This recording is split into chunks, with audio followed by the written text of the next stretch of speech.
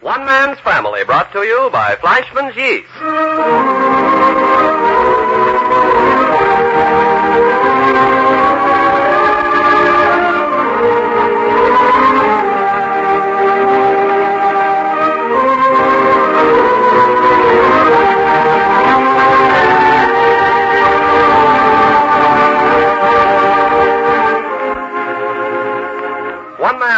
Is dedicated to the mothers and fathers of the younger generation and to their bewildering offspring. Tonight we present Chapter 4, Book 46, entitled Family Reunion with Marine Jack Barber.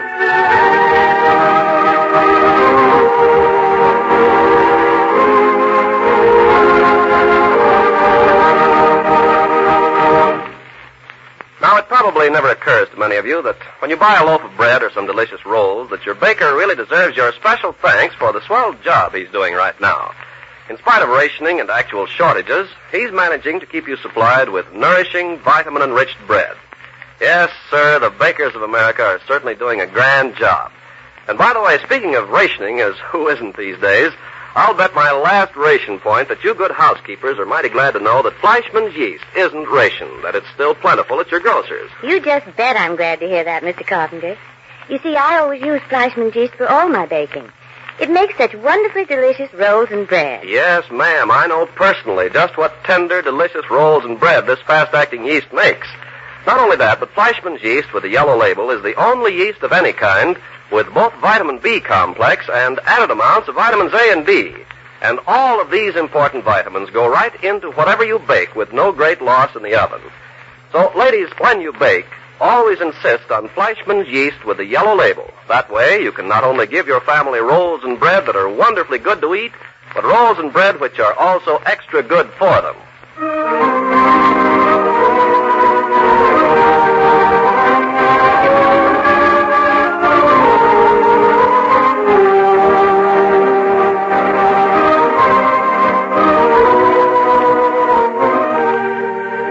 Exciting and intensely satisfying thing that's happened to the Barber clan in many and many a day was the arrival home of Jack from Quantico on a 12-day furlough. This young Marine officer is leaner and browner and holds himself with a straightness and a poise which Jack Barber of civilian life never knew. He has a brighter eye and a keener perception and moves with a litheness and sureness of foot, which makes one think a little of a jungle animal. But his love of Betty and his enjoyment of his family and all things pertaining to the Barbers has not diminished one whit. In 2 days, he's fallen back into the lightness and the laughter and the loving security of family home life. He raids the icebox regularly and carries his 6-month-old daughter, Elizabeth Sharon Ann, about in the crook of his arm wherever he goes, and hugs his mother and kisses Betty and sits with his father and back chats with his brothers and sisters. He does all the things he used to do, and yet he's not quite the same. There's an aloofness about him, a man apart, an unconscious feeling of one chosen from all the rest. But it's a wonderful day the family had together, a wonderful, happy, carefree day at the old family home. It began for Jack and Betty next door when they first opened their eyes in the morning. Hey, woman, aren't you out of that shower yet? I am, Jack. Well, get out of that bathroom so a Marine can get in there and wash his neck. His leather neck, huh? 7:30 in the morning and she's making jokes already. You know we're supposed to be over next door for breakfast in half an hour. I know it. I'm all dried off. Little powder and I'll slip into my bathrobe and be right out. Is he Sharon Ann okay? Her eyes are open, but she hasn't said anything yet. Uh-huh. Takes her 5 or 10 minutes to get her wits collected before she starts to bubble over. There. Bathroom is all yours, Second Lieutenant. And about time. Did you say good morning to Elizabeth? I was kind of scared, too. I looked at her, and she looked at me, and kind of a shadow crossed her face. I thought maybe she doesn't exactly care about Marines. Hey, Marines are this family's favorite fighting unit. Aren't they, darling? Aren't they, Sharon? Hey, come on, say something. That's better. Hi, Dutch. Hey, you see, she sobers right up the minute I speak to her. Uh-huh, I'm kind of awed by you myself. It's that second lieutenant business. We adore officers, but we're kind of scared of them. Well, I haven't got anything on but my pajama pants. How the heck can she tell I'm a second Louis? By the cocky way you walk and talk. Huh, anybody'd know you were something special. Oh, yeah? You didn't know when I first came home. No, but that's different. I was more interested in you. Matter of fact, neither you nor Mom noticed a thing until Paul called attention to it when we got down to the dairy ranch. Well, all I've got to say is you were a dirty rat not to mention it. Oh, you think it's funny, do you? Hey, look, she's holding out her arms to me. She wants to flirt now. Is she holding out her arms because I'm her father or just because I'm a man? Oh, take her, Jack. Sure. Here, keep the blanket around her. There. Hey, you see, she stopped again. We'll give the girl a chance. She's got to get acquainted, doesn't she? You think she likes having me hold her? Of course she does. Yeah, but she looks so sober. She's just examining you. You're something new in her young life. There, you see? Hi, Elizabeth Sharon Ann. Hey, she's laughing for me. She really is a happy baby. Oh, more company. Hey. Hey, be careful she doesn't bounce out of your arms. Oh, a doggone whirling dervish, huh? She really has got more pep than a basket full of puppies when she wakes up. You better let me take her while you shower, or we'll be late for Mother Barbara's breakfast. Couldn't I take her with me? Under the shower? Oh, what's the matter with that? Hey, you don't treat infant doilies like that? Why not? I'll bet she'd like it. It isn't scientific. Okay, take your offspring, woman. Why do you keep calling me woman? Does it make you feel strong and masterful? Yeah, it's been so long since I've had a chance to lord it over a female, I gotta take advantage of the few days at home. Okay, I don't mind. Hey, she called me Dad. Did you hear her? I heard her say something. Say it again, Elizabeth. Say Dad. Oh, don't be such a dope. Say Dad. It was just part of her cooing and gurgling, Jack. No, sir, she definitely said Dad. Now, come on, baby, say it again. Okay, I get it. Just another contrary female. Hey, that's my daughter you're swearing at. Me swear? Hey, you see? You hear that? Just as plain as the nose on your face. Doggone right. You're a sweet kid. Just like your mother. Well, how about you getting your shower and some clothes on? They're going to hate us over next door. Okay. It won't take me but a minute. Oh, wait a minute. I knew there was something I wanted to show you. And now who's holding up my shower? It'll only take a minute. Come on in the spare bedroom. Is it okay to be hauling ESA all over the house? Oh, sure. She's wrapped up. I forgot to show you this, and would Father Barber be hurt? Hey, it's an old-fashioned cradle. Uh-huh, with rockers and everything. It's an antique. Where'd you get it? Father Barber found it in an old shop out in the Richmond district. It was all to pieces. And he brought it home? Not only that, but he glued it together and sanded it all down, and now he's polishing it. Beautiful wood. I thought they didn't believe in rocking babies anymore. Okay, then we'll put books under the rockers so it can't move. But this is definitely where Winston's going to spend his early life. Oh, so you know who Winston is, too? Of course she does. I've told her all about it. How she's going to have a little brother to play with, and how she mustn't be jealous, because after Winston, there's going to be Paul and David and John and Marie Antoinette and Mary Fanny. Hey. Huh? You care? Let's see. That'd be Winston, Paul, David, and John, 4 boys. Uh-huh. And E. Sharon here, and Marie Antoinette, and Mary Fanny, 3 girls. 7. You think a second Louis in the Marines can support 7 sons and daughters? But the war isn't going to last forever. What the heck, the minute you get out of the Army, you'll be a great attorney, and 7 children will be a breeze. And another thing, where'd you get those names? Oh, gee, I didn't think you'd care. I just thought them up while you were away. I guess he gave me something to think about. Oh, sure. That's swell. Yeah, and I'm glad about you, too, Annie. I don't feel half as bad about being away with you to look after Betty. You sound more like a canary than my daughter this morning. Hey, what time is it? We've got to get down to business. Mother Barbara's going to be mad as hops if we spoil her good breakfast. Okay, let's go. I can be dressed and ready to go through the hedge in 10 minutes. Boy, I hope Mom's going to have some of those sour milk hotcakes and homemade sausage. You just came in, Mother Barbara? Well, there's plenty of time. Can I do anything besides keep an eye on this sausage? No. The batter's all ready for the sour milk hotcakes, and the skillet's hot for the eggs. Uh-huh. And the coffee's just going to perk any minute now. You say both Hazel and Claudia arrived? Mm-hmm. Well, they're in the library with Father Barber. And the table's all set in the breakfast room? Mm-hmm. I just finished. Oh, I put on some of that Spanish marmalade with the wild honey in it. Did you mind? No. Jack will like that. Uh-huh. That's what I thought. He's so crazy about marmalade. They better get over here. They're going to be late. Well, they still have 10 minutes. It's so nice that they could have their 12 days together over in their own house next door and still be so close to us, isn't it? Yes. But I don't know how we're ever going to get Jack up again. Oh, there'll be other furloughs. So why even think about it? Yes, of course. Things will go on just like they have. I don't think we've got very far away from Jack or that he's got very far away from us in those past 5 or 6 months, do you? He's more of the man than he was. Oh, but that's good. Well, I'm so proud of him. I could hug him every time I see him. I'm afraid I do. He'll get tired of me fussing over him. Don't you think he will? Now, look, Mother Barbara, it's understood, isn't it, that you're to go in and sit down to the breakfast table, and I'm to cook the hotcakes and bring in the coffee and things. But, Debbie... Now, you promised. Yes, I know. And that's the way it's going to be. It's too bad this was Cook's day off. I don't think so. I like it this way. Well, it's a shame Cliff and Irene couldn't get up for breakfast, too. Well, Dan Murray had offered to let Clifford off. Yes, but he'd have had to do everything himself, and Cliff wouldn't do it. Oh, well, they'll be here right after breakfast. Hello, out here. Hi, Hazel. Well, my dear. You use any help in the kitchen department? No, we're very well organized. Mm-hmm. Matter of fact, we can sit down to the table the minute the guest of honor arrives. The efficient barbers.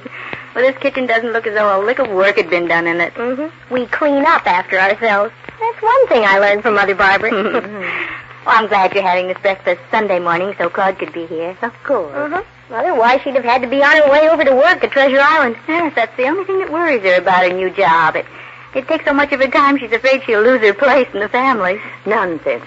As a matter of fact, I debated having the children and all over this morning. Oh, you couldn't have done that, Mother. Well, besides, they're much happier having their picnic breakfast out in our backyard. Is that what they're doing? Claudia brought Miss Sorensen and the children over, and they're all going to have breakfast, picnic style. Goodness, what would Claudia do without Miss Sorensen? Sometimes I wonder what I'd do without her. Uh-oh, here they come. What's that? Second Lieutenant of the Marines, Jack Barber, Betty, and Baby Marine Elizabeth Sharon Ann are coming through the hedge. We'll run in and tell Paul and Father Barbara to get ready to sit down at the table. Okay, I'll carry the glad tidings. Claude, you have to climb around the tail and wings of those big Boeing clippers? Aren't they the biggest things? Seems to me what Pan American Airways needs is a man on a flying trapeze to do the sort of jobs you describe. Oh, there's ways and means of doing everything. I'm finding that out, Dad. Make way! Teddy Barber reporting. Well, advance and give the countersign. The countersign, Major Barber, is soups on. Ah, that's the most appetizing countersign in many a day. What are the orders of the day? Well, the orders from the kitchen, sir, are to get yourself in readiness to storm the breakfast room. The immediate object is to take the breakfast table, loaded down with sausage and hotcakes. A worthy military objective in anybody's language. Further information states that Second Lieutenant Jack Barber and family are advancing through the neighboring hedge, and that immediate action is indicated. Daddy, you sound like you were studying to be a whack at least. Jack and Betty are on their way over? Are you folks all ready to sit down to the table? Not only ready, but willing and able. You know, Paul, you never had such a good appetite as you have now. Is that good? Oh, it's perfect. I was just thinking... Hey, where's everybody? Oh, there he is. In the library, Jack. Hi, Dad. Come on. Hello, Paul. Hi. Hey, Mom says, why isn't everybody down at the breakfast table? Hey, aren't you going to speak to your sister? I don't speak to sisters. I kiss them. Oh, the Marines kiss gooey, don't they? All servicemen do. Their mouths water so at the sight of a pretty girl they can't help it. Is that your daughter you've got under your arm? Oh, yeah. Hey, she called me Daddy this morning. Oh. She did, too. Come on, honey. Say Dad for me. Oh, come on, say it. Hey, you see? What is that? Elizabeth Sharon Ann called me Daddy. Daddy.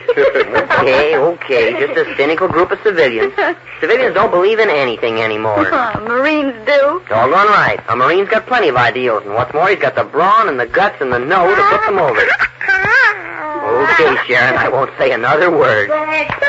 Okay, Mom, we're coming. Well, you'd better. Or I'll throw the whole thing in the refuse pail.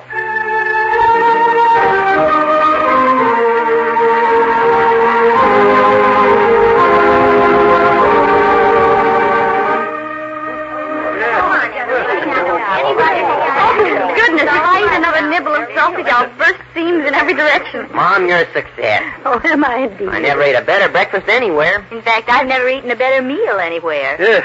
Well, that's one thing your mother can still do. Cook. What do you mean, one thing? I wouldn't want you on my softball nine. Oh, come on, Jack. You're not finished yet. We'll have another hot cake. Okay, I will if you will. Oh, Jack, you can't. The heck I can't. Woman, since I've joined the Marines, I've acquired capacity. Man with the rubber stomach, huh, Jack? And the digestion of a buzzard. Betty, your soggy cakes and 2-pound biscuits wouldn't faze me now. Well, I like that. No kidding. I've got iron rollers and little sharp knives down there where my digestive apparatus used to be, and nothing gives me pause. Eat your way through an all-night Roman feast, huh? No kidding. And come back next morning for breakfast. Nice, fresh, made-to-order hotcakes. Oh, Jack, how can you? Hey, Teddy, you're going to eat a couple of these with me, aren't you? Who, me? Well, I'm only the cook. Paul? Oh, look at me, my boy. Well, you're an old serviceman. Seems to me you should be doing better by your victuals than you do. I do quite well, thank you. Or don't majors need as much to sustain them as second lieutenants? Dad, you'll keep me company, won't you? Huh? Don't let me deprive you of them, boy. What the heck? There's 5 of them here. I could spare a couple. No, thank you, Lieutenant. No, thank you. Go on, Jack. Eat them while they're hot. Well, okay. And all you sit and watch me. I'll show you what a hungry man does with food. Golly, I like everything about you, Jack. Even your appetite. Well, hello, everybody. Huh? Hey, Cliff and Irene are here already. Well, good for Cliff and Irene. In the breakfast room, Cliff. Don't be silly. Irene and I could smell those hotcakes and sausages there out in the driveway. What an aroma the Barber menage must be giving off. Hiya, family. Hello, everybody. Hello, Mother Barber. My, it's good to see you, Irene, child. The Clifford Barber's up bright and early. Oh, you're doggone right. We milked the bossy cows and nothing flat this AM. Here we are. Hiya, Jack, old pal, old kid, old second lieutenant. Doggone good.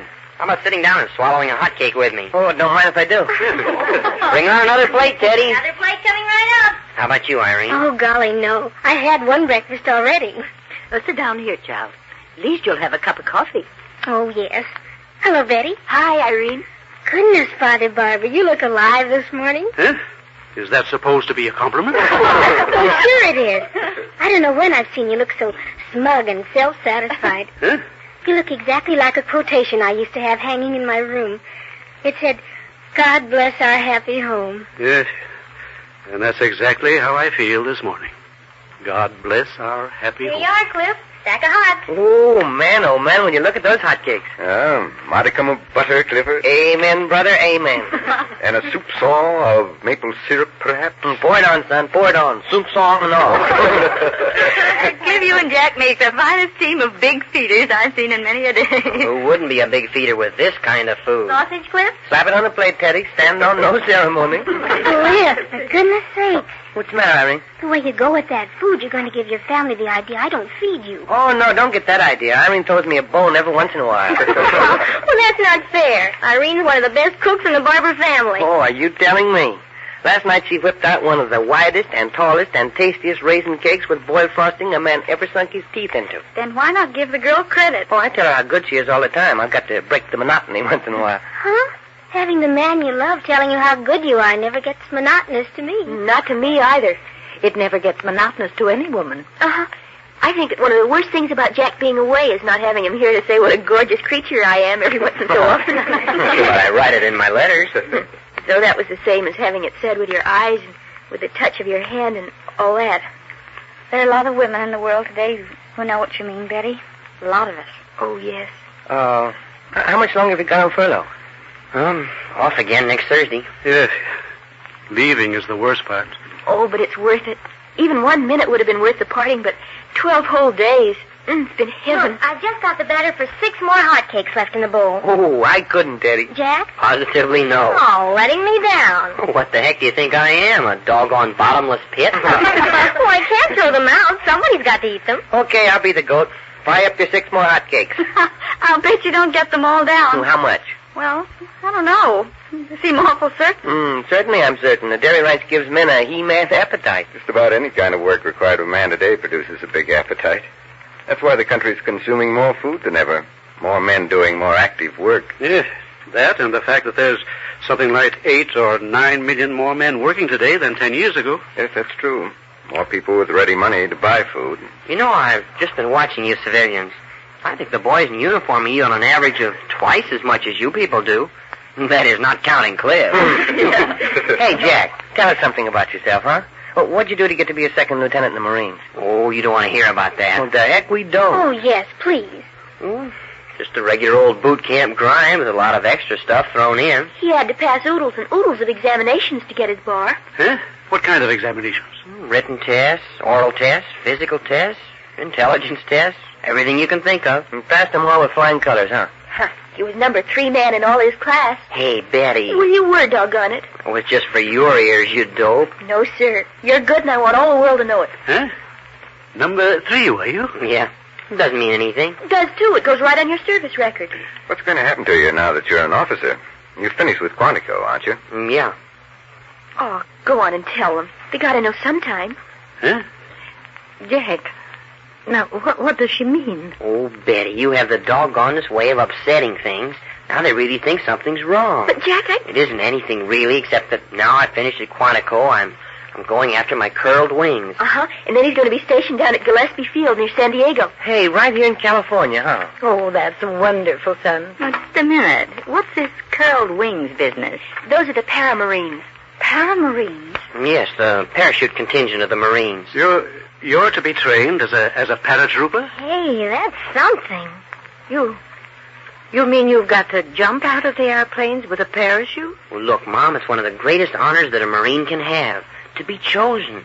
There are only 2 men chosen out of each class at Quantico. Uh-huh. And out of all those who volunteered for paramarine training, Jack was selected as one of the 2. Well, do you like the idea, Betty? I'm so proud of him I could die. He's wonderful to do it. But what in the world ever made you volunteer for such service, Jack? It's one of the toughest branches of the service there is, Dad. I set out to see if I couldn't make it when I first went to Quantico, and I did. But why? Well, look, Dad, there's 2 ways of going into the service. Either you shrug your shoulders and say, I'm in and can't help myself, so I'll just get along the best I can. That's one way. The other way is to go in with the idea that the more serious you take this war business, the more you train and work and develop yourself for the job ahead, the sooner we can lick it. Isn't that right, Paul? Right. Yeah, and that's the way I went at it. I had to go at it like that or just die of being bored and homesick and a misfit. No, I think you're doing exactly right, Jack. I'm proud of you. But why the parachute troops, Jack? Because that was the hardest. After you've passed all the physical tests for other branches of Marine service, then you take more and harder tests for the paramarines. If there'd been anything harder than paramarines, you'd have had to try for that, huh? Well, I don't know. Maybe it sounds silly to a civilian. Heck, it does. Oh, no, we're with you, Jack. It's just that it's hard to express how glad we are to be related to her. Oh, please, I don't want you to feel that way. Really, I don't. It wasn't bravery or cockiness or anything like that.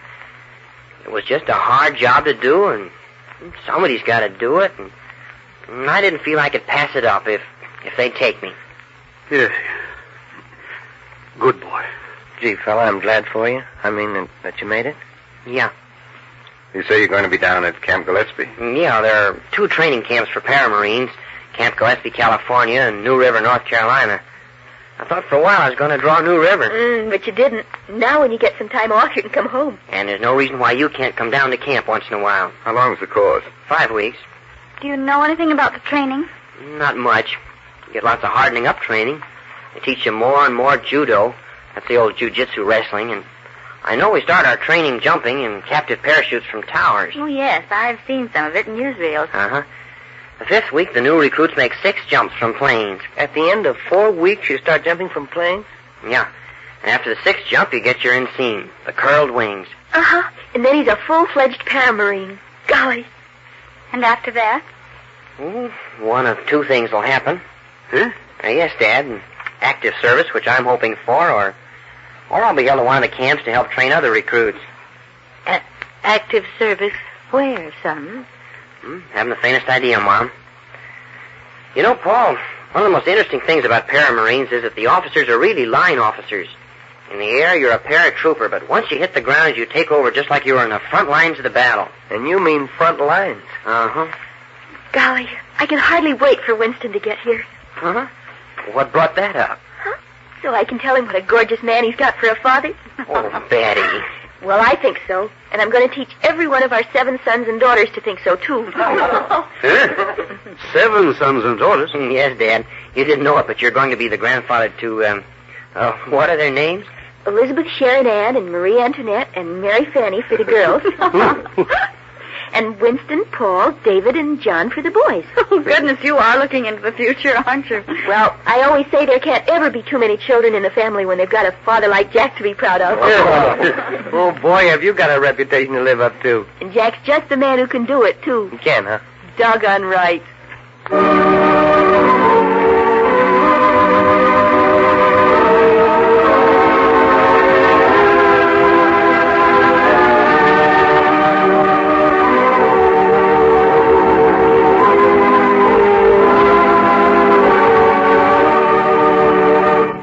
As if Clifford really put his foot into it this time. During a family chat, he referred to women as the weaker sex and immediately brought down upon his head the combined indignation of Hazel and Claudia. Weaker sex indeed. How can you say such a thing, Clifford Barber? Why, women are doing even better at some men's jobs these days than men themselves. Yes, all they needed was a chance to show what they could do. I'm really surprised that you're being so old-fashioned, Clifford. Hey, now lay off. I didn't originate the phrase. I was only quoting. Oh, by the way, who did originate that term, weaker sex?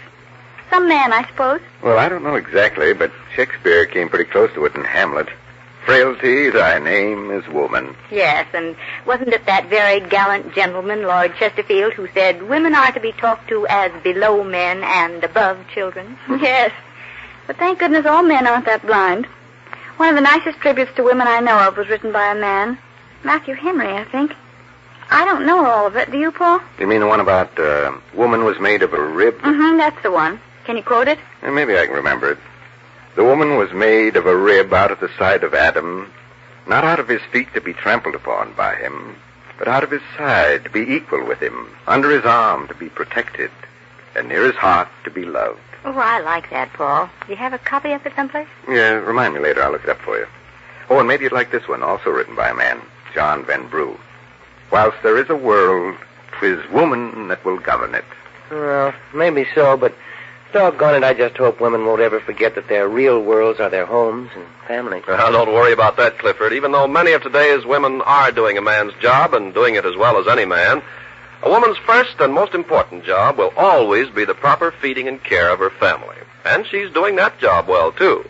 For instance, today, when it's so much more difficult to plan nourishing, well-balanced meals, you'll find many wise women depending on Fleischmann's fresh yeast to help add extra vitamins to their family's diets. You see, Fleischmann's fresh yeast with the yellow label is the only one on the market with both vitamin B complex and added amounts of vitamins A and D. Those are the vitamins, you know, which are essential to our good health and well-being. So if you or other members of your family need extra vitamins, give Fleischmann's 7-day vitamin pickup a chance to help you. Just take 2 cakes of Fleischmann's yeast every day for 7 days straight. You should notice real benefits in just that short time. And for a really pleasant way to take yeast, drink a delicious vitamin cocktail, Fleischmann's yeast in cool milk, water, or tomato juice. Yes, drink it, America. To your health. You have just heard Chapter 4, Book 46 of One Man's Family, written and produced by Carlton E. Morse for the makers of Fleischmann's yeast. Chapter 5, entitled Another Weekend at the Dairy Ranch, will come to you next week at this same hour.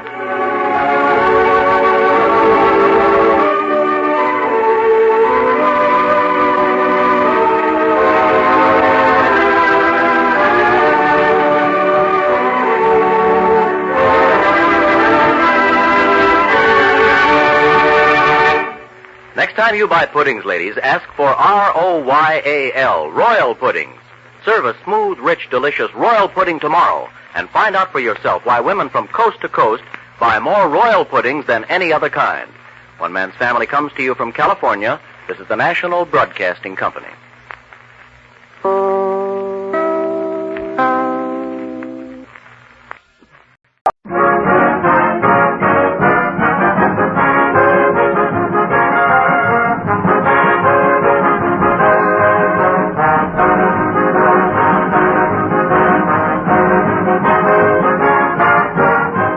Tonight, friends, I'm going to talk about fine food, fine breakfast, fine flavor and nourishment, and I'm not going to talk about ration food. How do I do it? Well, easily, good people, easily.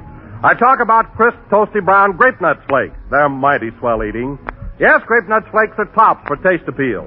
They have such a malty, rich goodness, such an outstanding, distinctive flavor, that grand grape nuts flavor, in tongue-easing, toasty flake form. And here's news for you homemakers on the thrift shift.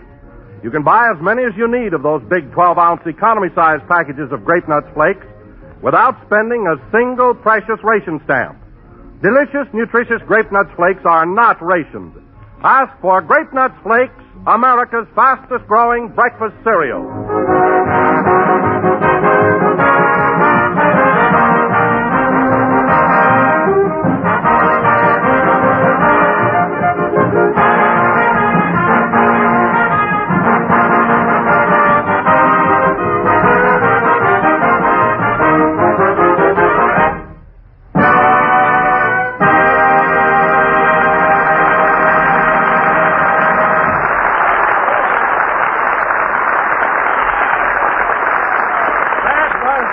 Zero, played by the orchestra. And now, ladies and gentlemen, we bring you a man who lost $50 on Rochester's horse in the Kentucky Derby yesterday and took it like a man, it says here, Jack Benny.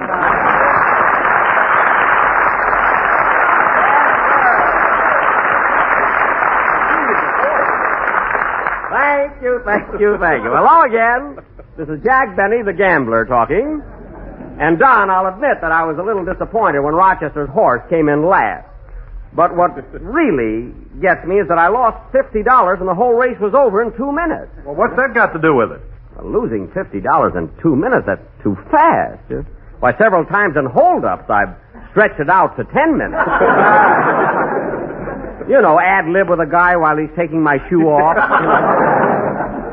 Anyway, the race is over. I lost $50, and heaven knows I wish I could forget it. I mean, I'm really not a sore loser. What do you mean you're not a sore loser? Oh, hello, Mary. I mean, I can take it. I never care what I lose on a horse race. What are you talking about? A couple of months ago, you lost $2 on one of Bing Crosby's horses, and you burned his house down.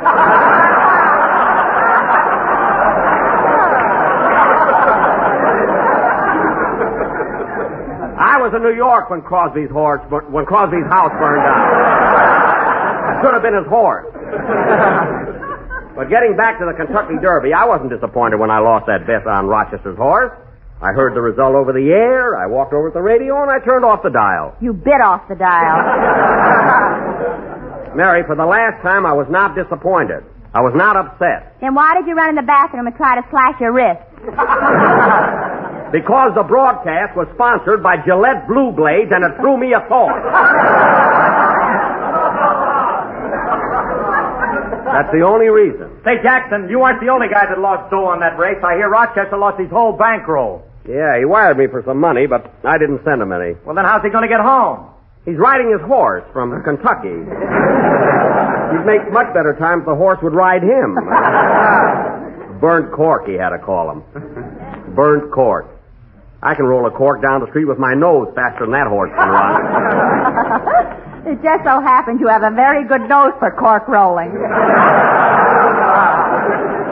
That's not the picture at all, sis. Stop giggling, you know. You want to know something, Jackson? I won $20 on Rochester's horse.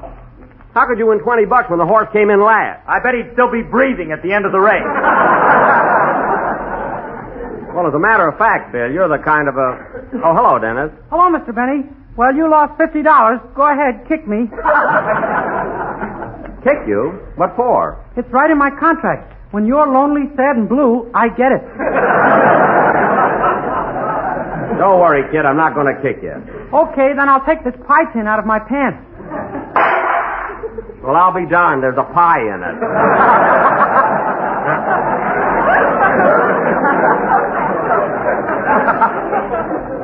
And now, ladies and gentlemen... Lemon meringue. I know.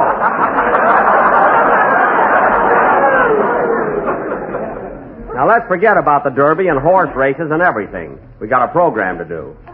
And now, ladies and gentlemen, for our feature attraction this evening, we are going to present... Oh, pardon me, Jack, I'll take it. And now, ladies and gentlemen, for our feature attraction this evening, we would like to show you what happened last week when Jack rented Eddie Cantor's house in Palm Springs. It seems that... Now, wait a minute, Don. Nobody's interested in that little episode in Palm Springs. I rented Cantor's house. I had a very pleasant week. I paid him for it. You what? I had a very pleasant week. So Tonight we're going to do a play. But Mary thought this would be much Mary, funnier. Mary. Who's the boss of this program, me or Mary? Grape nuts flakes in the big 12-ounce economy size package. That's who's the boss. Well, if you're referring to General Foods, Don, we get along swell. Gosh, I remember old General Foods when he was just a yard bird. That hair's ought to be shot. Listen.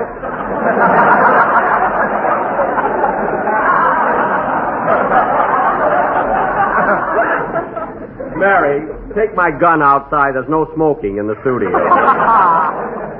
And now, ladies and gentlemen, as I started to say before I miss Harris, for our feature attraction this evening, we are going to present a play. Now, Jack Benny, we're not having any play. Go ahead, Don. Tell everybody what happened to us at Palm Springs last week. Okay. Well, the whole thing started when Jack's doctor told him last Monday morning that the only way to really clear up his cold was to spend a week on the desert. On the desert. Big fat cactus. Jack and Mary had just left the doctor's office and were walking along Vine Street toward the Brown Derby, where Jack gets his toothpicks and parks.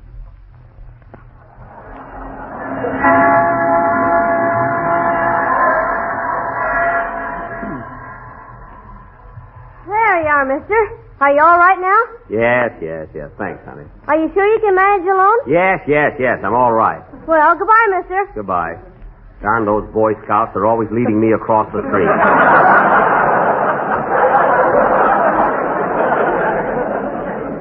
Not that old. Well, I'm starving, Jack. Let's drop in at the Brown Derby and get something to eat. I know a place right up the street from the Brown Derby that's terrific. Houlihan's Hot Doggery. I'm not going to that joint. What do you mean, joint? Everybody goes there.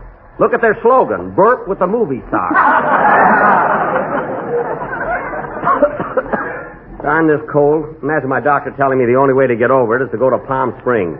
Now I have to buy a tent. A what? A tent. Did it ever occur to you to stop at a hotel? I don't know anybody staying at a hotel in Palm Springs. I mean, get a room of your own, a place where you can have both ends of the towel. Oh, I might have to at that. Well, here's Houlihan's Hot Doggery. Let's go in. Hello, Houlihan. How about something to eat? Did you make a reservation?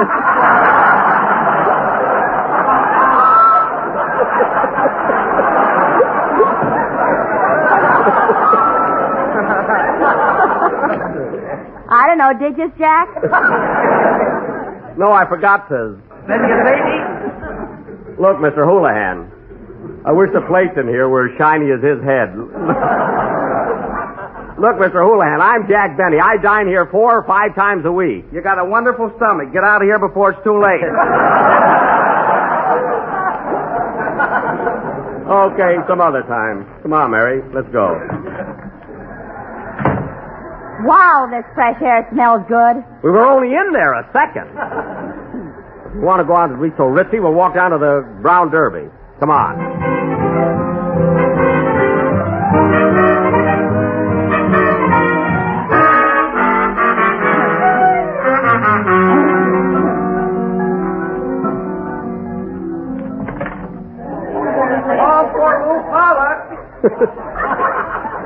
Gosh, the Brown Derby sure is jammed today. Give me your arm, mister, and I'll help you through the crowd. Go away, son. Go away. I don't need you. Well, if you ever do, ask for Dick Davis, Beaver Patrol. I'll remember that. Come on, let's find a table. Yeah.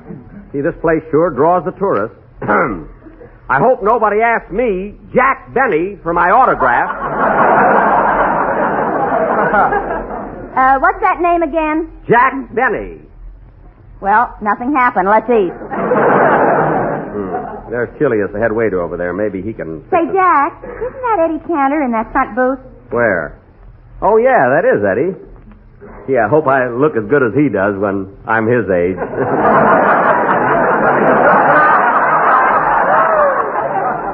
Yes, sir. See, I just thought of something, Jack. Eddie's got a house in Palm Springs. Maybe you can rent it from him. Rent Cantor's house? What do you mean rent it? He's a friend of mine. He'll give it to me. Let's sit with him. Hello, Eddie. How are you? Well, Jack, Mary, come on, sit down.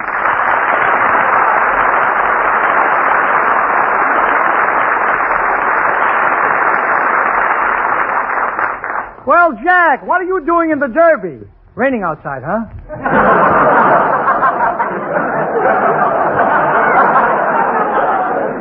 No. It was Mary's idea. I haven't seen you in a long time, Jack. You look marvelous. Well, thanks, Eddie. Thanks. I've been pretty sick, you know. Well, sick or not, I hope I look as good as you do when I'm your age.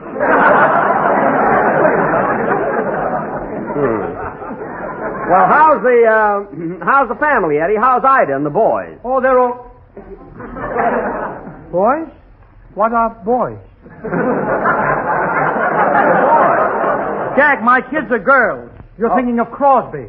Crosby? Yeah, remember I burned his house down for you when you were in New York? Oh, yes, thanks. Well, go ahead and order something to eat, Mary. Incidentally, the peanut butter sandwiches here are delicious. Incidentally, I'm having the cream turkey. Incidentally, the cream turkey costs $1.75. Incidentally, everybody's looking at us. Let them look. They're looking. All right. You can have the cream turkey, Mary. But if I ask you for a kiss on the cab on the way home, don't say what for. See, I'm kind of hungry myself. What are you having there, Eddie? It looks good. Chicken soup with egg noodles? Chicken soup with egg noodles, huh? Think I'll have some of that. Okay, I'll have the waiter bring you a spoon.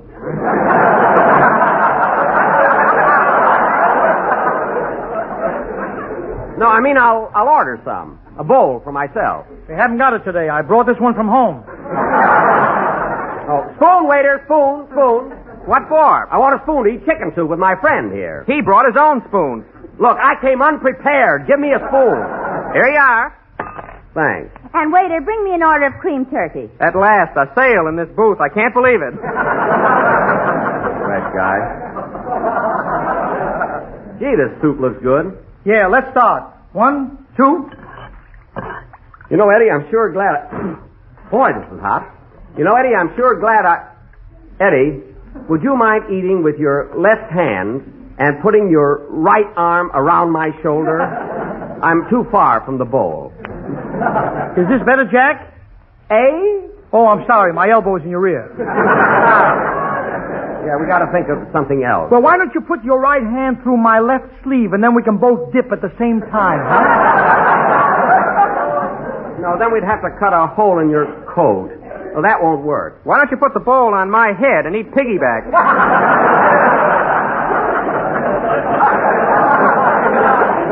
You go and get that cream turkey. I think we're all right now, Eddie. Let's go. 1, 2. As I was saying, Eddie, I'm sure glad I bumped into you. By the way, Jack, would you mind breaking a cracker and putting it in the soup? Sorry, Eddie, but I can't stand crackers in my soup. Well, break one in anyway and float it over to my side.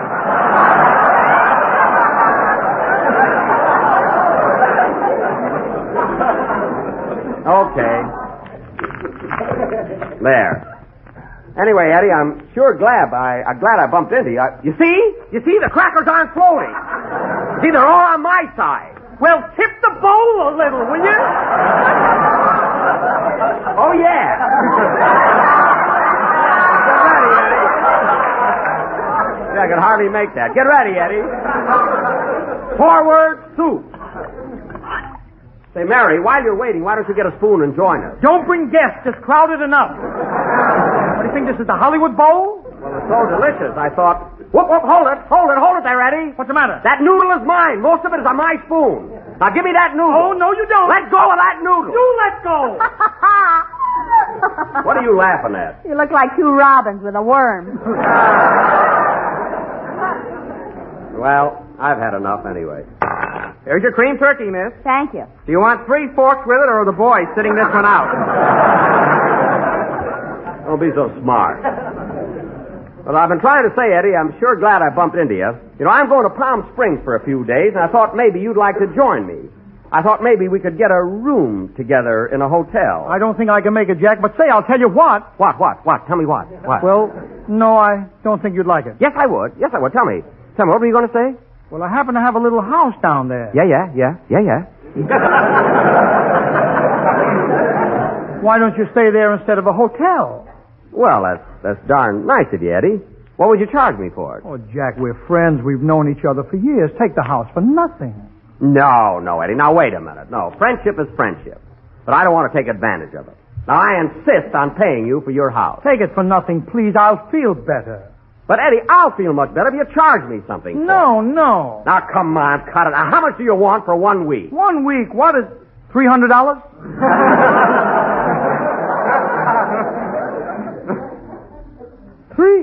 $300? Gee, isn't that a big jump from nothing? Jack, look what you're getting, a tennis court. I don't like swimming. And 4 bedrooms. I've had insomnia for 2 months. Now, Eddie, help me sleep. Cut that price. All right, you can have the house for $250. How's that? I'm still restless. Look, Eddie, give me the house for nothing. You'll feel better, like you said. All right, Jack Benny, I'll give you the house for nothing on one condition. What's that? Look, there are plenty of hotels in Palm Springs. Don't start a new one, will you, Jack? Don't worry, I won't. Well, thanks, Eddie. All right, you're welcome, Jack. So long. So long. I'll see you later.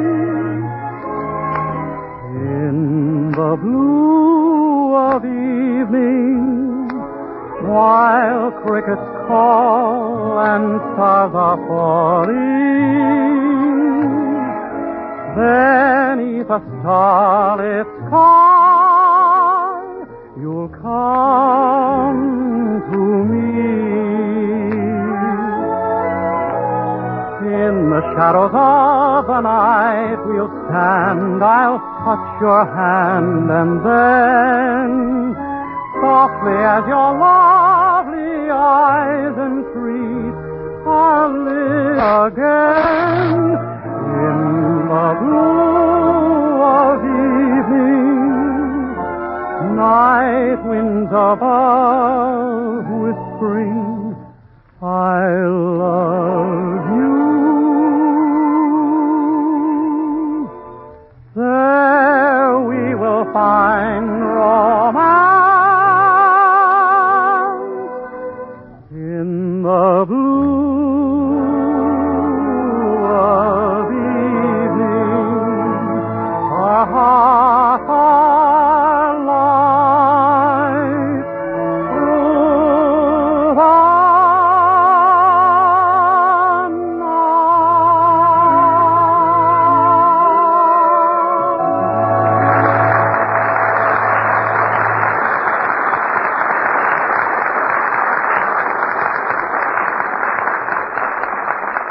That was In the Blue of Evening, sung by Dennis Day. And now, ladies and gentlemen, to continue with our story of what happened when Jack rented Eddie Cantor's house in Palm Springs. Ed, you big fat stool pigeon. Tell him everything. Well, bright and early Tuesday morning, Jack, Mary, Dennis, Phil, and myself were out on Highway 99 hitchhiking our way to Palm Springs. Mary had no trouble stopping a truck. I use the old garter trick, folks. Yeah. And before many hours had passed, we had arrived at the springs and were hiding in the bushes in front of Cantor's house. It seems that Jack thought it would be Now, listen, everybody. You stay in the bushes here, and I'll go up and ring the doorbell. What do we have to stay here for, Mr. Benny? Not so loud, Dennis.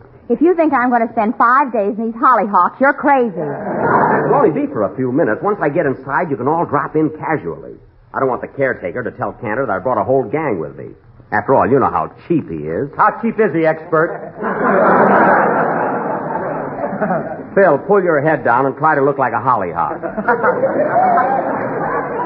I look more like a gladiola. Quiet. I worry about things. Dennis! Flowers should be smelled and not heard. Now remember, fellas, when I give the signal, come in casually, you know? Now, let's see. Where's the doorbell? Oh, here it is. We want Cantor. What a ham.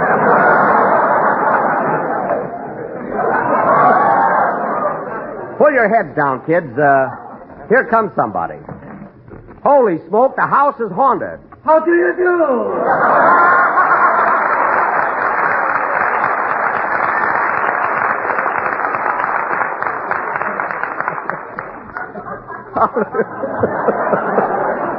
How do you do? Are you the custodian? I beg your pardon. I said, are you the caretaker? No, you didn't. You said, are you the custodian? Well, custodian and caretaker are identical. They're synonyms. They're synonymous. You saved time by ignoring me. Look, all I want to know is what do you do here? Eddie Camper pays me to stay here and keep burglars away. Burglars? Well, are there many burglars in Palm Springs? Only me. Oh, you're kidding. You wouldn't take anything. I wouldn't take anything. Have you got the correct time, please? Why, it's That's strange. I must have left my watch at home. Silly boy.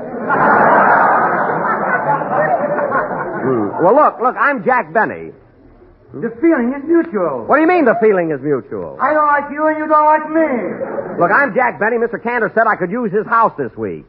You're Jack Benny? Yes, I'm Jack Benny. If I look like you when I reach your age, I shouldn't reach it.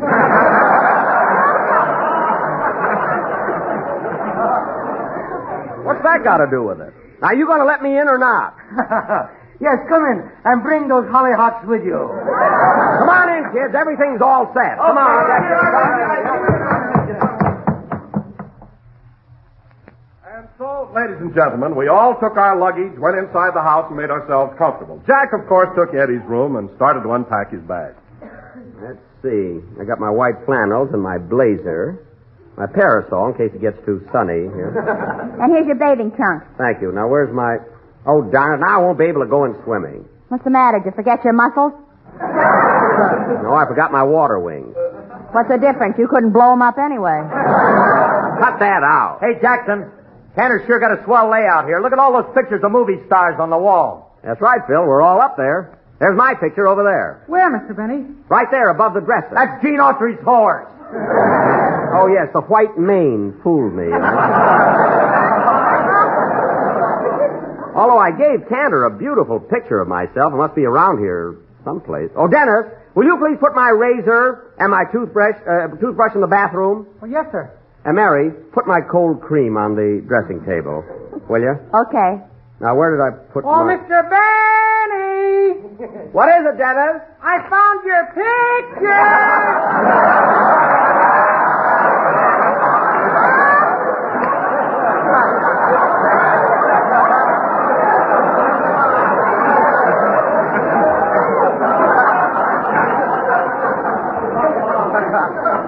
I knew he had it around here someplace.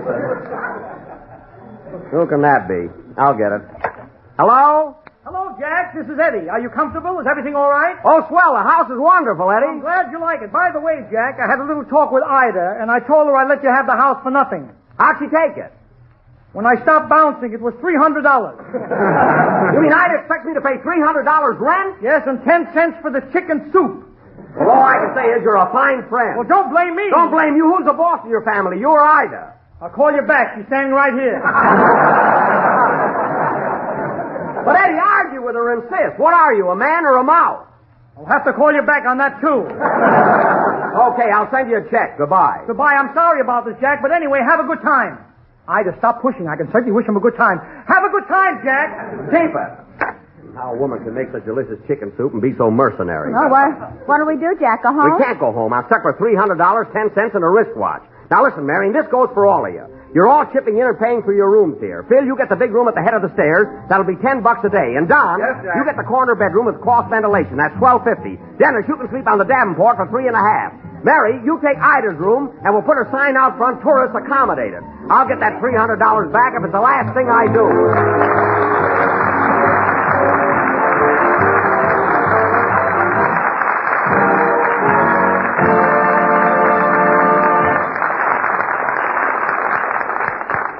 Well, Eddie, I want to thank you and Bert Gordon, the Mad Russian, for coming over here today. And, really, I was thinking... Oh, stop thinking. You've got the violin under your chin. Phil is ready. I'll sing, all right? Okay, let's go. Come on. Give us an introduction. Every star above knows the one I love, sweet.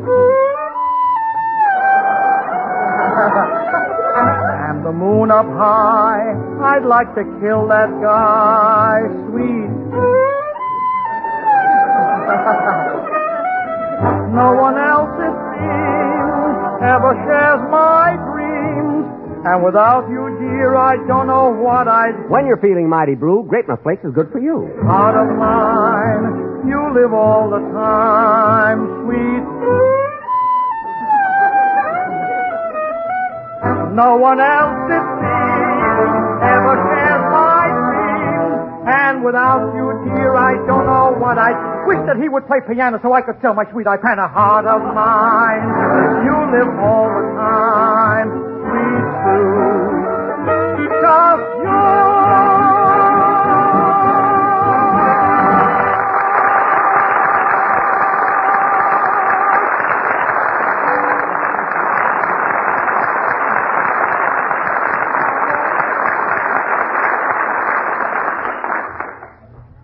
Ladies and gentlemen, do you know the slogan that will probably go ringing down the corridors of time when it comes to the history of better living?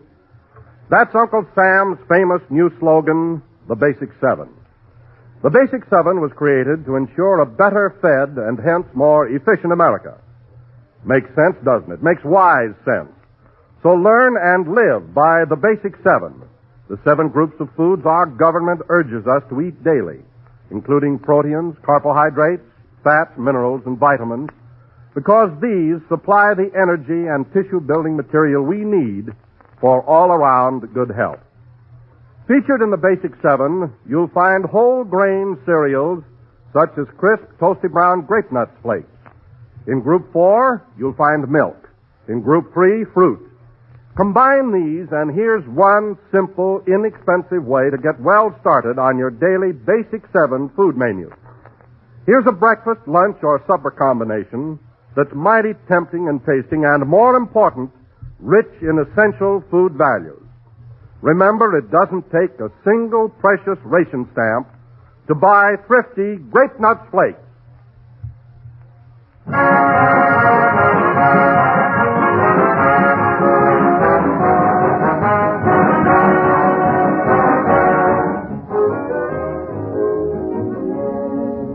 The last number of the 31st program of the new Grape Nut Flake series. We'll be with you again next Sunday night at the same time. Good night, folks. The Jack Benny program is written by Bill Morrow and Ed Beloy. Thank you very much.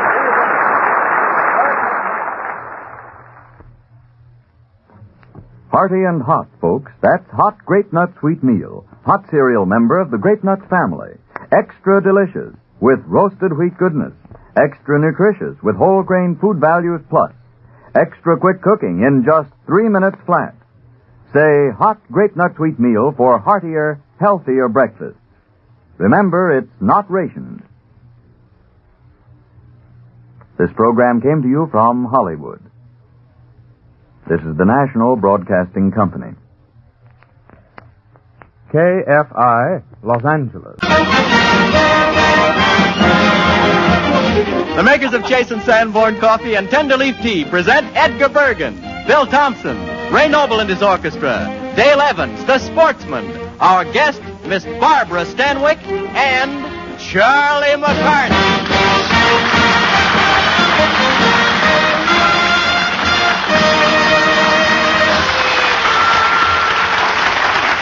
Hello, everybody. Hello, Dale. Hiya, Charlie. I'd kiss you hello, but I'm afraid my mustache might tickle you. Yeah. Charlie, don't tell me you're growing a mustache. Yeah, that's the way it is. Yeah. Today I am a mess. I mean a man. I decided to let it sprout. Haven't you noticed it? Well, I see a little fuzz, if that's what you mean. Yeah, but that's it. That's it. That's it. I feel so distinguished. Don't I look like a man about town? No. You look more about a boy about 12.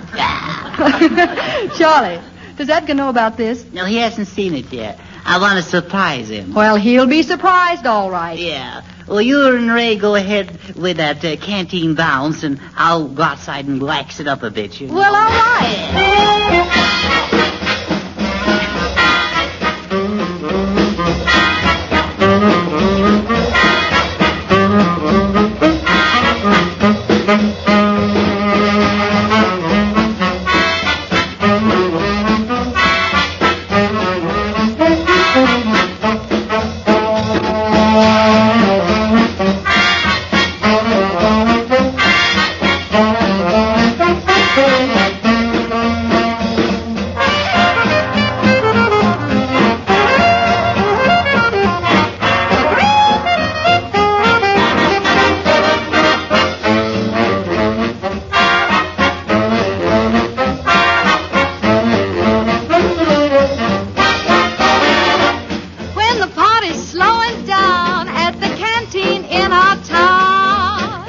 dancing on the floor, shouts for the canteen Now bounce. when they get into the mood, they don't want to mess with food. Isn't time for eating, just for beating to that canteen bounce.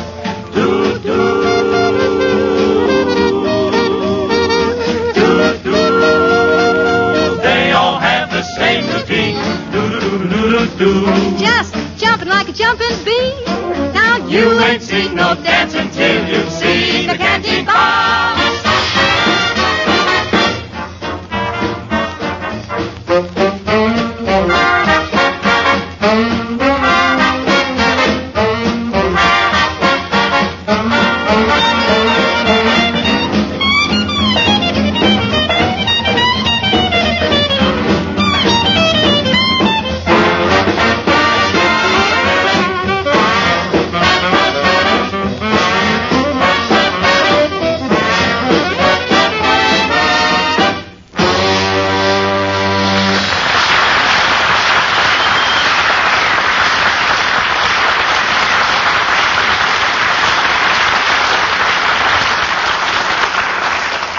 Say, Charlie, has Bergen seen your mustache yet? No, not yet. No. Well, here he comes. Let's go show it to him, huh? Yeah. Well, all right, don't push me. Don't push me.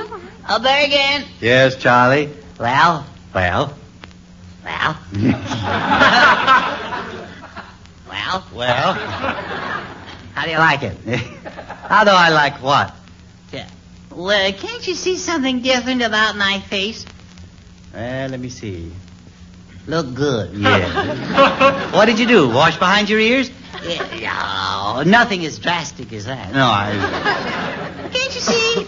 Well, Charlie, what are you talking about? Well, look at it, Bergen. You can see it just as plain when you get it in the right light. You can. Yeah. See what? What's on the upper lip? What? Oh, hunk of lip lettuce. What? Kiss her head. You mean a mustache? Yeah. Well. Yeah, just call me Bristlepuss. I see. Oh, fuzzy chomps. That's me. Yeah. So you're growing a mustache? Yeah, that's right. Why should you want a mustache? Well, I've heard that mustaches are very attractive to, women of the opposite sex. Oh, I see. Oh, I see. So now it's girls. Yeah, but none of that kid stuff, though. Oh, I see. No. I'm getting interested in, more sophisticated women. I see. Women about 14 or 15. Oh. Well, Charlie, don't you think you're just a little bit too young to be growing a mustache? But Bergen, it's nature. Oh, it is? Oh, it's life. You can't fight those things. I see. Don't you think that shaving 3 or 4 times a day will make my mustache grow faster? Well, I'm sure it will need something. Yes, huh? Yeah. You ought to do something to encourage it. Yes, I maybe should put a little B1 on it. Yeah. Well, why don't you try some of my hair tonic on your lip? Yeah. Your hair tonic? Yes. Oh, you amuse me. You still believe, don't you? Yeah. Say, Ray Noble has a mustache. Perhaps he can give you a few pointers on it. Yeah? Oh, Ray? Yes, go. What is it? Oh, we must ask you a question. Yes, Charlie. How did you grow your mustache, Ray? Mustache, yes. Well, I'll tell you, Charlie. As a matter of fact, I got it on the installment plan. On the installment plan? Yes. A little down each week. Oh, that's pretty bad, wasn't it? Well, did it take you very long to grow it, Ray? Oh, no. It came rather natural, if anything. You see, the men in my family have always sported, shall we say, hirsute adornments. Hirsute adornments? Hirsute adornments. Huh? Well, twirl my toupee. As a matter of fact, Charlie, my Uncle Persimmon had such a long beard that one day while running for a streetcar, his beard got in the way and he ran clear up to his chin before he could stop. Oh, wait till you get out of here and bring back some money, too. Charlie, the fact that you want to grow a mustache makes me feel a little bit sad. Well, why, Bergen? Well, maybe I'm being selfish, but I hate to see you grow up, Charlie. No. You hate to see me grow up. Yes, I do. Well, what other direction could I go? No, what I mean is I have a feeling that I'm losing my little boy. You see, Charlie, your pranks and your boyish laughter have kept me young. You mean that, Bergen? Yes, Charlie.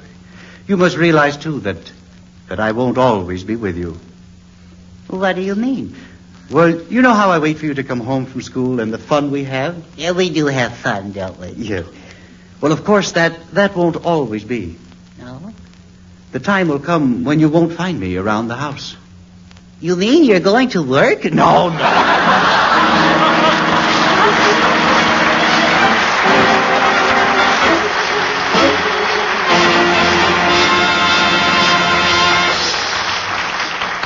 Ladies and gentlemen, at this moment, Bill Thompson, our noted news commentator, is in Gravel Knob, the capital of Flageria, waiting to give us news of world importance. Through a special two-way hookup, we take you now to Flageria and Bill Thompson.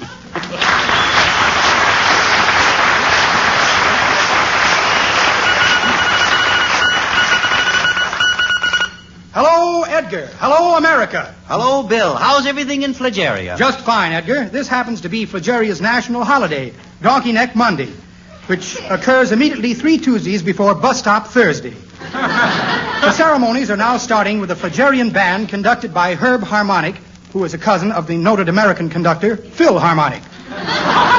Here comes the band.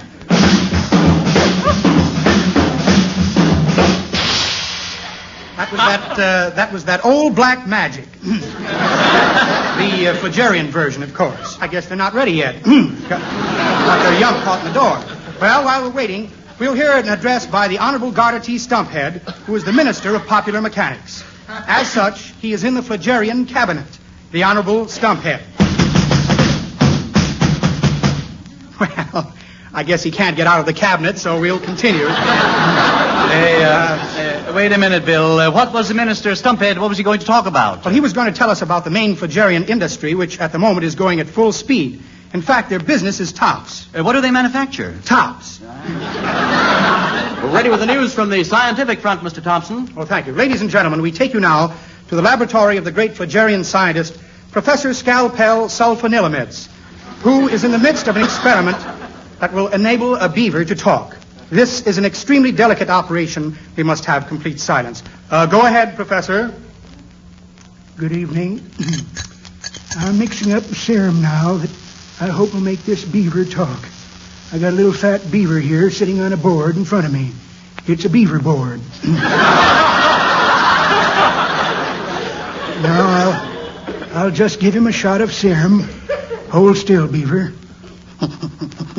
Easy now, steady. There. That does it. Now, all right. Now, little fella, say something. Oh, come on now, darn it. Everybody's listening. You got to say something. I just can't think of a thing to say.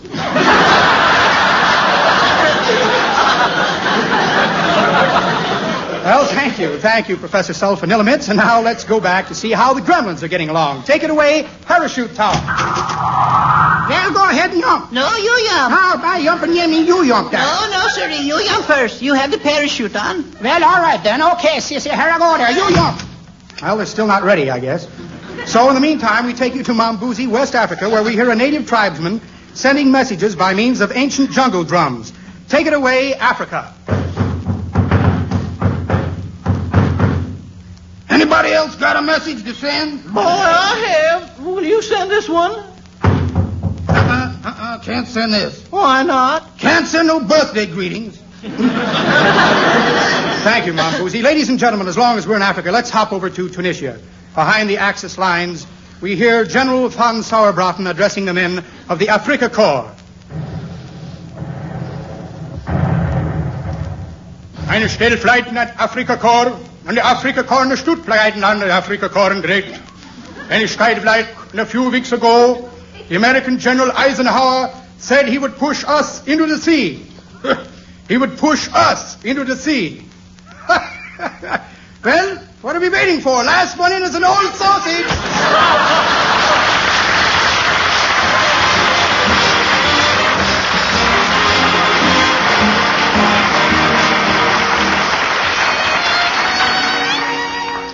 Whenever she's in love, sings Dale Evans, it's always you. Whoever you may be, he's a lucky guy.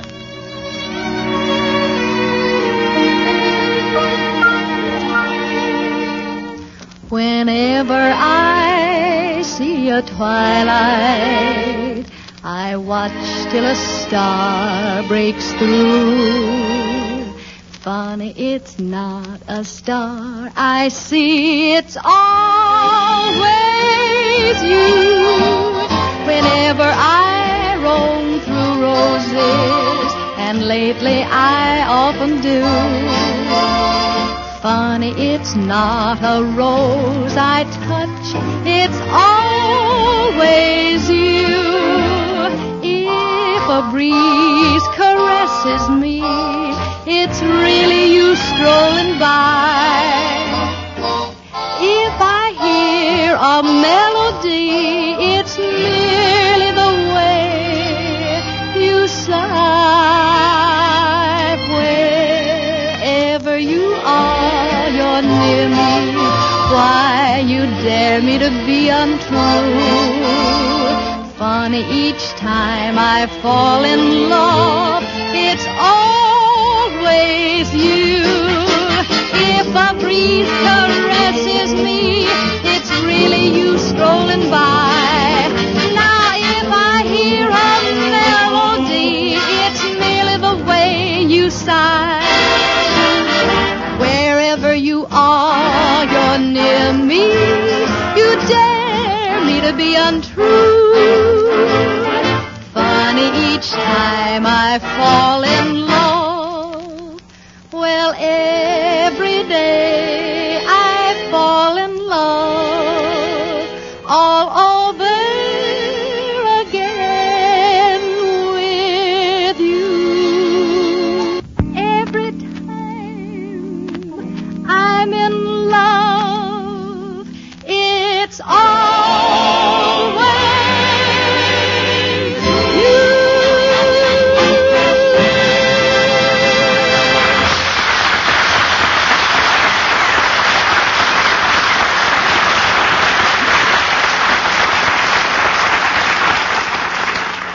In times like these, everybody's on the lookout for ways to step up efficiency. Our clothing, our food, everything we buy must measure up in terms of service. Now, on that score, Tenderleaf brand T-balls really take the palm. They're made to serve in days like these, to serve in more ways than one. American housewives call for them in preference to all other kinds because they're so superior. Yes, Tenderleaf brand T-balls are first choice of the nation. They bring you the delicious flavor of the small, young top tea leaves. The kind you get in Tenderleaf brand tea put up in packages, too. Those tender tea leaves are infinitely preferable to the older, coarser leaves for exquisite bouquet, the true tea fragrance, and for richness and satisfying flavor. In a word, they have everything tea lovers look for, in addition to their time-saving modern utility. Now, besides all that, they're made of tasteless filter paper. That's another big step forward. At the moment, the overwhelming popularity of Tenderleaf brand T-balls may cause your grocer to run out of stock sometimes. Now, if that happens, we hope you'll understand and cooperate.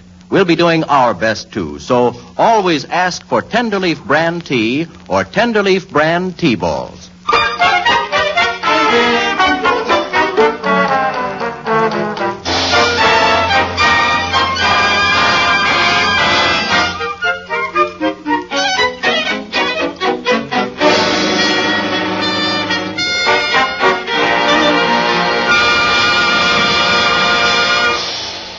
Reminds me of an incident a few years ago. I was 3 days out from the boathouse in Central Park when our ship lost its rudder. We floundered for 3 days. It was some of the nicest flounder I ever tasted. Hello, Charlie. I was, well, hello, Barbara Stanwyck.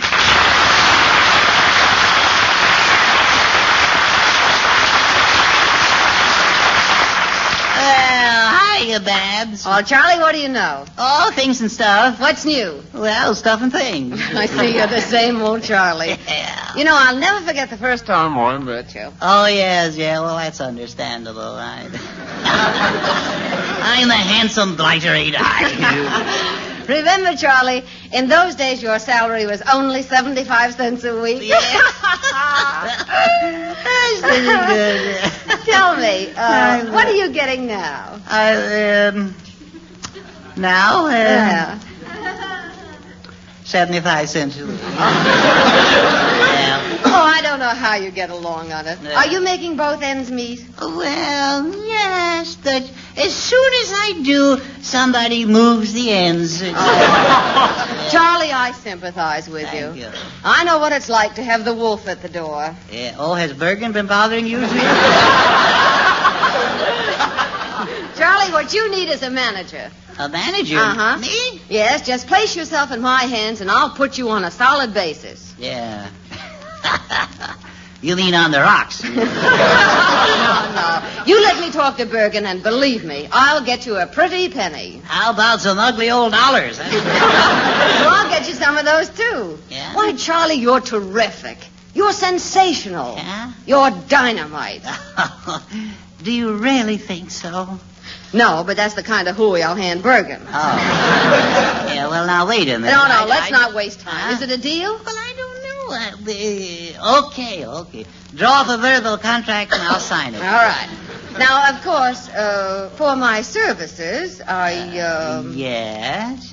Well, there's the question of money. Isn't there always? What do you usually get for a shakedown like this? Oh, well, we'll divide it evenly. Good. 60-40. Yeah. What's even about that? Well, they're both even numbers. Oh, yeah, so they are, yeah. I suppose I get the 60, naturally. No. You get the 40. That's pretty good. Whatever made me think I got the 60? How silly. Yes. Oh, never mind that. Let's get to work on Bergen. Yeah. Bring on the old tightwad. Yeah, let's get the old cheapskate, huh? Hey, Bergen. Yes, Charlie? Come here. Meet my new manager, 60% Stanley. Oh, I see. Your new manager. Yes. Mr. Bergen, as Charlie's manager, I demand an increase in our allowance. Yeah. And we won't take no for an answer. We want dough, not no. Yeah. Just a moment. This comes as rather a surprise. If you're surprised now, wait till you hear what we're asking. What are we asking? We're asking for $10 a week. $10 a week? Why, that's ridiculous. Mr. Bergen, let's not beat around the bush. My client, Mr. McCarthy, is the important member in this outfit. Yeah. What are you in this combination anyway? Just a stooge. This is the happiest moment of my life.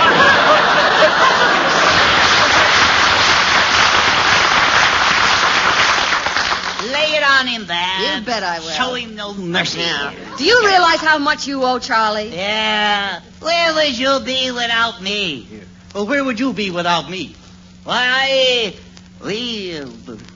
that darn thing never does come out right, does it? Miss Danvers, I'm afraid what you asked is out of the question. Oh, now wait. Mr. Bergen, put yourself in my client's place. Haven't you ever needed money? Needed it so badly that you'd stoop to anything to get it? Well, yes, I have. All right, what did you do? He took up ventriloquism. Now, Never mind that. Edgar. Oh, Edgar, think of what may happen if you refuse to help this poor boy. Yeah. For want of the bare necessities of life, why, he may be forced to steal. So hungry. To become a hardened criminal. Yeah. An outcast. Nobody talks in here. No, an enemy of society. I'll be in jail or Yes. something. Yes, even a murderer. So long. Charlie, where are you going? I'm going to give myself up. No, you made a murder out of me, Bergen. Oh, Charlie, come back here. Mr. Bergen. Mr. Bergen, do you realize my client would have walked out on you long ago? Yeah. If it weren't for his incredible loyalty and stupidity. That's telling him. Or is it? Mr. Bergen, this is positively your last chance. Will you or will you not increase our allowance to $10? I will not. I knew it wouldn't work. Oh, don't worry, Charlie. I've got him going. Yeah, but in the wrong direction, you mean. Don't be silly. Don't give up, Charlie. We'll arbitrate. Settle for less. I know Yes. that. Now, Mr. Bergen, what will you give? Well, I might consider a 25-cent raise, but no more. Oh, 25 cents! Oh, did you hear that, Charlie? I asked for a $10 increase, and he wants to give 25 cents. That's pretty good. Oh, yeah. Let's take it.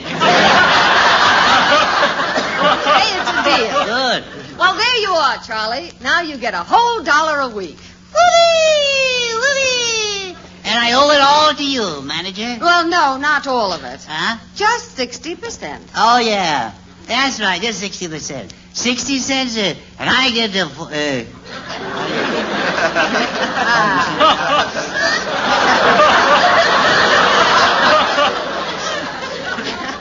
Wait a minute. Now. That only gives me 40 cents a week now. That's right. I've been taking like an aspirin here.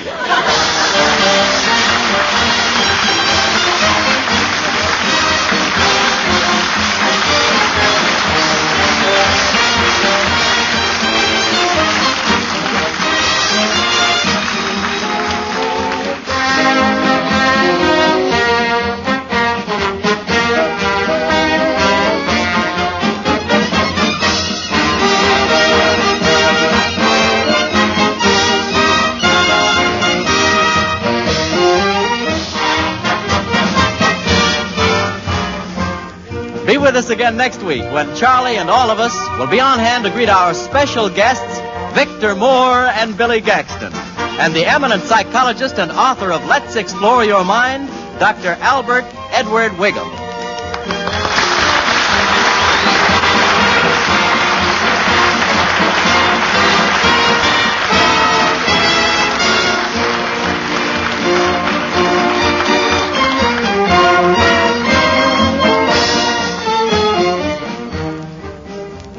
Ladies and gentlemen, this week, May 3rd to 9th, all over the United States and Canada, is National Restaurant Week.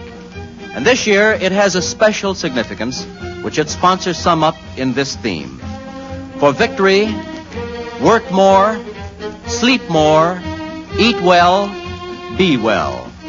Buy more war bonds and stamps.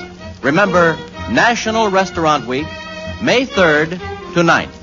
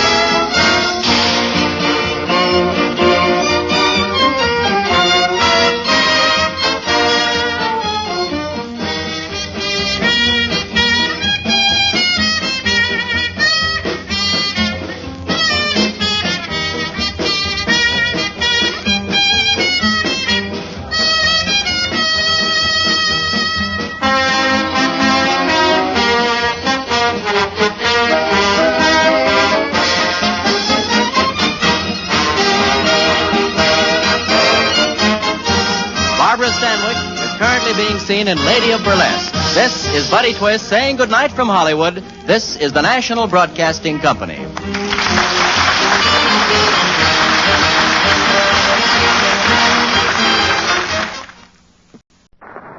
Down in Arkansas. My folks down there are tall and lean. They look just like a big string bean, and some of them are just as green. Down in Arkansas. Lifebuoy presents The Bob Burns Show, bringing you latest news of those kinfolks in Van Buren. More doings of the Arkansas traveler. White Jones and his city slicker.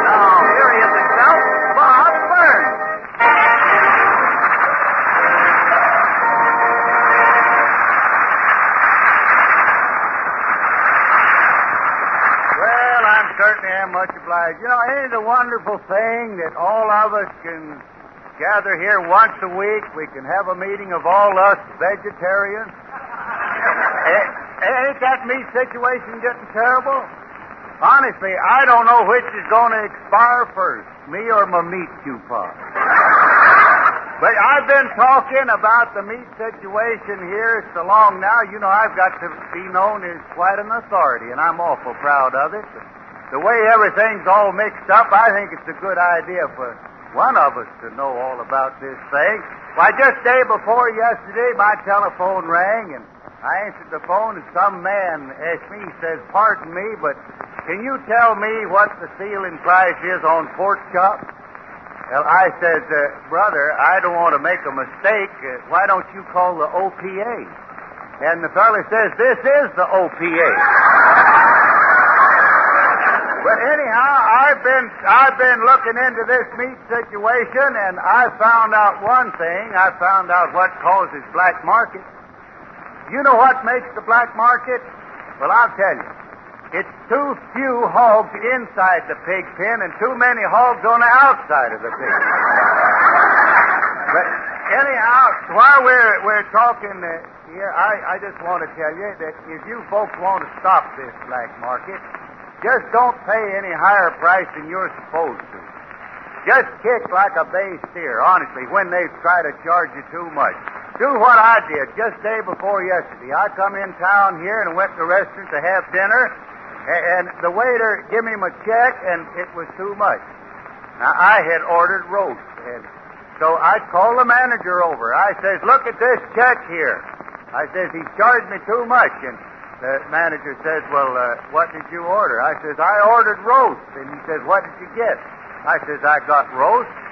And he says, "Well, then what are you kicking about?" I says, "But the waiter has charged me for steak." And the manager says, "Oh, well, now that's a horse of a different color." Speaking of horses and black market, things like that, just reminds me that the dark horse of radio is the sound effects man. They call him the forgotten man of radio. But tonight, Spike Jones and the city speakers are going to throw the spotlight on that fella. I think after you hear Spike Jones and his boys play and hear Del Porter sing, the sound effects man, you ain't never going to forget him again. Go ahead, boy.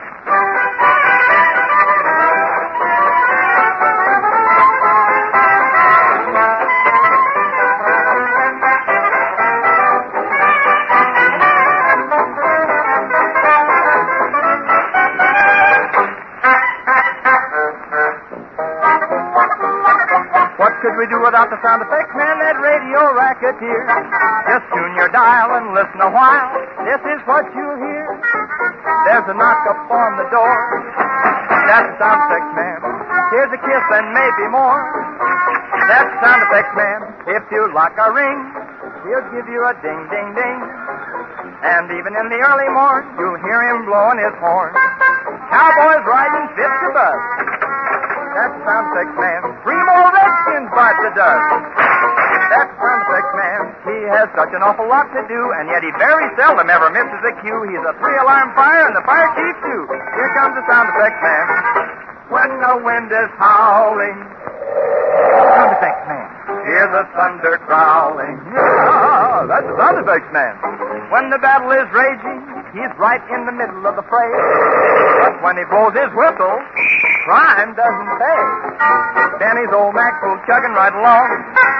That's the sound effects man. When Kay Kaiser gets the answers all wrong, student, that's the sound effects man. Hear those footsteps. What a lot of noise they make. This is what you hear on Information Please when they make a big mistake. Tailspin Tommy in his aeroplane. That's the sound effects man. When Jerry Colonna breaks a window pane. That's the sound effects man. Why, he has gadgets by the score, from a peanut whistle to a cannon drawer. When Fibber opens up his closet door, look out! That's Willie Spicer, the sound effects man.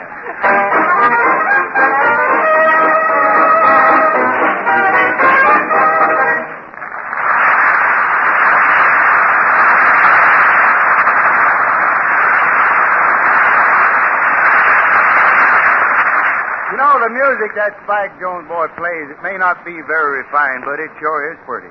You know, it reminds me of a girl I knew back in Arkansas. Her name was Prunella.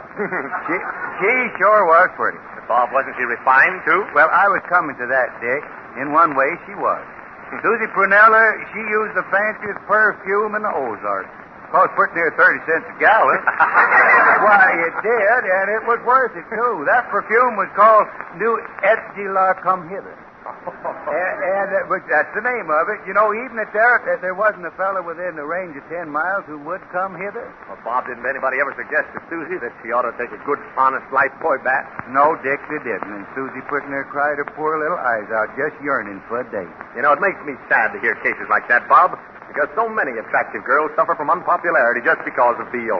Why don't people realize that Lifebuoy is the only soap especially made to stop B.O.? Well, a lot of people do. Why don't they realize that the surest and pleasantest way to stop B.O. is to take a Lifebuoy bath every day? A lot of people do. Why, you step out of a Lifebuoy bath clean and fresh with lots of pep and no B.O.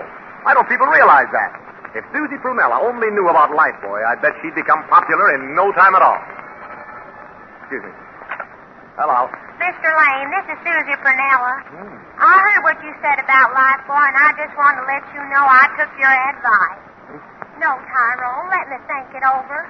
I'm not sure I want to marry you. No. Oh, Tyrone. Hello. Telephone's dead. Well, there's one thing you got to say for that Tyrone McGuffey. Boy, he sure is pretty near as fast as Lifebuoy.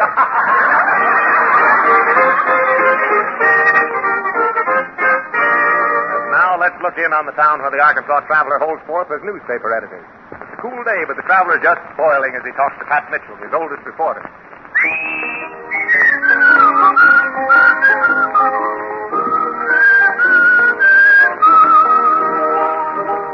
And though I told Dewey over and over to let nobody in the office unless he states his business, here I get a summons to serve on the jury. Oh, Traveler, Dewey doesn't understand. Nobody likes to be tapped for jury duty.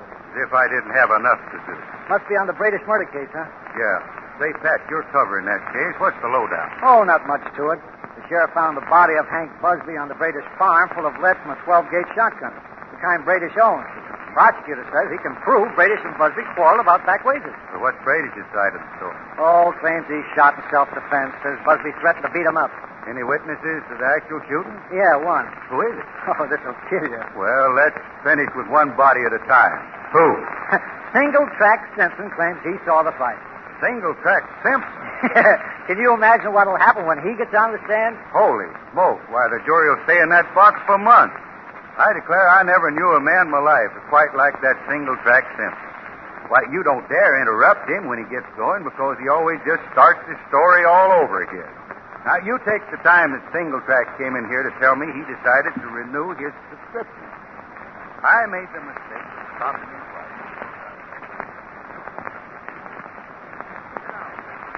What's come to town today, folks? Well, sir, a couple of weeks ago, I seen the posters advertising a circus was coming to town. That is, my cousin Mortimer Barnside, he seen the posters and showed them to Fred Buell. That Buell's on the other side of Smoky Mountain. Well, I told Ma. Now, wait a minute, Single-Track. I'm a pretty busy man. I suppose you just get to the point of why you came in. Well, sir, that's what I'm aiming to do. A couple of weeks ago, I seen the posters advertising the circus. That is, my cousin Mortimer Barnside, he seen the posters. I declare that man took 4 hours to tell me he wanted to renew his subscription. That's Single-Track Simpson, all right. Yeah, doggone it, he talked so long by the time he'd finished, his subscription pretty near run out again. Every time I interrupted, he started the whole story over, word for word. Well, this settles.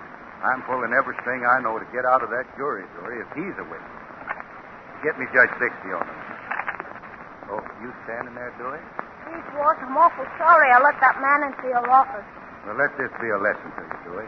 Boss, I don't want to lie to you. I know that man was going to give you a paper calling you to jury duty. What, and you still let him in? Well, boss, I thought you'd want to. What in the world ever gave you an idea like that? Well, at school, our teacher in civics, she said serving on a jury was a sacred privilege. She said there aren't many countries left where a man, when he's in trouble, can have his case heard by his peers or something. She says a man should be proud to serve on a jury. I see. Guess my teacher's wrong, and a man ought to get out of it any way he can, huh? No, Dewey. You believe your teacher, not me. I was just joking about it anyhow, you see. I think it's a great idea. Now, you run along, finish sealing those envelopes. Yes, sir. Well, Traveler, you going to call Judge Bixby and get out of this? No, Pat. You know, I pretty near ruined the fine job of education our schools have done on my office floor. I guess I'm a sultan. I'll show up in court tomorrow.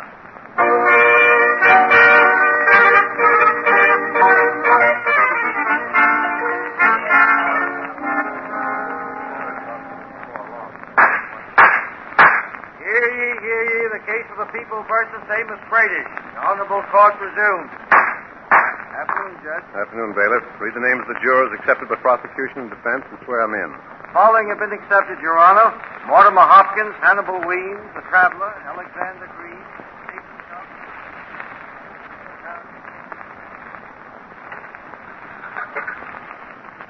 Maine 4673, please. Oh, hello, Dewey. Listen, get my clean shirt, socks, pajamas, and a toothbrush down to the city hall right away. And a gin rummy day. And say, stop and get me a book. Oh, I don't care what book it's about. You know, just get me a book, as long as it's a long book.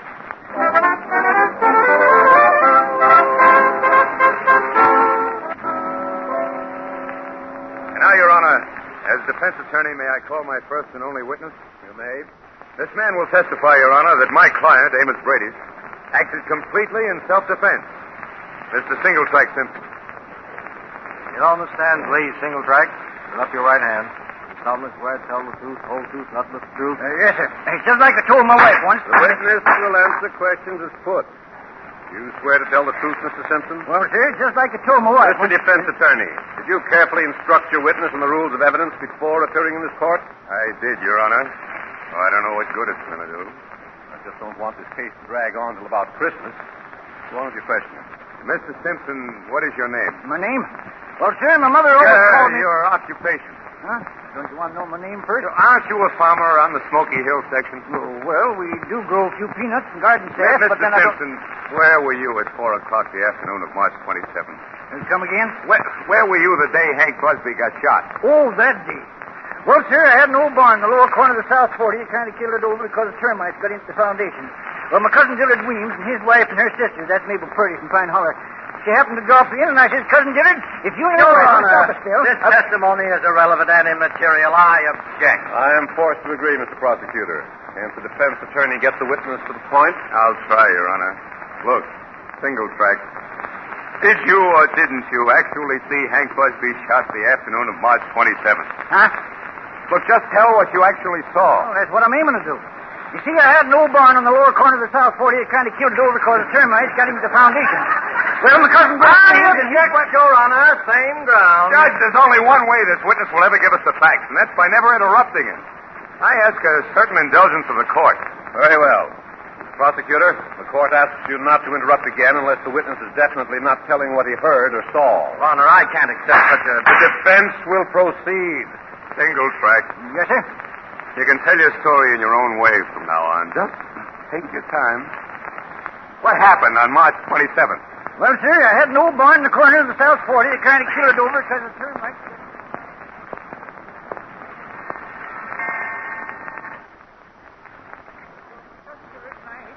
Board and figured on driving up to Amos Brady's place.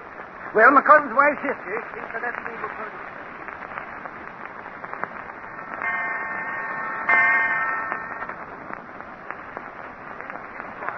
Hank Busby was Amos Brady.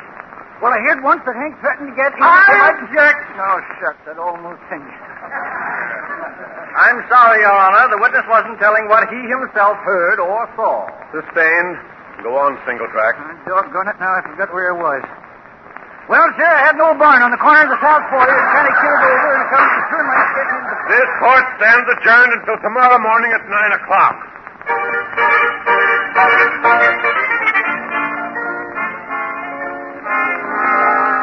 Of course, she was Mabel Purdy's second cousin. She married Isaiah Pringle. That was on May 1934. No, that was May 1935. This is an impossible situation. 3 days gone by and we're getting nowhere.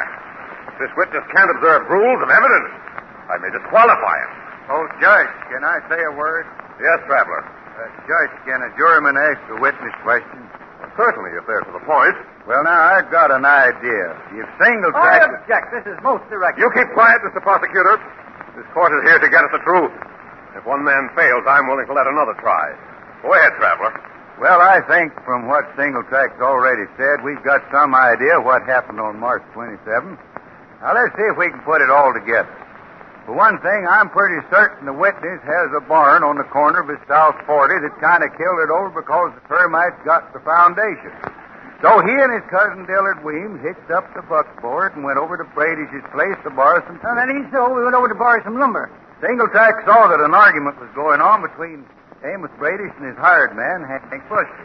Single track hid behind the silo and watched. And did now to hid behind some berry bushes. Amos had a shotgun in his hand. Didn't know that. Hank had the shotgun. And Amos told Hank to get off his property. No, that's a lie. Hank had the gun, swore he'd get Amos. They fought over the gun. Amos managed to get it away from Hank. Amos told him not to come any further, but Hank was so mad he came at him, his arms were turning like a windmill. Amos didn't have no choice but to shoot the gun and shoot quick. And that's my story. And is that what happened the afternoon of March 27th? It sure is. Well, why didn't you say so before? That's what I've been trying to tell you for 4 days.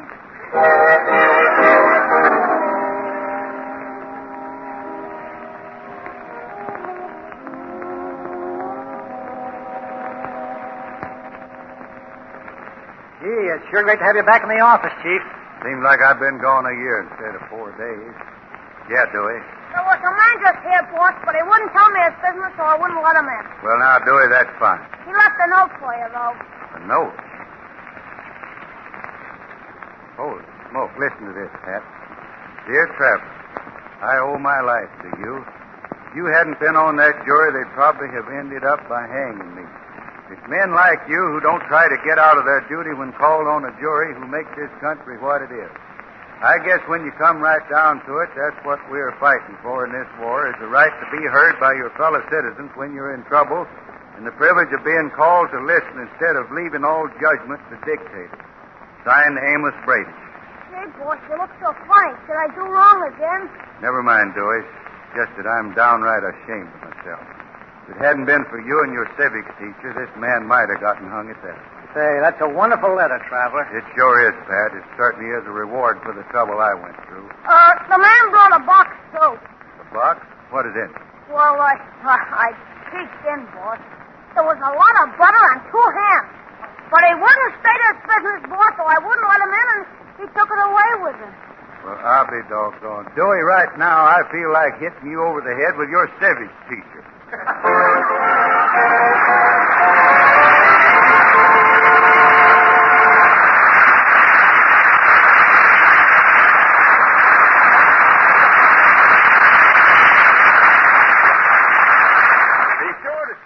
For an important announcement from the government to be given immediately following this program. Before Bob comes back to bring some backward of his backwards relatives, I want you to meet a man who is not backward at all, or at least not about his opinions. Mr. Lucius B. Forthright, who can best be described as... A snob, sir. I am a snob of the first water. Well, come on out and dry off.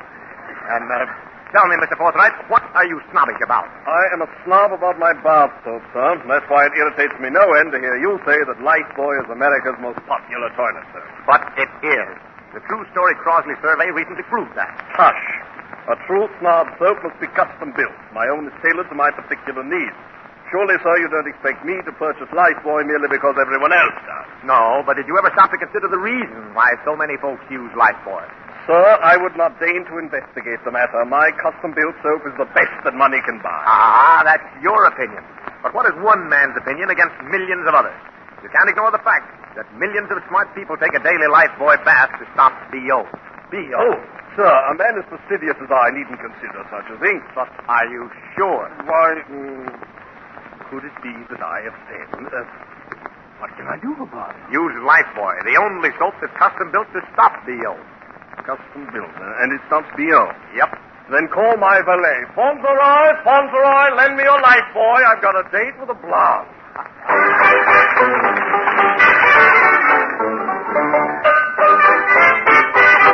Now, here he is again, Bob Burns.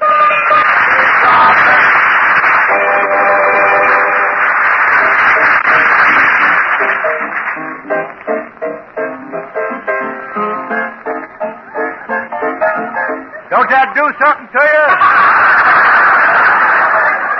You know, you're going to be surprised when I tell you I never took a lesson in my life. Now, you'd imagine now to hear me play, you'd think I'd spent half of my life in a music school. But I didn't. In fact, I never spent much of my life in any kind of a school. Do you know I've spent more time in schoolhouses getting my ration books than I did getting my education? Now, there's one thing before I start my concert. There's one little thing that I have got to get off my mind. It's been kind of worrying me.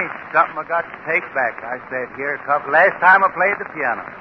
I got up here and I made a statement that one of Bing Crosby's horses had finally won a race. Then I told how I knew. I told that I had had dinner at Bing's house the night before and one of his horses come in ahead of the dessert. And I'm sorry, honestly apologize because, well, it didn't in the first place. Didn't have no dessert that night. But anyhow, I'm just sorry I made that statement because it might make some people believe that Bing is serving his horses. I think if he wants to do it, I think that's his business. I ain't saying he is, but that's one way he could get even with his horses. It's the truth. His horse has been keeping him in a stew for years. Now, another thing I want to get off my chest. I'm glad that's off anyhow. One thing I want to get off. I've got so many letters from people asking me to play a piano piece all the way through.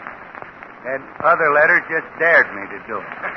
But tonight I'm going to do that. I'm going to play a number. I'm going to start at the beginning and play it all through. And I'm going to do it a little different tonight. I'm going to have a rhythm section. Come up here, some of the boys. Tonight I'm going to have the bass drum. The bass is going to have the bass fiddle be played by Country Washburn, and Spike Jones going to play the drums. And Luther, you better bring your guitar up here too. Luther, listen. How's that romance coming on with you and your girl? Oh, I got a new girl now. Oh, well, now, that's fine. Is she pretty? Well, I ain't seen her yet. I'm corresponding with her through the Lonely Hearts Club. Well, then she hasn't seen you either. No, but I sent her my picture. Well, that ought to set romance back 50 years. Luther, ain't you afraid your picture's going to kind of give the poor girl a shock? No, I fixed that. I sent her my picture in the form of a jigsaw puzzle so she can get used to my face a little at a time. Well, yeah. Boy, you got through that noble, didn't you? You know, tonight, I'm sorry. I'm awful sorry that I ain't going to sing. This little number is called a tone poem, and I got words to it, but I ain't going to sing it tonight. But just so you can follow the theme, I would like to tell you what the story is about. Now, you've heard the song, The Glowworm. Well, this ain't it. This is, though, it's about a little worm that went crawling along in the hot sand, and it got awful hot, and it saw a bush over at the side of the road, and it crawled over to get in the shade. And as it went crawling around the base of that bush, looking for a soft place, it ran into another worm. And this little worm says, well, look at there. It says, you're awful cute. What are you doing here? And the other little worm says, what do you mean, what am I doing here? I'm your other end. And now, anyhow, here's the piano solo. Let's go, boys.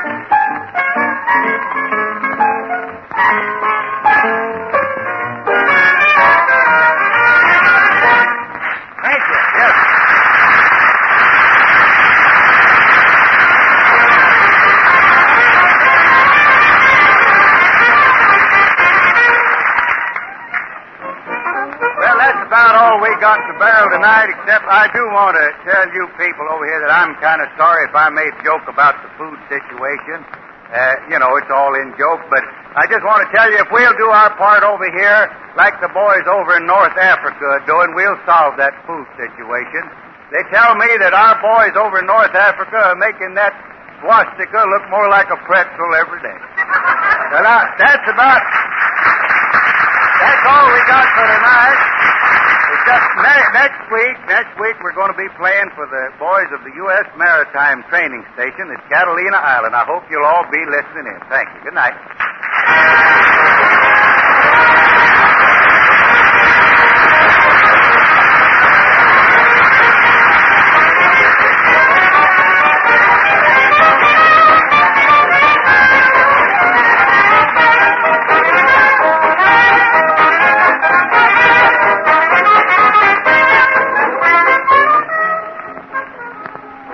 Are you one of those men who shaves in a hurry each morning? Then Lifebuoy Shaving Cream is your dish. You don't have to stop to re-lather, for Lifebuoy's Stay Moist lather picks up and holds longer, more moisture than quick-drying lathers. The second half of your shave is as good as the first, even with cold water or a used blade. Get a big red tube of Lifebuoy Shaving Cream and make that morning shave quicker, easier, smoother.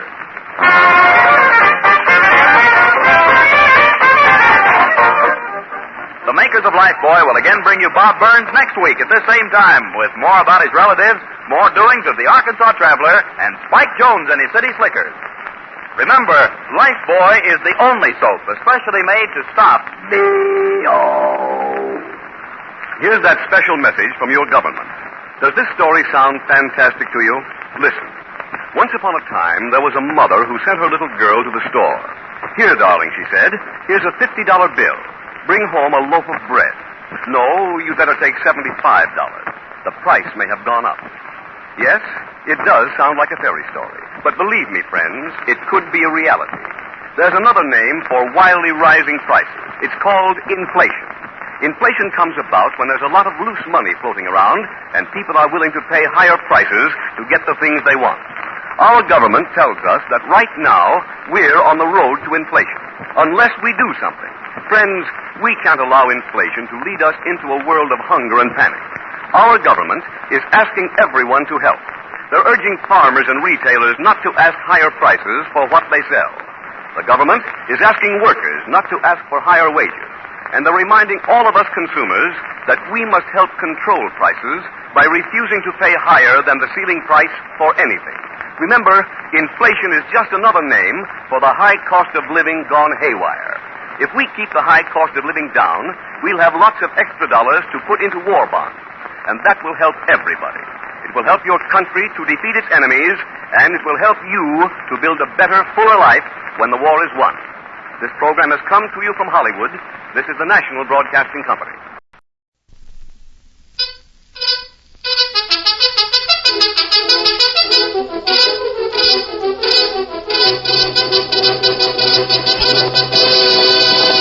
Hi-yo, Silver! Ahoy! A fiery horse with the speed of light, a cloud of dust, and a hearty hi-yo, Silver, the Lone Ranger.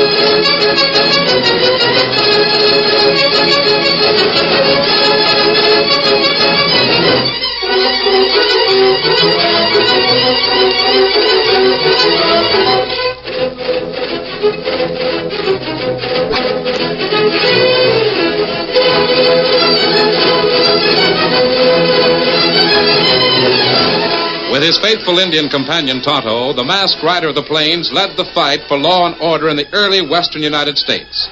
The stories of his strength and courage, his daring and resourcefulness have come down to us through the generations. And nowhere in the pages of history can one find a greater champion of justice.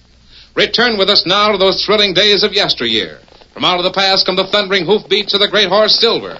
The Lone Ranger rides again. Come on, Silver! There's danger on the trail ahead!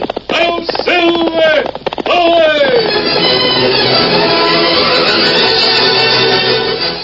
The ugly framework of a wooden gallows reared itself like a skeleton in the dismal prison courtyard.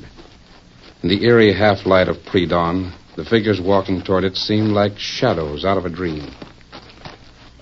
It was more than a dream to a white-faced young man surrounded by official witnesses and guards. It was a horrible nightmare that couldn't happen. Yet, it was happening.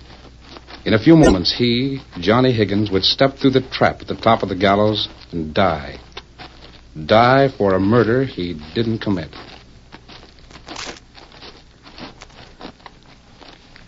All right, Johnny. Right up the steps. Sheriff Carter. Yes? Could I say goodbye to Melissa before... I guess so, kid. But... well, let's get this over with as soon as we can. Melissa Barnes. Johnny. Oh, now, Melissa, don't take on so. You really shouldn't have come here. I had to come, Johnny. I've been praying every second that maybe something will happen. No chance of that now. Smile for me, will you, Melissa? I want to remember you that way. Of course, Johnny. I'll smile. That's it. Goodbye, Melissa. Goodbye, Johnny. I'm sorry, Miss Barnes. Up the steps, kid. Yes, sir. Say, Sheriff. Yes? Ain't this hanging supposed to take place exactly at sunrise? The sun will be up any minute now. With all those rain clouds in the east, you'll never know it. How are you going to have an execution at sunrise if you don't know when the sun comes up? The order of the court is that Johnny Higgins steps through that trap exactly at sunrise. I know what we'll do. Go into my office, Jim, and get the almanac that's on my desk. Look in there and find out exactly when the sun is supposed to rise on this day and date. Sure, Sheriff. Right away. And, Jim. Yeah? You'd better bring the clock out with you, too. We'll make this thing legal all the way through. Sure. Johnny. Yes? Just stand where you are for a minute. As soon as my deputy gets back with the clock, we'll go ahead. All right.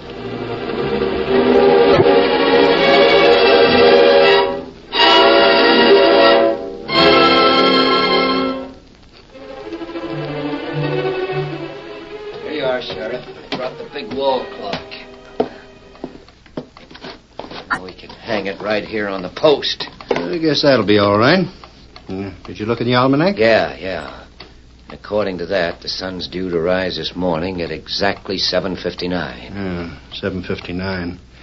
And it's now... 25 minutes till 8. Got almost a half hour to wait. You hear that, Johnny? Yes, sir. I hate to drag this thing out, but Jim's right. This execution has got to be legal. According to the clock, we've got 25 minutes to wait. Only 24 and a half now. 24 and a half minutes.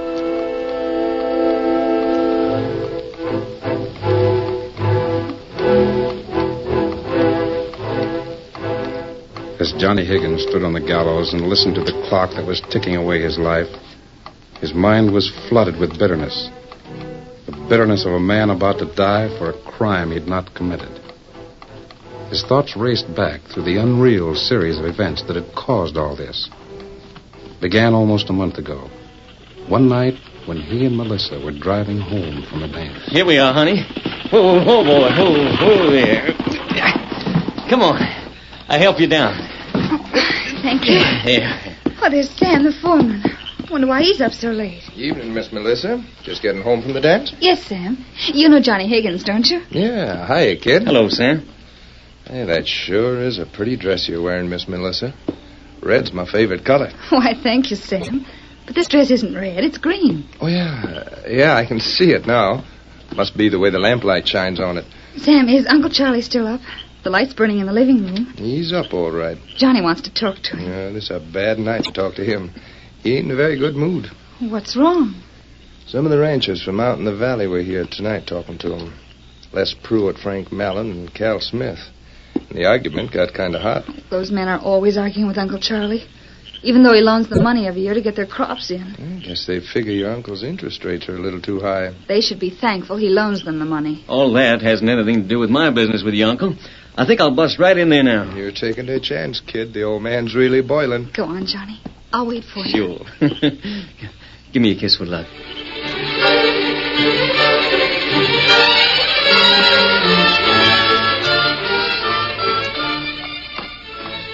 Johnny glanced down at the clock. 3.5 minutes had passed. There were only 23 left. He remembered distinctly the talk he'd had with Melissa's Uncle Charlie. Of course you can't marry Melissa. You don't have a steady job and no prospect of one. Melissa and I are in love, Mr. Barnes. That's beside the point. We don't think so. Well, I do, and I'll never allow my niece to marry a man like you. Nothing but a no-good cow-puncher who can't hold a steady job. Yes, I can. I suppose you want to marry Melissa because you think she'll inherit my money. I've never even thought of that. Oh, yes, you have. Every saddle tramp in the territory has got the same idea. Now, wait a minute, Mr. Barnes. You're wasting your time. Now get out of here. Get out of my house. All right, I'll get out. But I'll be back and see you again. I'll keep on coming back. No, you won't, because I won't allow it. And I forbid you to see Melissa. Mr. Barnes. You get out. I haven't changed my mind. I'll be back.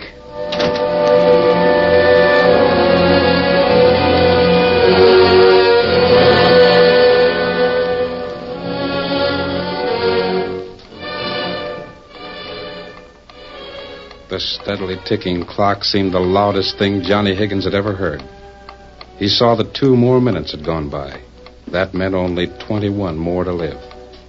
Now in the half-light, he could see the faces of the witnesses. Les Pruitt, Cal Smith, Frank Mallon, Sam Ketch, the foreman of the Barnes Ranch. He remembered driving home that night. How angry and confused he was. That must have been why he lost one of his cufflinks when he unhitched the horse. He'd gone to his room and went to bed. The next morning, he awoke to hear a loud knock on the door. Johnny! Johnny! Oh, wait a minute, I'll put something on.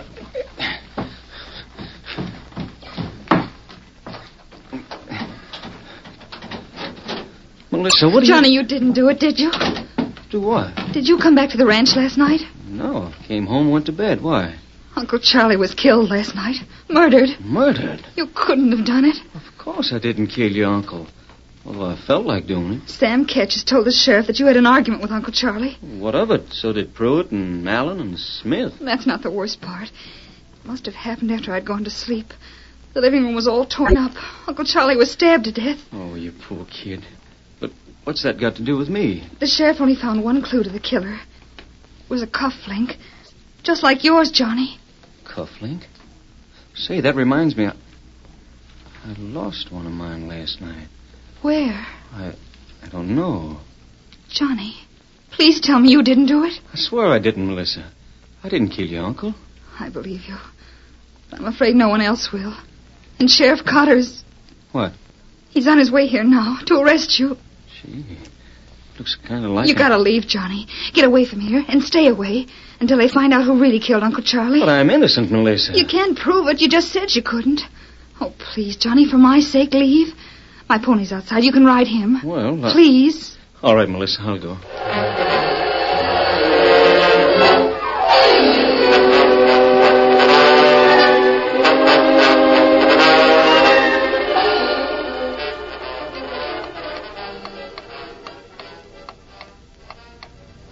Three more precious minutes ticked away into eternity.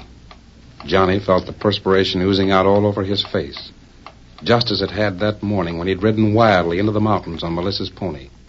He knew a posse was trailing him, but there was nothing to do but go on. Come on, pony, just a little further. Then suddenly he rounded a bend in the trail near the river. He was in the midst of a small campsite. He saw 3 figures crouching around a fire. One was tall, lean, and wore a black mask. His companions were a young boy and an Indian. Oh, there. You seem to be in a hurry, racing that pony on an uphill trail. Masked, an outlaw. We're not outlaws. Guess I'm in the right company anyway. My horse is winded. I can't go any further. What's the trouble? There's a posse trailing me. Was that right? Lynch mob would be a better name for it. I'll swing if they catch me. What's the reason? Murder. That's dangerous business. But I didn't do it. Honest, I didn't. I've never killed anybody. Doesn't the law know that? Everything's against me. Well, I mean, it looks that way. Why should I want to kill the uncle of the girl I'm in love with? Kimasabi, me hear plenty horses. Come fast. The posse. They'll get me and I won't have a chance to get away. You don't look like a murderer. Tell me about it. I might be able to help you. All right. My name's Johnny Higgins. Last night I took my girl, Melissa Barnes,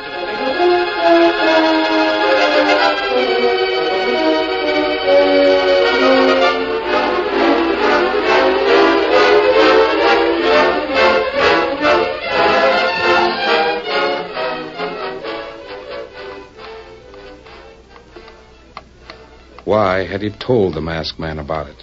Even now he didn't know. It certainly hadn't helped any. In fact, telling the story had caused him to be captured. He remembered all those questions the masked man had asked. You say you lost a cufflink, and one was found at the scene of the murder. That's what Melissa told me. But it couldn't have been mine. Why not? Because she said the link that Sheriff Carter found had a ruby in it.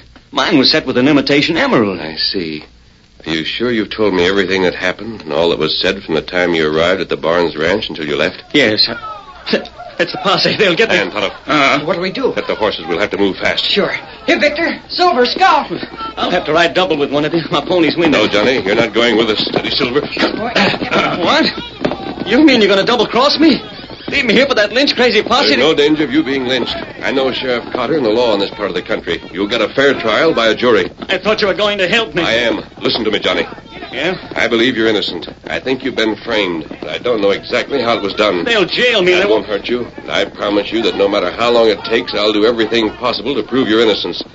The boy here with me is named Dan Reed. You'll hear from me through him.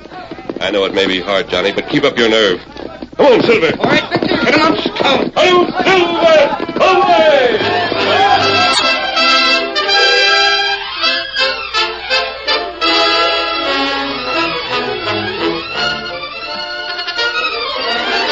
The curtain falls on the first act of our Lone Ranger story. Before the next exciting scenes, please permit us to pause for just a few moments.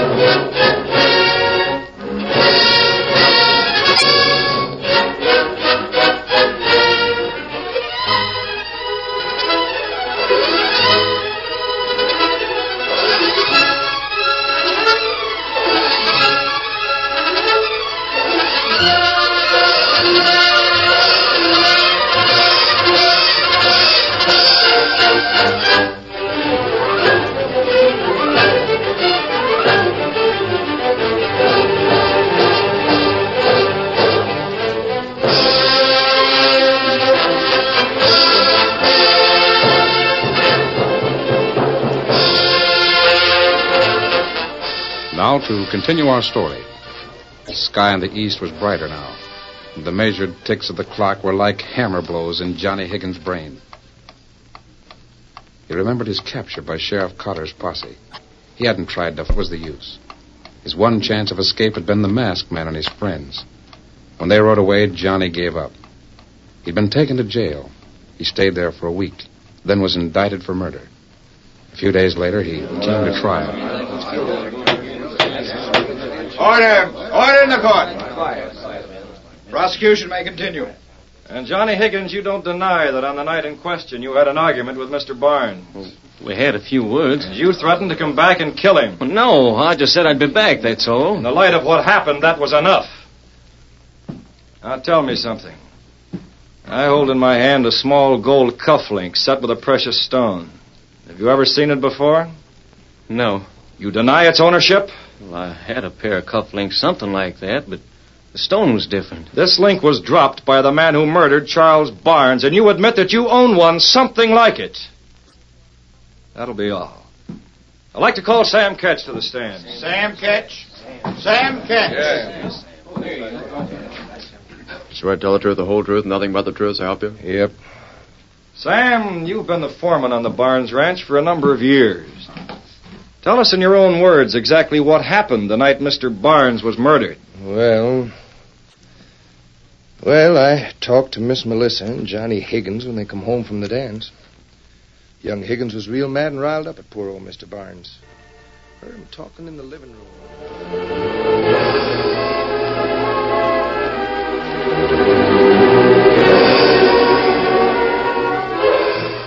But why should he live through all that trial again? From the very first, he never had a chance, and he knew it. No, Johnny hadn't been surprised at the jury's verdict of guilty.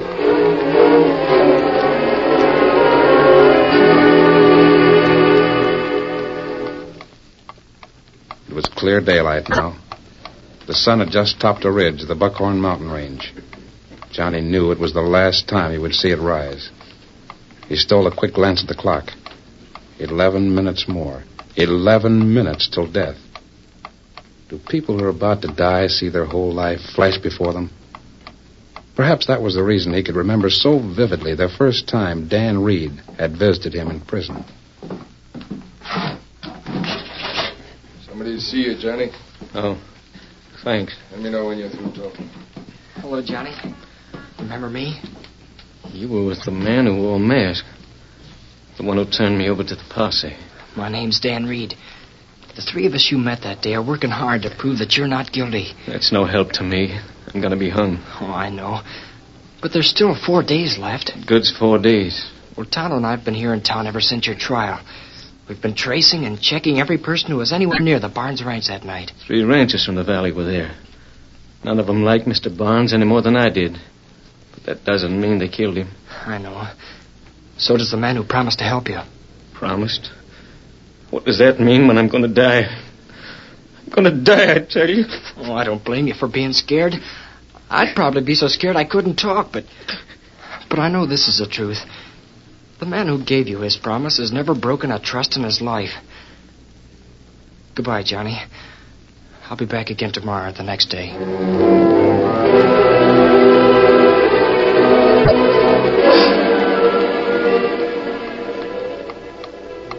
Another minute and a half gone. That left only 9 minutes and 30 seconds. Johnny looked at the faces of the men below him. He noticed that Melissa's head was bowed. She was crying softly. That's the way she'd been when they talked in the cell yesterday. Don't, Melissa. Please don't. I can't help it, Johnny. Maybe something will happen. It's almost a full day and a night left. I told you about Dan Reed being here a couple of days ago. What can he do? I don't know, but he says this masked friend of his can do anything. Isn't that the man who deserted you up in the mountains when you were trying to get away from Sheriff Carter? Yeah. And he won't help. I can't tell. Maybe he will. You're just saying that to make me feel better. Yeah, guess I am. We're really all alone, Melissa. There's nothing either of us can do.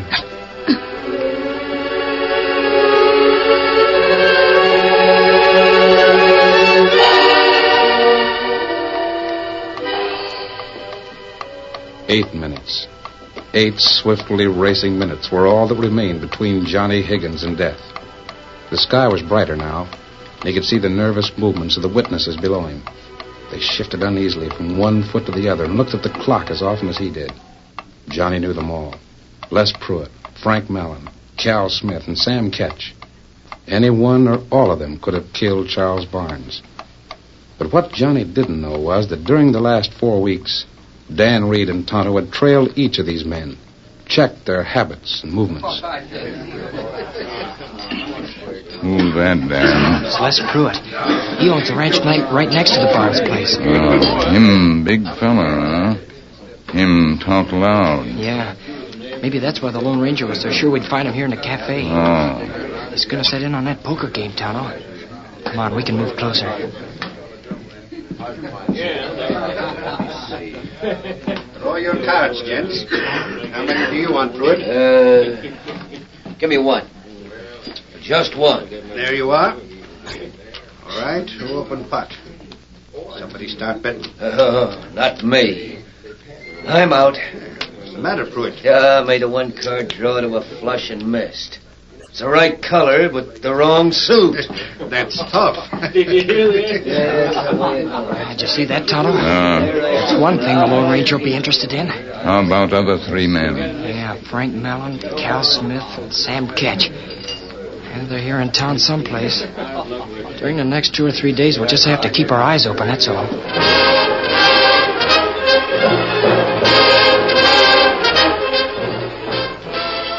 This waterhole by main trail.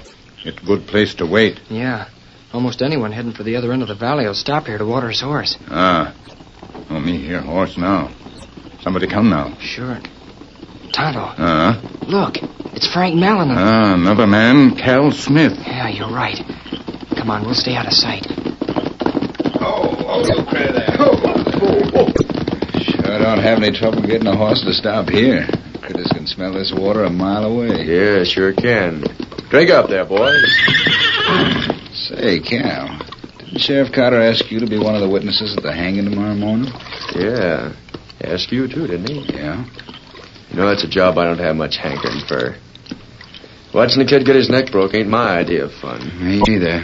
The sheriff says being an official witness is a public duty, kind of like serving on a jury. Maybe so.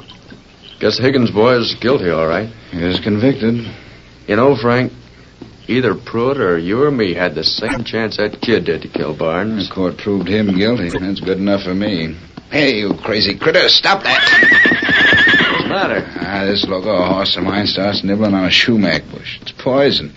You'd think he'd be able to see those greenish berries a mile away. Well, maybe the horse ain't got as sharp eye as you do, Frank. Well, come on, let's get moving. Yeah. Get up, you crazy coyotes. Get up there. Them men tell anything? I don't know, Tonto. That's for the Lone Ranger to decide. Our next job is to trail Sam Ketch.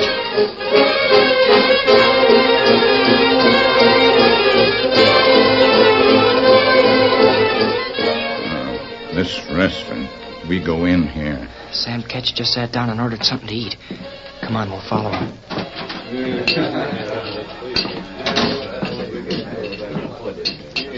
Here's your order, Ketch. Roast lamb. Good.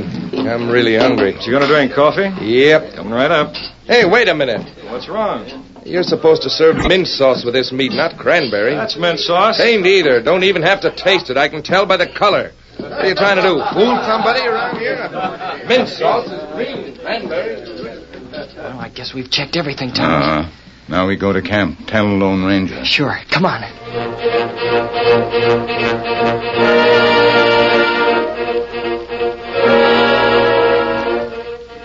Of course, Johnny Higgins had no way of knowing what Dan Reed and Tonto had done, or what the Lone Ranger had made of the information they'd given him. Johnny's attention was riveted on the clock. Only 1 minute of life remained. 60 more seconds, and... Time's almost up, Sheriff. Yes, you'd better go up there and fix the noose, Jim. Yeah. Hate to do this, kid. Wait a minute, Jim. Oh, Victor. Oh, boy. Oh, there. Oh. Sheriff Carter? Right here. What is it? Gee, I hope I'm not too late. Here's the note. Yeah, give it to me. Something from the governor, Sheriff? No, it's not from the governor. Oh, let's get on with the hanging. Not yet. A good friend of mine, the man who wrote this note, has suggested something. What do you mean? He sent a small piece of colored pasteboard with this note. Here, I want all of you men to look at it.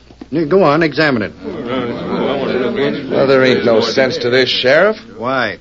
Holding up legal hanging while the witnesses look at a piece of green pasteboard. Huh? Say that again, Sam.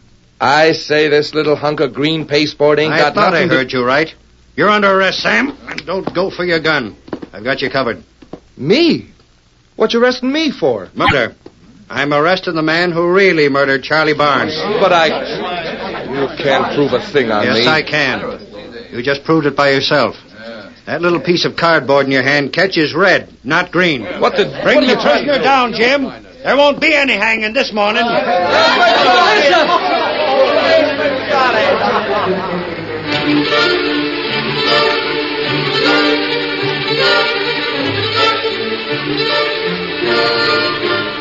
how did it all happen? Dan Reed told me some of it, but not all. What'd he say? Remember when Sam Ketch remarked about your dress the night your uncle was killed? Yes. That's the first thing that made the Lone Ranger suspicious. But how I guess did Sam Ketch had been figuring on killing your uncle for a long time. It was a grudge he'd had for years. And he decided to frame me. How? Well, that was easy. I was always arguing with Mr. Barnes about you and me getting married. Catch even went so far as to buy a pair of cufflinks just like mine and leave one of them on the floor of your living room. It wasn't your cufflink. It looked like mine, all except the setting. That was red instead of green. Well, how did that prove anything? That's the part I don't understand, Melissa.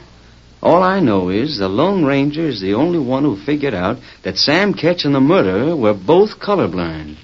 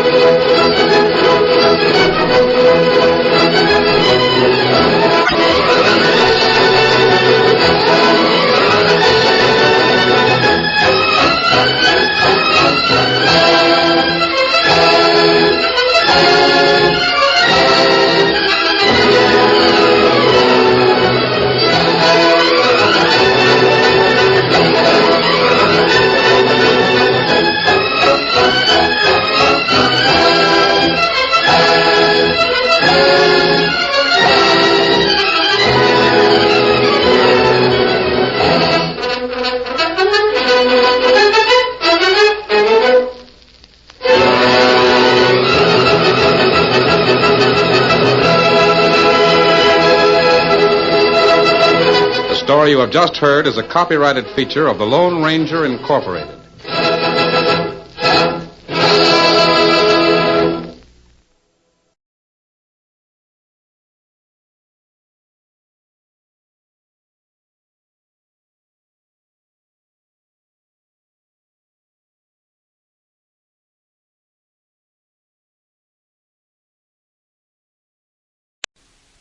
Francis, Martha Ray, and Mitzi Mayfair in Soldiers in Grease Paint.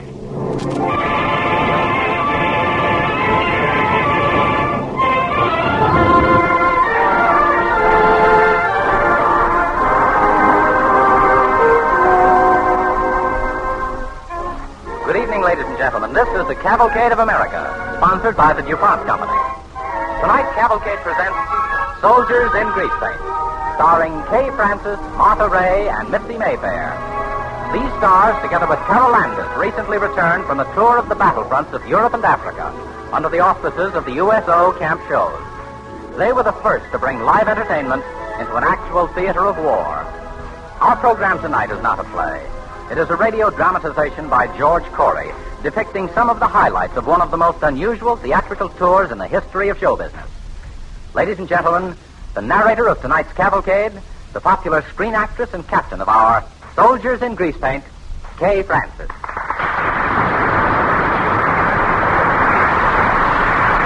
Thank you, Mr. Bannon. And good evening, ladies and gentlemen. Tonight we're going to tell a story that you made possible. It began here in America about a year ago when you began dropping nickels, dimes, and quarters into the USO collection boxes. That money made our tour of the war fronts possible. And tonight, Martha Ray, Mitzi Mayfair, and I want to bring you, through this DuPont program, a first-hand report of what your contributions brought to our fighters in Great Britain and Africa. To make the story complete, we should have Carol Landis with us. Unfortunately, she cannot be with us, as she was when we made one of the most unusual tours ever made by any group of actors.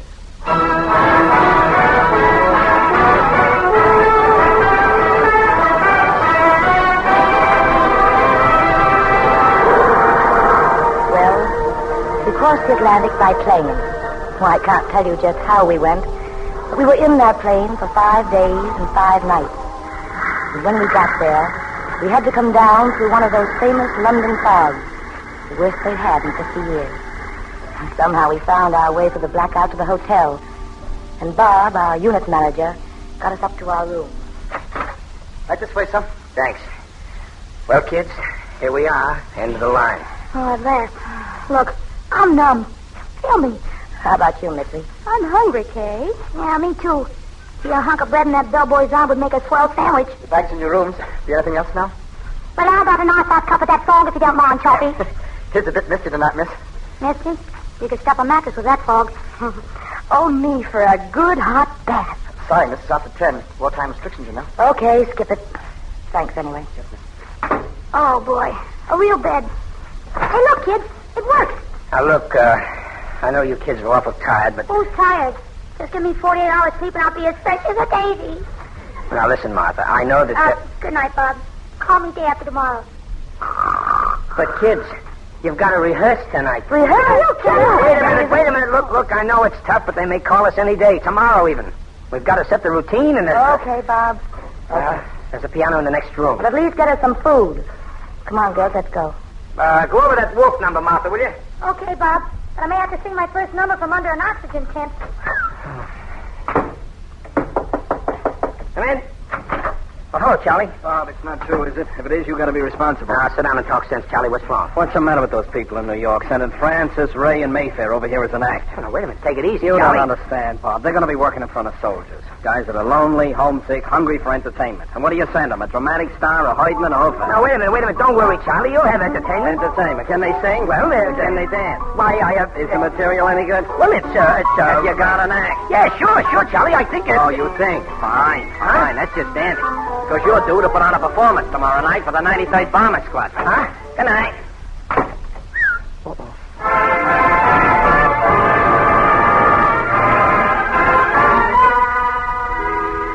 Charlie was right.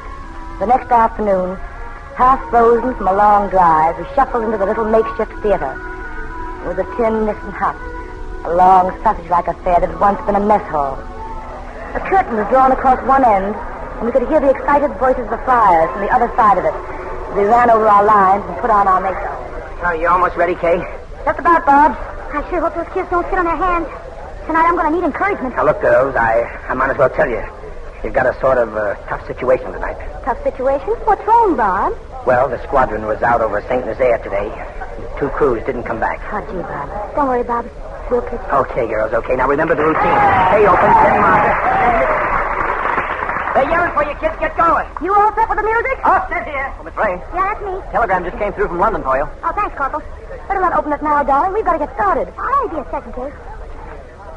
All right, girls. Come on, let's go. Okay. Oh, Martha. Martha, honey, what's wrong? Come home, Kay. My sister just died. Oh, darling. Darling, wait. Mitzi, tell Bob to hold the curtain. No, don't, Kay. Please forget to start the show. I can do it. Martha, I can go out there and tell him something or I other. bet I could go on, didn't I? They do, don't they? Yes. Well, honey. Well, let's go. At ease, Lynn. Thank you, boys. Now, before we start our little show, I have an apology to make.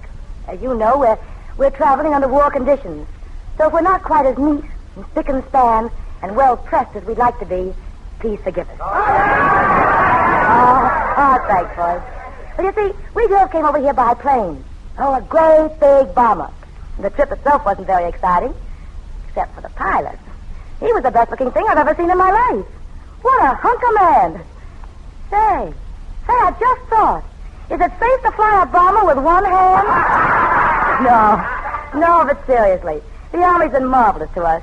You know, I like soldiers. Yeah, really I do. There isn't anybody else left to like. You know, the only ones I'm really afraid of are those mess sergeants. The other day when we were eating, one of them came up to me and asked me how I liked the food. I told him it was delicious. So I took the bayonet away from my throat. At ease, men. Now, look, I can't sing. Martha Ray's going to do that. Wait a second. I can't dance. Missy Mayfair handles that department. So, without further ado, here's our first act. That little Messerschmitt of song, the screen star, Martha Ray. The one and only human air raid siren. Say, Kay, I wonder what it was about me that made the boys duck for cover. Ah, the boys like you, Martha. That is, those that care for your type. Oh, I don't know. You know, I get discouraged with boys. I had a boyfriend once, Kay. Well, what did you do with him? He was grand. I'll never forget him. He had everything. Bills, looks, money. Everything except teeth. No teeth? A detail. I took him around to my dentist and had him all fixed up. And then, you know what? He left me. Yeah, that stale character left me flat. Well, the next time I saw him, he was surrounded by beautiful girls. You know what he did? Kay, he laughed at me. He laughed at me with my own teeth. Oh, that's awful, Martha. Never mind, though, honey. You can still sing. Well, boys, would you like to hear a beautiful classical arrangement I brought with me? What is it, Martha? There's a great day coming mañana. There's a great day coming mañana. It's a wonderful, wonderful dream.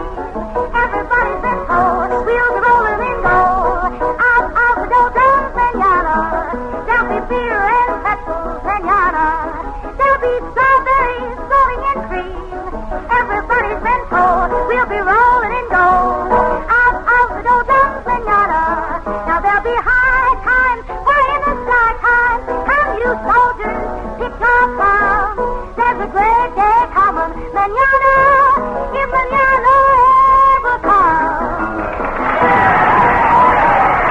I believe that guy was asking for Mitzi Mayfair. Well, hold your hat, boys. Here she comes. The dancing musical comedy star, Mitzi Mayfair. Hey, Mitzi. Mitzi Mayfair, where are you? Oh, I'm surrounded. 9 lieutenants and a sergeant. It's a flank attack. Entrance music again, Bob. Now break loose, Mitzi, and come on our front. Sorry, boys, I was detained. Mitzi, haven't I warned you about lieutenants? But, Kay, there are no wolves in the Air Force.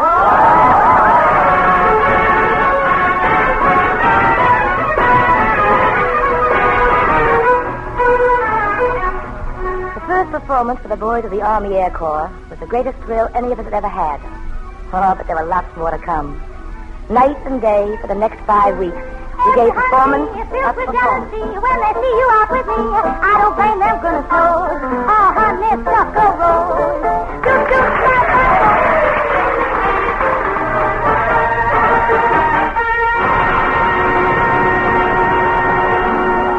We gave anywhere from 2 to 5 shows a day at Army posts, Navy stations, air bases, hospitals.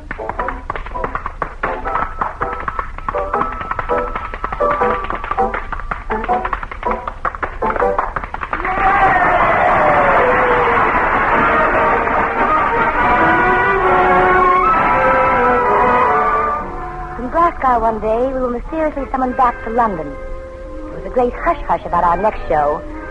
It was a military secret. And the next thing we knew, we were going through our acts again, but this time in the Grenadier Guards barracks at Windsor Castle. Her Majesty the Queen had summoned us for a command performance. You're on too, Mitzi. I'm so nervous. Well, Martha's going great. We shouldn't have any trouble. Bob says the Queen has her 2 little girls with her. You mean the Princesses Elizabeth and Margaret? Yes. Kay, which foot do you curtsy with? Well, the left foot, of course. Oh, yes. Hey, look. Here comes one of those guys with a muff on his head. Mitzi, that's one of the King's guards. I beg your pardon. I'm Tolford, Sergeant of His Majesty's Guard. How do you do? You're Miss Kay Francis, the cinema star, I believe. That's right. You will pardon my forwardness, but I have a little... that is, you see, I was wondering if you would think it was too presumptuous. An autograph? If you please. Of course. That's my cue, Sergeant. See you later. Oh, boy. Where do I tell them I played part of the split at Windsor Castle? Gee. Hey, Mitzi, you better start warming up. Hey, Mitzi, how do you make with that curtsy business? What, sir? Oh, let me see now. Martha, quiet. Hello, I'm Princess Elizabeth. You're Martha Ray and Missy Mayfair, aren't you? Oh, bloody you. What's wrong, Miss Ray? Did you hurt your ankle? What? Oh, no, I was making with the... She's trying to curtsy. Please, Mitzi, break it off. Oh, but that's not the way. It's very simple. Just bend your left knee. See? It's like this. Oh, why, sure. It's easy, isn't it? Like this. Hey, look, it bends. Hey, Will. I hope you won't think me bold, Miss Mayfair, but I wanted to ask a favor of you. Surely, what is it, Your Royal Highness? We have been reading about America, and we were wondering if it would be possible for you to teach us the fundamentals of jitterbug.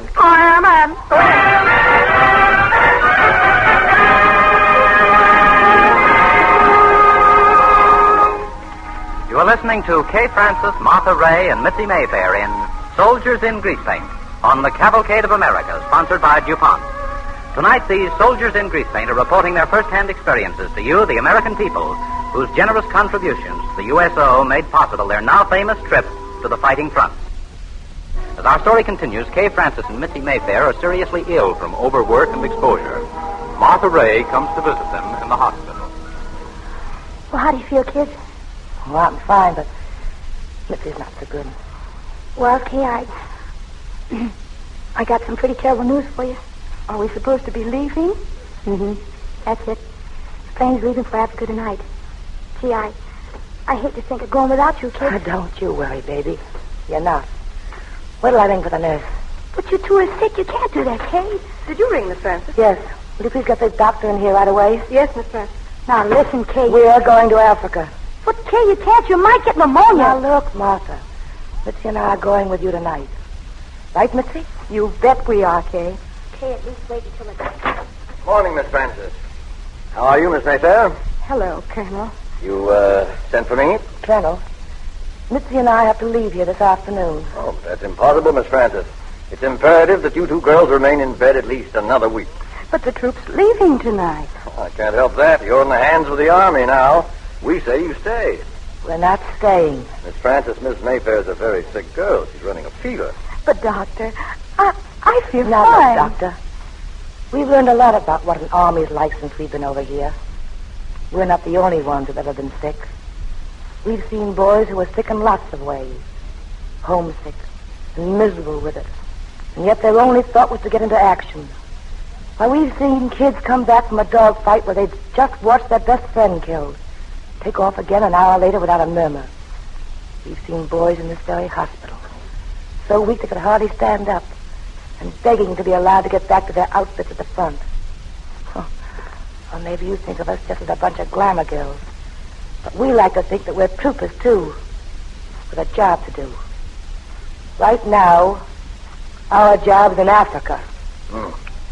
I think I see what you mean, Miss Francis. I guess we can arrange it. Good luck, and God bless you all.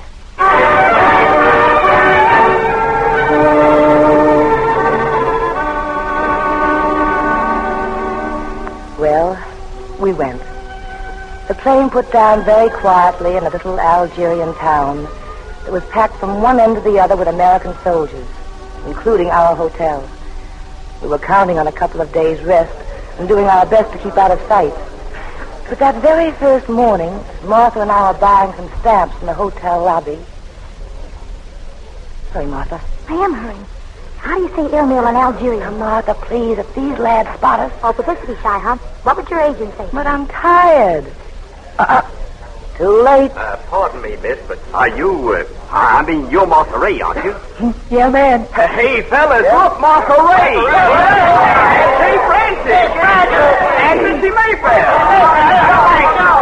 Honest, boys, wait a second. Oh, we just got in. Oh, be a good sport. Just one number. Charlie will play for you. Very well. Well, what do you say, Martha? Okay, where's the piano? What did you soldiers like to hear? Mr. 5 feet tall and it's 5 feet wide. He don't measure no more than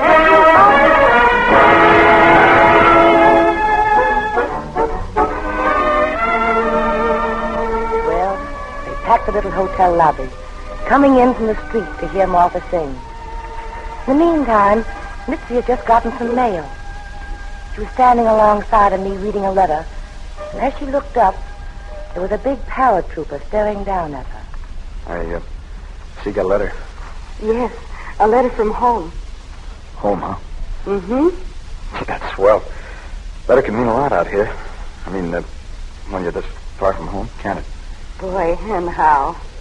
You know, sometimes some of the fellows don't get a letter for months. If a ship gets sunk or something. I know. Miss Mayfair, this may sound kind of funny to you, but... But what? Well, is there anything private in that letter of yours? Why, no, I don't think so. Well, then, Would you let me read it when you're through? Sure you can, soldier.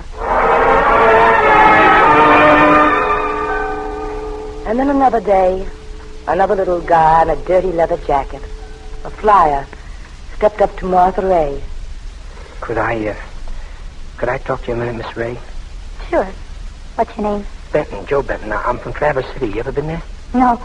I guess that's one I missed. My dad's got a little farm right outside the city. It's a nice place. Mm-hmm. You're a pilot, aren't you? Yes, ma'am. Fighter squadron. I was wondering if you'd do me a favor, please. Would you mind accepting these wings of mine? Well, really, Joe, that's swell of you, but... Well, don't you think you ought to give them to your girl? I haven't got a girl. Oh. And, well, it'd sure be nice when I'm up there all alone to kind of think I had one, you see? Sure. Of course I do. Thanks a lot, Joe. And now, well, I sort of want to give you something, too. Me? Gee, you kissed me.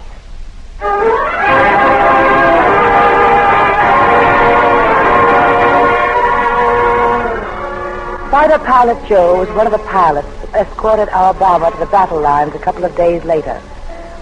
We were wearing field uniforms now, with helmets and gas masks. Our plane was put down only a few miles back from the Nazi lines. And our first show went on at dusk, and the soldiers streamed into the little clearing that served as a theater. Their faces were dirty, streaked with sweat and mud. Many of them had been in battle that very day. And we could see men with bandages on their heads and on their arms. That didn't seem to make any difference. So Martha opened the show with a song, and... Mama, don't want to make rhythm, just want to make music. I want... Jerry. That's it. Jerry coming over again. All right, men. Proceed quietly. Go to your proper stations.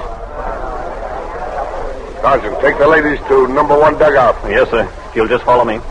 Well, it's the first time I've had them throw bombs at me for my singing. Right down these steps, sir. Watch that flashlight, Bill. Oh, sorry, Sergeant. Now, just make yourselves as comfortable as you can. Are they after your headquarters here? That's about it. This is their 5th try today.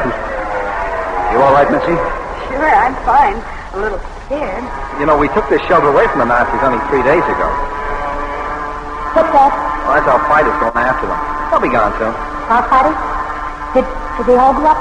Oh, we're throwing everything we've got at them. Why? Oh, I'm sorry. I didn't notice the wings. What's his name? Joe.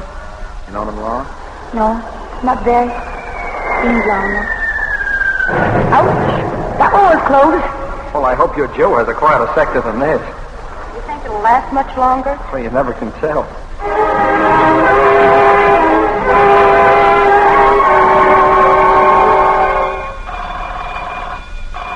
Oh, there goes the all clear now. What about the show? You feel up to it? Well, why not? Open the door there, bud. We want Mitzi. Coming out. That much down here, we got 3 of their hunkles. What about us? 2 of our fighters. Oh. Do you know who they were? Not yet. Think they'll attack again? Well, not for a while, anyway. Well, what's the matter, Martha? You look like you've seen a ghost. It's all over. I'm okay. Hello, Miss Ray. Joe! Oh, Joe! Gosh, I'm glad to see you.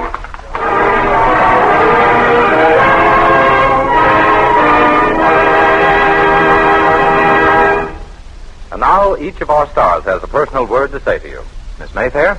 Honestly, our trip was the greatest experience of my life. I know you want to know just how the boys looked. Well, gosh, they looked simply grand. The only thing they want more of is mail.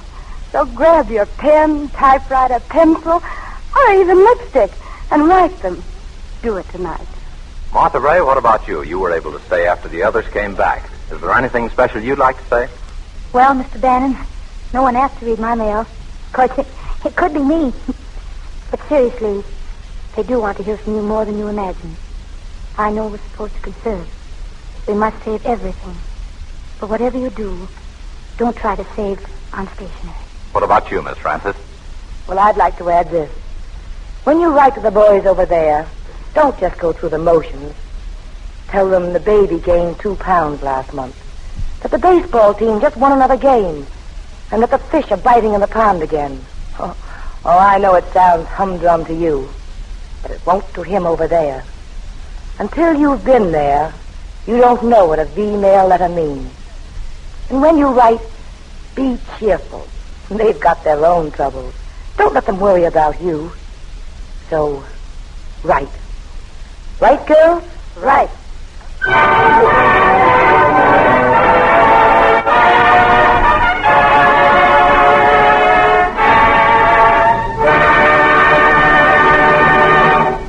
And here is Gain Whitman with the story of one of the most important chemicals being used in the war, methanol. What is methanol?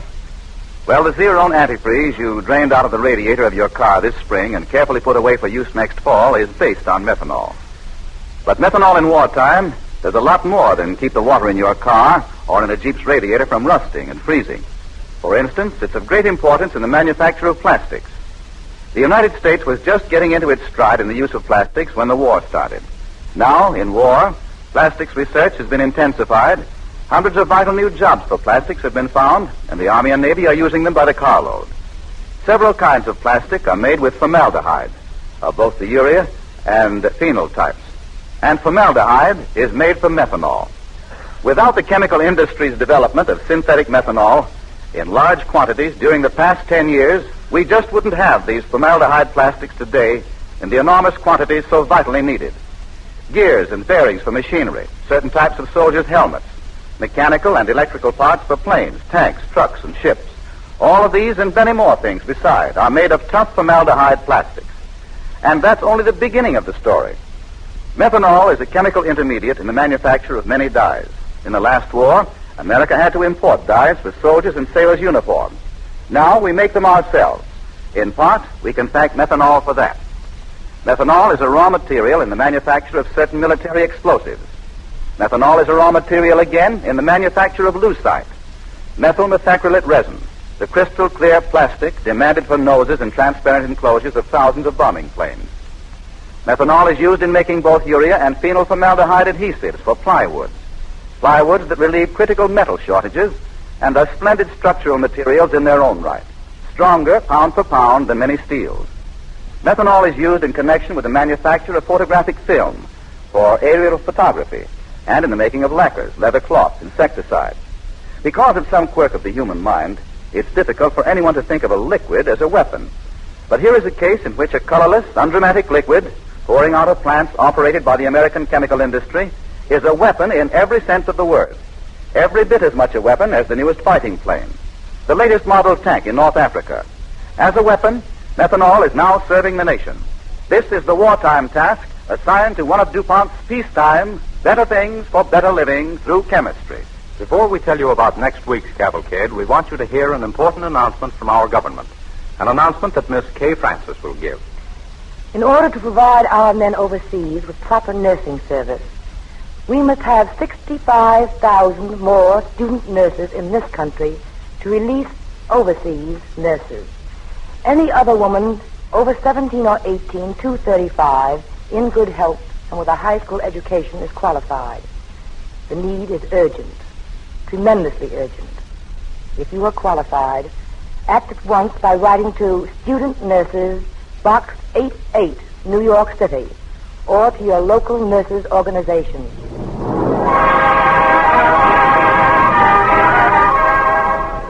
Fat Girl is what the Navy men call her, the bulky, ungainly ship whose only glory is to supply fuel to the sleek destroyers and the battle wagons of the line.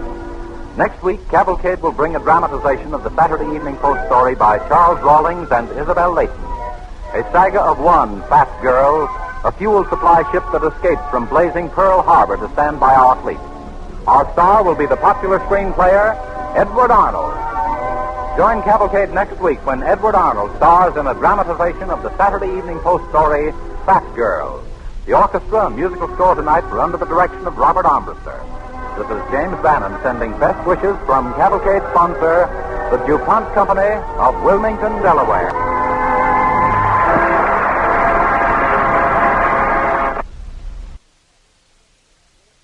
Lux presents Hollywood.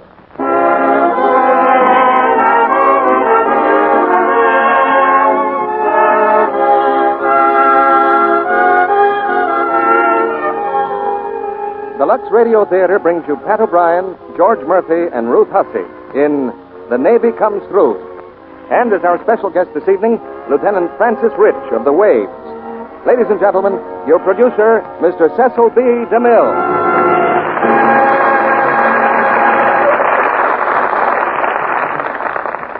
Greetings from Hollywood, ladies and gentlemen.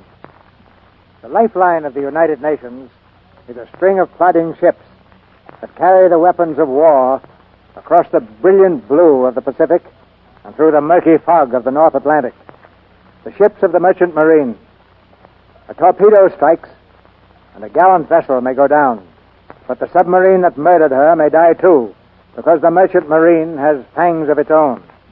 And tonight's play, The Navy Comes Through, is the story of the deadly stingers on those merchant ships, the Navy gun crews, who strike back at the wolf packs of the sea. RKO made the picture, and tonight we have Pat O'Brien and George Murphy from the original cast, co-starring with the lovely Ruth Hussey. Pat O'Brien has just finished Bombardier at RKO. George Murphy's current assignment is Bataan at Metro-Goldwyn-Mayer. And Ruth Hussey has just starred in Tennessee Johnson at the same studio. Like the real trooper she is, Ruth stepped into the breach at the last minute to take Joan Bennett's place this evening. As you probably read in today's newspaper, Joan's house burned down last night. She had a rather narrow escape, and the doctor has ordered her to stay in bed for a few days. A lot of activity goes on behind the scenes here in the Lux Radio Theater before one of these productions is ready for the microphone. First, we must secure the right stars, the kind we have tonight. And then comes hour after hour of rehearsal. But the power behind all that activity is you. You make all these plays possible by buying Lux Flakes. And you can't lose because our product has proved its worth. And as a bonus, your whole family has reserved seats in the Lux Radio Theater. We always hope for a favorable verdict on our plays. We know we'll get one on Lux Flakes. And here's the curtain for the first act of The Navy Comes Through, starring George Murphy as Tom Sands, Ruth Hussey as Myra Mallory, and Pat O'Brien as Mike Mallory.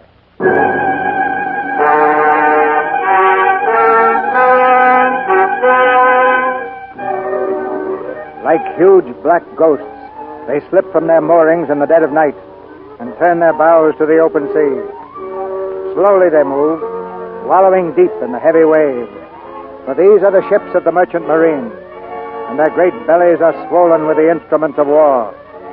Food for the people of the world, and food for the guns of the United Nations. Here below are stored tanks and planes, shells and bombs, oil and TNT, while above on the deck face the men of the United States Navy, watchdogs of the convoy, scanning the dark sea for the telltale ripple of the U-boat's periscope. They're short on gold braid, these men who sail with the merchant marine, but they're long on courage. For pacing the decks, they walk on dynamite. One of these men is Michael Mallory, Chief Gunner's Mate, United States Navy. I guess it's all right to tell this story. Nowadays, you can pick up a newspaper and read stuff like it most every day. You know, convoy reported attacked, a U-boat reported sunk in North Atlantic, stuff like that. Well, the fellows I work with are the fellows who do the reporting and the fighting, so we know it from the inside. However, the beginning of the story you'll find only in the Navy records. That was back in September 1940, down in Washington, D.C. I was in Washington at the time. The Navy Court of Inquiry was in session, and they called me as a witness. The Court of Inquiry, that's just like a civil court, only the judge and the jury down there in the United States Navy. You swear to tell the truth, the whole truth, and nothing but the truth, so help you God? I do.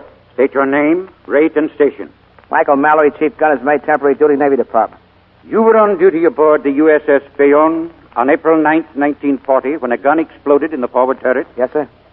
You inspected this particular gun prior to the target practice, which led to the explosion? I examined the gun at 10:20 a.m., 2 hours and 40 minutes before target practice. Was it in good condition? No, sir. I found the salvo latch improperly assembled. To whom did you report this? The assistant gunnery officer. Who was that officer? Lieutenant Thomas Sands. Did Mr. Sands have the salvo latch repaired? I don't know, sir. He said he'd attend to it, but the explosion occurred on the first salvo. Confine your testimony to the facts, Mallory, and avoid conclusions. Aye, sir. Mr. Sands, do you have any questions? No questions, sir. Very good, Mallory. That's all. Aye, aye, sir. Lieutenant Sands, will you take the stand?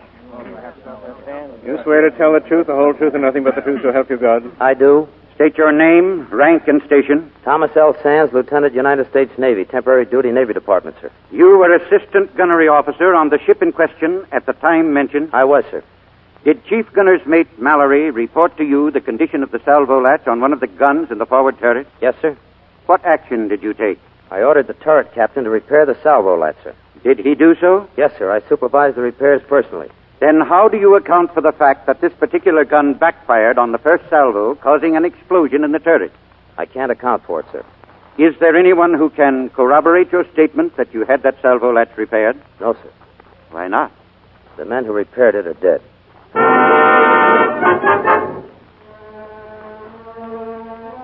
Yep, that was it. They were dead.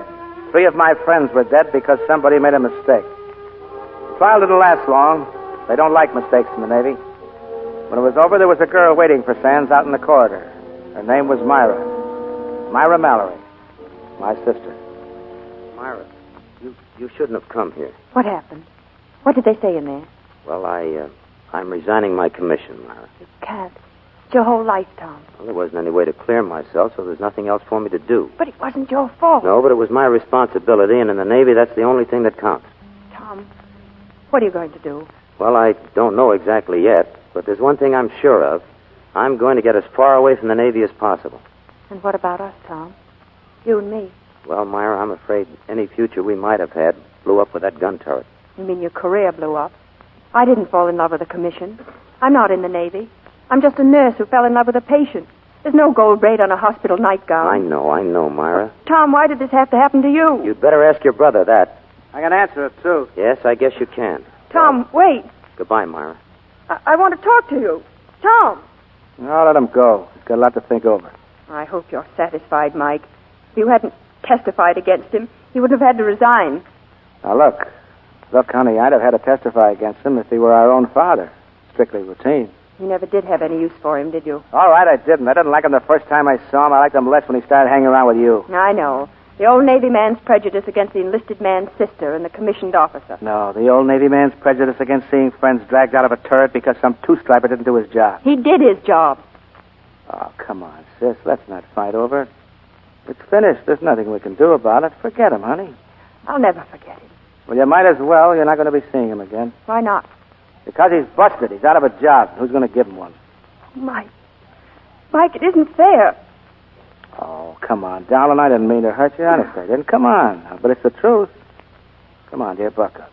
Here's a handkerchief. Come on, blow.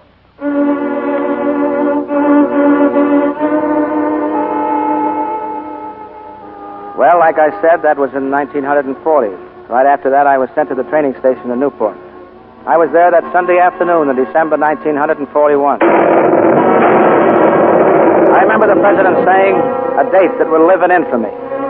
But all I could think of was a line of beautiful ships burning and sinking and the men I know who went down with them. I called Myra a couple of nights later to say goodbye. I had my orders already, and she'd had hers, too. She'd enlisted with the Naval Reserve as a nurse.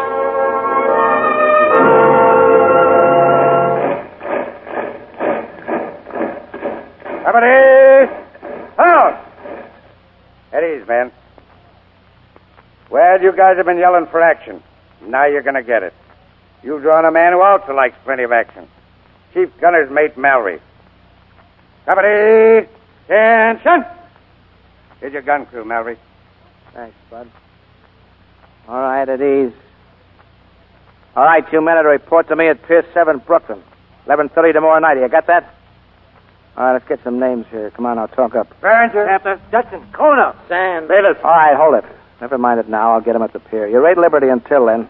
Dismissed. Hey, Sands. Yeah? Just a minute. You want me? Yeah. How'd you get here, Sands? There happens to be a war going on, so I enlisted. Fine. You got the whole Navy to pick from. Why'd you have to show up in my outfit? Oh, it's just a little matter of obeying orders. Well, take a tip from me and apply for a transfer. Look, Mallory, if you don't want me in your gun crew, it's up to you to get rid of me. That's Navy regulations. Okay, sailor. I'll see you at Pier 7. If it's Navy regulations you want, you're going to get them.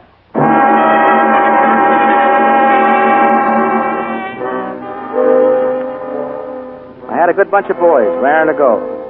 I guess maybe they were hoping for a destroyer, but we drew the Sybil Gray. She was a freighter, small, slow, a little on the rough side. When I was getting the boys aboard that night, they were pretty sad about the whole deal. Bayless reporting. Bayless, get aboard next. Ranger, Chief. Say, we ain't really sailing on this thing, are we? This is your ship, fella. You call this a ship? Ain't fit to be a garbage scow. What'd you expect, a yacht? Well, I figured we rated a cruiser at least. You're reserving those for sailors. Hey, wait a minute, you. You see those boxes they're loading? Yeah? What's it say on them? U.S. Air Corps, ammunition 50 caliber. Hey! Yeah, hey. Well, that's some of the garbage the scow is carrying. Now, get aboard. Next. Hold up. Get aboard. Come on, Dutch. Please, not Dutch. How many times have I asked you? Well, you're German, ain't you? I'm not German. I'm American. Okay, Dutch. Please. Get aboard. Next. Dutson, sir. Never mind us, sir. What's that you're carrying there? Oh, well, that's my radio set. Is it all right? Yes, I guess so. Get aboard. Oh, Chief, my mother came down and that is... Okay. You can stay on the pier for 5 minutes. Oh, thanks. Thanks a lot. Go ahead, sailor. Mike. Well, for the love of... Hello, Mike. Hello, sis. I thought we said our goodbyes on the phone. So did I, but I got my orders. I'm shoving off in the morning myself. I wouldn't be surprised if we showed up in the same convoy. Oh, yeah? Oh, well, fine. I'll wave to you. So long, kid. Mike, you wouldn't be trying to get rid of me, would you? No, but I gotta get on board. Mike, are you expecting a blonde? Oh, me? No. Oh, it's all right, Mike. I know why you're in such a hurry. What? Tom! Tom Sands! Tom! Hello, Myra. Tom, where have you been all these months? Why didn't you write to me? Well, this new outfit's keeping me kind of busy. You reporting for duty? Sands, Seaman Second, reporting, sir. Get aboard, sailor. Aye, aye, sir. Well, so long, Myra. Goodbye, Tom. Mike, why didn't you tell me? I told you to forget him, didn't I? You still hate him, don't you?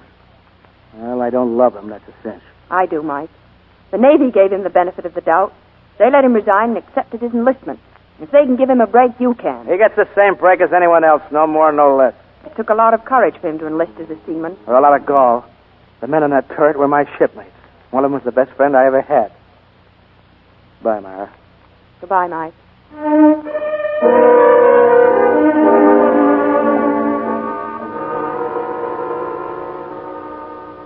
Hey, you guys, how do we divvy up these bunks? Take any one you want, Samson. Only that one's mine, see? Anyone here when we are sailing? Oh, sure, I got it definite. We sail when and if. When they finish loading this and if the engines wake on this tub. Hey, Dustin, what's that contraption you're rigging up? That's a radio. Shortwave. That thing ain't gonna wake on ship's current. Oh, no? I took care of that. A compensating rheostat for the change in voltage. You fixed it yourself, Dutton? Fix it? I built it. I've been a radio bug ever since I was a kid. You should have applied for a radio rating. You would be a petty officer. Thanks. But I've got my sights on a commission. Hey, speaking of commissions, this guy Sands we got with us, he used to be a lieutenant. Only the Navy kicked him out. What for? Oh, nothing much. Just letting a bunch of guys get knocked off on a turret on the Bayonne. An ex-officer. I don't think I envy him. From all I hear, he's got a nerve to even show his face around here. Well, I heard that he was You've got awful good hearing, haven't you, sailor? Yeah. Hello, Sands. Just talking about you. Something nice, I hope? Nope. As a matter of fact, it stunk. Thanks. Well, is it okay with you, Admiral, or do you want to make something out of it? Oh, I guess you've got a right to talk. Yeah, but you ain't giving it to me, sailor. Don't get that idea. And get your gear off that bunk. Why? Because it's my bunk. My gear was in there an hour ago. Yeah? Well, it's out of there, starting right now. Now, do you want to make something out of that? I guess I have to, don't I? Oh, I don't know. But even a rat will stand up and fight when he's cornered. All right, Burns. Oh, come on, you guys. Cut it out. What goes on in there? Cut it out, will you? You hear me? Cut it out. What's the matter here? Oh, just a little argument over who gets this bunk. Who had his gear in there first? Well, Sands did, but I tossed it out. Well, toss it back in again. Now, I want to tell you something, and this goes for all of you. All the fighting on this ship will be done topside. Everybody understand that? Okay, we're shoving off any minute. Now, I know you're all disappointed. You're not on a battle wagon. But this is the hand they dealt us, and we're going to play it out. Oh, we ain't kicking, Chief. The only thing is, well, supposing you're out with your sweetie pie and she wants to see your ship. You got to point out this floating pile of junk. So what? So you tell her, look, honey, that's where I live. So she says, go home, sailor. Go home and burn your clothes. A guy like the ship he can be proud of. That's so. Well, there's a gun up on deck you can be proud of, and get this. Aft here and above and below, and as far as that gun can toss 'em, it's all Navy. Forward and midships, it's merchant marine, and don't sell those guys short either. It's their job to get this ship across, and it's our job to keep the heinies out of the hair while they're doing it. Now fall in on the gun deck, on the double.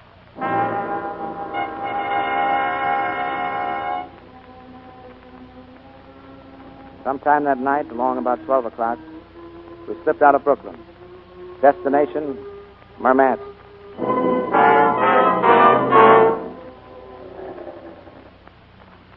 Hey, Dutson, will you turn off that homemade jukebox?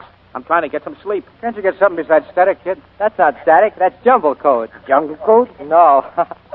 Jumble code. The words are scrambled. Scrambled? Like eggs? Yeah. And I'm trying to unscramble them. Been trying to ever since the war started. Well, what's it all about? Well, it's a new way of sending confidential messages. The words are turned back on themselves in the transmitter. And it comes out double talk. Sure. But somewhere, some guy is receiving this stuff on a special built unscrambler. And it's coming in nice and clear. Then somewhere, some guy is talking it straight too, huh? That's right. As plain as you and me are talking now. Well, who is it? Where's it coming from? If I could unscramble it, I'd know. Maybe a base on shore. Maybe a German sub. Now, there's a cheerful little earful. Go to sleep.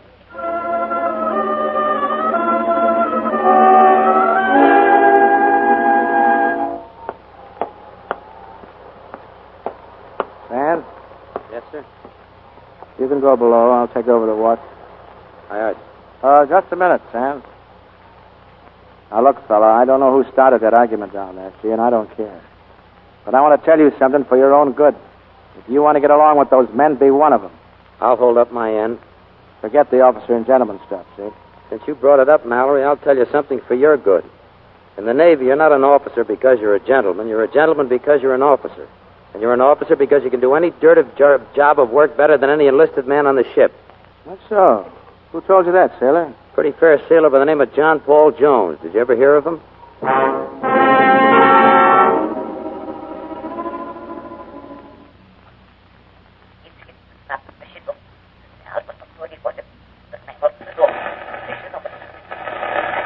Starbase 526, Starbase 526. The American freighter sails to New York. Tonight, midnight. Cargo, ammunition. Armament, 1 4-inch naval gun and crew. Registered tonnage, 8,000. Registered speed, 12 knots.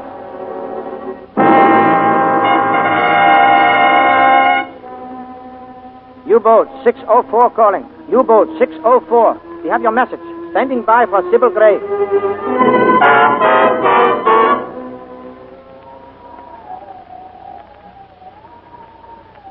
It's funny how you know sometimes. You're on watch, maybe just at dawn, and you've got your eyes glued to the water. And as far as you see, there's nothing but whitecaps.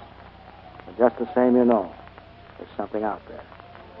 Your fingers itch to grab the speaking tube and yell, "Battle stations!" But you hold off. They need their sleep down there.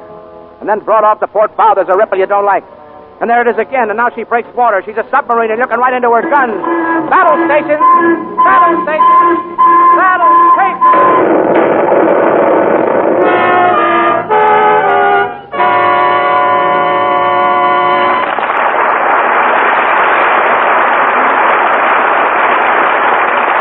In a moment, Mr. DeMille presents Act Two of The Navy Comes Through, starring Pat O'Brien, Ruth Hussey, and George Murphy. Now, Libby Collins has a story for us. It's something I read in a newspaper the other day. Perhaps you saw it, too, about a girl who had taken a job in an airplane factory. Her work had to do with one small part of the engine, and she was finding it rather dull, until she found out what that one small part was used for. Without it, the whole engine was useless. Well, that made me stop and think. Isn't it just as true that those of us who are doing our war jobs at home can do them better when we know the reason for them? When we really understand the need for saving. Even doing without some things, well, we don't mind it nearly as much. For instance, did you know it takes the nylon that would go into 186 pairs of stockings to make one medium aircraft tire? Well, Uncle Sam needs aircraft tires a lot more than we need new nylon stockings. We'll get along on what we have, plus a few new rayons and cottons, and do very nicely, thanks. And if you'll take the right kind of care of the stockings you have, you can get along nicely a whole lot longer. Lux them after every wearing. It's been proved, you know, that Luxing cuts stocking runs in half. The United States Testing Company, Incorporated, made a whole series of tests on rayon stockings. They washed them over and over in different ways, then tested them on a machine that pulls and strains them the way you do when you wear them.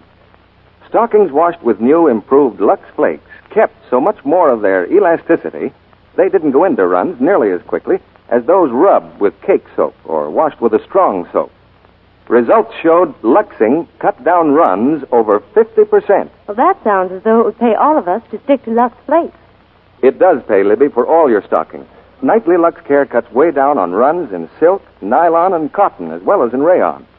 Be sure to let rayons dry thoroughly. Rayon is temporarily weak when it's wet, you know, and doesn't regain its strength until it's dry all the way through. So don't wear your rayon stockings till 24 to 48 hours after you've luxed them. Get a big box of new, improved Lux tomorrow. You'll find it in the same blue package you know so well. But it's the new Lux, the safest, mildest Lux ever made, to help you save not only stockings, but all your washables. Now, our producer, Mr. DeMille. Act 2 of The Navy Comes Through, starring Ruth Hussey as Myra Mallory, Pat O'Brien as Mike Mallory, and George Murphy as Tom Sands.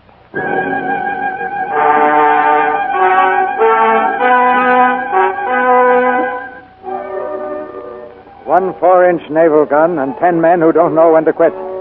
This is the fighting equipment of a convoy freighter.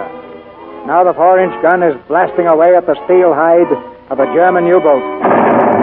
Range 300, scale 50. Range 300, scale 50. Ready, set, fire! All right, boys. Don't get excited. No, don't get excited. Wait a steady, Heine. Get on that gun. Ready, set, fire! Up 25, scale 5-1. Bayless is hit. He's hit bad. Roller, take over for Bayless. Up 25, scale 5-1. Up 25, scale 5-1. Bayless. Hey, Bayless. Dustin, get back to your station. But he'll bleed to death. Let him bleed. Get on that gun. Ready, set, fire! They won't let me help him. The guy'll die. Easy, kid, easy. Mallory's right. This isn't football, you know. There's no timeout for injury. Ready, set, fire! Hey, keep that quit. Look, they're crash diving. All right, hold your fire, men. Yahoo! They're running. We sure knocked that Heine out of the box. Yeah, you couldn't even hit an umpire with a pop bottle. Get a load of who's really pitching. It's one of our destroyers over there off the bow. Hey, they're dishing us out of that sub. Just when we was getting in the groove. Yeah, one more minute, we could have had them. Don't be handing yourselves any bouquets. If those destroyers hadn't come up, you'd all be shark bait by now. Why? Because you weren't good enough in the pinch, that's why. The only one who acted like he knew what it was all about was Sands here. As for the rest of you, to put it mildly, well, I can't put it mildly. What about Bayless? I don't know. They just took him below. Oh, Mallory. The captain wants to see you. Seems that boy of yours was hurt pretty bad.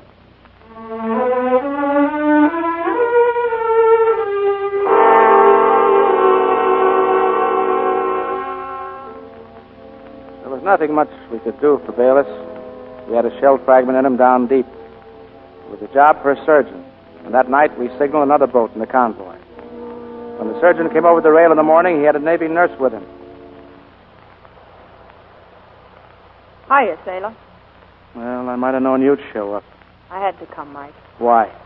Well, it might have been you who was hurt. Yeah, it might have been him, too. Yes, it might have been him. Miss Mallory. Coming, sir. I'll be seeing you, Mike. Now, don't crowd, boys. Don't crowd. Hey, Chief, who's the dog? Hey, she was beautiful, huh? Hey, what's the quickest way to get sick? Pipe down, you guys. I seen her first. Yes, and it's the last time you'll see her on this ship. Oh, Chief, how about her? She's just my type. Well, for your information, she's my sister. Anybody like to play game pinochle? All right, get up on the gun deck. We're having a drill. Sands. Yes? Change your station. It's below in the magazine. Till after the medical party leaves, is that Yep, it? till after the medical party leaves. Mr. Mallory. Commander Murray's instructions. Order the boat to return to the hospital ship. For what reason? We can't operate unless this ship lays to. The convoy's proceeding. We're remaining aboard the Sybil Grey.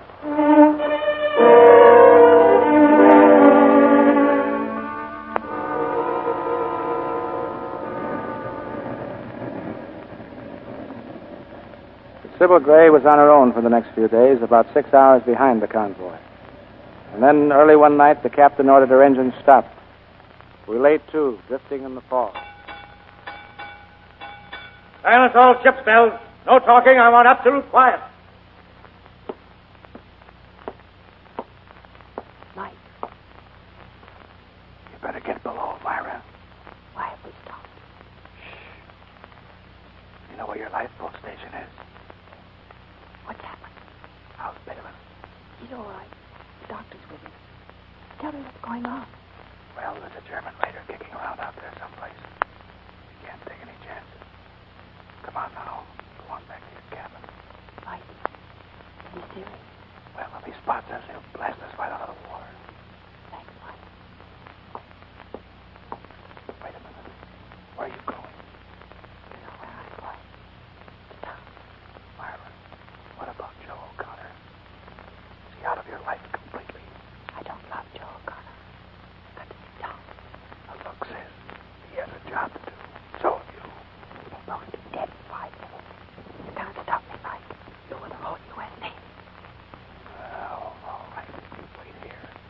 You almost were a stubborn.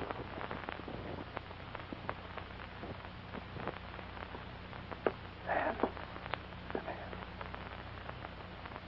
Myra's down on the rail near her cabin. She wants to see us. Is this in line of duty? In a way, yes. Now, look, I'm going to tell you something. In case we get out of this alive. There's a fellow back in New York by the name of Joe O'Connor, and he wants to marry Myra.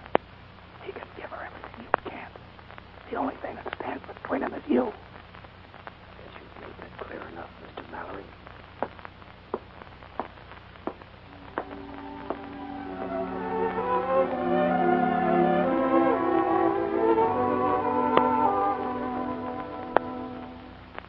Tom, how much longer do we have to wait like this? Can't tell. Maybe all night. Can't move till we know where that raider is. Tom, put your arm around me. All right. I thought I'm ready to wait together. I do. Myra, if anything should happen, remember, get clear of the ship. Listen. You love me. Quiet. Do you hear it? Is that a German raider? Yes, it must be. Coming right toward us. Shh, don't talk. Don't even move. Hang on tight, kiddo.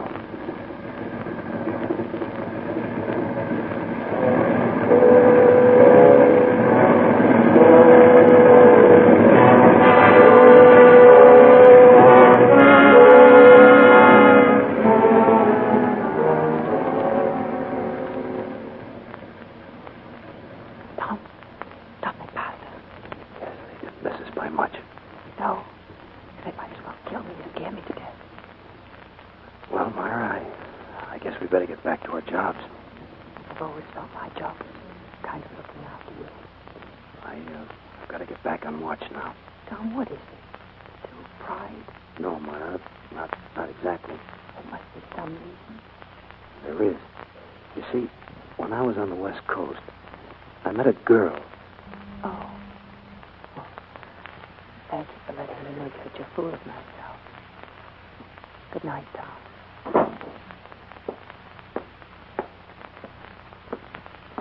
Back to your watch, Dan. Yes. Well, Mallory, you can stop worrying. The opinion that I'm a heel is now unanimous.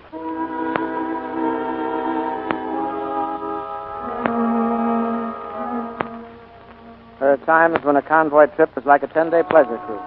And then there are times when you run into grief from the night you up anchor. We'd been shot at from below, now they let us have it from the skies. Machine gun station! Machine gun station! All right, get on those guns. Get on those guns! Come on! Come on, men! Myra! Myra, get below! Tom, there's a man hurt here. You hear what I said? Get below! You can't do anything now! He'll give me a hand with it. If I can get him up. Myra, look out!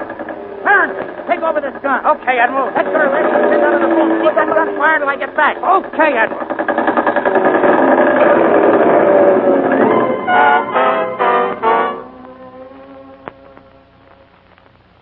Santa? Here. Hudson? Here. Did we do all right, Chief? You don't see any Honey planes, do you? No, sir. Kroner? Here. Behringer? Behringer's over here, Mallory. You got it pretty bad, Chief. Just one of us? Where's Sands? Sands! Sands isn't here. Well, didn't anybody see him? I didn't. He wasn't at his gun. He's supposed to be with Behringer. He wasn't. Mallory, you can hear a minute. How is it? You can see for yourself. Hey, Chief. Hiya, Badger. All right. I got one of them. Did you see? Sure, I did. Good job, fella. Yeah. Hey, look. About Sands. I heard you talking. Well, he wasn't at the gun, was he? No, he went below. He was... Easy, son. Don't trouble talk. No. Oh, look. Here, Stan. You want me? Yes, I did. A little while ago, we could have used you up there. Oh, what's the matter? You ran out. That's what's the matter. Wait a minute. Hold it, kid. Why weren't you with your gun? Barrington can tell you that. He was that. Barrington. Afraid he can't. He's dead. What were you going to say, Sands? Nothing. You know, Sands, I'd like your alibis better if somebody lived to back them up.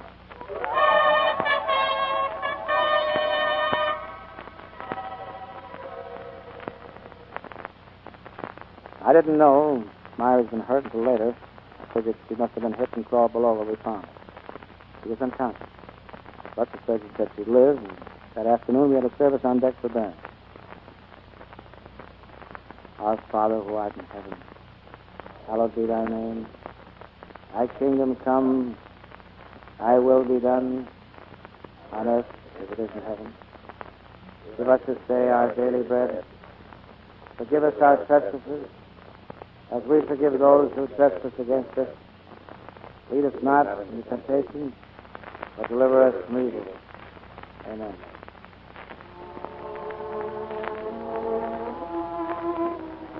Unto Almighty God we commend the soul of our comrade departed, and we commit his body to the deep, in sure and certain hope of the resurrection unto eternal life to our Lord Jesus Christ, at whose coming in glorious majesty to judge the world, the sea shall give up her dead. Amen.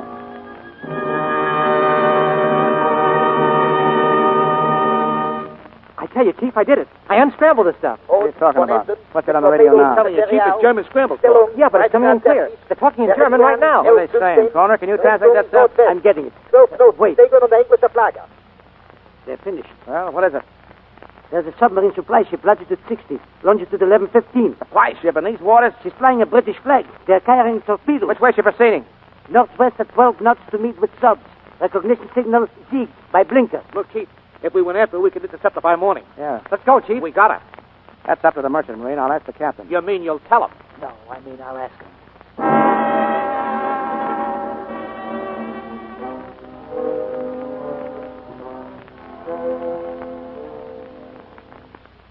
What's your plan, Mr. Mallory? To sink this supply ship? No, sir. I'd like to take her over as a prize of war. I see. Who will sail her? Well, if you could spare me enough men for a crew. Well, I could let you have a quartermaster. Skeleton crew, but with my second officer dead, there's no navigator I can give you. Oh, no navigator, huh? All right, I'll take you up on it. I haven't agreed yet, Mr. Mallory. You realize this is a very dangerous proceeding? Yes, sir, but taking her over would mean crippling sub-action in these waters for weeks and maybe months. Look here, Mr. Mallory. I've had 3 ships torpedoed under me already. I've swum in burning oil. I've floated 10 days on a raft. I've starved and I've frozen. And now what are you asking me to do? Go to war? Yes, sir. I thought I was over draft age. All right. Mr. Reynolds, change course. Head us southwest. Southwest it is, sir. You should have been in the Navy, Captain. Yeah, looks like I am.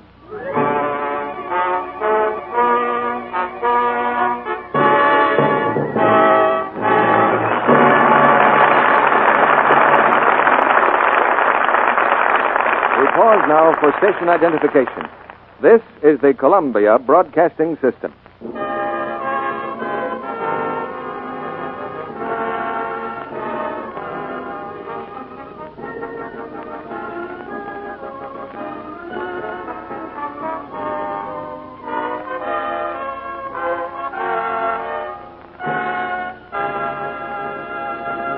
After a brief intermission, Mr. DeMille returns with George Murphy, Ruth Hussey, and Pat O'Brien for Act 3 of The Navy Comes Through.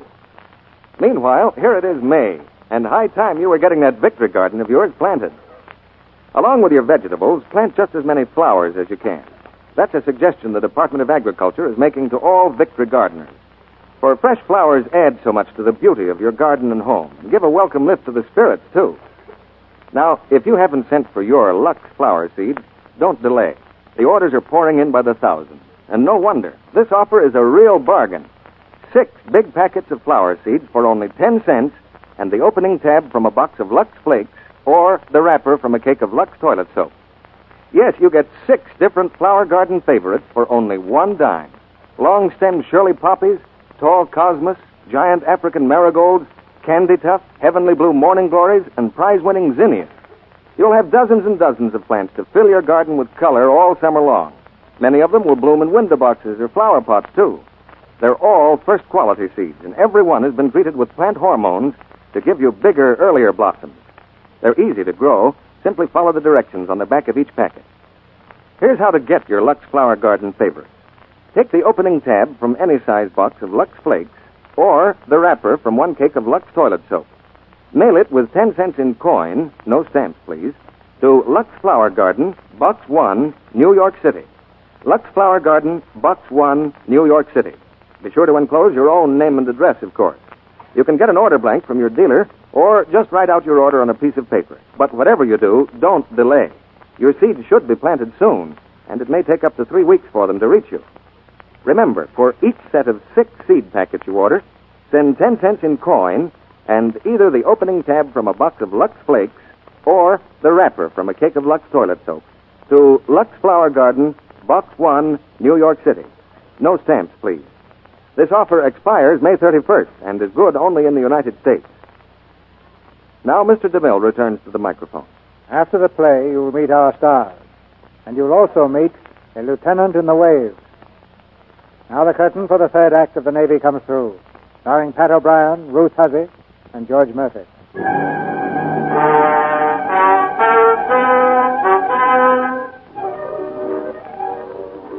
We sighted the supply ship at dawn. Like Kroner had said, she was flying the British flag. That didn't stop us from putting a shot across her bow. 2 more in the same place, and she hove to. The British flag came down, and a white one went up in its place. She'd quit without firing a shot. I didn't like it much. I've learned not to trust the Fritzies. I called the men together, gave them the orders for boarding. Then I went below to say goodbye to Myra. I didn't go in, though. The surgeon told me so. Sit down, Tom. It's nice of you to come. They told me you are strong. How are you, Myra? I guess I'll live. Thanks for getting me down here. Who told you I did that? No one. But it couldn't have been anyone else. Well, look, I wish you'd forget about it. Yeah. Why? Well, just personal reasons. Just don't mention it, huh? All right. You're a funny guy, Tom. Myra, I better say so long now. I'm on duty. Yes, I know all about it. Surgeon told me. Look, Tom, I just want to tell you something before you go. That girl, you know, back on the coast, the one you said... Myra... Well, it's all right, Tom. I'm thinking it all over, lying here. You know what I think, Tom? What? I think there never was a girl out on the coast. Myra, Goodbye, Tom. Good luck.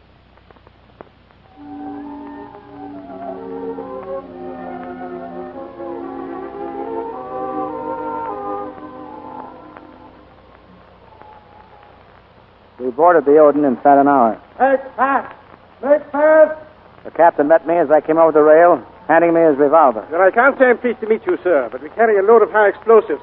You caught us by surprise. That was the idea, Captain. What are your orders, please? I'm taking this ship as a prize of war. I imagine you need the tonnage, thanks to our U-boat campaign. And I suppose you want us to go aboard your ship now? That's it. Get your men together. Yes, Simon. Lisa. Sir. Wait a second, as you were. Well, Sands, what are you sounding off about? Well, it just occurred to me that this fellow's in an awful hurry to get himself and his men off this ship. Well, so what? Considering we're loaded to the gunnels with torpedoes, I thought it might be a good idea to hold these prisoners aboard just for insurance. I think maybe you got an idea there, Sands.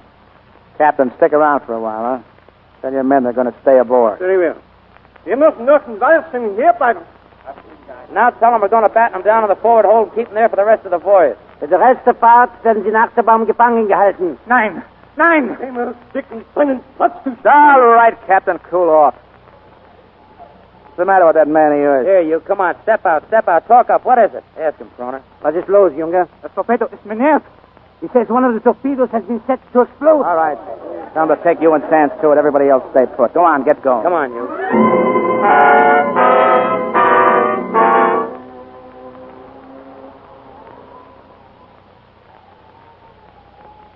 Well, here it is, Mallory. Is that the fuse? I never saw one like that. It's a detonator, the type used in a late-action bomb. How does it work?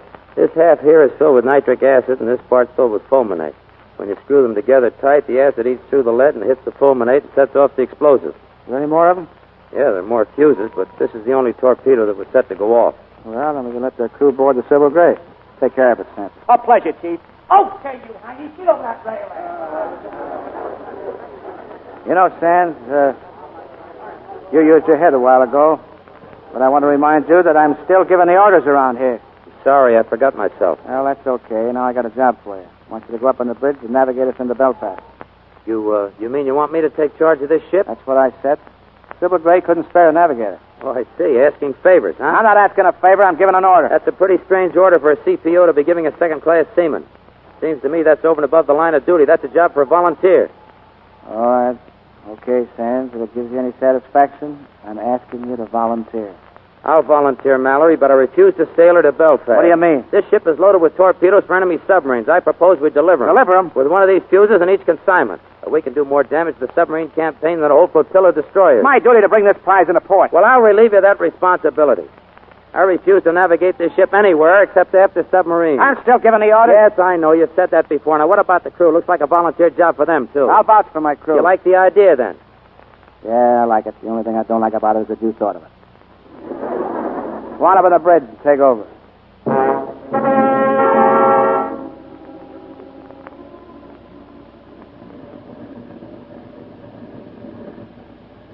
Sybil Gray shoved off to join the Atlantic Patrol, and then we headed the Odin northwest on the same course we'd been before.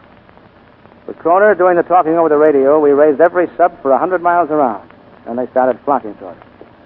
First was due any minute. I had the boys up on deck giving them some last-minute orders. All right, boys. I told each somebody what your job is. Now, don't rely on your own judgment. You're liable to throw a wrench into the work. All right, Dutch. Try him out on that Heine talk. To the field! No murder. It isn't very good, Chief. No, try that other thing. All together now. Heil Hitler! Heil Hitler. Bowie. Cut it out, Samter. I don't like that Hitler routine. Well, you got to do a lot of things you don't like to win a war. Try it again. All together. Heil Hitler! Heil Hitler. That isn't very good either. No, you're not kidding. You know, the more I think of it, the best thing to do is to keep your mouth shut. Periscope astern. A periscope. Hey, Mallory, here comes your first customer. There she is right behind us. She's coming up. Get your men set, Mallory. She'll be alongside in a minute. Go ahead, boys. Get to your post. Kroner, you do the talking. Don't worry. Sands, you better go up on the bridge. You know, even with that Heine uniform, that Irish kisser of yours won't fool anybody. Speaking of Irish kissers, ask the man who owns one.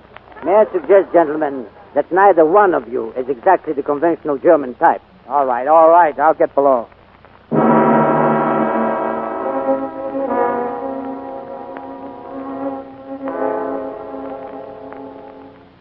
The sub came alongside, and we loaded her with torpedoes. One of them with a surprise package in it. When she was ready to leave, Kroner stood at the rail giving out with a Heine salute. Heil Hitler! Heil Hitler!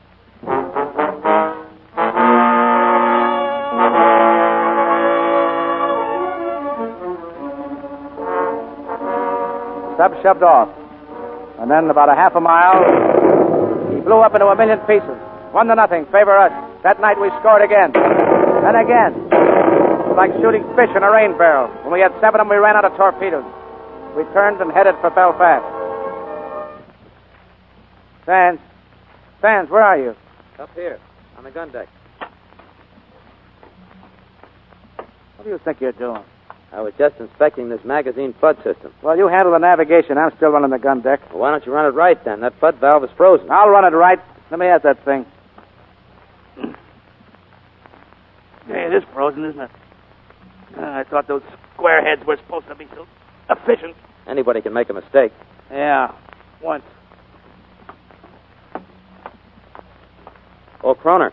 Yes? Check that overflow pipe. I did. Is it working? It's working. All right. Don't forget to secure that door when you go out. Well, what are you waiting for? Why are you trying to make the crew hate you more each day? What the crew thinks about me doesn't make any particular difference. If you would only make an effort. Look, Kroner, it's only when you're guilty that you have to make an effort to prove your innocence. And don't forget to secure that door.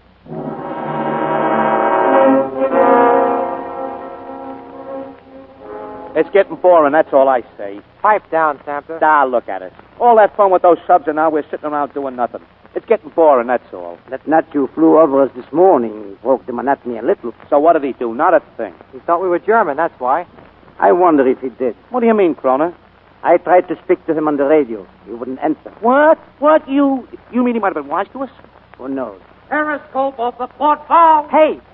Listen, you guys, watch your periscope. All right, boys, on the job. Get moving. We'll be coming alongside. But we have no more torpedoes. You tell him that, Kroner. Get rid of him as quick as you can. There he is. See him? Never mind that gab. Get ready to go into your act. Come on. Mallory. Yeah, what? He's changing his course. They're topside men in the gun. Battle stations! Battle stations! You merchant marine men, get below. Get below nothing. We want to get in this scrap. Hard aboard. Aye, aye, sir. Full speed ahead. Full speed ahead. Come on, you men. Come on. Good crew ready. All right, let's go. Range 3, scale 5-0. Range 3, scale 5-0. Ready. Set, fire! No chains, load. No chains, load. Load, ready. Set, fire! No chains, load. Load, ready. Set, fire! Holy! Hey, Mallory, there's another customer to starboard. Okay, I see him. Swing her stern around. Ready. Set, fire! Nice going, boys. Nice going. Keep up that rhythm. Ready. Set, fire! All right. Keep it going. Keep it going. Chief, the powder magazine. There's fire in there. All right, turn on the flood valve. I can't. It's frozen. What do you mean it's frozen? I tell you, Chief, it's frozen. All right, there's another valve inside the powder magazine. I'll go down and see if that was working. Wait, Chief. You can't go down All there. right, take over, Kroner. I'll be right back. Load, ready. Set, fire.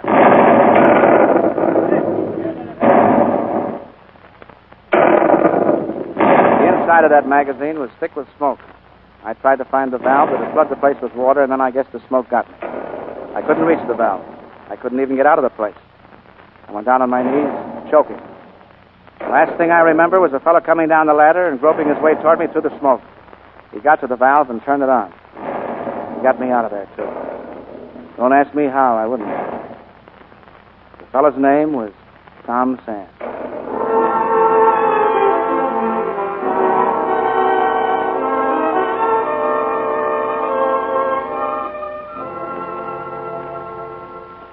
The boys got those subs.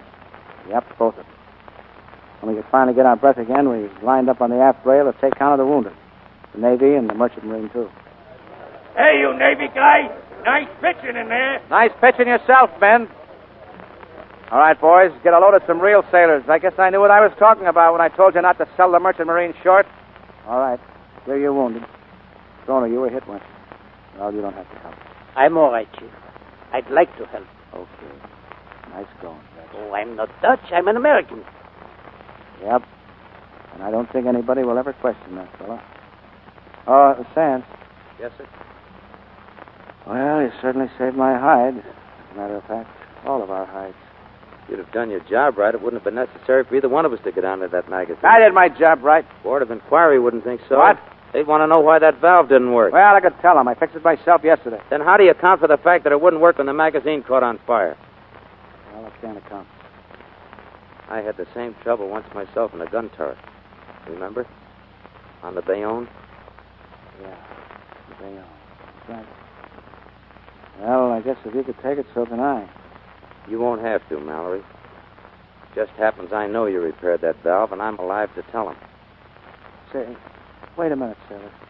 You know, I can't figure how a guy with guts enough to get down in that magazine. Yeah, I know what it is you want to know. Why I ran away from my gun that day, huh? That's exactly what I want to know. Well, why don't you ask your sister?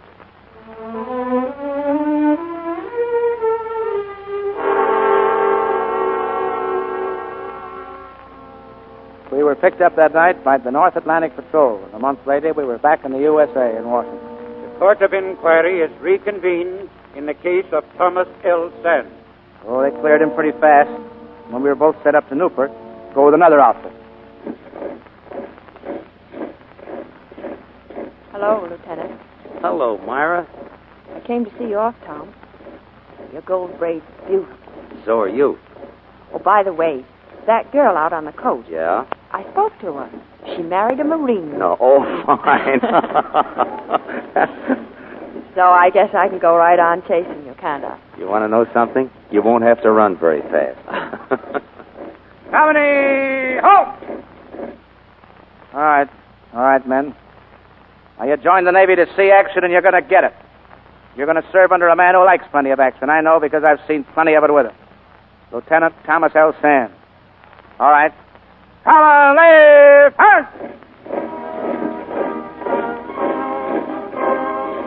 Not a bad-looking outfit we've got here, Chief. They're all right. They got plenty to learn the hard way. Oh, you wouldn't admit it if they were perfect. Of course not. What do you want me to do, spoil them? Well, they'll learn all right, a lot more like them. And when they get rolling, they're going to be a tough outfit to stop. Awful tough. You know, there was a pretty fair sailor once by the name of John Paul Jones. He said... Yeah, I know. We've just begun to fight.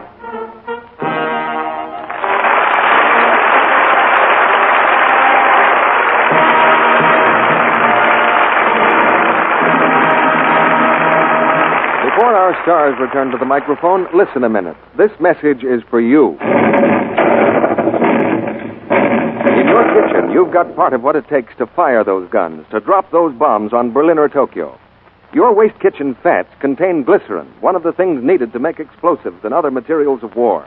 Now, it's not a romantic job to collect waste kitchen fat, but every bit you turn into your meat dealer is important. Every tablespoonful counts.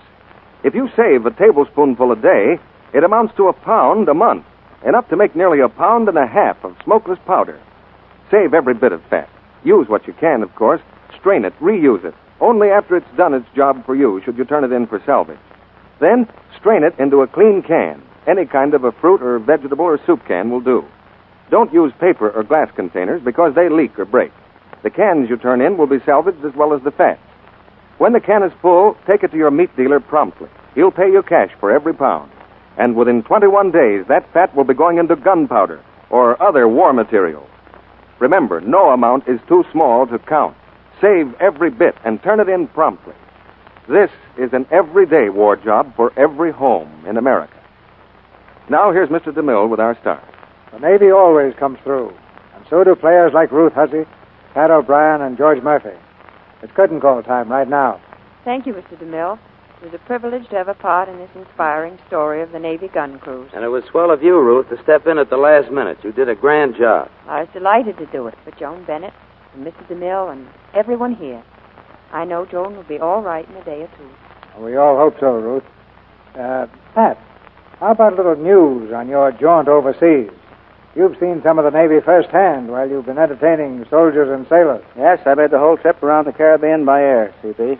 Didn't set foot on a boat for the whole 11,000 miles, except for a couple of trips up the river into the jungle. I don't think we missed flying in any crate down there that had wings. Giving up that trip was a big bit disappointment to me, Pat. I guess I missed some exciting times. Pretty rugged country down there, isn't it? Yes, it is. And those boys are in some pretty lonely places. We put on 75 shows from Puerto Rico straight out into Dutch Guiana, and I want to do it all over again. And I'll be with you this time if I don't get out before that, Pat. George, I've asked a member of a rather new branch of the Navy to come here tonight and tell us something about it. She's the daughter of Irene Rich. She's been a very good friend of mine for some years. But first, let me tell you about next week's play. What is it to be, Mr. DeMille? Ruth, it's one of the great love stories the screen has brought us this year. Warner Brothers' distinguished dramatic success, Now Voyager. And our stars will be Ida Lupino and Paul Henry.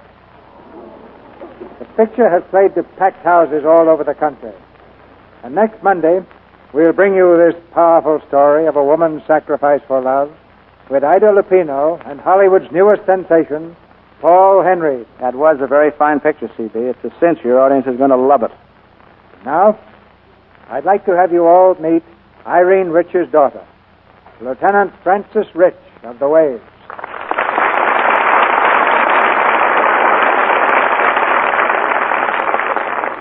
Good evening, and thank you, Uncle Cecil. I've enjoyed tonight's play immensely. Uncle Cecil, huh? You didn't tell us about that, CB. Well, he isn't really my uncle, Mr. Murphy, but I've always called him that. I went to school with his daughters. As a matter of fact, George, I'm the proud owner of the first piece of sculpture that Frances ever made, long before she acquired a national reputation as an artist. Thanks for those kind words. After the war, I hope to go back to my trade. But I have another job now, and I think Pat O'Brien can help me out a little. Say the word, Lieutenant. Well, when you visited those Caribbean bases, were the boys getting the news from home? Well, most of them were, thanks to V-mail. Well, the amount of mail that must go overseas to our armed forces has presented a terrific problem to the Army and Navy. V-mail is a way of photographing letters on very small film, isn't it? Yes, it is, and it saves valuable cargo spaces on ships and planes. V-mail has priority over all other mail, and it's always sent by air. We hope to persuade everyone to use it when writing overseas, and any stationery store has V-mail letter paper. I'd like to know a little more about your branch of the service, Lieutenant, the Wave.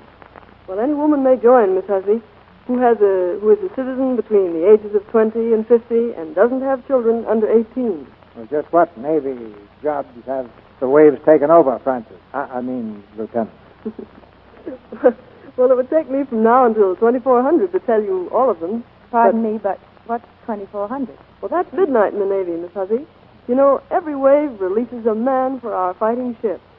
They're learning to operate the control towers at Navy airfields. You'll find them working as machinists, metal workers, radio operators, meteorologists, photographers, and dozens of other jobs, all interesting. In brief, I take it that you think very well of the Wave. Well, how else can a girl think when each new day is really more interesting than the last? Well, may I thank you all, and good night. Good night. Good night. Good night. Best of luck to the Waves, Francis.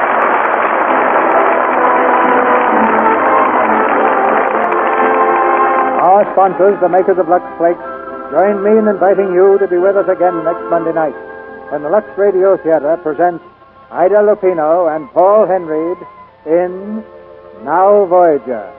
This is Cecil B. DeMille saying good night to you from Hollywood. Ruth Hussey will soon be seen in the Paramount picture The Uninvited. Heard in tonight's play were George Sorrell as Croner, Eddie Marr as Shamster, Edwin Mills as Dutson, Warren Ash as Behringer, and Griff Barnett, Charles Steele, Harry Flashman, Fred Mackay, Noel Madison, Norman Field, and Leo Cleary. Our music was directed by Louis Silvers. And this is your announcer, John M. Kennedy, reminding you to tune in next Monday night to hear Ida Lupino and Paul Henreid in Now Voyager.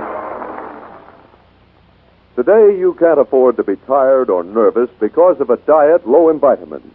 Yet, with food rationing and shortages, it's harder to get vitamin-rich food. So take Vims. Vims are scientifically designed to help make meals complete. Vims give you all the vitamins government experts say are essential, balanced in the formula doctors endorse. And Vims supply all the minerals commonly lacking. Get Vims at druggists. VI for vitamins, double MS for minerals. Vims. This is the Columbia Broadcasting System. The Johnson Wax Program with Fibber, McGee, and Molly.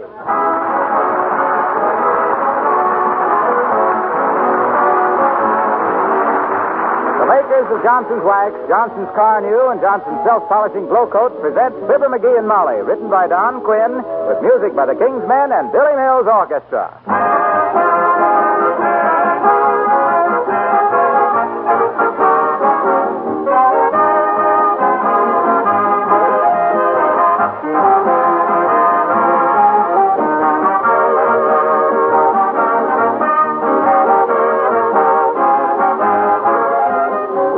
Mentioned several times before a few of the special protective finishes that the makers of Johnson's Wax have developed and are making for implements of war. I don't believe I included one very important group of these finishes, paints, enamels, and lacquers. When you think of a ship or a tank, you normally think of heavy steel plates. When you think of a large shell, you think of a steel casing. But to get these implements into the war in proper condition and to fight the battle against rust and corrosion requires millions of gallons of protective paints, enamels, and lacquers. Johnson's paint finishes are helping to protect the surfaces of ships, tanks, shells, mortars, hand grenades, life rafts.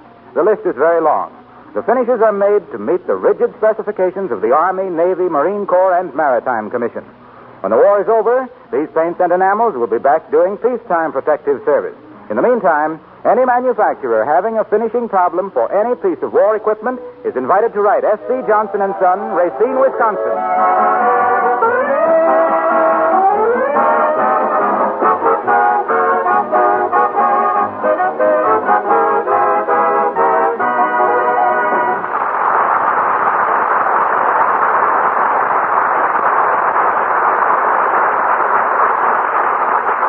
Ladies and gentlemen, we present a man who is a born leader with his chin.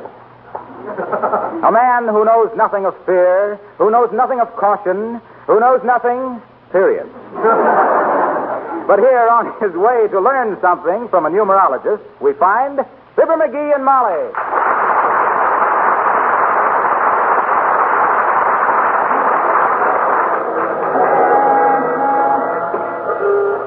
Hey, here's the numerologist's place right here, Molly. Must be up over this barber shop. Ratty-looking place, isn't it? Mm-hmm. You know, it always amazes me, dearie, that all these people who set themselves up as prophets never look like they made any. Well, why look into the future just to see yourself starving to death? That'd be silly. Come on, it's time for my appointment.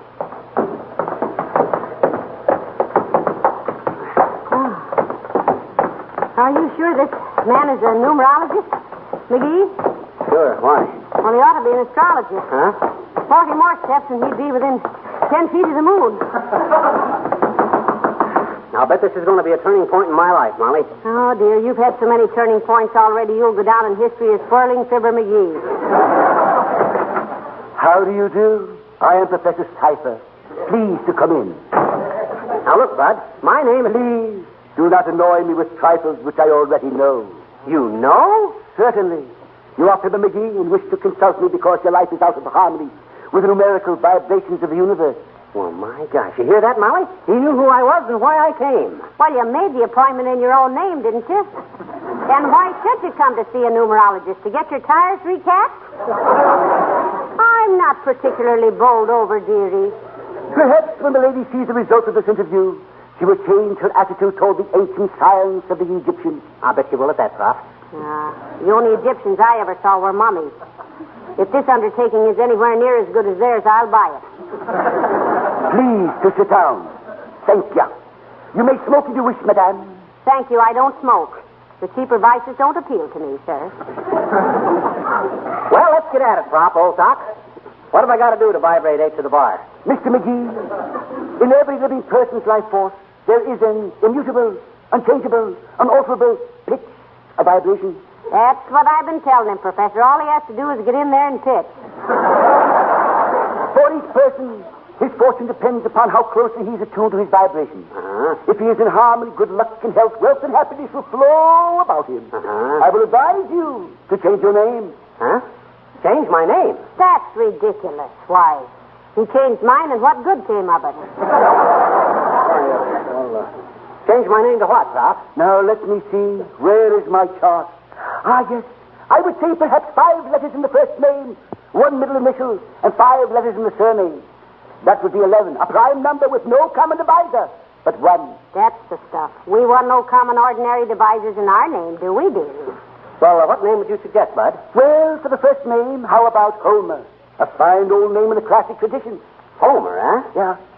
Homer. Sounds like a pigeon. Doesn't seem quite right to call him Homer when he never gets to first base. Yes, Homer will do splendidly for the first name. Now a middle initial. Say K. That's the 11th letter of the alphabet. And how about Frink for the last name? Homer K. Frink. Splendid. Homer K. Frink. Hey, that ain't bad. Sounds kind of distinguished. Well, come on, Mrs. Frink. Don't call me Mrs. Frink. You can be Homer Frink if you want to, but don't include me, dearie. Oh, well, you'll come to it when you see how successful I'm going to be. How much I owe you, Prof? $10, Mr. Frink. $10? He's been called a lot of $10 names in his day, Professor, but none like Homer Frink. Madam, this is probably the greatest investment he has ever made. A mere $10 to lay the foundation of a fortune. For believe me, when he goes out into the world as Homer Frink, with his vibration attuned to his rightful destiny, he'll regard the paltry sum of $10 as pitifully inadequate.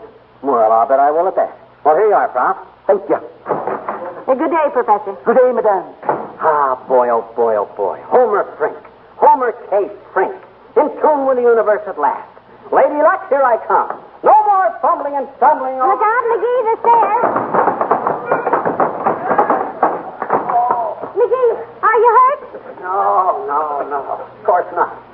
Thanks to Homer Frink. If I'd have still been Fibber McGee, I'd have busted my clavicle. Oh, my God.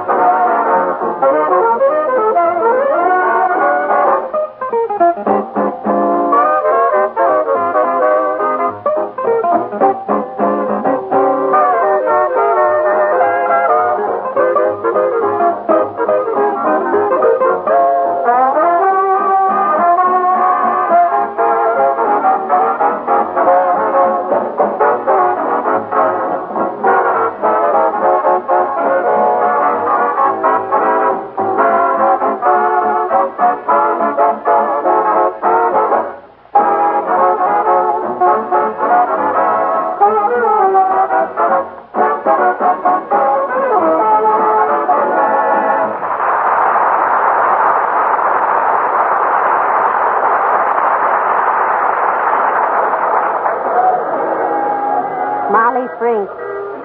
Mrs. Homer K. Frink. No, I won't have it. What's the matter, Molly? What you muttering about? McGee, I don't want to be Mrs. Homer Frink. Well, that's a distinguished name. I know a big newspaper woman in Chicago named Frink, and she's one of the I finest... don't care. I'm satisfied just to be Mrs. Fibber McGee. And goodness knows why. You haven't given Homer Frink a chance yet. I guess the professor knew what he was doing when... Well, hello there, Johnny. Hello, daughter. Where are you bound for? Oh, hello, Mr. Oldtimer. And don't call me Johnny, you hear, old-timer? Call me Homer. Or Mr. Frink. Okay, Frank. Not Frank. Frink. It rhymes with...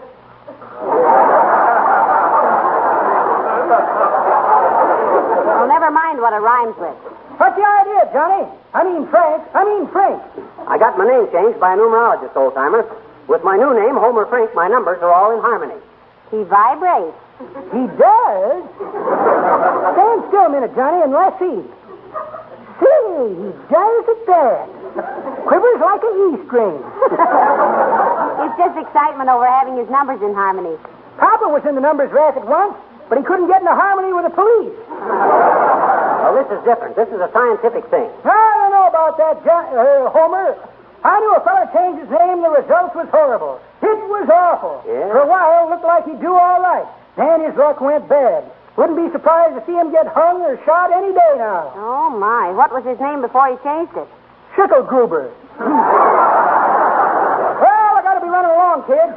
Gotta buy my girl Bessie some nuts. She's trimming a hat.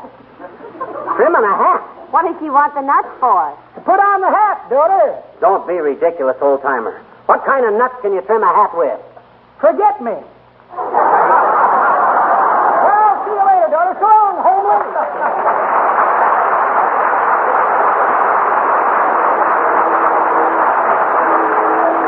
Forget me nuts. That old muzzleloader not only don't know what it's all about, he don't even suspect. Come on, Molly. I want to see a couple of guys downtown on a business deal. Going to try my luck at Homer Frink. Oh, McGee, I wish you'd give up this foolishness. I always go along with you up to a point, but this one is too sharp for me. You just keep stringing along with me, baby, and you'll wear diamonds. You've been a good kid. One of these days you'll be proud to be Mrs. Homer Frink. How'd you like to own a big castle in Southern California? Oh, my, that'd be simply ducky, dearie. I can hardly wait to see the happy peasants trampling out the orange juice. Well, don't you be surprised if sometimes... Oh, look, McGee, here comes Mrs. Uppington. Uh-oh. Get a load of that strut. You think she'd get tired of following herself around? Now, behave yourself. Abigail's a fine woman. Oh, hello, Abigail, darling. How nice to see you. Oh, how do you do, Mrs. McGee? And Miss McGee? If you don't mind, Mrs. Uppington, please address me as Mr. Frink. Homer K. Frink. I beg your pardon? Yes, he's had his name changed by a numerologist, Abigail. Oh. He now vibrates in walk time, but I'm sitting this one out. I done it for luck, Uppy. Homer K. Frink has got the right number of letters to make me harmonize with the universe. You see, everybody's personality has got what you might call a different wavelength. And the professor says... Oh, I see. Is yours a permanent or just a single wave? Well, either way, it's enough to curl your hair. Okay. Scoff if you want to. Be right. But one of these days, mark my words... Do you mean to say, Mr. McGee... Frink. Do you mean to say, Mr. Frink, that you believe this preposterous nonsense? Are you that superstitious? Oh, indeed he is. He never even lets anyone throw a hat on a bed. My cousin Stetson came to visit us from Peoria once and had to sleep standing up for a week. Okay. Have your fun, girls. Have your fun. But any scientist in the world will tell you that every living thing is regulated by vibrations, by the cosmic rhythm, by the waves. Oh, really, Mr. McGee? I must tell my sister. She'll be so pleased. Is she a scientist, Abigail? No, she's a wave.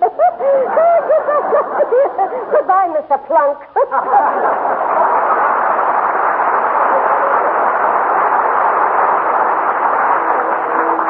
Trouble with Uppington is she won't admit anybody knows anything but her. She's narrow-minded. Well, give her credit, dearie. It's the only place she is narrow. Look at her walking down the street there. Yeah. If she was taller and better looking, she'd be high, wide, and handsome. Well, let's go, Molly. I want to get these guys. Oh, hello, Mr. Wilcox. Hello there, Molly. How are you, Fibber? I'm fine, Junior, but I'm not Fibber. Well, that's... Huh? I says I'm fine, but I'm not Fibber McGee. Like you evidently mistakenly think I am, evidently. Yes. You have the dubious pleasure of speaking to Mr. Homer Frink, Mr. Wilcox. No relation to Benjamin Franklin or Franklin D. Roosevelt. I don't get it. Well, you see, Junior... No, please. Let Molly explain it. I'm confused enough. You were born confused, son. Well, Mr. Wilcox, he went to a numerologist and got his name changed. He is now in tune with the universe, which isn't so hard right now because the universe is slightly off key. I vibrate to the right numbers now, Junior. I got rhythm. Well, for anybody with as big a brass section as you've got, pal, it's a good thing.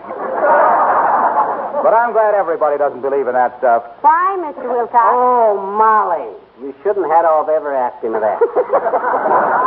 That's like asking the insurance salesman what he's got in that briefcase. Well, what I mean is, wouldn't it be silly of us to change the name of, say, Johnson's Car and You, for instance, when it's so well known and liked everywhere as the automobile polish that cleans and polishes in one easy application? See what I mean? Why, when a name means as much to car owners as Johnson's Car and You does, why, you'd as soon break a leg as change it. Mm-hmm. You almost broke an arm reaching for that one, Junior. But he's right, dearie. Certainly I'm right. Why, if we changed the name of Car New, how could motorists know what to ask for when they wanted a product that was so thoroughly time-tested and customer-endorsed? A polish that's so simple and easy to use that a child could do it. That you simply apply, let dry, and wipe off with a soft cloth to get practically a showroom finish on your car. No, sir, we won't change the name of Johnson's Car New. Well, look, Junior, I wasn't suggesting it. It's no use, Fibber.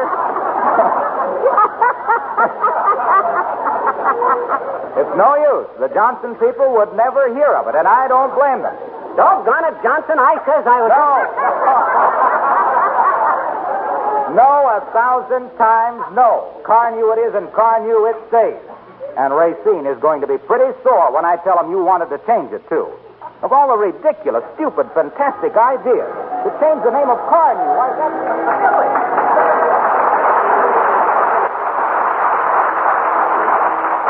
Your cosmic rhythm seems to have missed a couple of beats, dearie.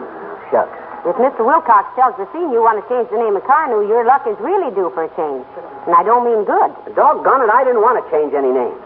That guy's got 7 silver cups. He's one jumping to conclusions. I didn't mean to... McGee, look. Huh? Where? Right ahead of us, there's a man lying on the sidewalk. Oh. Maybe he's ill. Oh, looks kind of familiar, too. Oh. Hey, that's Wimple. Wallace Wimple. Did I hear someone call my... Oh, hello, folks. Hi, Wimp. What's the idea laying on the sidewalk? Just self-defense, Mr. McGee. Oh.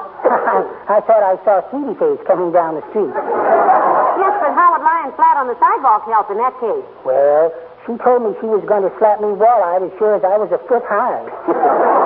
Well, you're safe, Wimp. She ain't anywhere around here. Thank you, Mr. McGee. And the name is Frink, Wimp. Homer K. Frink. Oh, how do you do? Have we met someplace?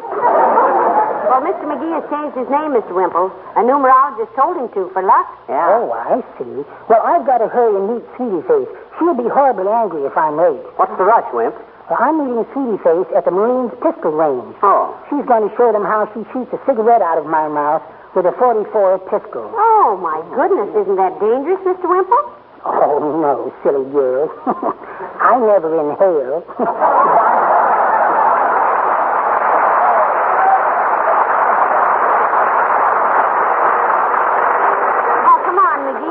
To walk in the streets. Let's go home. No, well, okay. I'll start out early tomorrow and test out my new name. Let's cross over here. No, McGee. The red light is on. We have to wait for the green. Oh, come on. We're not yokels. There's hardly any traffic. Here, take my arm. All right, and the first truck to come along will take the other. Hey, where do you think you're going? What's the idea of jaywalking? Don't you know it's against the law to cross on the red light? Yeah, but sure. But, gee whiz, officer. Stop arguing. What's your name? My name is Molly McGee. McGee, huh? Yes. And a fine old name it is, too, McCushler. Yes, indeed. And what's your name? Who, me? Oh, I'm Homer Frink. Homer K. Frink. Well, never let me catch either one of you. What did you say your name was? He said it was Frink. Homer K. Frink. You don't say. Now, don't go away for a minute. Hey, Hennessy. Yeah? Call the wagon. I got Homer Frink. Wait. Hey, you can't take him away in the wagon for crossing against the light. I should say not. That's the least of the things this bird is wanted for, lady. Huh? Homer K. Frink. Wanted in 7 states for arson, murder, bank robbery, forgery, swindling, parole violation, and bigamy. Keep your hands up there, Frink. Now, look here, officer. Shut up, you, or I'll take me stick to you. All right, make room there, all of you. This man is dangerous. He is now. I am, too. I will be if this big baboon don't stop acting silly. Now, you look here, officer. Here comes the wagon. Gee. Don't false move now, Frink. Now, look, I didn't. Hey, Molly, get a wire. worry, dearie. I'll straighten it all out. I'll see you later.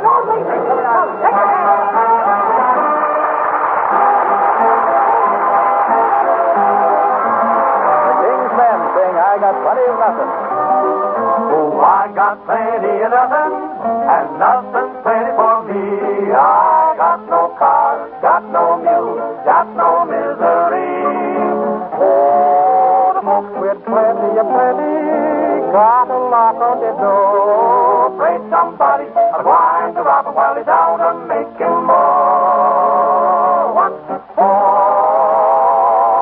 I got no lock on the door. That's the way to be.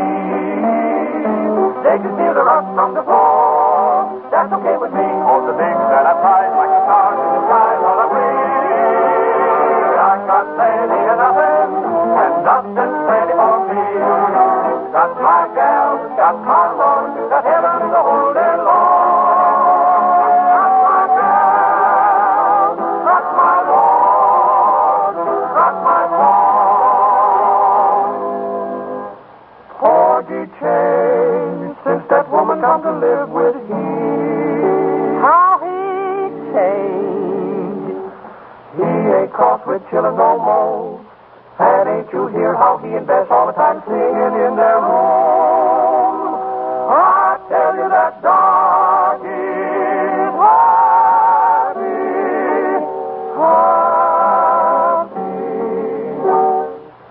Nothing.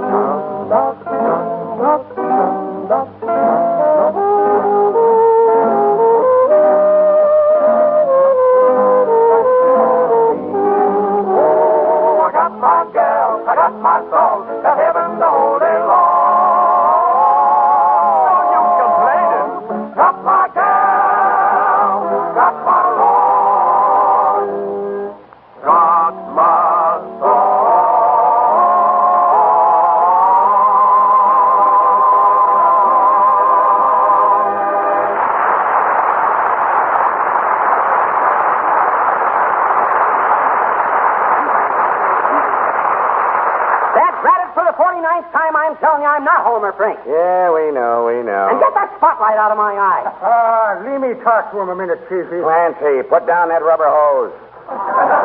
Yeah, put that down. You know them things is ration, Clancy. You guys are going to be sorry for this. When I get hold of the mayor, I'll... Shut up, Homer. Now, what were you saying about that stick-up in Boston, Homer? I didn't say nothing about a stick-up, and you just... Maybe you'd like to tell us about that jewelry deal in Florida, or that Chicago job he pulled. That it, I tell you, I never... what's the use?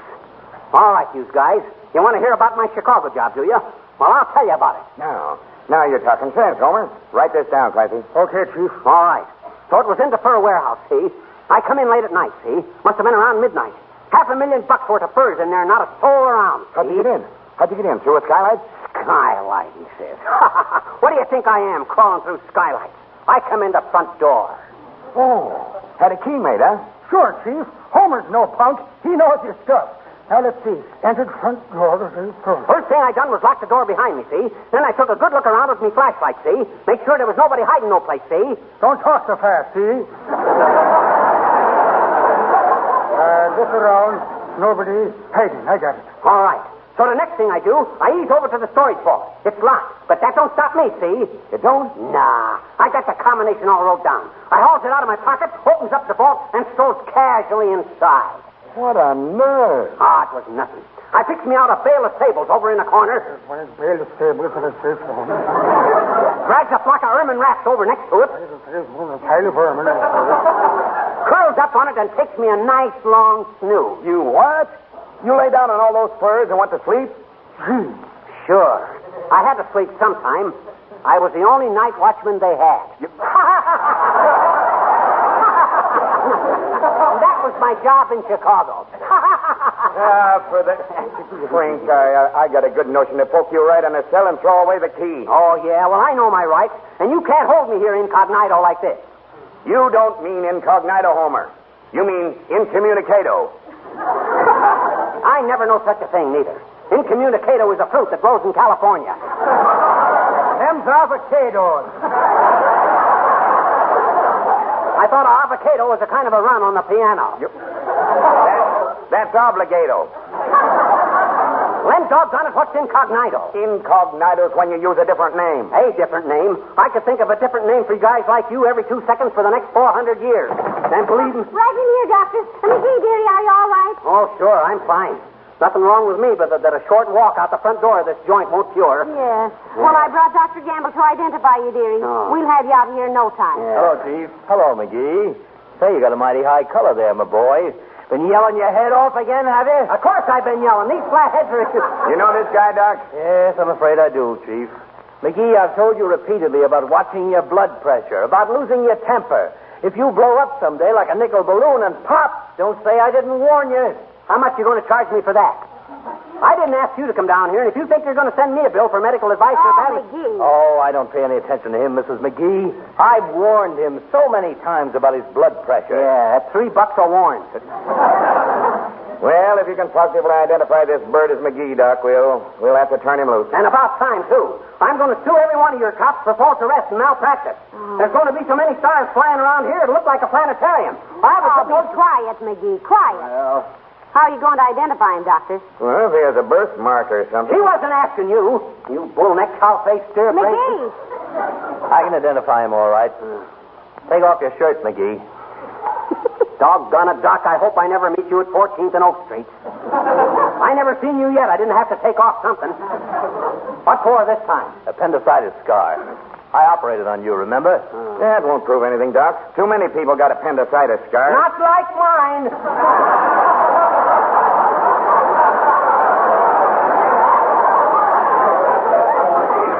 This ham-handed pill roller gave me a scar that if I ever have my face lifted, it'll show over my collar. There, you see? Okay. If you guarantee this guy isn't Homer Frank, Doc, you can go. I guarantee it. Come on, McGee. Mind if I put my shirt back on first? That's just a suggestion, of course. I don't know why they ever made such a ridiculous mistake in the first place. He said he was Homer Frank, lady. Look at this circular. Homer Frank is wanted for everything but the shooting of Dan McGrew. How'd you happen to pick that name? He didn't. The numerologist gave it to him. Professor Cipher. Professor Cipher? Yeah, why? He's my brother-in-law. Huh? I gave him one of these Frank circulars yesterday. Why, of all the dirt... You mean he deliberately... McGee, where are you going? I'm going to go back and see that professor. Print up another circular, Chief. Fibber McGee wanted for murder.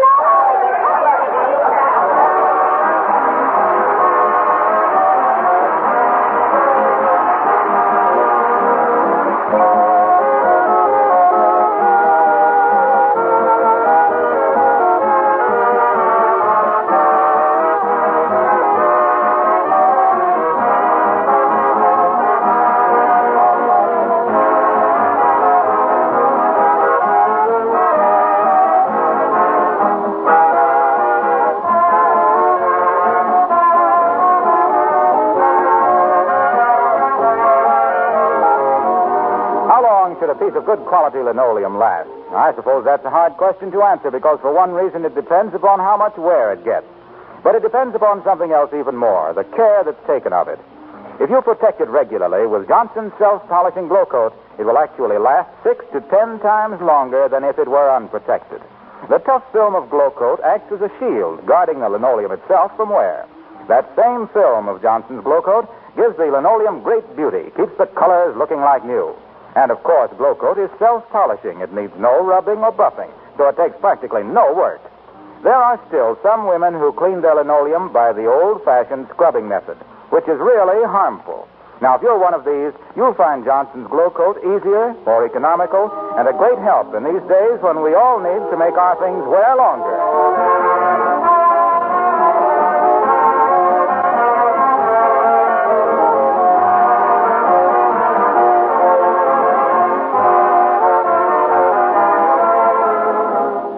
I was so worried when you ran out of that police station. Yeah. I thought you were really going to get that, Professor Cipher. Yeah, I would have, too.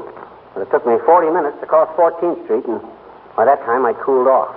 Why couldn't you cross? I was seeing red and couldn't tell when the light changed. Yeah. Good night. Good night, all.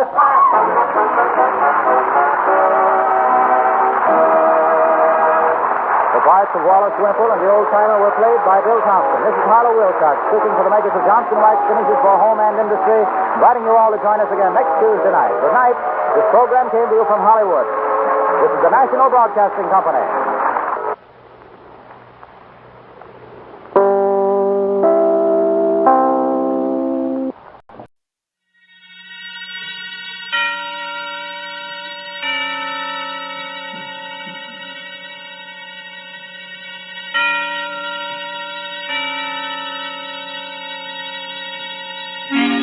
Suspense.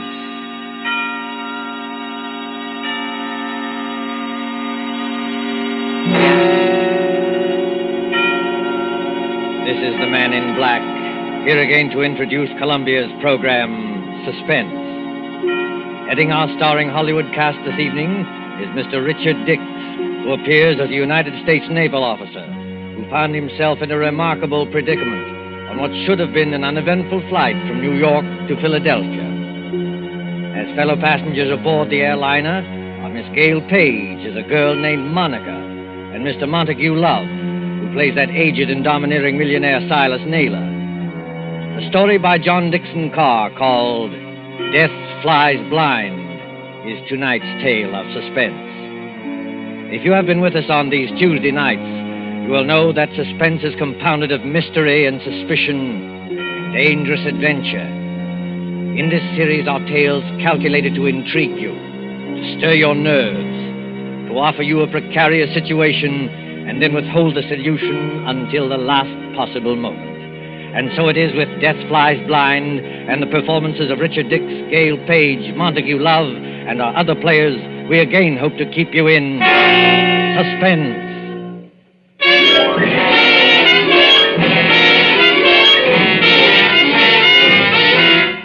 LaGuardia Field, Municipal Airport of New York. LaGuardia Field, vast behind its white buildings. On a gray spring afternoon when rain splashes across the runways, dims the sky, and spatters on the wings of a great silver-painted airliner waiting beyond. Already as the limousine bus from the New York terminus slowly draws up to the waiting shed, you can hear the loudspeaker. 72, New York to Los Angeles. The big limousine bus, besides its driver, contains only two persons.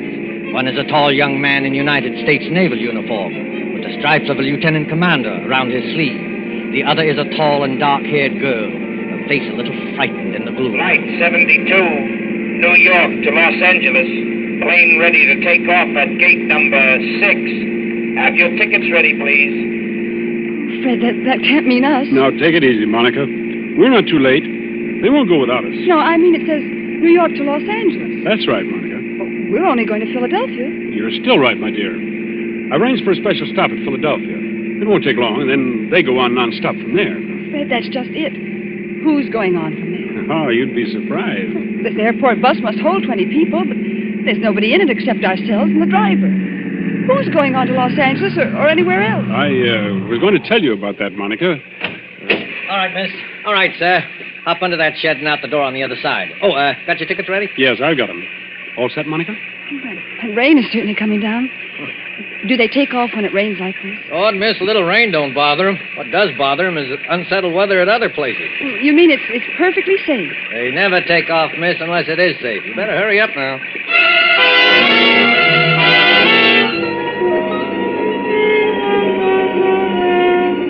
There's the plane, Monica. Shall we run for it? Fred, I'd rather not run if you don't mind. Aren't getting nervous, are you? No. I know it's stupid of me. I've flown before. It's just those few seconds before the takeoff. You're moving and the motors have been idling. All of a sudden they start to roar. The plane races ahead and the roar gets louder and suddenly you think, am I ever going to get down alive? Now look here, my dear. Oh, I'm sorry, Fred. There's nothing to worry about, you know. Of course not. I'll be good. It's just this dismal day and a ghostly bus without any passengers. And... Fred, look. Where? At the plane. They've got all the windows covered inside with little gray curtains. Oh, that's all right, Monica. It's only a wartime measure. Wartime measure? Yes. Must keep those curtains closed for some minutes after taking off and before landing. So no one can make maps or take pictures of our airports. Anything could happen up there, couldn't it? No. And what's more, if you're worried about your fellow passengers, look over your shoulder. Well, there are some people coming through the gate. Yes, you see the little gray-haired man with the big fellow on each side of him? The secretary dashing around them like a destroyer in a convoy? You know, I've seen that gray-haired man somewhere before. You've seen his picture. That's Silas Naylor, the third richest man in the world. Those two big fellows are his bodyguard. Does he need a bodyguard? Well, not more than most of us, I imagine. Fred, I don't like it. Oh, nonsense, my dear. Come on now, up the steps of the plane. Give your name to the air hostess at the door. That's it. Good afternoon, miss. May I have your name, please? I'm Monica Vale. You're the air hostess? That's right, Miss Vale. Take any seat you like. And you, sir? Onslow, Lieutenant Commander Fred Onslow. Oh, yes, Commander. We've had instructions about you. Happy to have you with us, even if it's only as far as Philadelphia. Thank you. May I take your overcoat or your briefcase? Only the overcoat, please. I'll keep the briefcase. Fred, look there. What is it now? That man you called Mr. Naylor's secretary. Light-haired man, rather good-looking. He's sprinting towards this plane as fast as he can run. Well, he'd better be careful on that slippery surface. He certainly has. Look out, man. Look out, man. Watch your step. Look out. Well, are you all right? Here, let me help you up. I'm all right, thanks. Perfectly all right. Air hostess. Yes, sir. My name is Michael Shepard. I'm Mr. Naylor's secretary, and I think there must be some mistake here. Mistake, sir? Yes.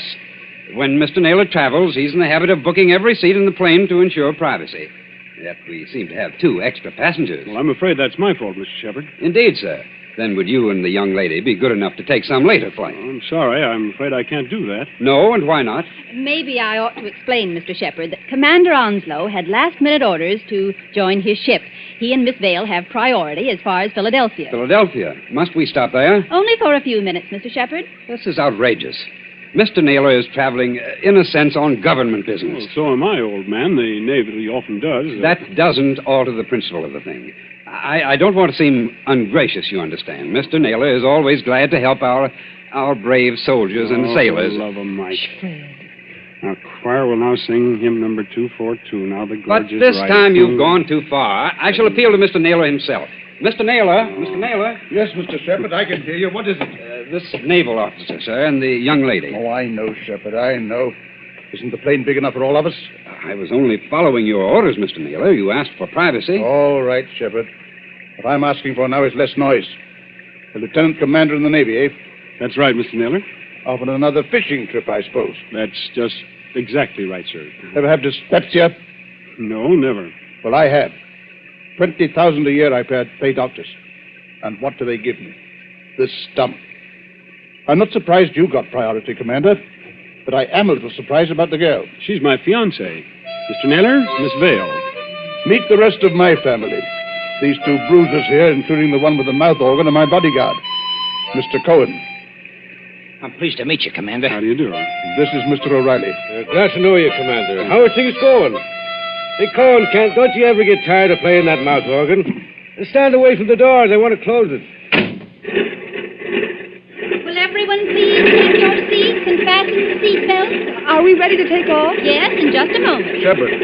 O'Reilly. Cohen. Come along to the front of the plane. Yes, sir. Oh, we'll sit in the back here, won't we, Fred? Yes, of course. Fred, is anything wrong? No, of course not. Why, what could be wrong? Then you'd better sit down. We're starting to move. That's good advice, Commander Onslow. But I must ask you, Miss Vale, not to touch the curtain on the window. Oh. How soon before we can open the curtain? As soon as we're well away from New York. You see that illuminated sign, no smoking, fasten seatbelts? Yes. What about it? When the lights in the sign go out, you can open the curtains and smoke as much as you like. Now, if you'll excuse me. Certainly. You needn't try to fool me, Fred Onslow. I saw you. You saw what? I saw you pick up that scrap of paper one of those men dropped. Why, that wasn't anything, Monica. May I see the paper? No. Why not? Well, because I'd rather you didn't see it, that's all. There is something wrong, isn't there? Look, Monica, let me repeat over and over. What could be wrong? Why, there's Silas Naylor, an internationally famous figure, with a group of trusted attendants. Here's an ACA plane as safe and dependable as the old gray mare. All the same, All the same what? I wish I hadn't brought you along. I wish there was some kind of an emergency cord, like a train, so that you could stop this plane whenever you had it.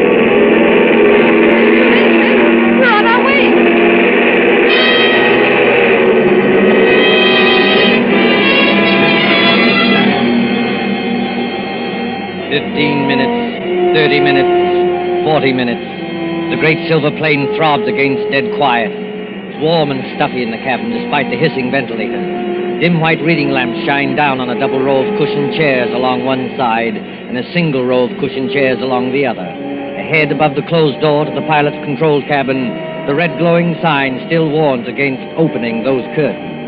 Aft in the plane sits Commander Onslow, his eyes fixed on the clock under that illuminated sign.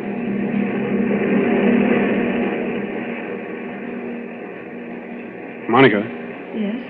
What? It's not exactly all right. Fred, why do you say that? Because we should have been in Philadelphia 5 minutes ago. At least we should have been circling over the field. And we're not? No. Well, we're still 10 or 12,000 feet up if the pressure on my eardrums count for anything. And traveling like a bat out of Hades. Weather's delaying us, I guess, huh? Maybe it is. It's awfully bumpy, isn't it? Yes, a little. Makes you gasp for breath and your stomach turns. Oh!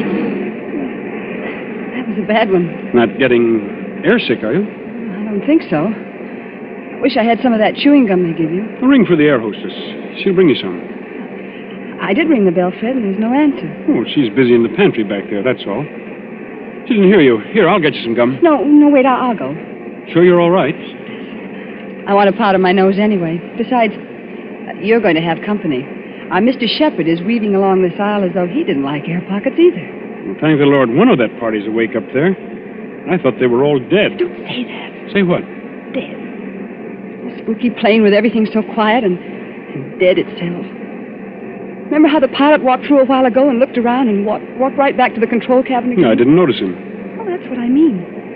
It was like a ghost. I'll be right back. Say, Commander Onslow. Yes, Mr. Shepherd? Mind if I sit down? Not at all. Go ahead. Fact is, Commander, I want to apologize. Oh, that's all right. Forget it. I'm not such an ill-mannered guy as I must have sounded. It's no joke, you know, taking care of the chief. I've got to go ahead like a cyclone so that everything would be quiet when he gets there.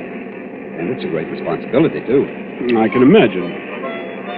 I go on these long trips. There's the chief half asleep and O'Reilly reading detective magazines and Cohen with his mouth organ. Doesn't that mouth organ bother the old boy? No, he likes it. Especially when Cohen plays the old square dances. Chief's a great man in his way. I was just wondering about that. Wondering what? Is it true? Stop me if I'm talking out of turn. Go ahead. We can trust the Navy. Is it true he's offered to design and build, at his own expense, a fleet of underwater cargo boats, submersible freighters, up to 5,000 or 6,000 tons? That'll do away with the submarine menace altogether? Where did you hear that? Oh, just rumor. Is it true? Yes. It's true enough. You see, Mr. Shepherd, I'm one of the few people who believe that plan is practical. But there must be a lot of people who would like to see Mr. Naylor put out of the way. There are, Commander. Only they can't get at him. You're quite sure of that? Dead sure. Hitler himself isn't better guarded. Why, you could no more shoot or stab or poison the chief than you could... What was that? What happened? Monica? Is anything wrong back there? Well, it's all right, sir. It's only a noise in the pantry. We'll see to it. Monica, pull yourself together. What's wrong? It's that air hostess, Miss Lee. Well, what about her? She's lying back in the pantry among the broken dishes with her head all over blood. Somebody beat her over the head and left her there to die. Somebody? Yes. But nobody's gone back to the pantry. Nobody's gone past us except the pilot or co-pilot of this plane, remember? Excuse me, Mr. Shepherd.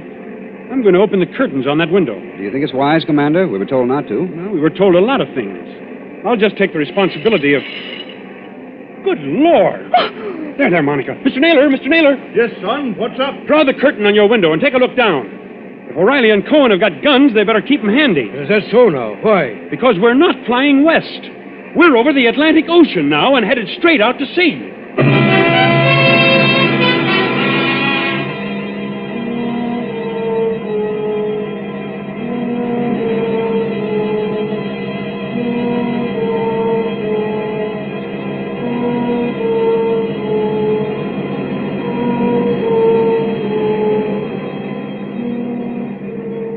Gray water, thin clouds. We must be miles and miles away from land. We are miles away from land. Does anybody here know anything about first aid? I do, Commander. I studied medicine in the old days. Then you better go back and look after the hostess. You'll join Mr. Naylor. Steady, Monica. I'm all right. Just this horrible blind feeling, that's all. Air pocket, look out. See here, Commander. We're over the ocean. What the devil's going on here, eh? You're being kidnapped, Mr. Naylor. That's my guess. Kidnapped, did you say? Ah, come off it, Commander. We ain't as dumb as that. The pilot and the co-pilot of this plane are fakes. They've replaced the real officer. On a dark day like this, with their raincoat collars turned up, they could have gotten away with it. And hijacked us straight off the airfield. Is that it? Yes, I'm afraid so. The hostess must have spotted one of them and knocked her out. Now, what about the Air Force? Wouldn't they know a plane was missing? Well, not until we failed to show up at Philadelphia. The pilot would report by aerial radio telephone about, 15 minutes out of New York. But after that, silence. Excuse me, Commander. You say these two fake pilots are still aboard? In that compartment there with the closed door? Yes, that's right. Well, what are we waiting for, Cohen? Did we get to work on them? You said it, Barney. Now, wait a minute, both of you. You wouldn't be trying to stop us, would you, Commander? The one thing we don't want is a gunfight 12,000 feet up. Can any of you fly a plane? No, not one of us. Well, neither can I. So if anything happens to those two pilots, how are we going to get down? I see, young fellow. Well, what are you going to do? First of all, we'll try rapping on the door. Have your gun ready. You can count on that, sir. Fred, listen to me. Be quiet, Monica. Has this anything to do with the scrap of paper you picked up off the floor? What scrap of paper, Commander? Never mind, sir. Why, this door, it's unlocked. Unlocked? Now, don't take any fool chances, young fella. The way I always did when I was your age. Stand to one side when you open that door. Let Cohen and O'Reilly take care of it. Good Lord! Well, the control cabin is empty. There's nobody at the controls. You mean we're flying without a pilot? Yes. See that stick move back and forth? As though a ghost had hold of it? Those crooks do. They set the automatic controls. It's a gyroscope attachment that keeps her steady. And then they must have bailed out. And what's going to happen to us? You see, Monica, the fact is... Go on, Fred. Tell me the truth. I'll know if you don't. Well, we'll go on until our gas runs out or until a storm hits us. Then we'll dive into the sea. It's as good a way of killing Mr. Naylor as any. I see, son. Have we got any chance at all? Frankly, I don't know. Wait till I get a look inside of that control cabin. Holy Mother, that's done it. Cohen, stop it. Stop it! Yeah, Mr. Naylor? Stop playing that infernal mouth organ. Or if you must play something cheerful. Yeah, sure, Mr. Naylor, sure. How long do you think it'll be before we... Quiet, Cohen. Here's the commander back again. Well, young fella. The radio telephone's out of order. We can't signal. Fred, what about those patrol ships? You said they're 200 miles out to watch for unidentified aircraft. Won't they see us? They've seen us already, I expect. They'll send for an Army fighter plane to investigate, but... Oh, what can it do? Yeah. Shoot us down, maybe, huh? That's fine. If only somebody could fly the plane. Well, nobody can, Skipper, so think of something else. See, Mr. Naylor, I was wrong. Wrong, son? About what? One of your party, and I can guess which one, dropped a torn piece of paper. There was a line of writing on it, probably the end of some instructions. Well? Those instructions ended, you should land just as your fuel fails at 7 o'clock a.m. You should land just as your fuel fails at 7 o'clock a.m. But that might not have anything to do with us, son. What made you suspicious of it?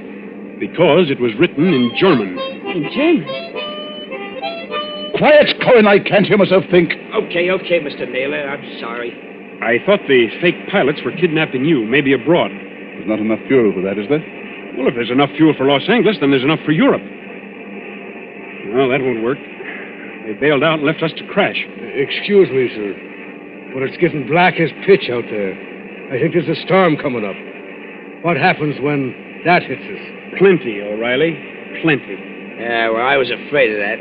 If only somebody could fly this plane, I could navigate it. Navigate it? Yes. You have to learn aerial navigation in my business. With enough figuring, I might even set a new course and try the automatic controls on it. No, I don't dare handle the ship. Wait a minute. I know a way out of this. Well, then speak up, miss. There's a 90-mile wind going to hit us any minute. The air hostess, of course. Miss Lee, what about her? I remember reading somewhere that most air hostesses get flying instructions when they've been with the company for a given length of time. You know, Miss Vale, that's true. There was a girl of Inter Airways who told me the same thing. And if this one can even make a try at landing a plane, we may get back to New York yet. I thought you said she'd been knocked out. Well, she isn't badly hurt, but there's just a chance that maybe she's... There's Shepard, coming back from the pantry. Anybody got a drink? It wasn't very pleasant back there. How is she? You know, we were just wondering whether Miss Lee might be in any shape to pilot the plane. Pilot the plane? Why in blazes should she pilot the plane? There's no time to explain now, Shepard. But we're bound for Davy Jones unless something's done. Could she do it? No. Not even if we revived her? Not if all the doctors on Earth stood at her side. Why, but I don't think you understand, sir. Miss Lee has just died.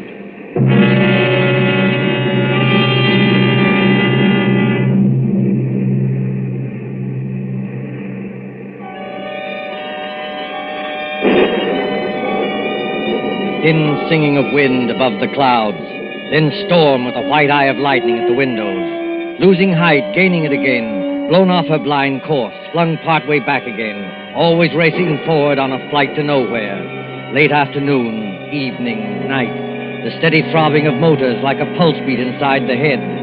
Towards morning, the storm dies away. In that dim cabin, there is exhaustion of nerves.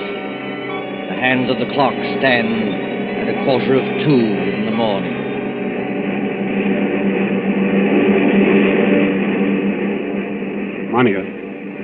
Monica, wake up. What? Shh. It's Fred. Now keep your voice down. Have I been asleep? Yes, for a couple of hours. They say condemned criminals sleep on the night before their execution. Where are the others? I was a boy back home in the county down there. My father used to say to me, Barney O'Reilly, says he, did you ever see a banshee? A banshee, says he, is the old woman that lets you know when you're going to die. Pipe down, you two. I'm sorry, Mr. Naylor. No offense, Chief. Can't a man play a quiet game of solitaire without somebody yapping all the time? Black 9 on red 10. Listen, Monica, and listen carefully. My first idea was right after all. What are you talking about? There's somebody aboard this ship who can fly a plane. Shh. There is. I proved it by the automatic controls. Proved it how? If those controls had stayed as they originally were, the side winds would have blown us clear off our course. But we're still on our course. That shows that somebody's been sneaking in there and setting us right again when we do stray. Then you mean... I mean that we're headed for somewhere. We're being taken somewhere. But we may outwit this gentleman yet. Outwit who? Is somebody still talking back there? I'm sorry, Mr. Naylor. Monica's just waked up. None of us can feel very much like sleeping anyway. You're right, son. I admit it. Come up here and join me, will you? With pleasure. I've cheated myself in this twice in this card game, but I still can't make it come out. Oh, what's the use pretending anyway? We know we're in for it. It's this waiting that gets you. Yeah, that goes for all of us, Mr. Naylor. What I'm dreading is the minute when those motors choke and go dead, and we start whirling down. What does it sound like, Commander, when motors conk out? I've never heard it, Mr. Naylor, but I imagine it sounds like... Listen. I imagine it sounds like that. We're losing height. I can feel it. Well, Corn, I guess this is the payoff. Yeah, you said it. But look here, Mr. Naylor, we can't be out of fuel. Because it's too early. Look at the clock. It's only 5 minutes to 2 o'clock. I beg your pardon, old man. It's 5 minutes to 7 o'clock. 7 o'clock? Are you crazy? No. Haven't you forgotten the cross-ocean changes in time? By George, the commander's right. European time is 5 hours ahead of our time. If you don't believe me, just notice that it's getting daylight outside. I was thinking of that message. You should land just as your fuel fails at 7 o'clock a.m. Stand perfectly still, all of you. Yeah, what's got into little Lord Fauntleroy? I'll show you what's got into me, my friend. Yes, I rather thought you would. I shall go into that control cabin. Follow me if you like. I shall sit down at the controls, and I shall bring this plane safely to the ground. Safely to the ground? Where? In Germany, of course. Germany? Don't pull a gun, Cohen. If you plug him, we're all done for. That is good advice, Mr. Cohen. I might add that we're getting closer to the ground every minute. For the love of... Do I take control? Yes, go ahead, but we're following you. Follow by all means. All right. Let's get comfortable here. I take up my position, so. There's fog below. Can you see? Well enough, Miss Dale. Well enough. We must go down rather quickly. And I can't help if it's somewhat rough on your ears. You young swine, what's the idea? The idea, dear patron, is to bring you and your plans for a submarine freighter to a country which will appreciate them. Then those two fake pilots? They were colleagues of mine. Unfortunately, if they had remained, your pug uglies would have started a gunfight, and none of us might have got here. Well? So they left by parachute. And I brought you safely, without blood or toil, into the boundaries of the Third Reich. You're going down too fast, man. Now take it easy. I am perfectly in command, thank you. Look out! The trees, they're coming straight up at us.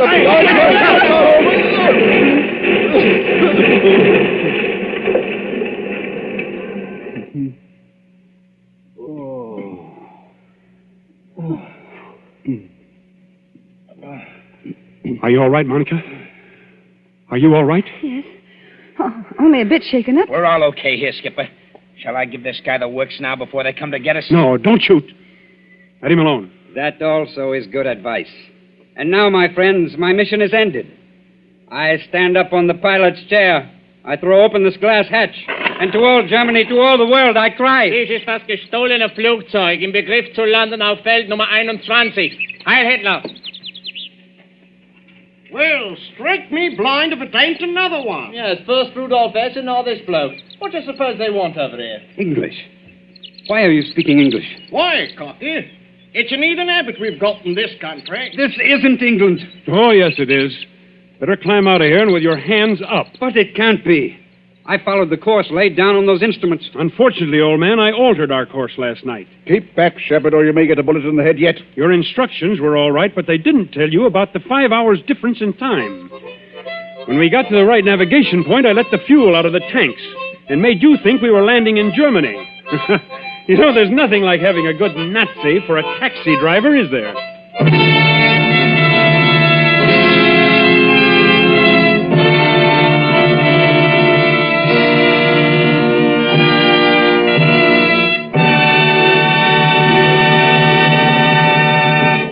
And so ends Death Flies Blind, starring Richard Dix with Gail Page and Montague Love.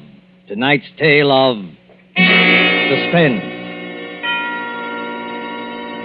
This is your narrator, the Man in Black, who conveys to you Columbia's invitation to spend this half hour in suspense with us again next Tuesday, same time, when Mr. Paul Lucas will star in the suspense play called Mr. Markham, Antique Dealer. Ladies and gentlemen, on the following Tuesday, May 18th, Mr. Charles Lawton and Miss Elsa Lanchester will be with us in one of the most famous of Agatha Christie's thrillers, The ABC Murders. William Spear, the producer, Ted Bliss, director, Lud Gluskin and Lucian Mahowick, the conductor and composer, and John Dixon Carr, the author, collaborated on tonight's Suspense.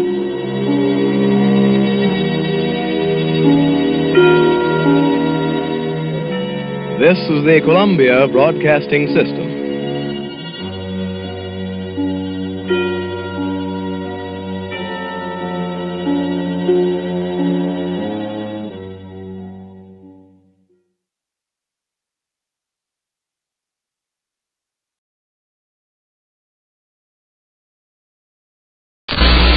Iron Eyes Yeast presents Lights Out. Everybody.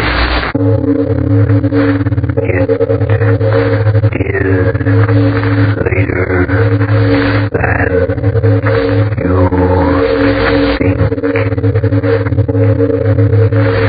Lights Out brings you stories of the supernatural and the supernormal, dramatizing the fantasies and the mysteries of the unknown.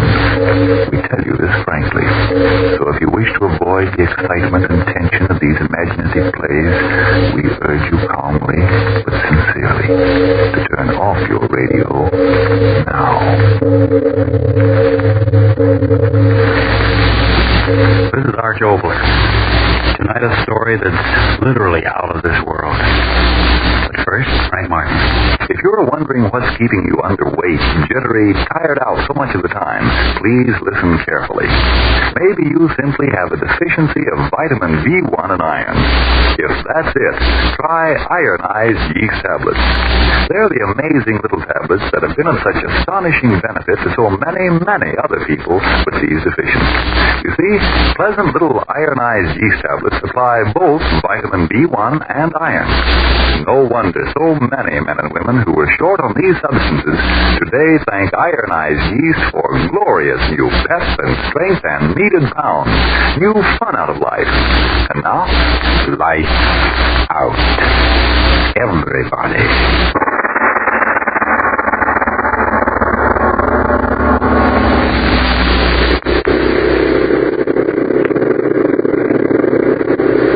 Praise the Lord, them pressing ammunition. Praise the Lord, them pressing ammunition. Praise the Lord. I said it, Sergeant. Yes, Captain? That's all. Rather monotonous, isn't it? I don't know any more words. Well, that's reassuring. Yeah. Sergeant. Yes, sir? Back home in America in civilian life, what were you? A plumber. Really? Yep. Still carry my union card. What do you think I was, Captain? Oh, one of those daredevil circus riders? Oh, you mean I'm riding too fast? Well, okay, Captain. It isn't much of a road, you know. Any speed you want, Captain. You're doing fine. Captain? Yes? Do you mind if I ask you something? Well? What were you? I mean, back in England. I mean, before the war. I mean, if you want to tell me. Why not? I was a paleontologist. Oh, yeah, sure. That's all right, Sergeant. Even my best friends didn't quite know what that meant. What? Paleontologist. That means... Sergeant, pull up. Yes, sir? What's the matter, Captain? There's something wrong with this road. Huh? I remember distinctly a burnt-out Mark IV was just to the right before that ridge of dune. Oh, Captain, so help me. We're going the right way. I don't know about that. I'll check my compass. Infernal desert roads. One never knows when... Well... What's the matter, Captain? Is your compass? No. It seems that I've lost mine. Uh-oh. Well, I've simply got to get back to Medjazelle Bob. I'm quite certain it isn't in this direction. Well, it sure looks like the road to me, Captain. No, I'm positive about that burnt-out tank. I think we better cut to the right here. Okay, Captain.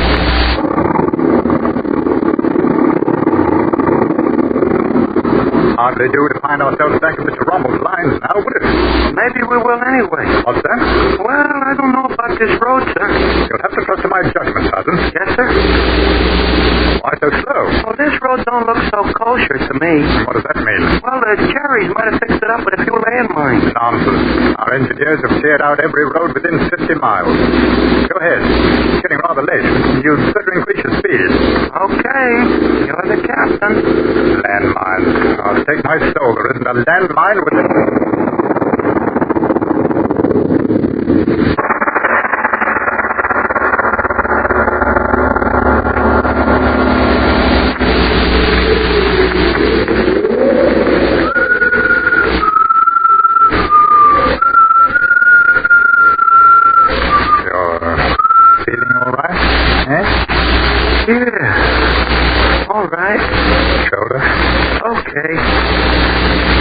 I've been sitting here thinking what a miracle it was. Hit a landmine and outside of a bruised shoulder, no harm done.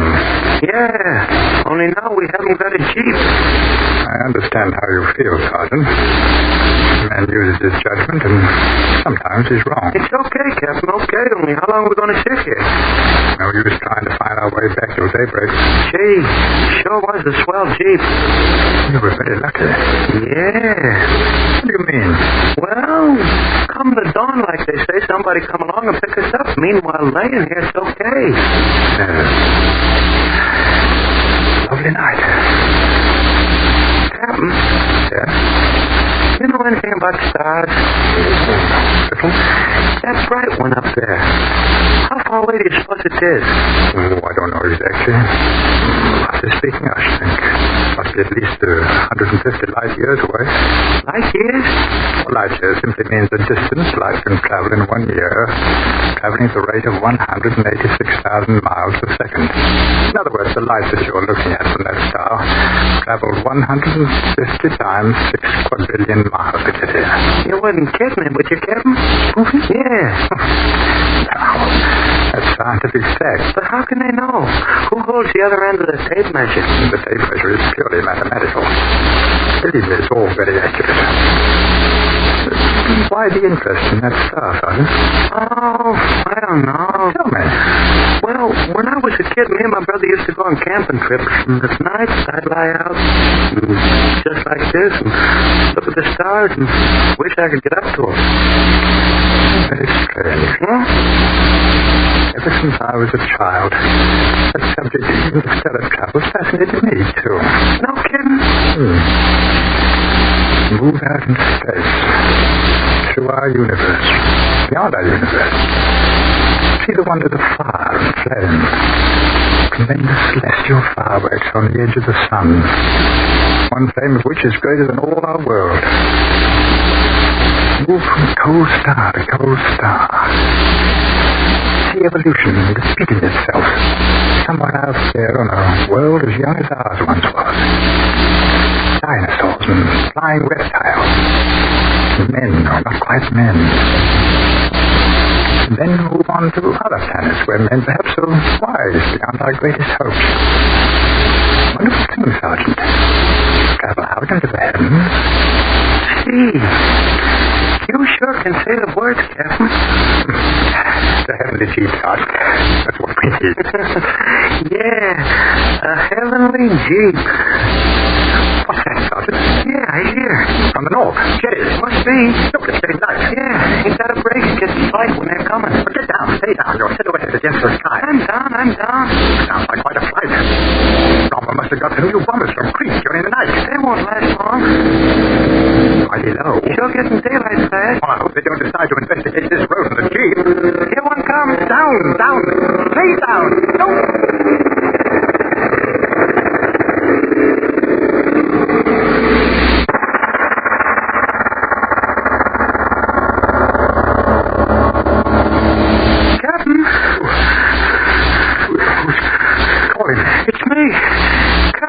You? I don't know. Yeah. So dark. Sergeant, I see you. Yeah, I see you, Captain. Why is it so dark? What happened? I don't remember. Where are we? I don't know. I can't see too well. We were on the sand, hiding. Were we hiding? Yes, I remember the Stuka. Yeah. It dove down on us, machine gun. I felt my head a blow. Captain, look. What? On the ground. It's you. Your head. But I'm here. It is you. No, I'm perfectly all right. Sergeant, look over there. Me? Yes. It's you. You're all shot up. Huh?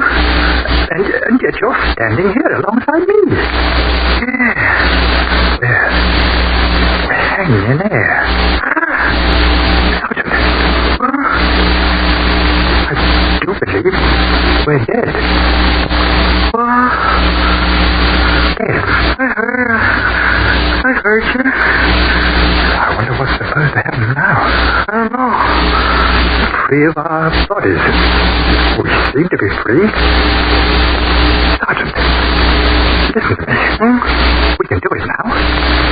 What we were talking about before. We're dead, I'm sure of that, and free of our bodies, hanging in the air. Free of our bodies. Take my arm. Take it like that. Okay. Moving through space. Wish that. Will yourself to move through space. Yeah. We are moving through space. Yeah. We can do it, Sergeant. We can and we will. What are you talking about? What we wanted to do. Go star traveling. We will visit a star.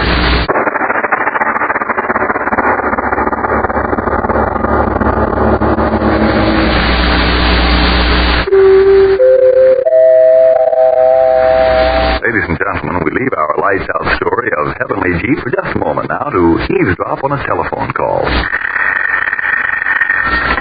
Hello? Yes, Edie. Why am I crying? It's Bob. I just know he'll never invite me out again. I was so cross with him.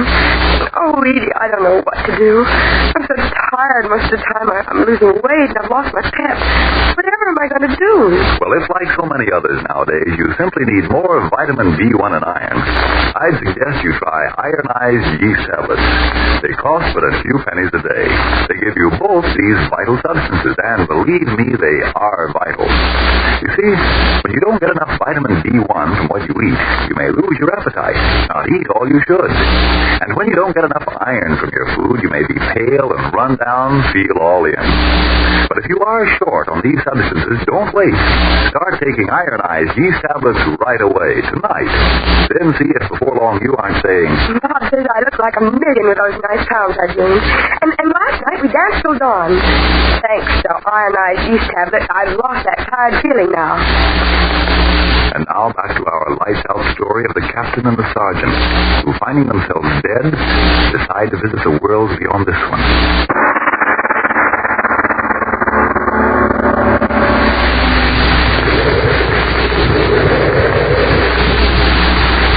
Sergeant, are you all right? I guess so, yeah. Higher.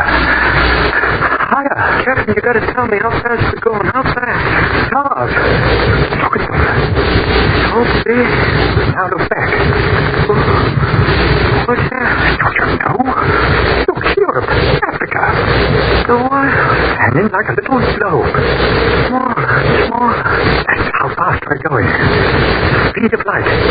No, with speed of thought. But we're there. No, don't think that. Think of this, man. Star traveling. Who's ever done it before? Whoever will. We're traveling to the stars. Look at them. Billions on billions. World without end. Which one should we go to, Sergeant? Which one? Sergeant, I'm talking to you. What? Who are you? Woman. Please, I'm frightened. Who are you? But the sergeant, where is he? I don't know. I don't know anything. I'm frightened. I don't know. Oh, now don't be frightened. Hold on to my hand. I'm Captain James Wood. I was stationed near El Bazaar. Jerry's traced us, sir. I'm very certain that I'm dead. Dead? Yes. And I... Well, what happened to you? Think, please, it's important. Talk to me. I was standing in the field, back of the vestry house. I heard the sound of the plane. Where? Where do you live? Outside of Lee. When did it happen? Just a little while ago. The bomb. I heard it. And I didn't. I must be dead, too. I think so. Where are we going? Why am I with you? I don't know. We're someplace out in space. And I think we're moving so quickly. Why?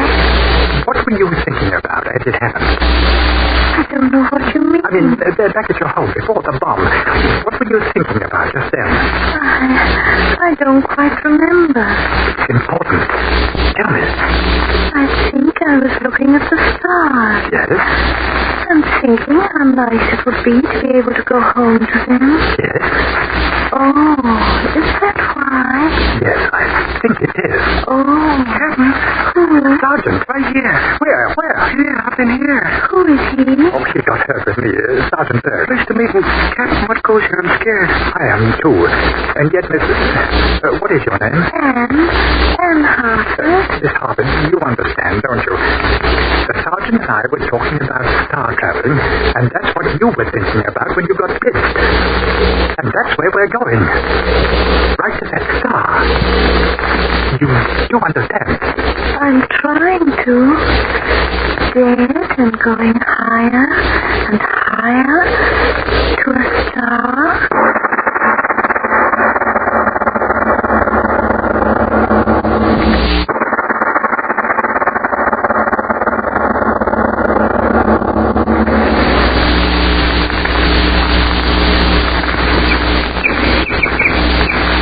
Holy cats, it's impossible.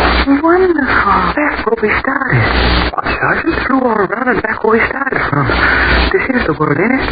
No, that isn't possible. What are you talking about? Green hills, forests, trees? It is the earth. Yes, it must be. We're back on the earth. I don't think so. Huh? Why do you say that, Captain? We left the earth. My senses told me that. Sergeant, you remember? The earth behind us. Smaller and smaller. The continent outlined, remember? But this, where are we now? Where are we now? I don't know. And yet I think I do. A place that's just like where we came from, but another world. You hear me? Another world. You realize the miracle of it? A universe full of millions of stars, suns, flying comets, burning gas and heat and coal beyond understanding. One chance in millions of a star with air on it, with temperature just exact enough to permit life. Of another star with air surrounding it, just like our Earth. One chance in millions of another star with temperature mild enough to permit growing things the way we know them. And this is it. We're here. Another world, exactly like our own. And I'm not dead. I'm not dead. Do you feel anything, sir? The air is bright, there's sun shining. No, look. Two suns in the sky. A large and a small one. Well, what's that got to do with me? Yes, what's that to do with our being alive? Do either of you feel the warmth? Look, the tree is bending in the wind. Do you feel the wind, either of you? I don't. I don't either. Well, what does it mean? You've got to tell me. What I said before must be true. We're dead, but getting our last wish. That must be God's gift to all the dead. As long as we're here and know that we're here, I suppose that's all that matters. I'm not dead. I know I'm not dead. All right, Sergeant, all right. The important thing is that... Why did you stop talking? Captain, what are you... You see? Yeah. What is it? What are you both looking at? Oh, that rise is over there. What? I think we saw a man. There he is again. Well, by the look of him, we've stumbled on another Garden of Eden. But his face. What? Can't you see? His face. Look at his face.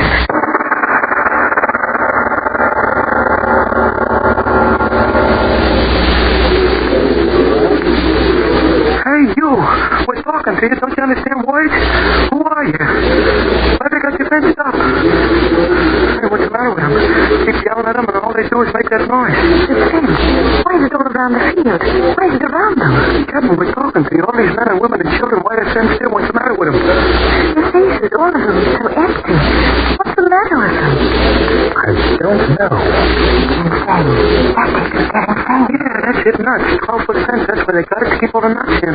But how inhuman, those poor little children, the women, no protection against the sun. I'm with you, lady. You ain't got no right to treat anybody this way. Captain, come on, we'll see the CEO. I mean, whoever's in charge, and tell them what we think. Captain, what's the matter? Have you forgotten where we are? Huh? Oh, it doesn't matter. Of course, you're right. We must do what we can for these unfortunate people. But where's the house, the asylum? The trees are so thick. We'll just have to follow this fence until we come to the main house. Yes. Coming, Sergeant? Yeah. Captain. What is it? Could it be possible in Jersey is some sort of a concentration camp? Possible, right? Like in Germany? Stop murmuring. Yeah. They're all looking in the other direction. What? Quickly, in the brush. Get behind that brush. Yeah. Okay.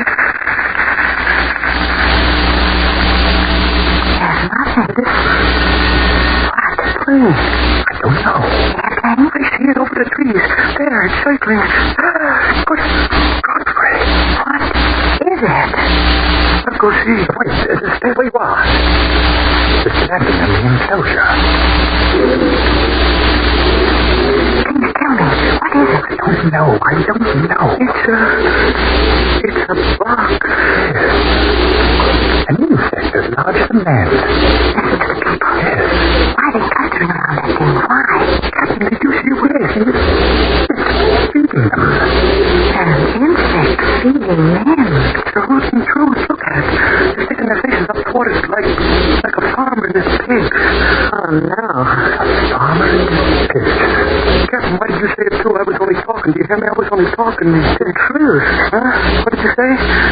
Captain, what is this? What is that thing out there? I don't quite know, but I think it's an ant. Ant? A winged ant. And I think he's feeding his stock. No. Why do you say that? Ain't true. Look at them. No, it can't be. They're people like you and me. A bug feeding them. Captain, you got brains. How could a thing like that be? Tell me. They're in another world. Accept that fact. They're in another world. A world just like our own in climate and in structure, with one great difference. A little small difference, cosmically. The race of man is not the primary creature here. Here the lords and rulers of the animal world. Yes, the insects. The cleverest of them all, the ants. Huge ants. Like that one, I tell you that, well, if it's as clever in proportion as the tiny ones I watched in my garden back in England, then this world is a better integrated place than where we came from. But look at that ant. Why, if it stood erect, it would be at least 7 feet tall. Magnificent. Lady, did you hear him? He's out of his head. A bug big as a truck feeding people like us, and he calls us magnificent. Yes, it's true. Captain, you are right. Frightened, but you are right. You too? Lady, you too? I told you in another word. No, I listen to you. You listen to me, both of you. This magnificent stuff. This malarkey about that bug and others like it running things. I tell you, it's not for me. Bugs crawl on the ground and they fly and you swat them. They don't put 12-foot fence around you and keep you there. They don't feed you. An objective attitude is necessary. What do you mean, an objective attitude? They're kids and men and women, and look at them begging that thing for a handout. When it's fed and fat enough, what do you think he does with them? What do you think? But another world. I'm talking about another world. I don't want any part of it. I want to get out of here. You, both of you, got so many brains for me. I just feel things, and I don't want any part of this world. I'm tired. I want to go back where I belong. It's a cockeyed world, all right, but at least there it's a man's world, and a man's got a fighting chance. No, I won't stay down. This place with its super concentration camp and people like pigs, it's not for me. I want to get out of here. I don't have to be here. I'm not dead. Do you hear me? I'm not dead. I'm not dead. I'm not dead. I'm not dead. I'm not dead. I'm not dead. I'm not dead. I'm not dead. No, I'm not dead. Sure. I'm not dead. Take it easy. You're all right. Relax, Sergeant. I'll have you back in the base hospital in a few moments. Where? Captain Wood? Yeah, Captain Wood. Where? You had a bury now, say it. The Duke of the Straits, you did a pretty complete job. Don't try to talk. Lucky the ambulance driver took the wrong side of the road or we'd never have found you. Another hour out there, we had to check you off, too. Between the hot sun and the ants. Ants? Yeah. Tell me, Captain, really dead? Yeah, too bad. It's okay. What? The captain is just where he wants to be. That's okay. Why? Oh, why, yes. We gave him a decent burial. He'll rest in peace. That's where you're wrong. What? Him and his guy, they won't rest. They got too many brains to stay quiet dead. They'll keep on... What did he call it? Star traveling. Yeah. Star traveling.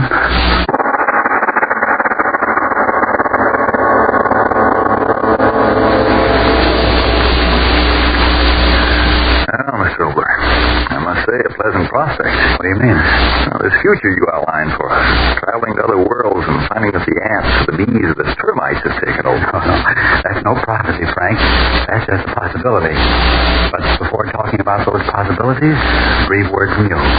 Friends, if you're so tired out and jumpy and underweight and all in that you can't get your proper enjoyment out of life, and if more vitamin B1 and iron is all you need to help you snap out of it, remember, ironized yeast tablets with their famous two-way help have been of truly astonishing benefit to countless men and women with these deficiencies. Of course, there are instances where a rundown condition may stem from other causes. If you're in doubt, by all means consult a physician. But if you simply need more vitamin B1 and iron, remember, ironized yeast has been so successful in such cases that it's sold on this no-risk, money-back basis. If you don't start to eat better, to feel much better, and so sleep better, the cost of the first bottle will be refunded to you in full by Ironized Yeast, Box IY, Rahway, New Jersey.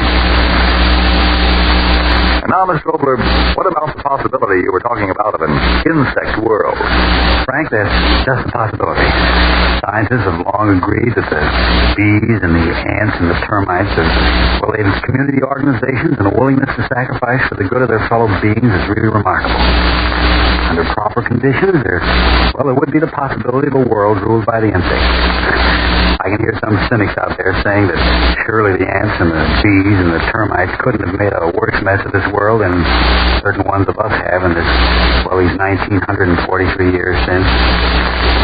Oh, well, let's turn to pleasanter things next week. I walked into the script department of Columbia Broadcasting System here in Hollywood a few weeks ago, and I found myself surrounded by some charming young ladies who left their typewriter long enough to insist that I tell them the truth about myself. In other words, that I really live the plays I wrote for Lights Out. I managed to get out of the department alive, and if you want to hear the revenge of Obler against the ladies of the script department, well, listen in to Murder in the Script Department next week. Yes, tune in next Tuesday again for Arch Obler's eerie story called Murder in the Script Department. And if you need more vitamin B1 and iron, be sure to try ironized yeast. But remember, there's only one ironized yeast. You'll know it instantly by the yellow and orange package and by the big letters IY on the container and on each tablet.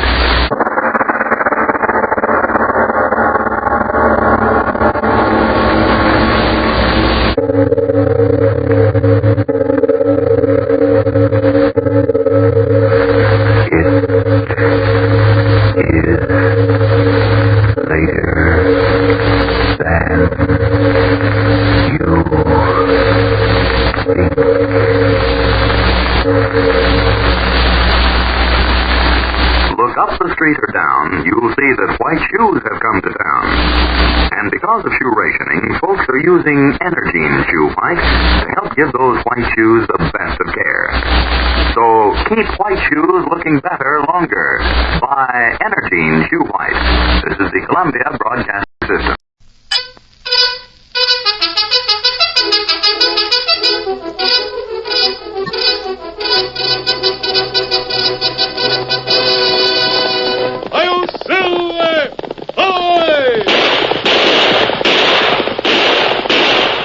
Fiery horse with the speed of light, a cloud of dust, and a hearty hi-yo Silver, the Lone Ranger.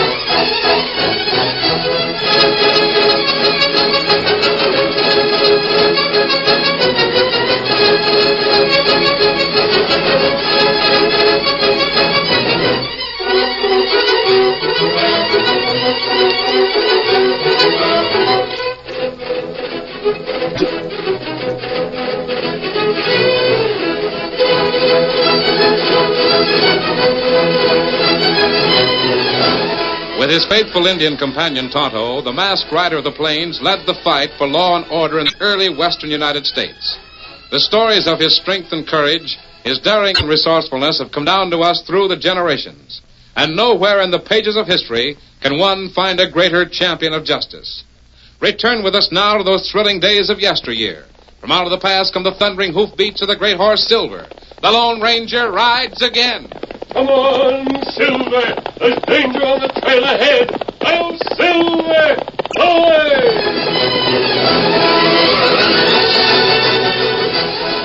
Sheriff Gideon West was the law in Bancroft. That was one of the reasons the silver mining boomtown was famous. Everyone knew and respected the tall, somber, crag-faced man whose name meant law and order. True, there were those who hated him. Hated him because he was fearless and fair. That was the reason Gideon West now picked his way through the crowd, moving along the town's main street. He was headed for the Three Dice Cafe to give an unwanted stranger some wise advice. Evening, Sheriff. Evening. Had a fine day, didn't we? Yes, we did. How are you, Mr. West? Fine, thank you. Hi, Sam. Hi, Yancey. Hi, Gideon. Hello, Sam. Say, there's a new tin-horn in town. Did you know it? Maybe. Saw him this afternoon inside the Three Dice here. Says he's going to start dealing a faro table. Yeah? What does he look like? Oh, about your size, Sheriff. Dresses kind of slick-like. Wears a diamond ring on one hand that's big as that. Happen to know the gent's name? Let me see. I think he called himself Baxter. Old Baxter. Baxter, huh? I figured he might be the one. You know? No, can't say I do. But I know the man Baxter works for. Well, if he's a gambler, he's working for himself, ain't he? Maybe. That's what I aim to find out right now. Come on.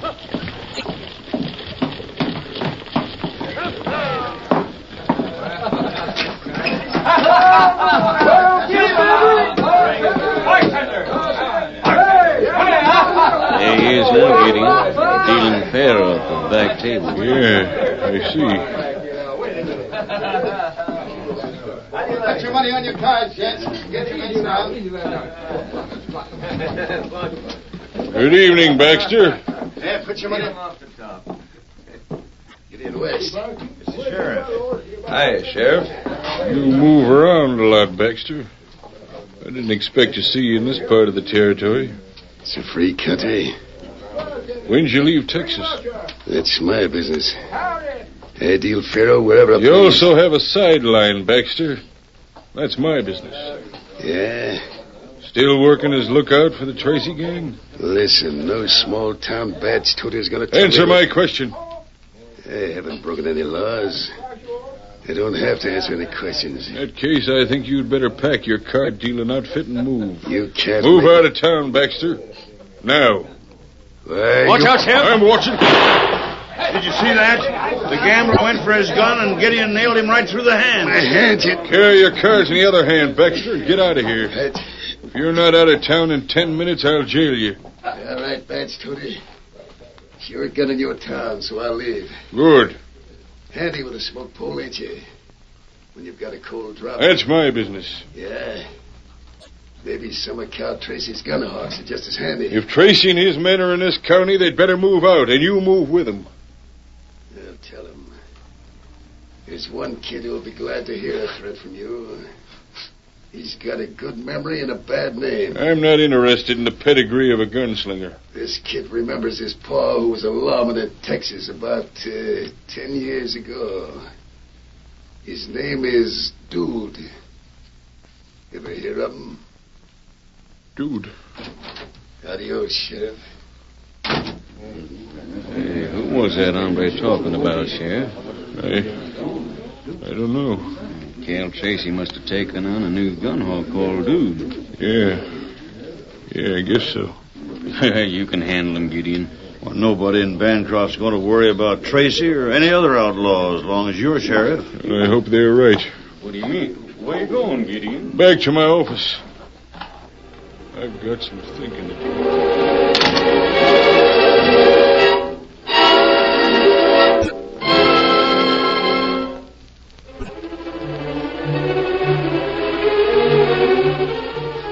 thoughts that were crowding the mind of Gideon West didn't wait until he reached his office. Most of them were memories of 10 years ago, when Gideon had been the sheriff of a cattle town in West Texas. He remembered one night in particular, when someone had pounded frantically on the door of his home. Wait a minute, I'm coming. Yeah, what's wrong? You better come over to the cafe, Sheriff. There's trouble brewing. Yeah, what's the matter? That fancy-dressing kid of yours is throwing his weight around. Some of the boys don't like it, even if Dude is your son. Thanks for telling me. I'll go right over.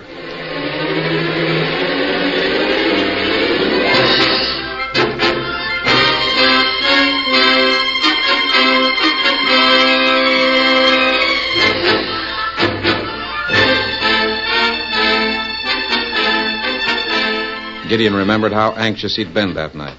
Anxious to prevent a headstrong and motherless son from making a fool of himself. Dude wasn't really bad. His father would swear to that. He was just young and a little wild. The boy was too handy with his lips and his guns. Older men resented a kid who always wore a shiny black shirt and whose pants were never out of press, even if he was the sheriff's son. Gideon recalled how he'd reached the cafe that night just in time to hear Dude arguing with Jim Salter. All right, Salter. If you're so all-fired fast with those guns, reach for them. I came in here to get a drink, not to play games with a baby. Especially when the baby can beat you to the draw. Why, you... See? I've got you covered. You're still fumbling like a blind pig. I could move faster than that in the dark. Let's see you try it, Dude. No, wait a minute. It's Gideon, the sheriff. He ought to rawhide that smart-talking kid of his. Hello, Pa. Put that gun away, Dude. Oh, I was just showing some of these old mossbacks when I said, let's see that lightning draw of yours, kid. In the dark. Right! Somebody shut out the lamp! Now, you sniveling little... Dude. Pa, Bring in a lantern, light that lamp! Get that lamp over there! Come on, bring it in here! You got it? Wait a minute, yeah. There it is. Yeah, now maybe we can... Look at Jim Salter. He's been shot. Salter's dead. Well, Sheriff, what do you think of that? Murder, that's what it is. Dude shot him in cold blood. I did not. I shot, but not in that direction. That won't help. I saw you do it. Listen, Baxter, no gambler can say wait that a minute. I was standing right here. Same as all these other men. I didn't kill Salter, Pa. Honest, I didn't. We'll decide that later, Dude. Why, later? Can young fancy pants here get away with murder just because he happens to be your son? I didn't say that, Baxter. Dude will get a fair trial. Same as anyone else. Why do you need a trial when a man's killed in front of 50 witnesses? You're the only one I've heard swear they saw a Dude do it. Maybe some of these gents are afraid to talk because Dude's your kid. I say, let's string him up. No, there'll be no lynching here. Dude's my prisoner, and I'm taking him to jail. If he's guilty of killing Jim Salter, a jury will find it out. I didn't do it, Pa. Keep quiet, Dude. If any of you gents think the sheriff's going to jail his own kid, you're loco. If he gets out of here, you'll turn him loose. Look out, Pa. Back of you. Drop that gun, Sheriff. I've got you covered. You can't Drop go. it. You ain't very smart for a lawman, Sheriff. The kind of law we believe in is short and simple. Baxter here saw Dude gun Jim Salter, so we're stringing the kid up. You'd better not interfere. No. That's what you think. Oh, hey, look right through my hand. Now, you bunch of lynch crazy lobos. I've got the drop on all of you. Dude, you too, Pa. You were going to let him get away with it. Let him lynch me for a killing I didn't do. No, Dude, I guess I'm the best one to take care of me. From now on, I'm doing it. Dude, please I'll don't. drill the first one of you that goes for a gun. Here's a frame-up. The sheriff and Dude framed it so he can get away. It's no frame-up. Just for your information, gents, from now on, I'm making my own play. Dealing my own cards.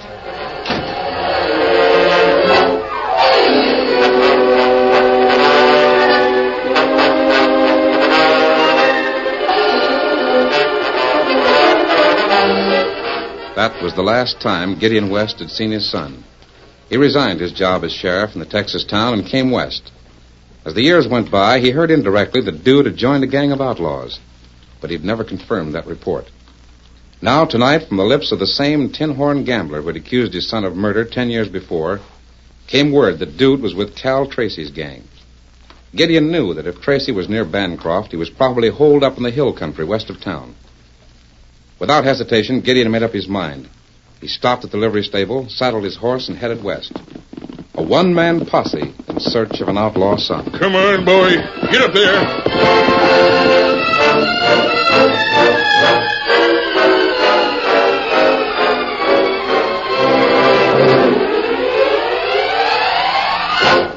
In the wooded hills west of Bancroft, the Lone Ranger, Tonto, and Dan reined up their horses and prepared to make camp.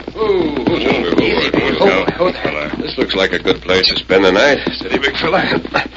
There's a creek at the bottom of the slope. And there's plenty good wood to make fire. Gee, I've never seen so many tall trees growing so close together. They're birch trees, Dan, and a few aspen. You take the horses down to the creek. Tonto and I got a fire started. Sure. Come on, Silver. Scout. Easy, Victor. Come on. Dan, keep eyes open all time. I'm good. Yes, Tonto. One of Dan's best traits.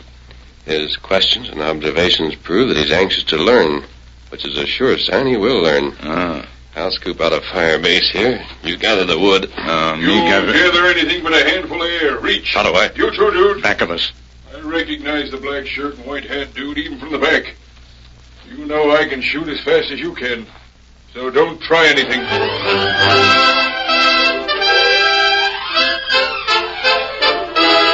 The curtain falls on the first act of our Lone Ranger story. Before the next exciting scenes, please permit us to pause for just a few moments.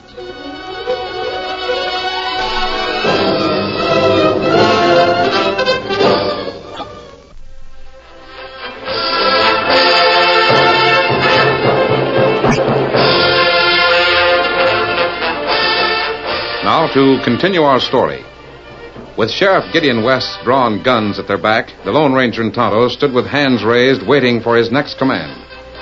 Just so you won't get any wild ideas, dude, reach into those holsters with 2 fingers and drop your guns in the ground.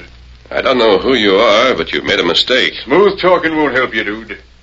Guess I ought to recognize my own son. I'd know that shirt and hat you're wearing any place. If you think I'm your son, why don't you let me turn around? Then you can see for yourself. I don't want to argue with you, dude, but I can't trust you. Pick those guns out of the holsters and drop them on the ground. Do what I say, Put them up, you're covered. What's that? All right.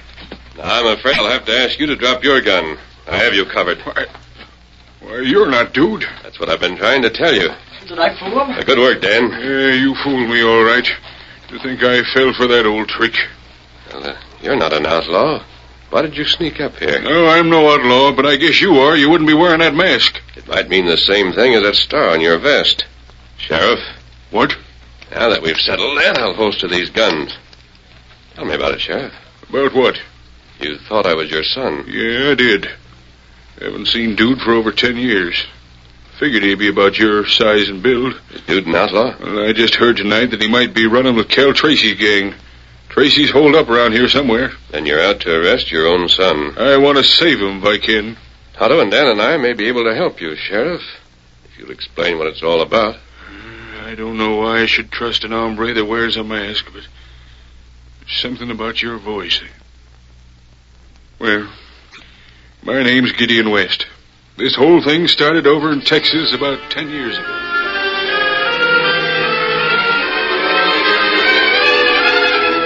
As the old sheriff told the Lone Ranger about the incident that had caused Dude to hit the outlaw trail, the masked man motioned to Tonto and Dan to bring up the horses. They knew then that they were going to ride instead of camping for the night. And that's about all there is to it. I haven't seen Dude since that night. Do you think it was he who shot the man in the cafe? No, I don't. Never have figured it that way. Dude said he didn't do it, and I've always believed him. I see. The boy never lied to me, even when he was a little tyke. What do you know about this Hope Baxter? Just a drifting gambler. I'm sure he's a lookout for the Tracy gang, but I can't prove it. And Tracy, what does he look like? Ooh, small hombre. Got a crooked nose. Have you ever tried to arrest him? I've been after that owl hoot for years, ever since I've been a lawman. He's always managed to get away from me. Now he's got my boy. Sheriff, I think we can bring Tracy out in the open. I think when it comes to a showdown, that boy of yours will prove to be all right. What do you mean? How'll we do it? Well, the first thing for you to do is go back to Bancroft, get sick, and die. Die? Have you gone loco? It might take us weeks to find Tracy's hideout. This way, he'll come to us. What way? I'll explain what I mean later. Then we'll bring you word from me. All right, now it's important that none of us are seen in this vicinity. Steady, Silver. Easy, big fella. But I don't understand. You will, Sheriff. Just ride back to town and wait till you hear from me. Come on, Silver. Come on, Scout. Come on, Victor. I've got to die to catch an outlaw like Tracy. Yeah, that critter's not only masked, he's crazy. The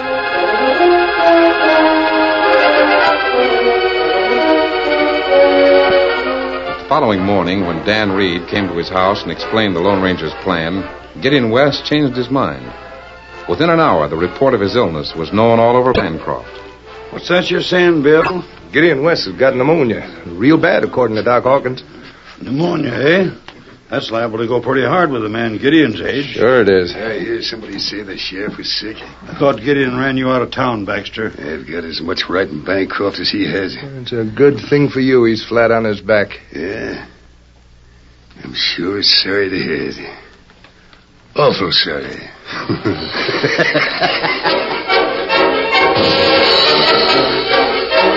As the next few days went by, the reports on Gideon West's health became steadily worse. Finally, on the afternoon of the third day, a young boy who rode a white colt he called Victor... Oh, Victor, hold on. reined up in front of the Three Dice Cafe, dismounted, and hurried inside.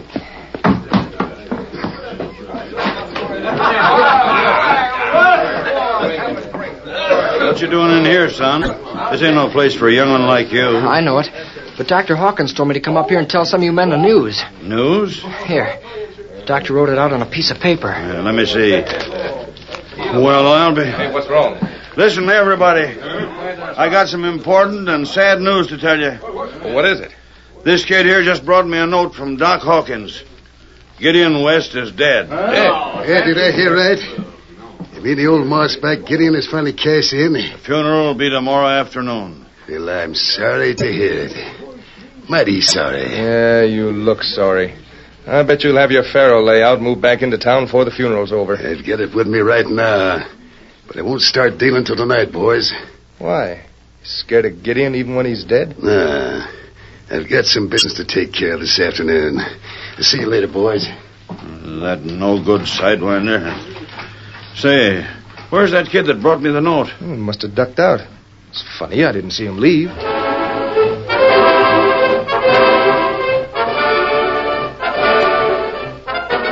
Dan Reed had returned to the home of Gideon West. But Hope Baxter, the gambler, rode several miles into the hills before he reached a small and well-hidden cabin. Oh, you critter.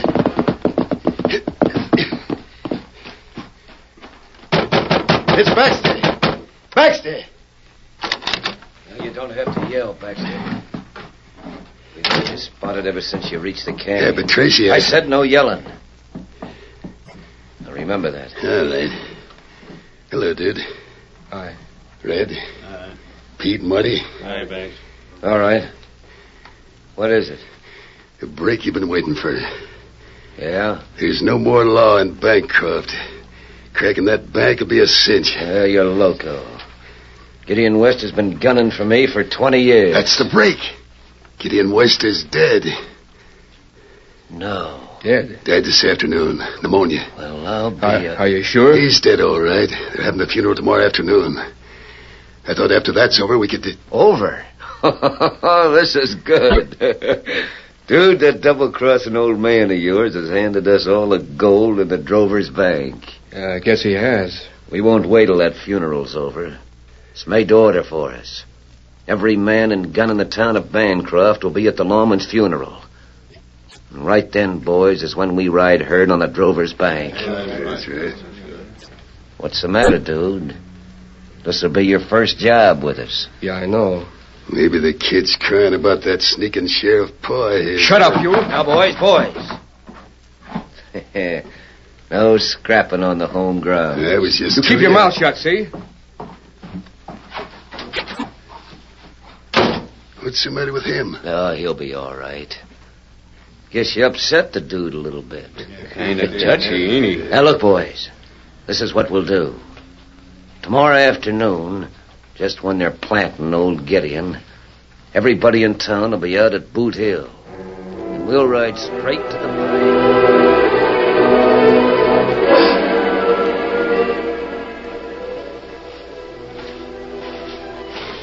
I talk to you for a minute? What the...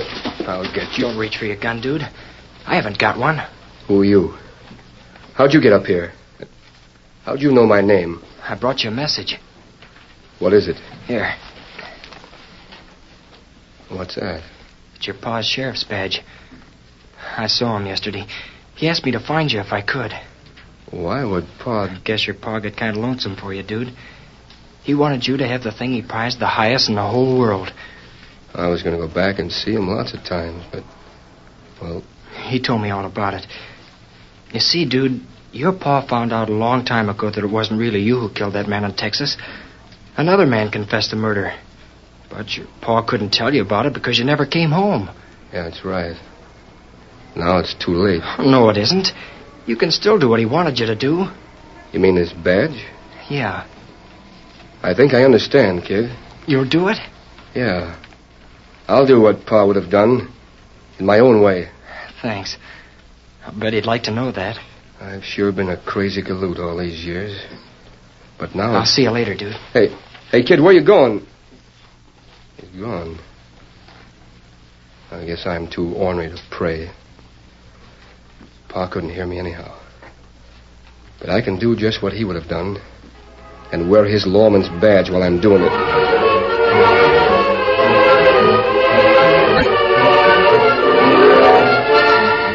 The following afternoon, almost everyone in Bancroft gathered at the little wooden church and waited for Gideon West's funeral service to begin. There were too many people to crowd into the house, so they waited outside with heads bowed. It wasn't long until the funeral procession started down Bancroft's main street and headed towards Boot Hill. Then it happened. Several men rode up to the drover's bank and started shooting. Tracy's gang had everything their own way because there wasn't a man in Bancroft carrying a gun. Now listen, all of you. Just keep quiet and nobody will get hurt. All me and the boys want is a dinero in that bank. It's Cal Tracy. Robbing the bank on the day we're burying poor old Gideon. Shut up, you two. All right, boys, go in there and clean it out. Right, Tracy.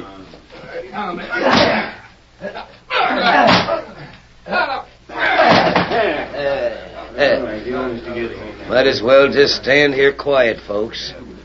There's nothing any of you can do. Keep them covered, dude. No, Tracy. It's you I'm going to keep covered. Have you gone loco, dude? I'm just getting smart. See? A lawman's badge. You mean to say I just that... got it yesterday. I guess I came home too late to see Pa, but not too late to do his job, like he'd have wanted me to. Reach, Tracy. Oh, you dirty double... Red, Pete! Come here! It's Dude. He's turned lawman on us. Him! Oh! You're wrong, Tracy. I'm just doing what Pa would have done. Son, let him have it. Pa, I thought you were... I'm not dead. Never felt better in my life. Keep shooting, Dude. We'll soon have them all. But I can't understand why... I can, Dude, and it's the proudest day I've ever known. It ain't every man who can capture a gang of outlaws and welcome home his son on the same day.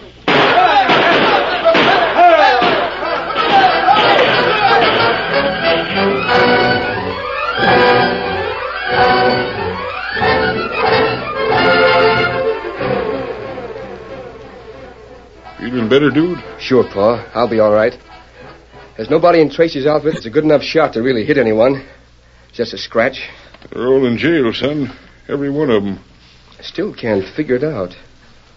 I thought you'd died. That was just a trick. So Tracy'd come into town and start something. You knew I was with him? Sure.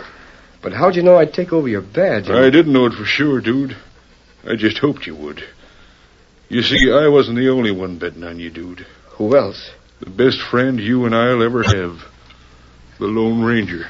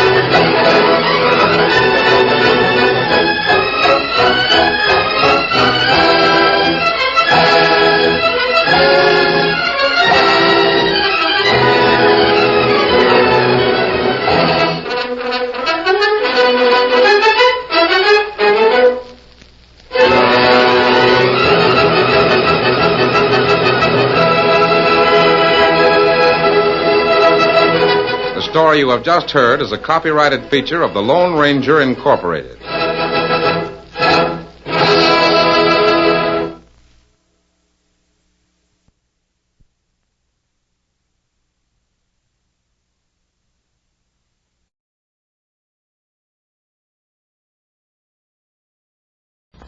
Hello, Clarence. Good morning, man. Happy Sunday. I brought over the funnies to share with you. Thanks. I've been reading there's going to be an amateur contest in town. I guess that's why Susie's been singing all night. Oh, I'd like to live in a town without neighbors. Yeah, I know just what you mean.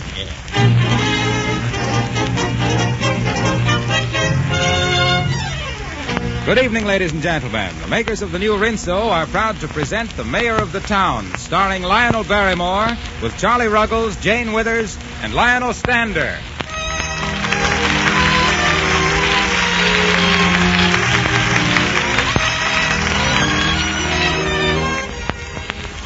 What do you say when company offers to help you with the dishes? Well, I'll bet it's, oh, never mind, sit right there, I'll be through in a jiffy. Sure you do. And by golly, it's gospel, too, if you use the new Soapy Rich Rinso. And say, your company hears nary a sneeze out of you either. Not when you use Rinso. Maybe they even hear you hum a tune because you're so pleased at how much farther new Rinso goes. And when you rejoin the folks in the parlor, your hands aren't all red and rough either. Yes, that's how it goes when you have new Rinso to help. I sure hope you have. And now to The Mayor of the Town, starring Lionel Barrymore with Jane Withers, Charlie Ruggles, and Lionel Stander.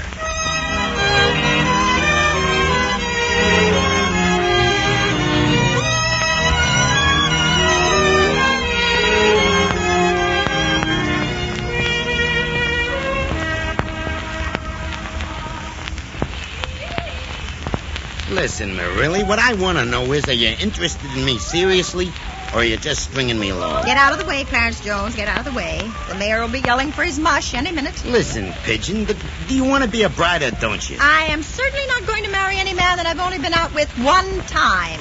Really? Where's my mush? You see? Coming, Mayor. Here, you carry his toast. If you're going to stand around the kitchen, you might as well make yourself useful. Okay. Hello, Clarence, you still here? Marilli, for heaven's sake, can't you shut up that female monster next door? The Sabbath is for peace and quiet thoughts, not what I'm thinking. Oh, you're pouring your coffee over your mush. Oh, splots. I think it's real cute the way Susie Robertson sings. She's going to be in that amateur contest down at the Majestic Theater next week. She's going to sing after the ball is over. There. What did I tell you? I never realized it before, but I hate that piece. So do I. You know, my Brussels sprouts die as fast as they come up. I got a theory that voice is what's wilting them. I think you got something there. Oh, shame on both of you. Susie's a real nice girl.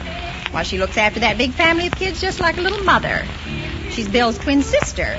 17, you know. Just the same, I like to scuttle that canary. She's wobbled that song till she's got me singing it. After the ball is over. Goodness. You see what I mean? I think I'm going nuts. Yeah. Well, I'm going right along with you. Marilli, go next door and tell that girl for goodness sake to stop. But, Mayor, this is the biggest amateur contest that's ever been held in Springdale. The first prize is $100. I don't want to go and stop her practicing. Oh, you want to see me go crazy? Oh, all right, I'll go. Oh, good morning, Jerry. Good morning, Mayor. Morning, Mr. Jones. What's for breakfast, Marilli? Oh, boy, hotcakes. Good morning, Jerry. Well, go on, Marilli, please. Right. Hey, did you see what I saw? Marilli had a rose in her hair. She must have known you were coming over, Mr. Jones. You're kind of wearing your heart on your sleeve these days, Clarence. Yeah, the boys down at the billiard parlor say I've lost my old spark and personality. Instead of gassing with them, I'm writing sonnets behind the counter. I think I'm Smith, all right. Listen. Isn't that silence heavenly? I'll run along before she winds up again. So long. See you later, Clarence. Mayor, do you think a man can be in love with two women at the same time? Why?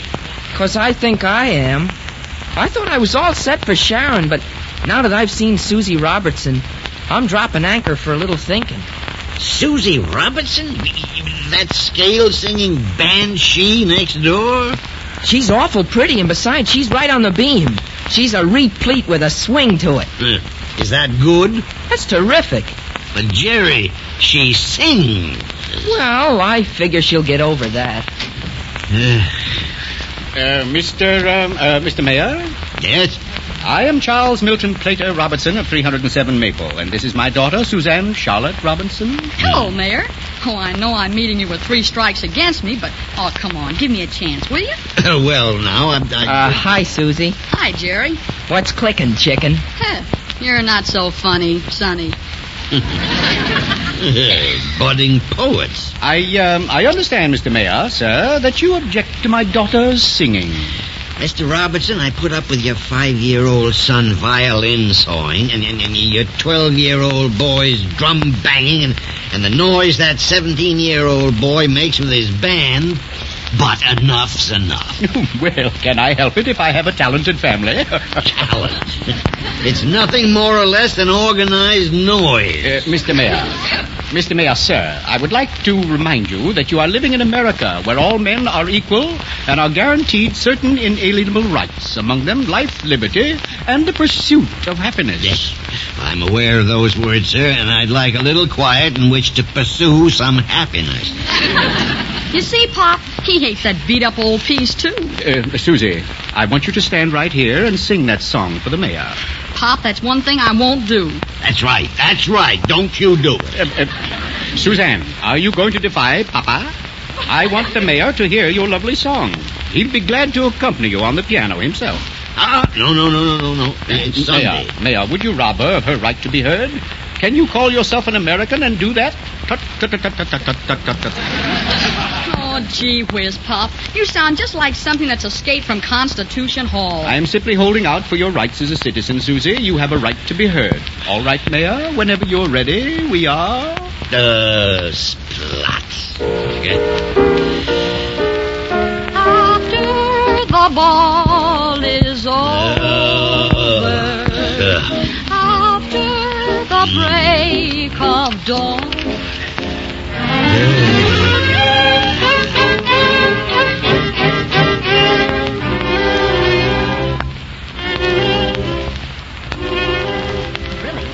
please see the mayor? He's lying down on a couch in the library.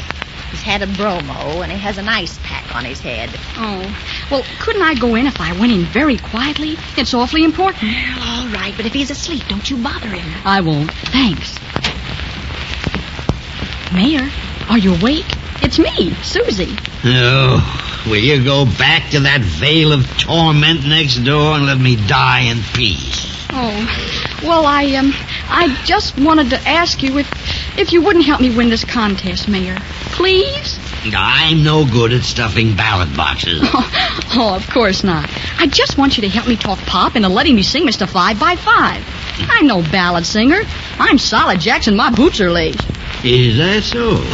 Well, just why are you so anxious to win this contest? Well, to tell you the truth, we need the money. Of course, Bill just got a job over at Crescent City, but that isn't enough. What does your father do? He invents things. Good things? Well, he'll hit on something good someday, but that money really would come in handy right now. Will you help, Mr. Mayor? I'll try. What is it you want to sing? Oh, you know, something hip. Something that makes you want to cut loose and apple ante down a cranberry patch. Something that shows you really know what's cooking and can spoon out the chili like greased lightning. Do you dig me? You mean you don't want any marshmallow tempos? You want to drive them crazy till their chops are beat. Say, you're a square cat. I didn't know you were so hip, Mayor. Well, I haven't got a 17-year-old nephew for nothing. Well, then will you come with me and talk to Pop? Well, okay, Susie, if you think it'll do any good. Am I breaking up anything important? Oh, no, we were just leaving, Jerry. Where are you taking the body, beautiful? Out of reach, young and callow. Say, Heartbeat, there's a high school hop next week, and I'm available for the evening. Shall I pick you up at 8:30? Why, Jerry, that's really very nice of you, but, well, I couldn't go with you. That would be cradle snatching. Cradle snatching? I'm as old as you are. Oh, no, Jerry. You see, a girl is a woman at 17, but a man is a mere child. Oh, you think you're very grown up and smart, don't you? Well, you'll find out. Jerry. Come on, Mayor. Aren't growing boys silly? Say, Jerry, why don't you give my little sister Terry a break? You know, she's been drawing your initials all over the sidewalk with hers. I'll do my own picking, thank you. Well, good hunting. Come on, Mayor. Cool down, Jerry. I'll be back in a few minutes. Women. She didn't give you much of a tumble, did she, son? Oh, who cares about her? I wonder how she'll come out in the contest. There's a lot of excitement over it, ain't there? You know, there was a little kid in the shop yesterday that could carry off this contest like nothing if he was entered. Yeah? He played the piano. Who was he? What'd he do? Do you know where he lives? Sure. I'm going over to his old man's now. Come along if you want.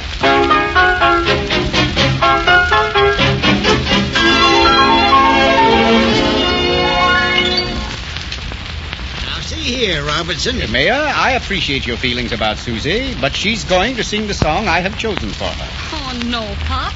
Honest, I won't stand a chance. I do think a girl ought to be allowed to sing what she wants to sing. I paid for the lessons, Mayor, and she will sing what I have chosen. That's one of the most beautiful songs that's ever been written. I used to sing it myself, summers, to Susie's mother. After the ball. Oh, stop it! Oh, Pop. Honest, you're going to put me right in the sunbonnet and bustle class. There's nothing so charming as a sweet old-fashioned girl singing a sweet old-fashioned song that her mother sang. Susie! Daddy! Yes, Timmy? I've been going around trying to get people to vote for you, but nobody's going to vote if you sing that song. Everyone in the neighborhood hates it. You see, Pop? The only kids that are going to vote for you are the ones that Joe licked. That's 11 so far, but Joe's getting kind of tired. Mayor? Oh, Mayor? Yes, Marilla, what is it? Come home right away. Jerry's got a virtuoso over here. A what? A virtuoso. He plays the piano and his name is Horace. He talks like one of those quiz kids. Come on home, come on home.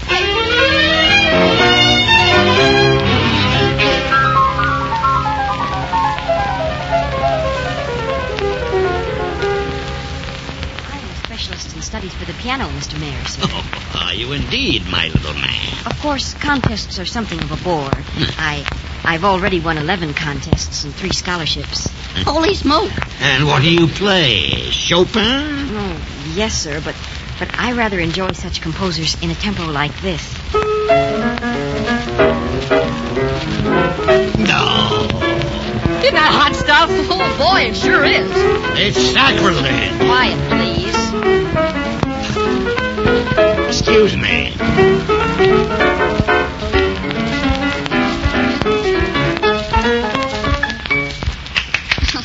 Oh, gee, that's swell. It's really terrific. I mean it.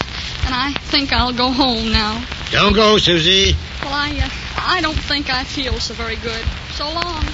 What's the matter, Susie? Can't you take a little competition? Sure I can. But I know when to throw in the towel, too. Susie Robertson, you stay right here. Oh, no, I'm sorry I bothered you at all, Mayor. I'm out of my class. Oh, splots. Yeah. Oh, splots.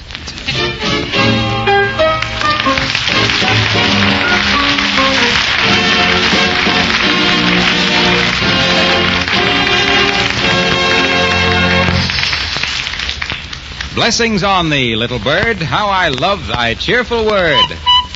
And believe me, that is a cheerful sound. You know what it stands for. Rinso White. And Rinso White's enough to make any housewife happy. Rinso White. We want to know about Rinso White. Is Rinso White as white as a dove? It's even whiter. You mean just as white as the clouds above? You're getting warm. It's even brighter.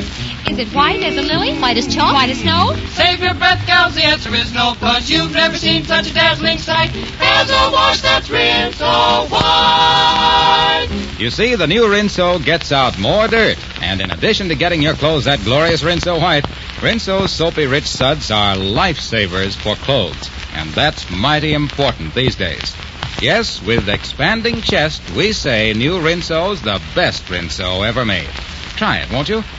And now back to the mayor of the town, starring Lionel Barrymore, with Charlie Ruggles as Mr. Robertson, Jane Withers as his daughter Susie, and Lionel Stander as Clarence.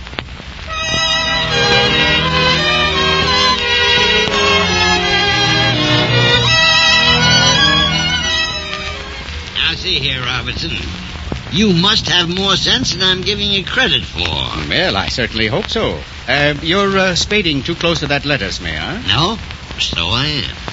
So I'm holding you personally responsible for this lettuce, Robertson. It was doing all right until you and your family moved next door and started upsetting it. We never touched your lettuce. Stop breathing on it. You want to wilt it? My, you're very touchy, Mayor, aren't you? Hello, Pop. Hello, Mayor. What's cooking? What's the matter with you? Oh, I'm just low, I guess. The starch is all out of my bustle. Where have you been, daughter? Over listening to Horace Miller play the piano. My, is he that bad? He's that good. Oh, gosh, Pop, I haven't got a chance. Everyone's going to vote for Horace. I'm going to drop out of this contest. Now, Susie, that's not the proper attitude. It's a fair competition, and the best man will win. If it should be Horace, well, we must learn to take our disappointments philosophically. Oh, splots. Susie, I don't like your language. Kindly go up to your room and remain there until I call you, please. All right, Pop. But the mayor says it.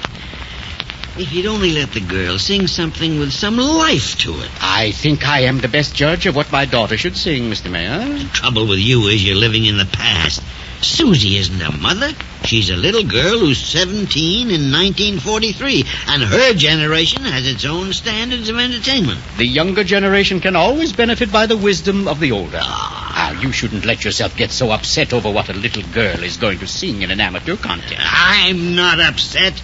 But you're a bully. That's what you are, sir. A stubborn, pig-headed bully. Sticks and stones may break my bones, but words will never hurt me. Yeah. Go to blazes. I'm going in. Yeah, Mayor, you're walking on your radishes there. Oh, thunderation.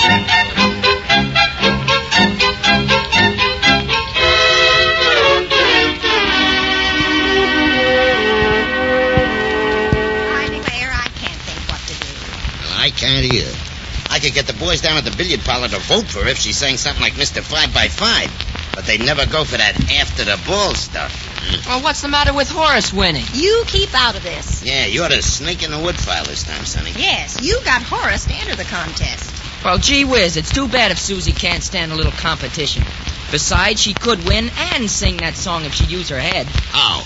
Oh, she wouldn't want any help from the kindergarten, so she can figure that out for herself. Think I'll go to bed. Good night. Good night, good night. Good night. I hope you can sleep with your conscience. I've got it. Of course. If Horace can do it, so can Susie. Marilla, go call her. If Horace can do what? What are you talking about? Never mind. Just go and get her. Susie's going to win that contest after all.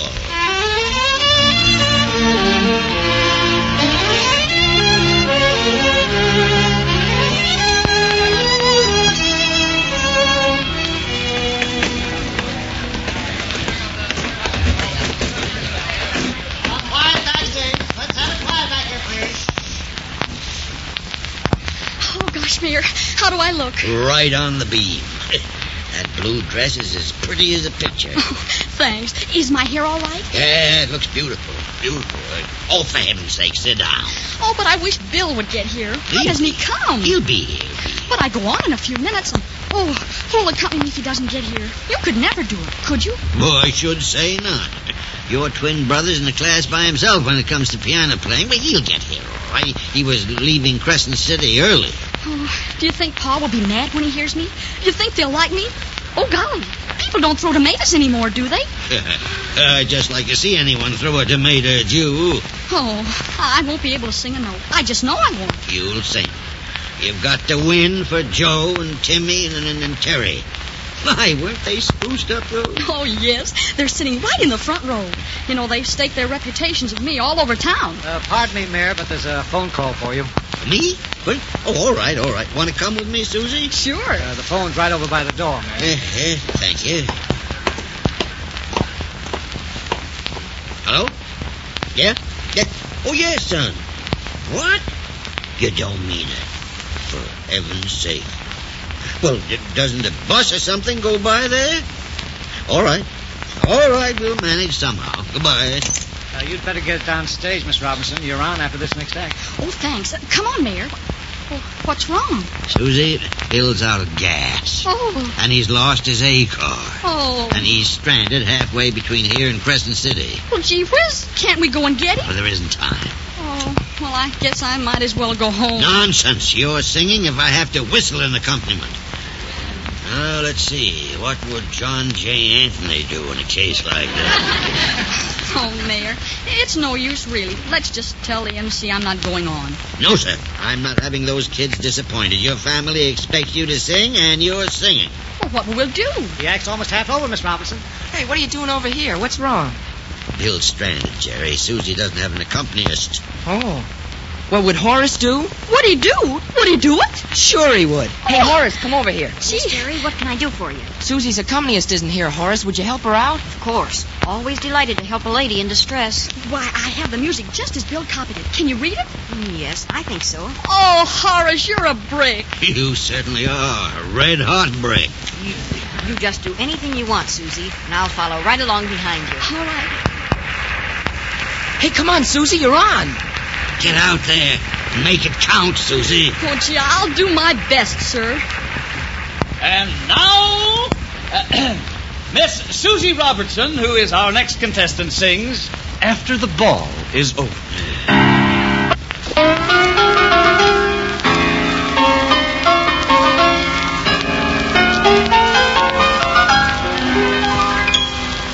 After the ball is over, after the break of dawn, after the dancers leaving, and after the stars are gone, for many the heart is aching. If you could count them all, oh, many the hopes that have vanished after the ball. Oh, after the ball is over and the orchestra's fired, after the break of morn and our feet are tired, after the dancers leave, there's not a cab to be had, and after the stars are gone, oh, I'll be glad when this contest is over. Ho, ho, ho, ho, and whether I win or lose, oh, I'm in a fix with these songs my daddy picks, and I've got those amateur contest blues.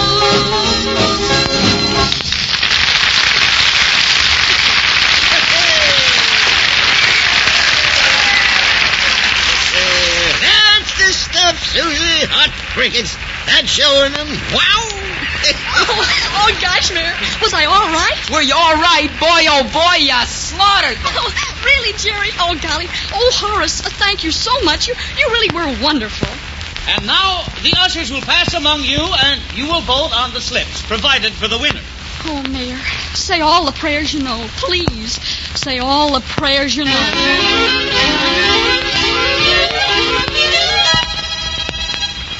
Two of the contestants tied for first place. And so, ladies and gentlemen, it is my pleasure to announce that Miss Susie Robertson and Horace Miller will each receive a first prize of $100.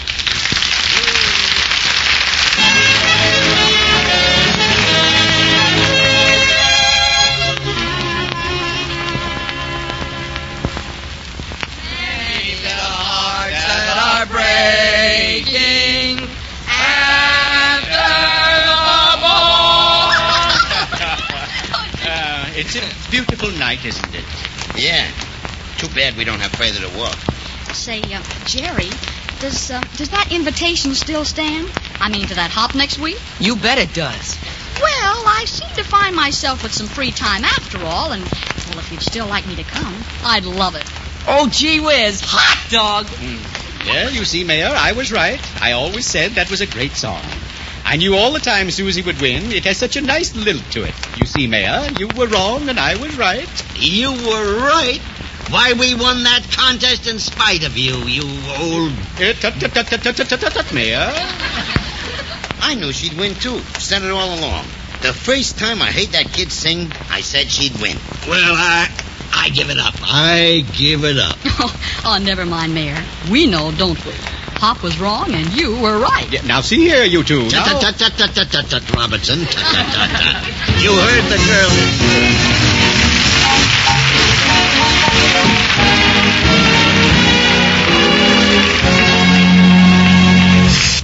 Be sure to stay tuned in for an important announcement from the government to be given immediately following this program.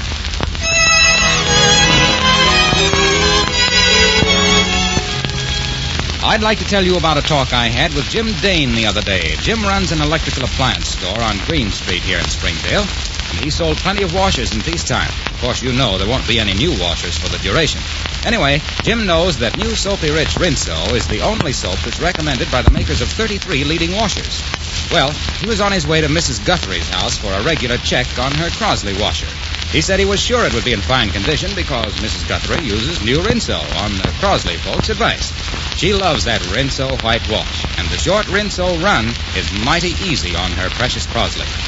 Jim thinks all you folks ought to be as careful as Mrs. Guthrie. Use Rinso regularly. Swell idea.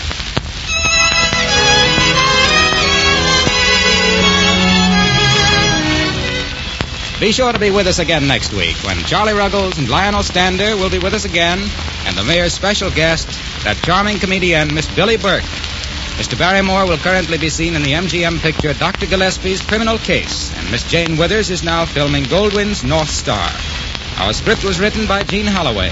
This is Harlow Wilcox speaking for the makers of the new Rinso and bidding you all a very pleasant good night.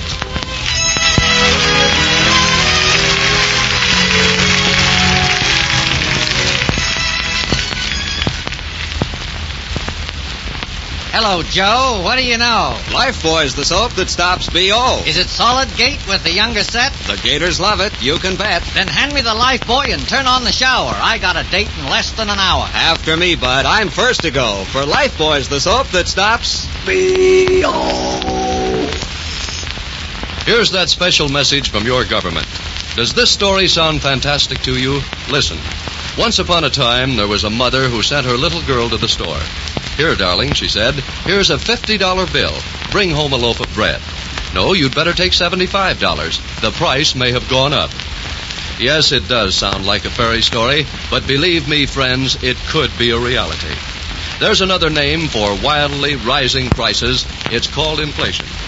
Inflation comes about when there's a lot of loose money floating around, and people are willing to pay higher prices to get the things they want. Our government tells us that right now we're on the road to inflation unless we do something.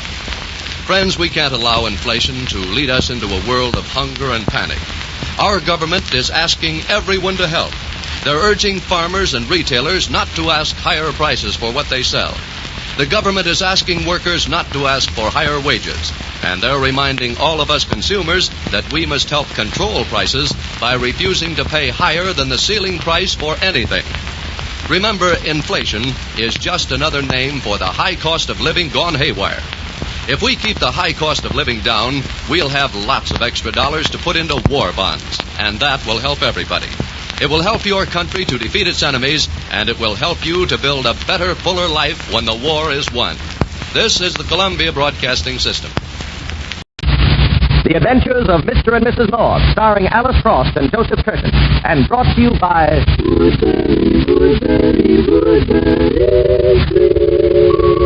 For the skin you love.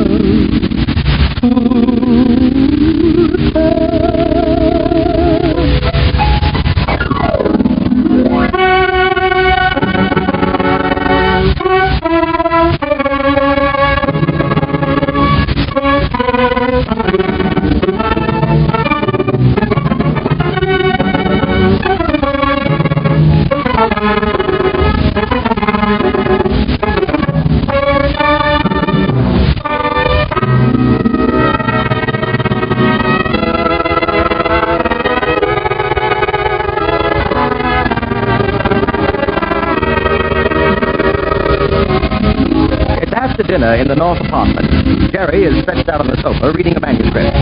Pam sits nearby, trying valiantly to start a conversation. 2 attempts have gotten her nowhere, so, being Pam, she tries again. Jerry. Jerry. Did you like the way Dorothy fixed the turnips tonight, dear? I will as soon as I finish reading this manuscript. Oh, Jerry, you're not listening. Huh? Oh, dear, you certainly haven't been good company tonight. We are? Who? What? Didn't you say we're having company? No, I said you're not. Not company, I mean. Oh. You just sit there reading. I haven't been able to get you to get a word in edgewise all evening. I'm sorry, darling, but I want to get this finished. I thought you said we weren't having company. Maybe I was wrong. I'll go. Oh, Pam, thank heaven you're home. Anne, what's the matter? Come in, dear. Jerry, it's Anne Barkley. Anne, Jerry, you've got to help. I don't know what to do. What's the matter, Anne? Sylvia's been murdered. Sylvia Fleming, strangled in my apartment. Did you hear that, Pam? In my apartment. Oh, what'll I do? What'll I do? Sylvia Fleming, Anne. She lived across the hall from me. But she was murdered in my apartment. And now there'll be an investigation. And Hal and I... Hal? Hal Lawson, the actor. He and Anne are engaged. We were married today. Anne. Well, and then this had to happen. I don't know what I'm going to do. I'm really frantic. I know I'll be suspected. I never liked Sylvia. She was always making trouble. Can't you do something? Well, we can call Bill Wigan. He's a friend of ours from the police homicide squad. Perhaps he No, don't you understand? The police mustn't know. Not yet. That's why I came to you. But really, Anne, Bill... Oh, no. They'd want to hold me for questioning. And if they did, the newspapers would get the story, and the publicity would ruin Hal. Well, it might not. Oh, it would. He's just got a swell offer from Hollywood. But if I get involved in a murder case, Hollywood would never take him. I see. Oh, so won't you help me? Please. Well, I don't know what we can do. Well, if you could only find out who did it, who killed her before the police hear about it. That's a pretty large order. Still, Jerry, we could go over and see what we find. Yeah. All right, come on.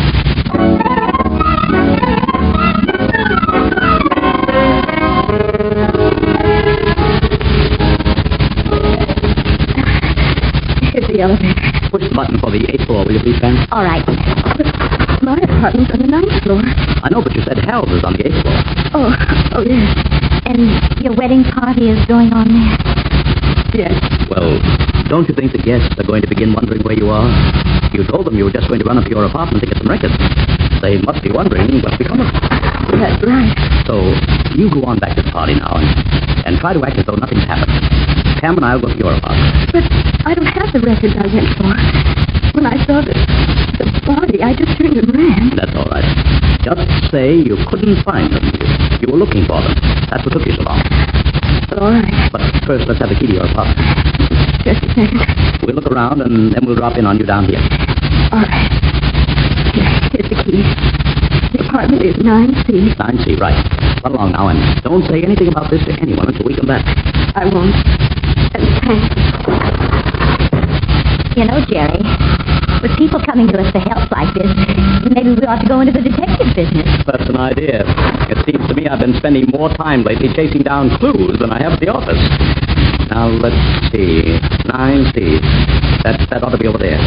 Yeah, there it is. Just a second till I unlock the door. Oh, I do hope we'll be able to help her, Jerry. She's so upset. Who wouldn't be with a corpse for a wedding present? You go in first, Jerry, in case it's messy. All right, dear. Well? I don't get it. What? Well, look on the door. It does say 9C, doesn't it? Yes, dear. What? Well, there's no body in here. No body? You mean there's no body? There isn't, is there? Well, she said it was lying right in front of the sofa. Well, there's nothing here now. Jerry, do you think it's some sort of a practical joke? It's rather pointless if it is. Oh, wait a minute. What's that? What? This shiny thing on the floor. It's the clip that women wear on their evening gowns. Yes. Who turned out the light? Why? Jerry! Oh, Jerry, where are you? What happened? Jerry! Jerry! Oh, where's that light switch? Oh, here it is. Oh, Jerry! Jerry, say something. Oh. Oh, Jerry. Darling, what hit you? That's what I I should be asking, Pam. You don't see a spare ton of bricks lying around, do you? Are you all right? Yeah. I guess so. Darling, let me help you up. Thanks, dear. Say, where is it? Did I drop it? No, it's gone. So that's what it's all about. What? The clip. I was just about to hand it to you when the light went out and I went out. Well, now the body's gone and the clip's gone. We'll never solve this case if the evidence keeps disappearing. Well, if we solve it at all, we have to work fast. Because sooner or later, the body will be discovered and the police called in. Jerry, we mustn't let that happen. We promised Anne. I know. Let's look around. Maybe in the bedroom. Wait. What? Somebody's coming down the hall. Oh, it's stopping in front of the door. The door's open. Oh, golly. Bill! Oh, Jerry and Sam, what are you doing here? Come on in, Mullins. Hello, Mr. and Mrs. Orr. Hello, hello, Sergeant. Well, I don't know how you two do it. I might have known we'd run into you. Well, where's the body? What body? The dead body. Dead body? Oh, there's no dead body here. Well, where is it? I don't know. We don't know anything about any dead body, do we, Jerry? What are you doing here? We're just visiting a friend. Oh. Where is your friend? She isn't here. So I see. Must be an interesting visit. Now, Bill, even if you are a police lieutenant, you have no right to take that tone with me. Sorry, Sam. I didn't realize I was taking any tone. I'm just trying to find out a few things. Usually you and Jerry are willing to help. Oh, we are, Bill. We always want to help you. Good. And maybe you'll tell me what you know. About what? Look, I don't know what. That's what I'm trying to find out. Mrs. North, it wasn't you who phoned, was it? Phone? Yes, phone. Yeah, some woman phoned and said we'd better get over here, that we'd find a dead body in apartment 9C. She said we'd find you two, and you don't seem to want to talk.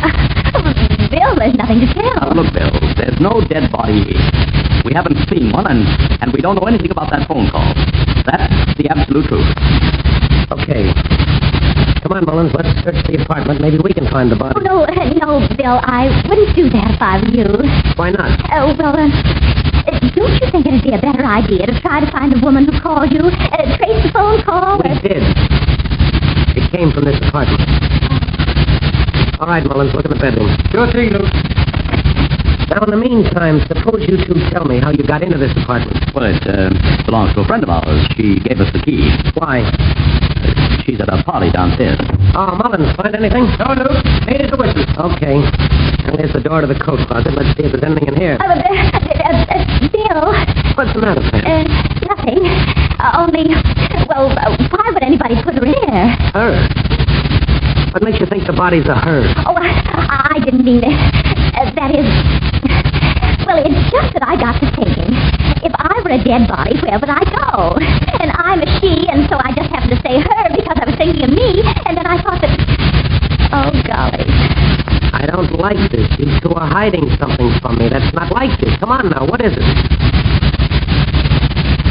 All right, then. We'll have to get along without your help. Look in the closet, Mullins. Yeah, nothing here. What now, Luke? I'm taking the North down to that party they mentioned. I want to talk to that friend of theirs. You wait here, Mullins. Okay, Luke. Come on, Mr. and Mrs. North. I'm sorry about this. I thought I could always trust the two of you, and I thought you trusted me. I suppose you must have a darn good reason for the way you're acting, but even so... Oh, golly. That scream came from this wall. Come on. Hello, Luke. What happened? I don't know, Mullins. Did you tell where it came from? Sounded like right across the hall. What's the matter, miss? Sylvia, she's dead. She's dead. Somebody killed her. All right. Steady. All right, miss. Now, Sylvia. What's the matter? I went into the bedroom and turned on the light. There she was on the floor. Her eyes staring that way. Staring. All right. We're the police. We'll go right in. Police? Yes, somebody called us. You come along with us. No, I can't go back in there. You said that she's in the bedroom. You can stay in the living room. Come in out of the hall. I'll never forget the way she looked. Lying there staring at me. Is this your apartment? Mine and Sylvia. It was mine and Sylvia. No, Yes, I understand. You better Mind if we go with you, Bill? No, I suppose not. Come on. When are you two going to break down and tell me what you know about this? Oh, we're just finding out, same as you. Well, there she is. Oh. Looks like that orange scarf did the trick. Somebody's knotted it around her neck. Yeah, look, here are some initials on it. S.F. S.F. Sylvia Fleming. It's her own scarf. Oh, do you know her? No. And how do you know this is Sylvia Fleming? Oh, well, that girl, her roommate, she said it was Sylvia. But she didn't say Fleming. Where did you get that name, Sylvia Fleming, anyway? Who is Sylvia Fleming? I don't know, Bill. I just thought... Here we go again. I'm sorry, Bill. You're certainly a big help. Bill, look, watch. There's a little blood on the back of her head. The murderer probably knocked her out first to keep her from struggling. That means a woman could have killed her. But it doesn't mean that it's necessarily a woman. Oh.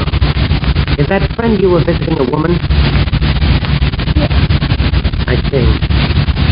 I wonder if this dead woman was planning to go to the party you say your friend is at. She's certainly dressed for a party. Yes. That lovely wine-colored gown. Those jewels and all. Say, that diamond clip on her dress, shouldn't there be another one on this side? Certainly, the dress is torn. The other clip must have been ripped off. So do you think robbery was the motive, Bill? No, I don't. All the other jewelry was left. Probably ripped off accidentally.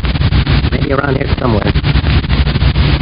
Well, I'm going to call the doc to come over and give the official verdict before this body disappears again. And I want to talk to that friend of yours. You say the party's downstairs? Yes. All right, Mullins will go with you and bring her up.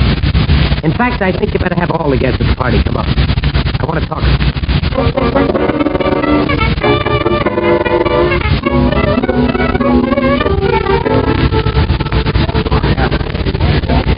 Lieutenant will be wanting to ask you all a few questions now.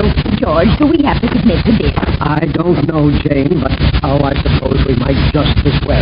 I'm sorry to let it happen, Anne, but Pam and I didn't have anything to do with it. Somebody else got by the police. But we'll try to do whatever we can to help you. This is my husband, Hal Lawson. Hal, this is Mr. and Mrs. North. How do you? All right, come on now, folks. Let's get going. Well, we'll have to go with him. Yes, come on, Anne. But it may turn out all right. The body's not in your room. She's back in her own room across the hall. She gets around a lot for a dead woman. Keep your chin up, darling. We'll be all right. Oh, Hal, I hope. This way, folks. We won't bother with the elevator. Only one flight of stairs so we can walk up. Anne, you know what this is all about. Where's he taking us? Well, I don't know, Elder. Somebody wants to talk to us. Oh, I think it's a dirty trick.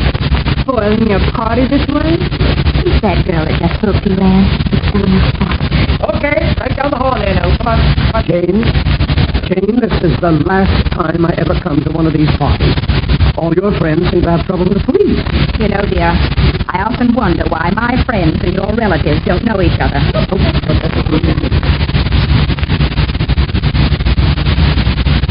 These parties. All your friends seem to have trouble with the police. You know, dear, I often wonder why my friends and your relatives don't know each other.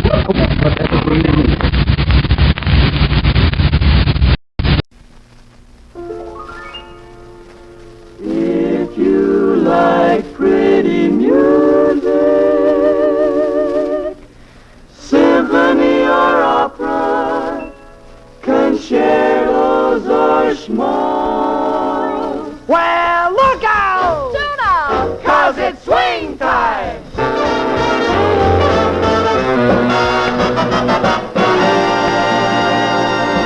Yeah, it's swing time. A fast 30 minutes of music that moves along with the AFRS Swing Combo. The closer-than-close harmonies of Mel Torme and the Meltones. A lesson in saxology from one of America's finest tenor saxmen, Georgie Auld. That well-known guitar and voice team, Tony Romano. And to add that certain touch to this load of talent, that beautiful and lovely star of them all, Frances Langford.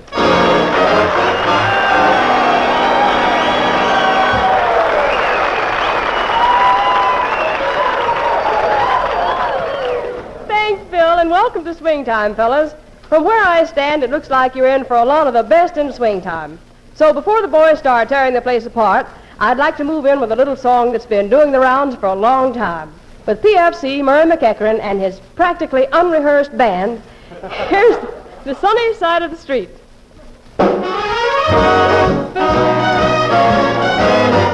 grab your coat and get your hat. Leave your worries on the doorstep. Just direct your feet to the sunny side of the street. Can't you hear that pitter-pat?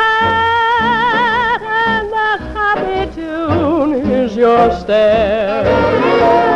Life can be so sweet on the sunny side of the street. I used to walk in the shade with those blues on parade, but now I'm not afraid. This rover crossed over. If I never have a dime, I've got love and say he's mine, oh mine. Gold dust at my feet on the sunny side of the street. I used to drag through the shade with those blues on parade, but now I'm not afraid.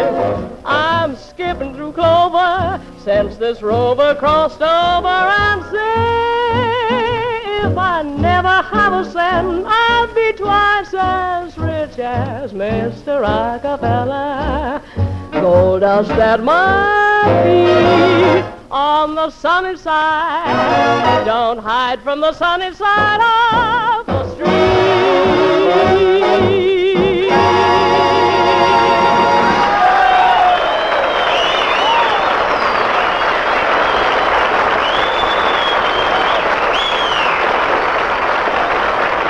Oh, thank you, Francis. Thank you. Excuse me, Bill, but mind if I bring this youngster on? Oh, well, go ahead, Francie. Well, I've known him a long, long time. Been all over the world with him, and think he's one of the best there is. Here he is with a new song of his own, Tony Romano.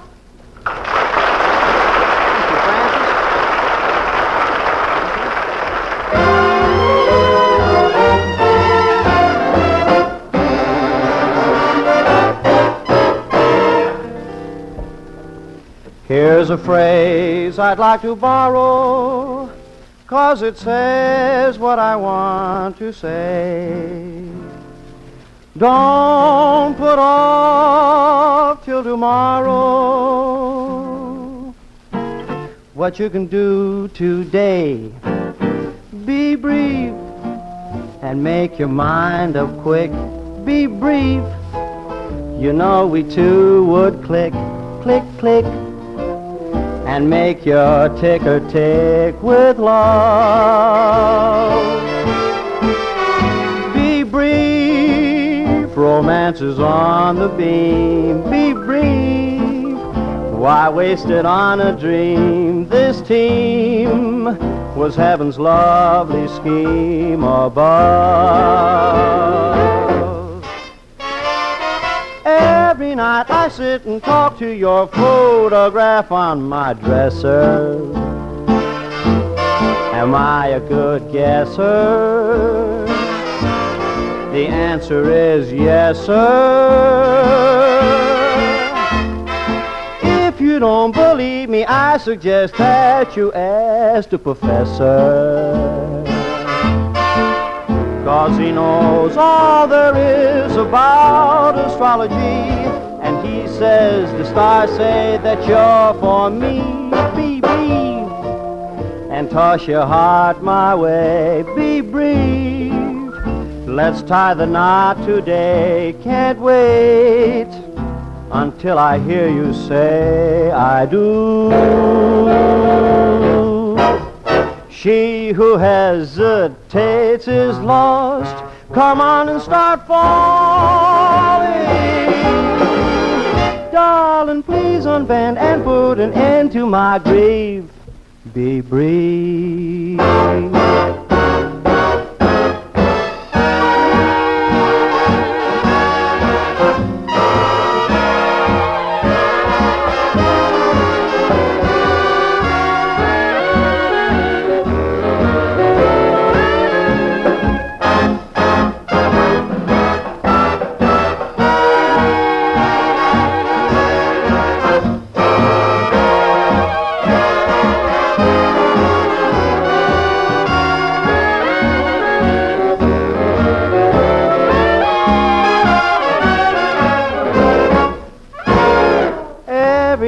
I sit and talk to your photograph on my dresser? Am I a good guesser? The answer is yes, sir. If you don't believe me, I suggest that you ask that professor.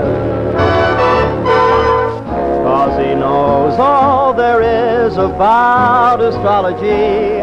And he says the stars say that you're for me. Be brief and toss your heart my way. Be brief. Let's tie the knot today. Can't wait until I hear you say I do. She who hesitates is lost. Come on and start falling. Darling, please unbend and put an end to my grief. Be brief.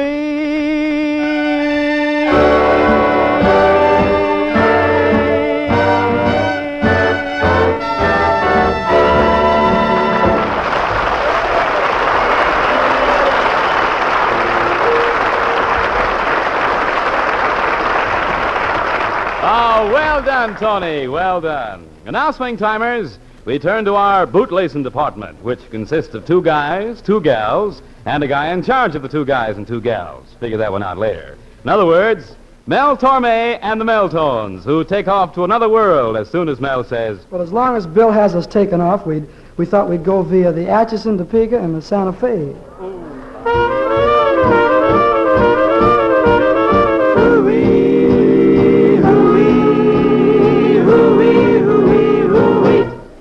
Can't you hear that whistle down the line? I figure that it's engine number 49. She's the only one that'll sound that way on the Atchison, Topeka, and the Santa Fe. Hoo-wee, hoo-wee, hoo-wee, hoo-wee, hoo-wee. See the old smoke rising round the bend. I reckon that you know she's gonna meet a friend. Folks around these parts get the time of day. From the Atchison, Topeka, and the Santa Fe, here she comes. Oh, can't you hear her chugging round the bend? Ooh, hey, Jim, you better get the rig. She's got a list of passengers that's pretty big, and we'll all want lifts to Brown's Hotel, 'cause lots of them been traveling for quite a spell, all the way from Philadelphia, on the Atchison, Topeka, and the Santa Fe, on the Atchison, Topeka, and the Santa Fe. Now the firemen's are pouring on a heavy load, 'cause the engineer explained us how the record showed that there hasn't been a single solitary day when old 49 has been laid on the way. So if you're getting skeptical, then I'll bet your son that there ain't a better train than the old Atchison, Topeka, and the Santa Fe. Hey, bud, you better get off the street.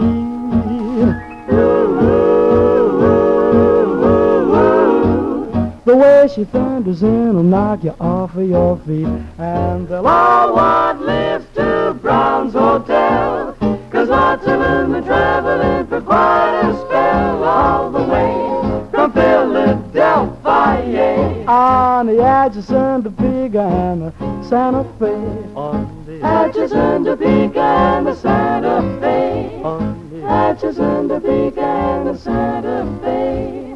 Trains leaving on track 29 for Albuquerque, Amarillo, Wichita Falls, and all points west, on the Atchison, Topeka, and the Santa Fe.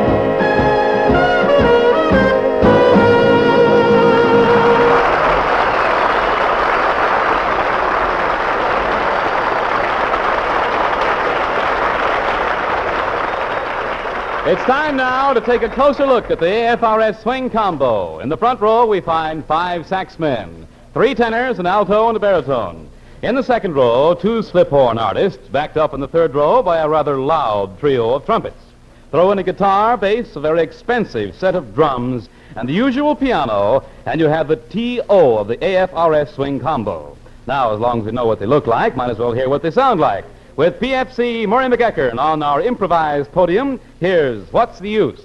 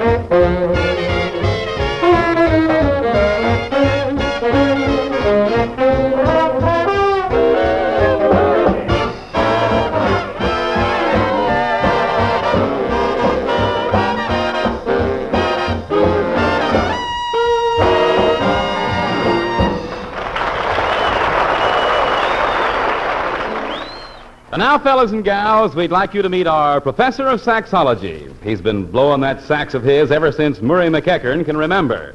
I hear tell this here fella's a friend of yours, Murray. Right, Bill. I first remember little Georgie when he played the soprano sax with the Toronto High School Jazz Band. Well, soon he worked his way up to a job with Artie Shaw, but that didn't discourage him. He kept on practicing, and he's now known as one of the band leaders most likely to succeed. Here he is, George Auld. Thanks, Murray. And thanks for the dubious build-up. If you'll get back on the bandstand, I'll play a little Can't Get Started with you.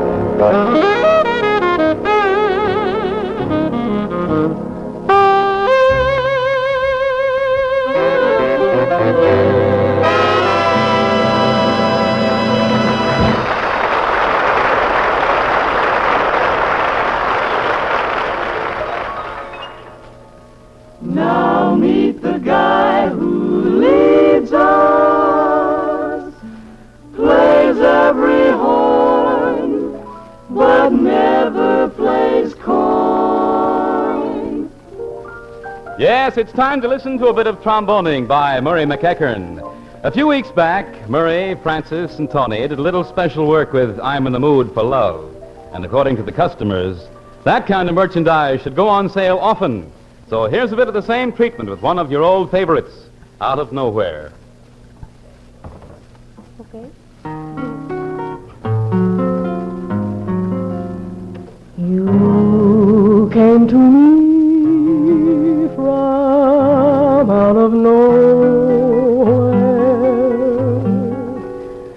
You took my heart and found it free. Wonderful dream, wonderful scheme from nowhere,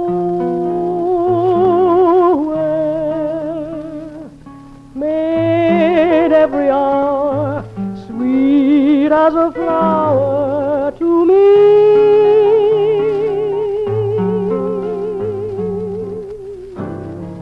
If you should go back to your nowhere, leaving me with a memory, I'll always wait for your return out of nowhere,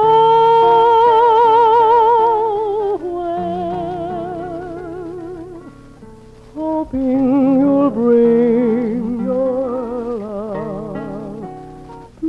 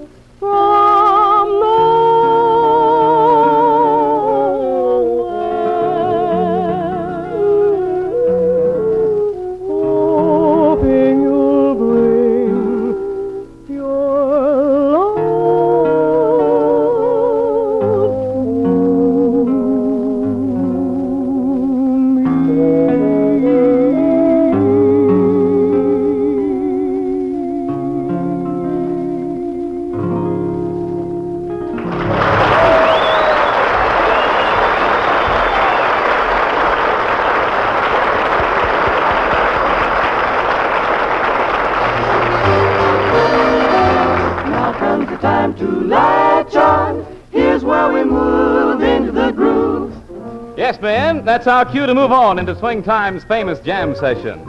And following our usual custom, Francis will take a tune from way back, sing a few bars, and then the assembled assembly will methodically take said tune and in true Swing Time manner, kick it around. Okay, Francis, you start things. Here's a song that's been sung for centuries. I haven't got an organ grinder to accompany me, but I think Tony can grind out a few chords if you play the melody. Whatever it is, I don't know it. Anyway, let's go. East side, west side, all around the town.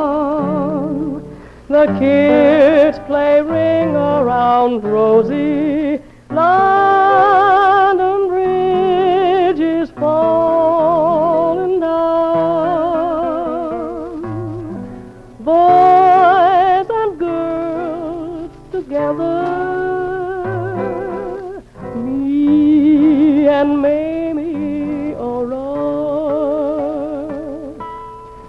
We trip the light fantastic on the sidewalk of New York.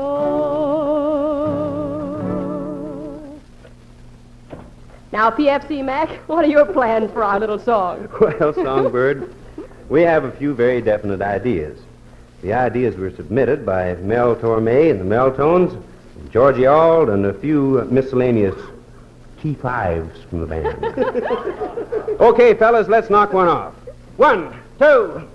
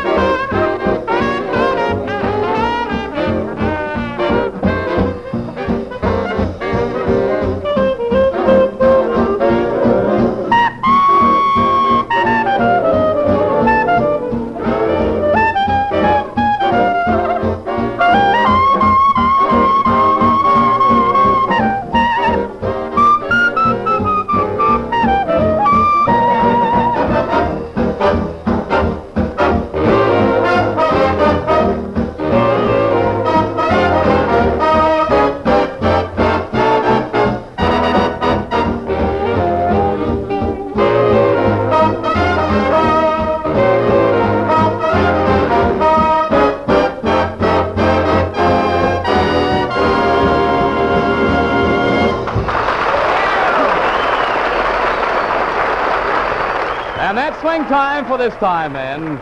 Before you know it, our gang will be around again with another Fast 30. Our thanks to Francis Langford, Tony Romano, Georgie Auld, Mel Torme and the Meltones, and PFC Murray McEachern with the AFRF Swing Combo for really keeping things moving. So it'll time to cut another groove. This is Bill Haworth saying, so long, man.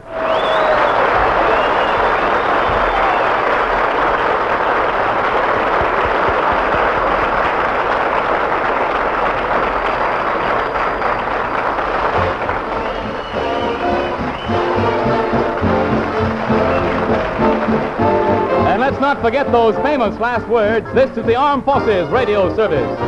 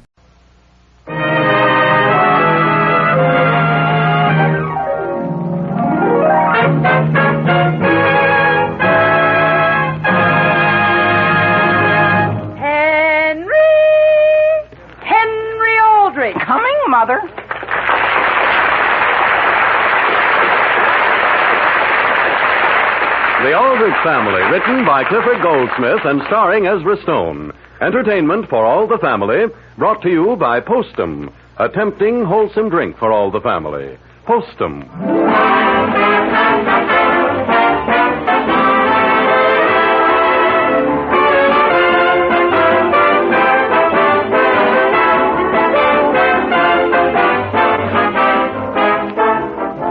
Friends, welcome once again to a visit with the Aldrich family. And since this program is intended primarily for your amusement, we hope there's nothing to interfere with your sitting back and enjoying the fun. Of course, if something does interfere, if perhaps you're troubled by a touch of indigestion, we suggest that for the moment you be practical about it. Now, while you think of it, consider whether coffee may cause your indigestion, whether you wouldn't benefit by drinking Postum instead. You see, while coffee is popular with most people, and while many people can drink it without feeling distress, many others cannot. So by all means, if you think coffee upsets you, switch to Postum. For Postum contains no stimulants, nothing upsetting in any way. Just drink fragrant, flavorful Postum instead of coffee, and see if before long your indigestion hasn't gone. See if you don't feel lots more human again after you give Postum a fair trial.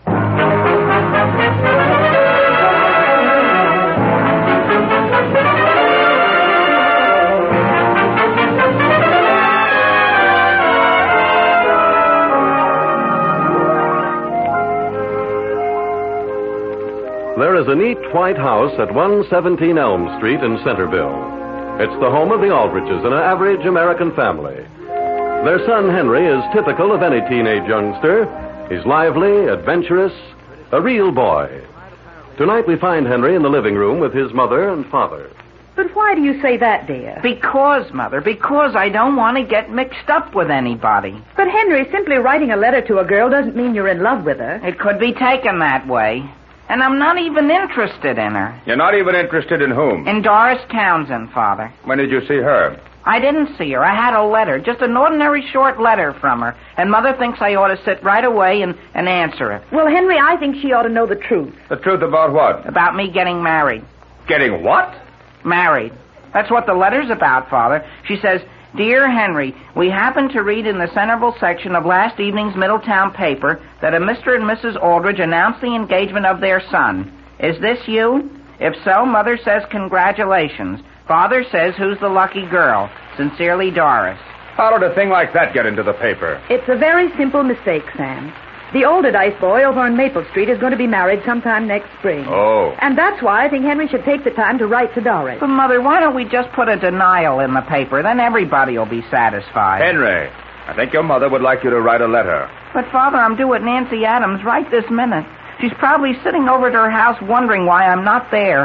And here I am here. But, Henry, by this time you could have had the letter written. Not and explain things properly, Mother. Henry, you're to write the letter tonight. Tonight? Now. Now? Now, Sam, if Nancy Adams is waiting, I don't think it's quite as important as that. I thought you wanted him to write it. I do, dear, but after all, why can't he be home by 9:30 and write her a postcard before he goes to bed? Yes, Mother, that's the least I can do. Are you sure you'll come home early? Yes, Mother. Alice, you don't think he ought to write it before he goes? Sam, Henry's promised to be here by 9:30. And gee, Father, you know me. When I promise to do a thing, I break my neck doing it.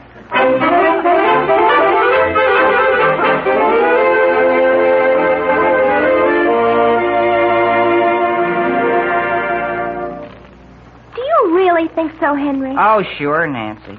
You take any marriage. Gee, the average marriage, I think that when a person's... You know what I mean? Well, as a matter of fact, Henry... Well, I think they ought to have a diversity of interests. My, you've thought about this a lot, haven't you? It's just common sense. Suppose a man marries a girl and all they both like is the same thing. Like, take gardening, for instance. I don't know why I take gardening, but some people do. And they have one. I don't mean a little one, naturally. It's a big one. Lots of acres, like a ranch. Did you know they raise cotton in Arizona? Who does? The people in Arizona. The married people? I guess both kinds. Why do you ask? I just wondered whether you know anyone out there. No, I just may go to school out there. Really, Henry? I know a boy that goes to school there. In Arizona? Yes, I had a letter from him just day before yesterday.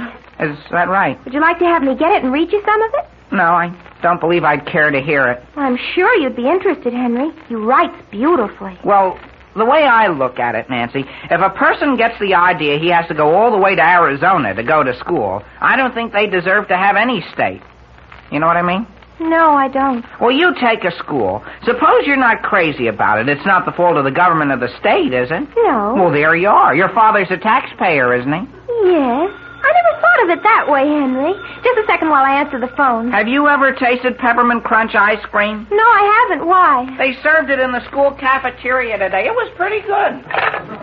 Hello? Nancy, this is Homer. Is Henry there? Yes? Tell him I've got to speak to him. Henry! Is that my mother? It's Homer. He wants to speak to you. Oh, gee whiz, I can't even go visiting without his bothering me. Hello?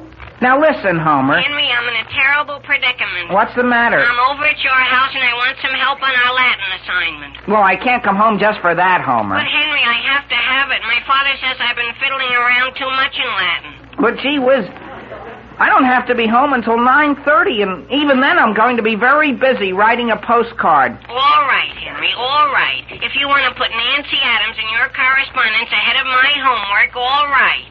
You mean you're going home again? No, I'll wait. But your father says to be here not a second later than 9:30. Well, gee, I'll be there. I've got plenty of time. So long. Henry, you through? Sure. I just ran up to get some of Dick's letters. Whose? Dick's. You're so interested in Arizona, I thought you'd like to have me read some parts of them. Did he write all the letters in that bundle? My goodness, he's been writing ever since last Christmas when I met him. Oh. I don't think he's missed a week since then. Here's one about Arizona's irrigation ditches. To you? Yes. Very interesting. He says, "My dear Nancy, did I see a ditch today? It began miles in back of me and came up to me and then went as far as the eye of man could reach. When one realizes that all of this was dug with human hands, it makes one proud to be a member of this human race of ours. After that, we went dancing, and I certainly wished you were there." They danced in the ditch? No, that was afterwards. And then he goes on to say... What? Oh, my goodness, I can't read you that. Oh. Here's one. "Well, well, Nancy, here I am writing again. Didn't you scream, Henry? You'd certainly die if you ever met him. Yeah. He's got a nice sense of humor. Your letter came this morning, and I read it at least... No sense in reading that. Now, let's see. I have your picture on my bureau... No. Oh, here's something interesting. Here's something wonderful. Yesterday, a crowd of us saw the Grand Canyon. Boy, is that something. Is he only interested in ditches? He's interested in everything, Henry. I'd let you read it yourself, only there's some rather personal things in it. Naturally. Of course. Is that clock on the mantel right? Yes, I think so. Well, gee, I didn't realize it was nearly 8:35. You mean you have to go? I'll say I have. Why so early? Well, I've got to help Homer with his Latin, and then I've got to write a long letter. Oh. Boy, am I ashamed of myself. I bet there are at least 4 letters from this person. I haven't even started to answer. Well, I'm certainly glad you came over. The person, will be wondering what's been keeping me. Does she live very far away, Henry? No, just in Middletown. But her family's thinking of moving to California, and then, of course, my letters will have to be longer. Well, I'm awfully sorry you have to go. Good night, Nancy, and I just want to tell you how much I enjoyed hearing your correspondence.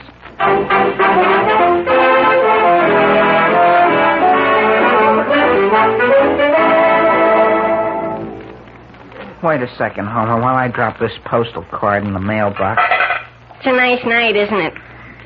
Let's walk back to the house. Did you ever notice, Henry, when you look up at the moon, it looks as though the clouds were standing still and the moon is what's moving? So what? What's the matter with you, Henry? Nothing's the matter with me. Well, what'd you come home from Nancy so early for? Well, you wanted me to help you with your Latin, didn't you? She was... Do you know how many times she's gotten letters from him? Who's gotten what? Every week, Homer. Every week since last Christmas. All he talks about is ditches. Who? And in the meanwhile, she goes around leading other people on. Into ditches? Anybody think that just because somebody you happen to know casually is going to school where you aren't going to school, then, gee whiz, he's pretty wonderful. Who is? Who cares how deep the Grand Canyon is, do you? I ask you. I'm going home. Well, go ahead. And not only that, Homer, Nancy's been writing to this guy just as often as he's been writing to her. Oh. Oh, well, do you know what you ought to do, Henry? Why should I do anything? You ought to show her, though. All you have to do is write a letter to some other girl and leave it lying around where Nancy will see it. You're crazy. You talk as though I cared, Homer. But she'll eat right out of your hand, Henry. My own sister used to do it. She did? Sure, every week. Did it get results? Well, she's married, isn't she? Married? Just from that? Well, you don't have to let it go that far if you don't want to. The only trouble is I don't know of any other girl I'd want to write to. You don't have to. You aren't going to mail it. You're just going to write it and let Nancy see it. Now, how about this girl you just mailed the postcard to? Doris Townsend? Well, gee whiz, Homer, I could hardly get up enough interest to write that much to her. Well, I'll tell you what to say. I remember my sister's letters. Only when you write it, Henry, do it on your father's typewriter. Don't write it in your own handwriting. Why not? Because it isn't romantic enough. Okay, and I'll type it on some blue paper.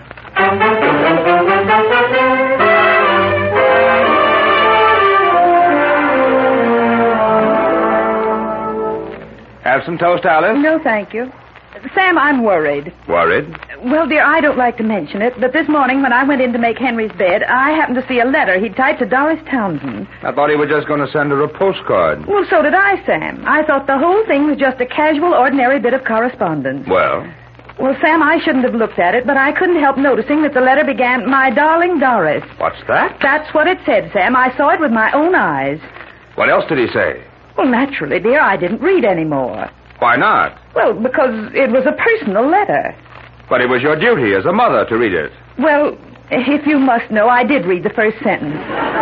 But that's all. What did it say? Your letters have been coming through regularly, and you will never know how they have changed my entire life. You mean that letter she wrote him wasn't the first one? No, dear. Apparently that's why Doris Townsend was so concerned.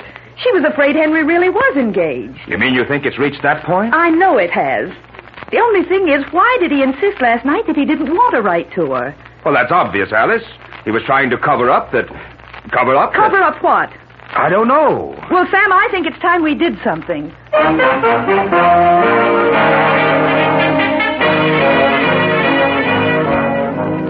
See her, Henry? Sure, she's sitting right there on the school steps. And your letter's right in front of her. But what good will it do, Homer? You dropped it so darn far from her. I dropped it practically at her feet, Henry. And look, she's got it. She's reading it. She is? Oh, boy, is she going to get a shock. Didn't I tell you, Henry? The only trouble is, Homer, that isn't my letter. Mine's still on the ground. It is.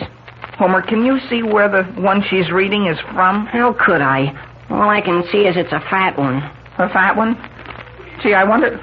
Do you suppose? Well, if it is from Arizona, don't let it get your goat, Henry. But, Homer, she doesn't have to read his letters right here on the school grounds. Wouldn't you think she'd have some loyalty to our school? Look, Henry, she's standing up. Oh, boy. She's leaning over. Well, gee whiz, she's only tying her shoelace. Homer, is she blind? She's even stepping on my letter.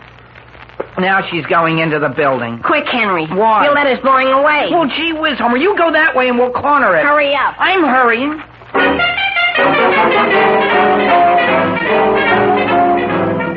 Where is she, Homer? She's right there in the corridor talking to Eleanor Wentworth. Do you think she saw you when you slipped my letter into her coat pocket? How could she? I was talking too fast. Well, she certainly can't miss this one. And I think it's better than the letter that blew away yesterday.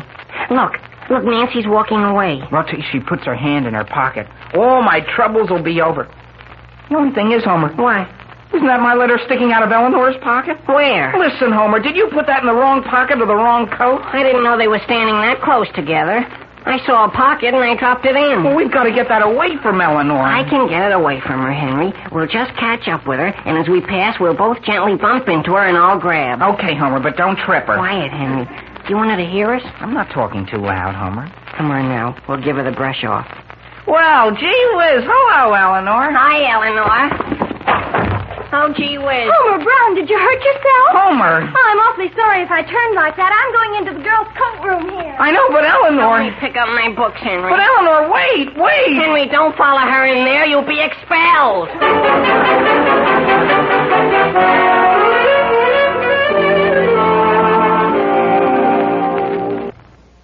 Wondering, after all, if I were a boy and knew a girl as nice as Doris Townsend, I think I'd want a picture of her.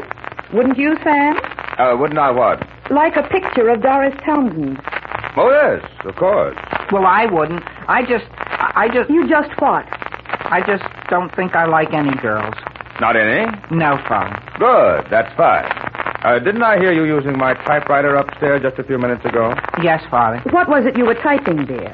Why, just something I was doing over. I typed it night before last, and it blew away yesterday. Then I did another last night, and that got lost today. Through an error. I see. Homework, dear? Why, in a way, you might say it was sort of homework. I was talking with Nancy Adams' mother today. She says Nancy is writing to some boy out in a school in Arizona. She is? If I were you, I'd take a little interest. Well, I'm not going to waste my time on her, Mother. You'll never find a nicer girl. Gee whiz, Father, I have other things to think about besides just girls. Gee whiz, I've got a lot of other things on my mind. Where are you going, dear? Just upstairs and do a little typing. Sam. Well? Do you think we ought to come right out and forbid his writing any more letters to Doris Townsend? Now, Alice, let's not make matters any worse than they are. It's much better to be subtle about it. You can't tell. He may be up in his room right this minute wondering whether Doris Townsend is worth it. That's the way a boy's mind operates. Well, of course, dear. You know more about it than I do.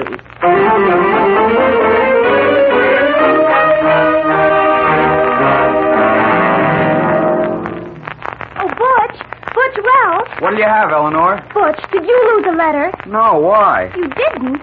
Don't you go around with a girl over in Middletown by the name of Doris Townsend? Sure, I take her out practically every weekend. Well, I don't know how it got there, but I found this letter addressed to her in my coat pocket, and I thought it was probably yours. Let's see it. Here you are.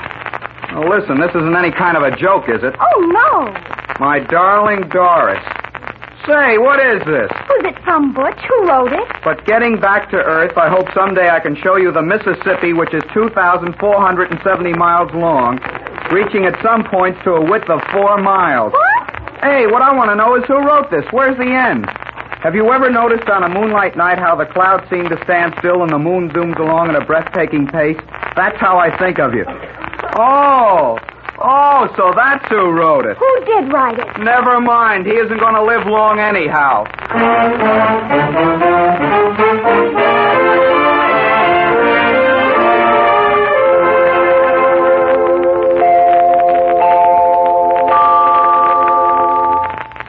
Well, poor Henry is certainly having a tough time getting the right letter to the wrong girl. And whether he ever will manage it is more than I know. But I do know, ladies and gentlemen, that if you'd like to get the right mealtime drink for your family, you really shouldn't miss all the grand things that Postum has to offer you. Believe me, you'll enjoy a good hot cup of Postum for the same reason millions enjoy it. Just because Postum tastes so downright good. Yes, when you pour yourself a steaming cup of Postum and add just a dash of cream and sugar to it, you have a drink that's so tempting in fragrance, so unusually delightful in flavor, that you keep wondering why you never thought of trying it before. Just don't expect Postum to taste like coffee, any more than you'd expect coffee to taste like tea. For naturally, the goodness of Postum is the goodness of a distinctive flavor. A flavor that puts the in Postum. So enjoy delicious hot Postum tomorrow, and be sure to make enough for the young folks to enjoy, too, because Postum is a drink for all the family, just as your family will be all for Postum.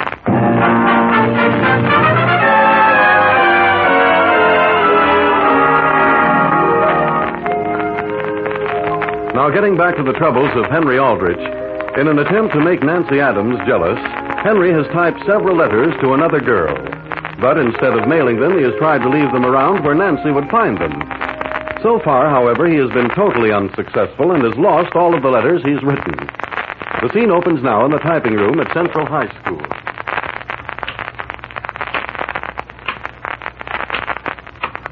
Homer, have you any idea where the A would be on this typewriter? Why can't you find it yourself? Haven't you ever seen the typewriters in this classroom? The keys don't have any letters on them. Well, what good are they, then?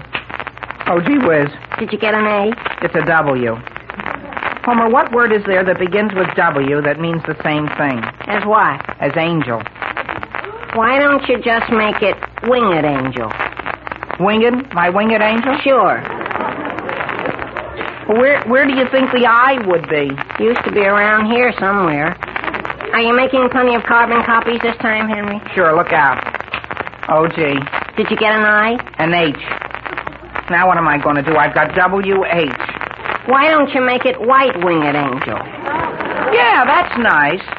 The only trouble is, Homer, if we don't find it this time, we're really stuck.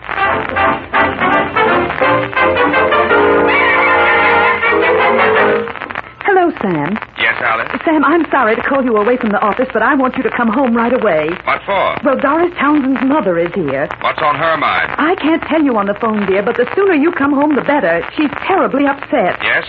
I'll come over right away, Alice. But remember this. No matter what she says, the girl is probably just as much to blame as Henry is.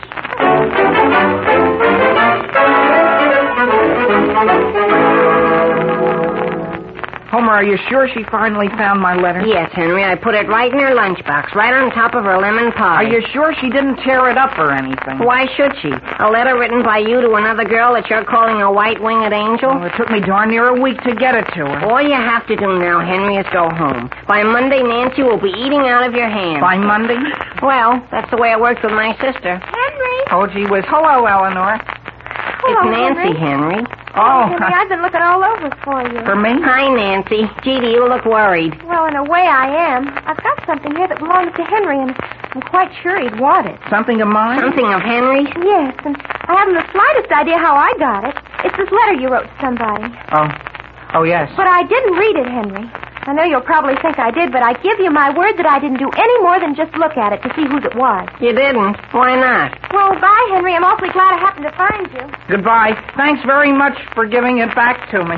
That's a fine thing, Homer. That's a fine thing. Well, what's she got against reading somebody else's mail? After all, if all she cares about is that fellow in Arizona, why should I... There are other girls besides Nancy Adams. Sure there are. That's what I say. Sure there are. She isn't so wonderful. Hiya, fellas. Oh, hello, Willie. Hello. Miss Eggleston wanted me to give you your English papers. You've got mine? Sure, here. Here, Henry. And, boy, you better watch out if Butch Wells sees you. Why should I worry about him? But didn't you write a letter to his girl in Middletown? Who, me? Sure, to Doris Townsend. It's all over school. Butch knows Doris Townsend? Why not? She's a steady, isn't she? Is that right? And, gee, he's the biggest guy in school, Henry. Well, I'd like to see him start something. Henry, how much did you get on your English? C+. C+.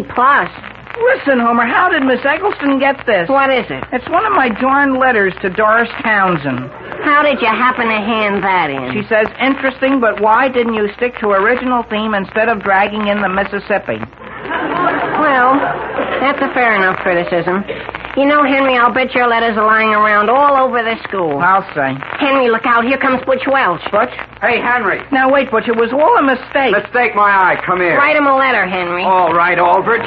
Hey, Butch, let go of me. What's the idea of trying to cut me out with Doris Townsend? I didn't. You're twisting my arm. Yeah? Hey, Butch, let go of Henry. Go sit down. You make me.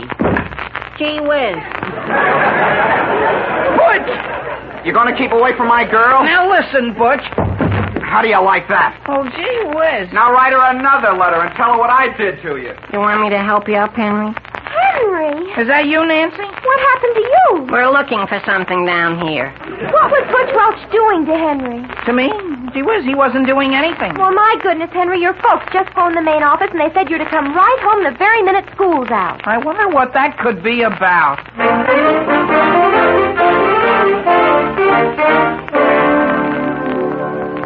I don't see why you have to feel that way about it, Henry. After all, Butch is 3 times as big as you. Did you brush the back of my coat, Homer? Sure, your folks won't notice a thing. Henry! Yes, Mother, where are you? I want you to come into the living room. Your father and I want to have a talk with you. A talk with I, Mother? Yes, Henry. Has something gone wrong, Father? How did you tear your coat pocket? Oh, that? That? Well, gee whiz. Homer, dear, would you mind leaving the room? You want me to go? We do. Please go up to Henry's room until we're through. Couldn't I wait out in the kitchen? You could not. Please go upstairs. Yes, Mrs. Aldrich. I'll wait up there. Now then, Henry. Yes, Father. Your mother wants to have a talk with you. Sam, I think you're the one that should have a talk with him. Aren't you the one Doris Townsend's mother talked to? Doris Townsend's mother? Yes, dear. She's been here. That would be putting it mildly. What? Henry, Doris Townsend was never so upset in her life. She's upset. She's upset. Over the letters you've been writing her. How did she get any of those? What do you mean, how did she get any of them? Haven't you been writing her? I've been...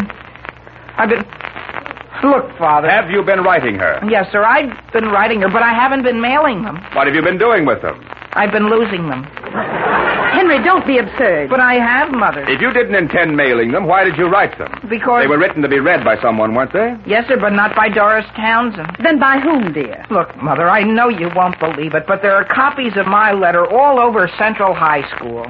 What do you mean by that? Father, this English paper is a very good example. You mean you failed in English? No, I got a C+ for it. Let me see it. Now, Alice, don't let him evade the issue. We're talking about his letters. But, Sam, this is a letter. To Doris Townsend? Yes, dear. That's what Henry's been trying to tell us. He wrote those letters for English.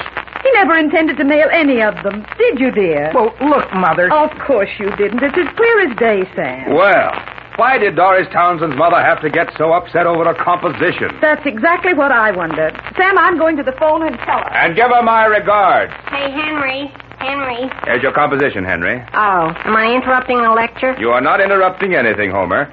Only, Henry, next time see to it that you get more than a C+. Yes, Father. Henry, you know that letter Nancy handed back to you? Yeah. Well, that isn't one of your letters. Whose is it? It's a letter she wrote to the guy in Arizona. From her? Do you mind if I see what it says? Wait, Homer, that letter wasn't meant to be read. What do you mean it wasn't? It isn't even sealed. She said... Now listen, Homer, give that to me. Oh, boy. Homer. Oh, boy. Homer. Oh, boy. Are you reading it all, Homer? The whole thing's about you. About me? She says you're one of the nicest, sweetest boys she's ever known. Who, me? Henry, you're one of the nicest, sweetest boys she's ever known. Now, wait, Homer. She said that about me? Well, gee whiz, can you imagine that?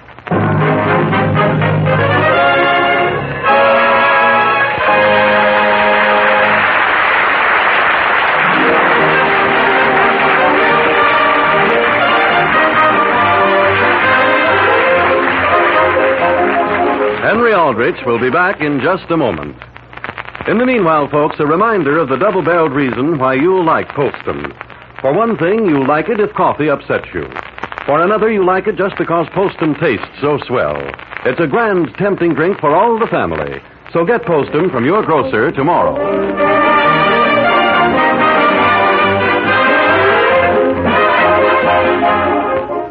No, Mother, I'm sure I don't feel well enough to go to school today. But, Henry, you'll miss some very important work. No, I won't, Mother. I won't miss a thing. All we were going to do today, anyhow, is read our English compositions in front of the class. And I never felt so low in my life.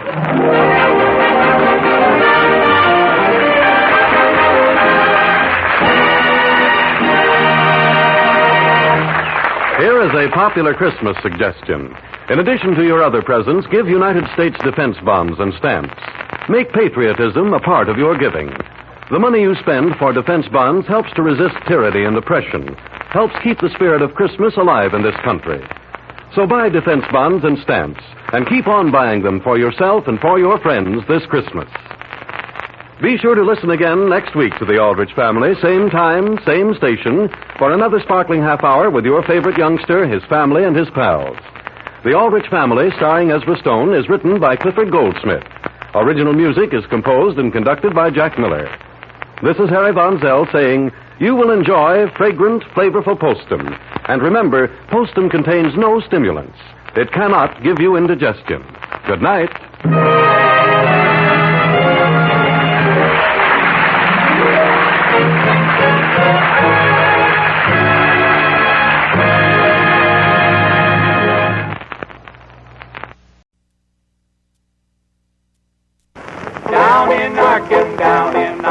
Down in Arkansas. My folks down there are tall and lean. They look just like a big string bean, and some of them are just as green. Down in Arkansas. Lifebuoy presents The Bob Burns Show, bringing you latest news of those kinfolks in Van Buren. More doings of the Arkansas traveler, Spike Jones and his city slickers. Now, here he is himself, Bob Burns.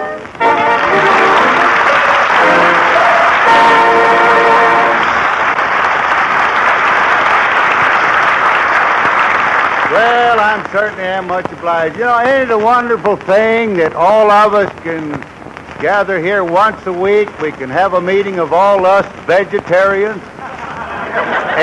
Ain't that meat situation getting terrible? Honestly, I don't know which is going to expire first. me or my meat coupon. But I've been talking about the meat situation here so long now. You know, I've got to be known as quite an authority, and I'm awful proud of it. But the way everything's all mixed up, I think it's a good idea for one of us to know all about this thing.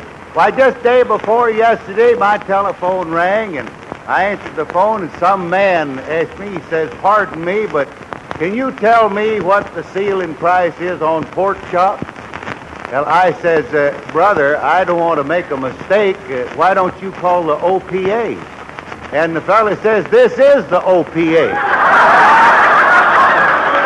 But anyhow, I've been looking into this meat situation, and I found out one thing. I found out what causes black market.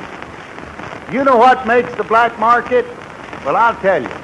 It's too few hogs inside the pig pen and too many hogs on the outside of the pig. But anyhow, while we're talking here, I just want to tell you that if you folks want to stop this black market, just don't pay any higher price than you're supposed to. Just kick like a bay steer, honestly, when they try to charge you too much. Do what I did just day before yesterday. I come in town here and went to the restaurant to have dinner, and the waiter gave me my check, and it was too much. Now, I had ordered roast, and so I called the manager over. I says, "Look at this check here." I says, "He charged me too much." And the manager says, "Well, what did you order?" I says, "I ordered roast." And he says, "What did you get?" I says, "I got roast." And he says, "Well, then what are you kicking about?" I said, "But the waiter has charged me for steak." And the manager says, "Oh, well, now that's a horse of a different color." Speaking of horses and black markets, things like that, just reminds me that the dark horse of radio is the sound effects man. They call him the forgotten man of radio. But tonight, Spike Jones and the City Slickers are going to throw the spotlight on that fella. I think after you hear Spike Jones and his boys play and hear Del Porter sing, the sound effects man, you ain't never going to forget him again. Go ahead, boy.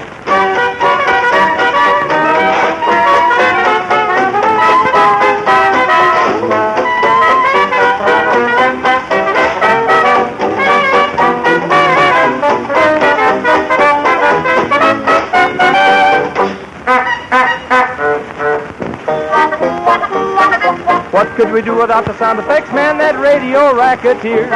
Just tune your dial and listen a while. This is what you hear. There's a knock up on the door. That's the sound effects man. Here's a kiss and maybe more. That's the sound effects man. If you like a ring, he'll give you a ding, ding, ding. And even in the early morn, you'll hear him blowing his horn. Cowboys riding fit to bust. That's the sound effects man. 3 more Redskins bite the dust. That's the sound effects man. He has such an awful lot to do, and yet he very seldom ever misses a cue. He's a 3-alarm fire, and the fire chief too. Here comes the sound effects man. When the wind is howling, sound effects man. Hear the thunder growling. Yeah, that's the sound effects man. When the battle is raging, he's right in the middle of the fray. But when he blows his whistle, crime doesn't pay. Benny's old Maxwell chugging right along.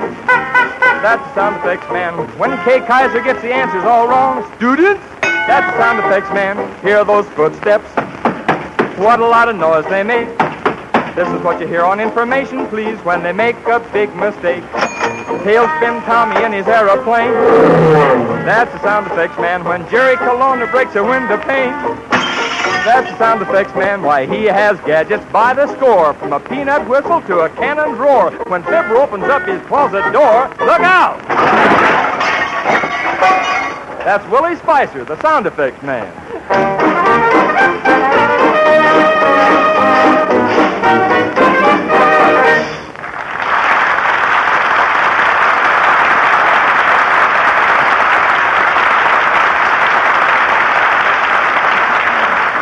You know, the music that Spike Jones boy plays, it may not be very refined, but it sure is pretty. You know, it reminds me of a girl I knew back in Arkansas. Her name was Prunella. She sure was pretty. Bob, wasn't she refined, too? Well, I was coming to that, Dick. In one way, she was. Susie Prunella, she used the fanciest perfume in the Ozarks. Cost pretty near 30 cents a gallon. Why, it did, and it was worth it, too. That perfume was called New Et de la Come Hither. Which that's the name of it. You know, even if there wasn't a fellow within the range of 10 miles who would come hither. Well, Bob, didn't anybody ever suggest to Susie that she ought to take a good, honest lifebuoy bath? No, Dick, they didn't. And Susie pretty near cried her poor little eyes out, just yearning for a date. You know, it makes me sad to hear cases like that, Bob, because so many attractive girls suffer from unpopularity just because of B.O. Why don't people realize that Lifebuoy is the only soap especially made to stop B.O.? Well, a lot of people do. Why don't they realize that the surest and pleasantest way to stop B.O. is to take a Lifebuoy bath every day? A lot of people do. Why, you step out of a Lifebuoy bath clean and fresh with lots of pep and no B.O. Why don't people realize that? If Susie Prunella only knew about Lifebuoy, I'd bet she'd become popular in no time at all. Excuse me. Hello. Mr. Lane, this is Susie Prunella. I heard what you said about Lifebuoy, and I just wanted to let you know I took your advice.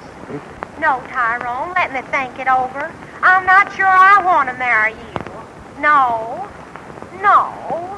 Oh, Tyrone. Hello. Telephone's dead. Well, there's one thing you got to say for that Tyrone McGuffey. Boy, he sure is pretty near as fast as life, boy.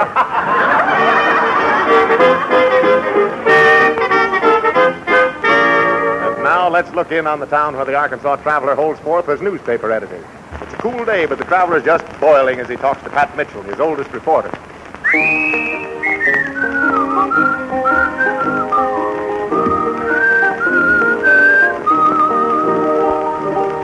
And though I told Dewey over and over to let nobody in the office unless he states his business, here I get a summons to serve on the jury. Oh, Traveler, Dewey doesn't understand. Nobody likes to be tapped for jury duty. As if I didn't have enough to do. Must be on the Bradish murder case, huh? Yeah. Say, Pat, you're covering that case. What's the lowdown? Oh, not much to it. The sheriff found the body of Hank Busby on the Bradish farm full of lead from a 12-gauge shotgun, the kind Bradish owns. The prosecutor says he can prove Bradish and Busby quarreled about back wages. So what's Bradish's side of the story? Oh, claims he shot in self-defense. Says Busby threatened to beat him up. Any witnesses to the actual shooting? Yeah, one. Who is it? Oh, this'll kill you. Well, let's finish with one body at a time. Who? Single-track Simpson claims he saw the fight. Single-track Simpson? Can you imagine what'll happen when he gets on the stand? Holy smokes. Why, the jury will stay in that box for months. I declare I never knew a man in my life quite like that single-track Simpson. Why, you don't dare interrupt him when he gets going because he always just starts the story all over again.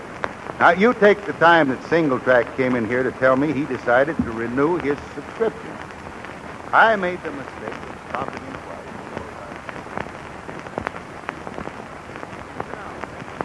What you come to town today for? Well, sir, a couple of weeks ago, I seen the posters advertising the circus was coming to town. That is, my cousin Mortimer Barnside. He seen the posters and showed them to Fred Buell. That Buell's on the other side of Smoky Mountain. Well, I told Ma. Now, wait a minute, Single-Track. I'm a pretty busy man. I suppose you just get to the point of why you came in.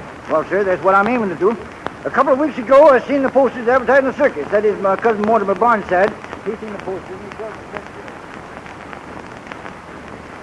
I declare that man took 4 hours to tell me he wanted to renew his subscription. That's Single-Track Simpson, all right. Yeah, doggone it, he talked so long by the time he'd finished, his subscription pretty near run out again. Every time I interrupted, he started the whole story over, word for word. Well, this settles it. I'm pulling every string I know to get out of that jury if he's a witness. Get me Judge Bixby on this. Oh, you standing there, Dewey? Chief, boss, I'm awful sorry I let that man into your office. Well, let this be a lesson to you, Dewey. Boss, I don't want to lie to you. I knew that man was going to give you a paper calling you to jury duty. What, and you still let him in? Well, boss, I thought you'd want to. What in the world ever gave you an idea like that? Well, at school, our teacher in civics, she said serving on a jury was a sacred privilege. She said there aren't many countries left where a man, when he's in trouble, can have his case heard by his peers or something. She says a man should be proud to serve on a jury. I see. Guess my teacher's wrong, and a man ought to get out of it any way he can, huh? No, Dewey. You believe your teacher, not me. I was just joking about it anyhow, you see. I think it's a great idea. Now you run along, finish sealing those envelopes. Yes, sir. Well, Traveler, you going to call Judge Bigsby and get out of this? No, Pat. You know, I've pretty near ruined the fine job of education our schools have done on my office floor. I guess I'm a sulky. I'll show up in court tomorrow.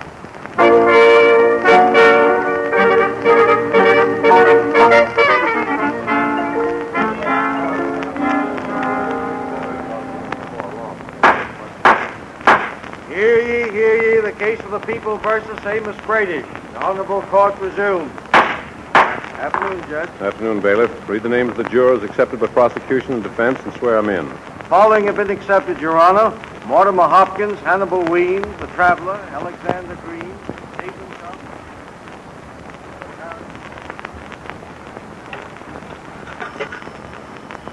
Maine 4673, please. Oh, hello, Dewey. Listen, get my clean shirts, socks, pajamas, and the toothbrush down to the city hall right away. And a gin rummy day. And say, stop and get me a book. Oh, I don't care what book it's about. You know, just get me a book, as long as it's a long book.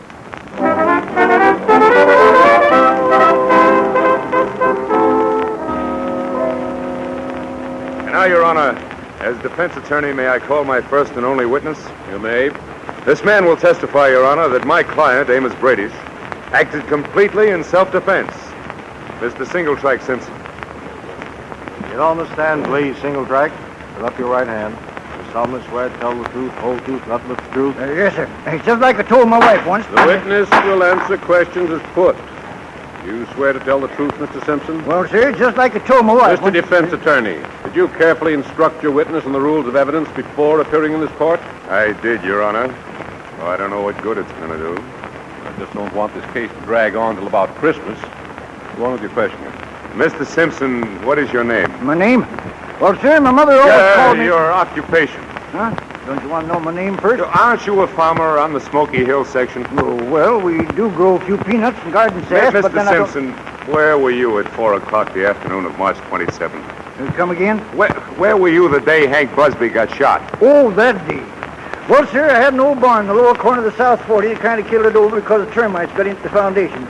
Well, my cousin Dillard Weems and his wife and her sister, that's Mabel Purdy from Pine Holler, she happened to drop in, and I said, Cousin Dillard, if you and your wife will stop a spell... This testimony is irrelevant and immaterial. I object. I am forced to agree, Mr. Prosecutor. Can't the defense attorney get the witness to the point? I'll try, Your Honor. Look, Singletrack. Did you or didn't you actually see Hank Busby shot the afternoon of March 27th? Huh? Look, just tell what you actually saw. Well, that's what I'm aiming to do. You see, I had an old barn in the lower corner of the South 40 that kind of killed it over because the termites got into the foundation. Well, my cousin Dillard Weems and Your Honor, same ground. Judge, there's only one way this witness will ever give us the facts, and that's by never interrupting him. I ask a certain indulgence of the court. Very well. Prosecutor, the court asks you not to interrupt again unless the witness is definitely not telling what he heard or saw. Your Honor, I can't accept such a... The defense will proceed. Singletrack. Yes, sir? You can tell your story in your own way from now on. Just take your time. What happened on March 27th? Well, sir, I had an old barn in the corner of the South 40 that kind of killed it over because of the termites.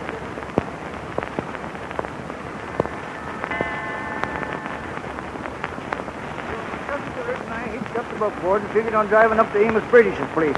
Well, my cousin's wife's sister, see, so that's Mabel Purdy.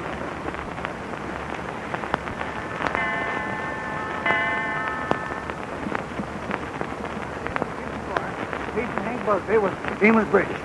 Well, I heard once that Hank threatened to get... I object. No, shucks, that almost finished.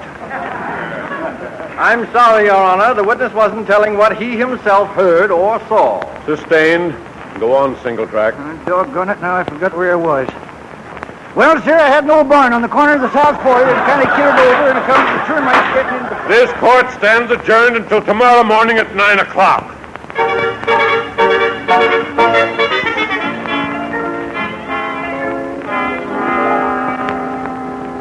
Of course, she was Mabel Purdy's second cousin. She married Isaiah Pringle.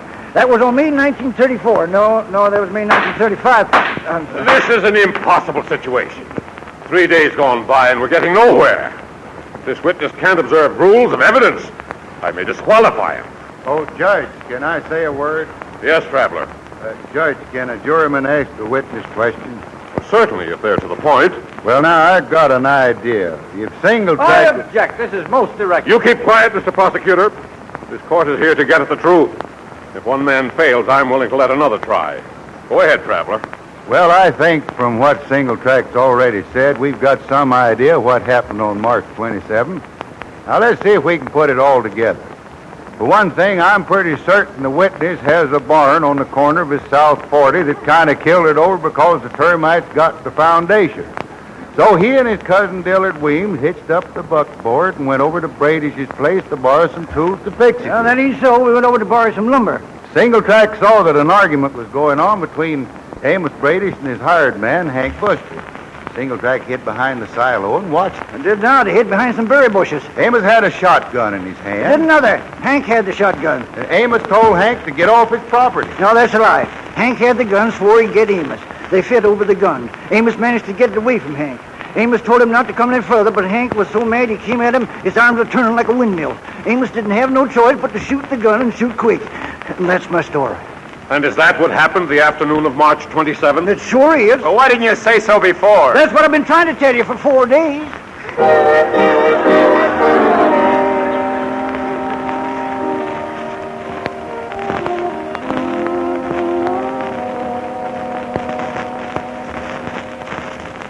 Gee, it's sure great to have you back in the office, Chief. Seems like I've been gone a year instead of 4 days. Yeah, Dewey. There was a man just here, boss, but he wouldn't tell me his business, so I wouldn't let him in. Well, now, Dewey, that's fine. He left a note for you, though. A note? Holy smoke. Listen to this, Pat. Dear Traveler, I owe my life to you. If you hadn't been on that jury, they'd probably have ended up by hanging me. It's men like you who don't try to get out of their duty when called on a jury who make this country what it is.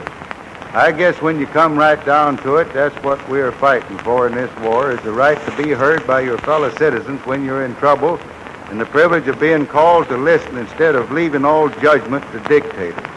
Signed, Amos Brady. Gee, boss, you look so funny. Did I do wrong again? Never mind, Dewey. It's just that I'm downright ashamed of myself. If it hadn't been for you and your civics teacher, this man might have gotten hung at that. Say, that's a wonderful letter, Traveler. It sure is, Pat. It certainly is a reward for the trouble I went through. The man brought a box, too. A box? What is in it? Well, I peeked in, boss. There was a lot of butter and 2 hams. But he wouldn't state his business, boss, so I wouldn't let him in, and he took it away with him. Well, I'll be doggone. Dewey, right now, I feel like hitting you over the head with your civics teacher.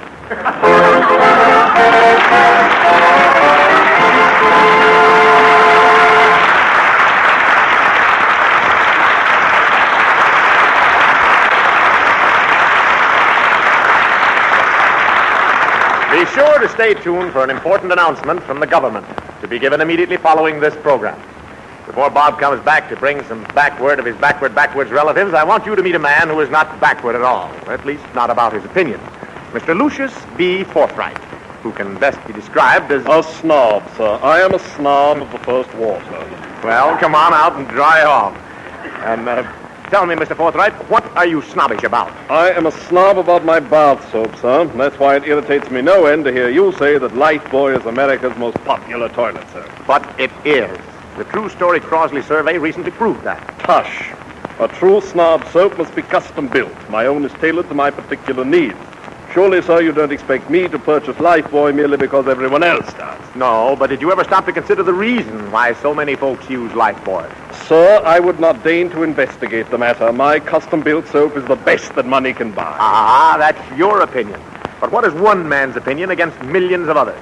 You can't ignore the fact that millions of smart people take a daily Lifebuoy bath to stop B.O. B.O.? Sir, a man as fastidious as I needn't consider such a thing. But are you sure? Why, could it be that I have failed? What can I do about it? Use Lifebuoy, the only soap that's custom-built to stop B.O. Custom-built, and it stops B.O.? Yep. Then call my valet. Fauntleroy, lend me your Lifebuoy. I've got a date with a blonde.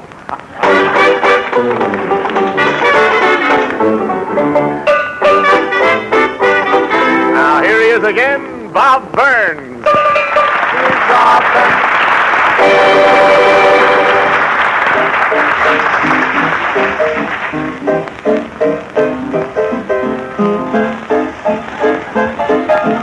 Don't that do something to you? You know, you're going to be surprised when I tell you I never took a lesson in my life. Now, you'd imagine now to hear me play, you'd think I'd spent half of my life in a music school. But I didn't. In fact, I never spent much of my life in any kind of a school. Do you know I've spent more time in schoolhouses getting my ration books than I did getting my education? Now, there's one thing before I start my concert. There's one little thing that I have got to get off my mind. It's been kind of worrying me. Something I got to take back. I said here last time I played the piano. I got up here and I made a statement that one of Bing Crosby's horses had finally won a race. Then I told how I knew. I told that I had had dinner at Bing's house the night before and one of his horses come in ahead of the dessert. And I'm sorry, honestly apologize because, well, it didn't in the first place. Didn't have no dessert that night. But anyhow, I'm just sorry I made that statement because it might make some people believe that Bing is serving his horses.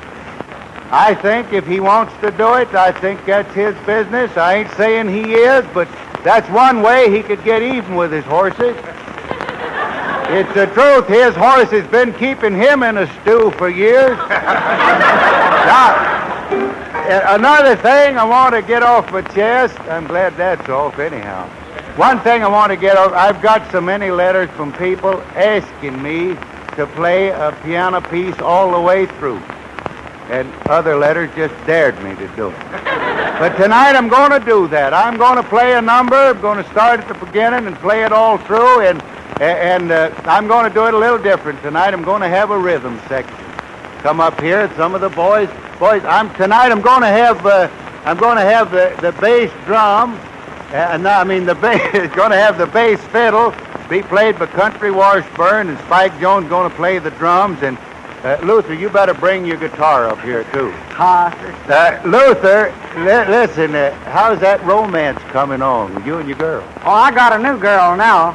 Oh, well, now, that's fine. Is she pretty? Well, I ain't seen her yet. I'm corresponding with her through the Lonely Hearts Club.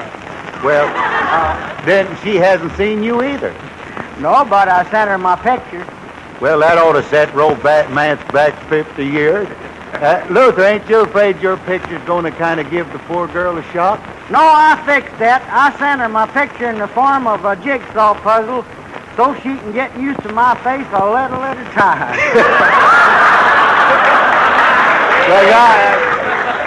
Boy, you got through that noble, didn't he? You know, tonight, I'm sorry. I'm awful sorry that I ain't going to sing this little number. It's called a tone poem, and I got words to it, but I ain't going to sing it tonight. But just so you can follow the theme, I would like to tell you what the story's about. Now, you've heard the song, The Glowworm. Well, this ain't it. This is, though, it's about a little worm that went crawling along in the hot sand, and it got awful hot, and it saw a bush over at the side of the road, and it crawled over to get in the shade. And as it went crawling around the base of that bush, looking for a soft place, it ran into another worm. And this little worm says, well, look at there. It says, you're awful cute. What are you doing here? And the other little worm says, what do you mean, what am I doing here? I'm your other end. And now, anyhow, here's the piano solo. Let's go, boys.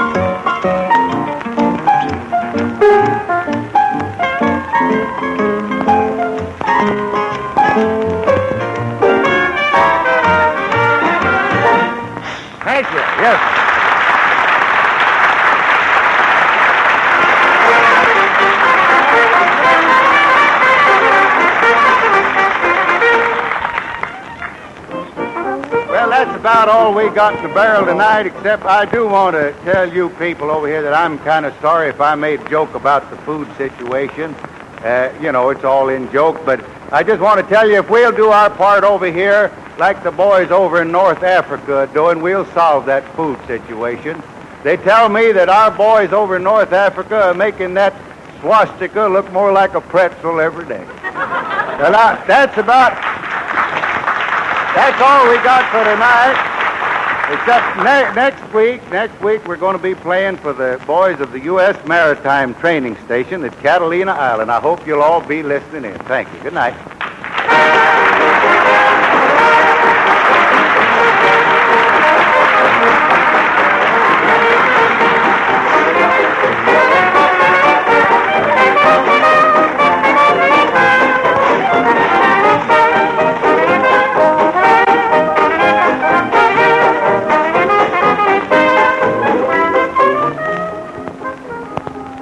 Are you one of those men who shaves in a hurry each morning? Then Lifebuoy Shaving Cream is your dish. You don't have to stop to re-lather, for Lifebuoy's Stay Moist Lather picks up and holds longer, more moisture than quick-drying lathers. The second half of your shave is as good as the first, even with cold water or a used blade. Get a big red tube of Lifebuoy Shaving Cream and make that morning shave quicker, easier, smoother.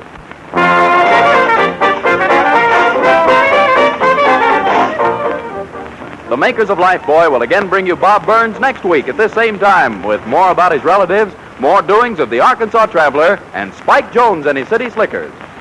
Remember, Lifebuoy is the only soap especially made to stop B.O. Here's that special message from your government. Does this story sound fantastic to you? Listen. Once upon a time, there was a mother who sent her little girl to the store. Here, darling, she said, here's a $50 bill. Bring home a loaf of bread. No, you'd better take $75. The price may have gone up. Yes, it does sound like a fairy story. But believe me, friends, it could be a reality. There's another name for wildly rising prices. It's called inflation. Inflation comes about when there's a lot of loose money floating around and people are willing to pay higher prices to get the things they want. Our government tells us that right now we're on the road to inflation, unless we do something. Friends, we can't allow inflation to lead us into a world of hunger and panic. Our government is asking everyone to help. They're urging farmers and retailers not to ask higher prices for what they sell. The government is asking workers not to ask for higher wages. And they're reminding all of us consumers that we must help control prices by refusing to pay higher than the ceiling price for anything. Remember, inflation is just another name for the high cost of living gone haywire. If we keep the high cost of living down, we'll have lots of extra dollars to put into war bonds, and that will help everybody. It will help your country to defeat its enemies, and it will help you to build a better, fuller life when the war is won. This program has come to you from Hollywood. This is the National Broadcasting Company.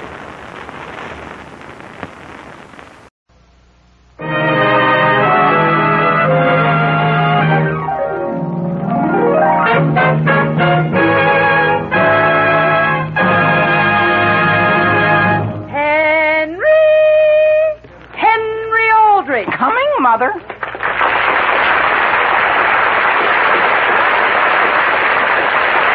The Aldrich Family, written by Clifford Goldsmith and starring Ezra Stone. Entertainment for all the family, brought to you by Postum, a tempting, wholesome drink for all the family. Postum.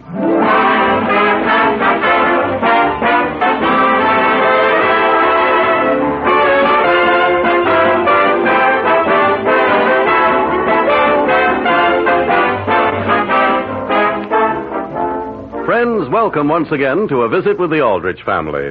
And since this program is intended primarily for your amusement, we hope there's nothing to interfere with your sitting back and enjoying the fun.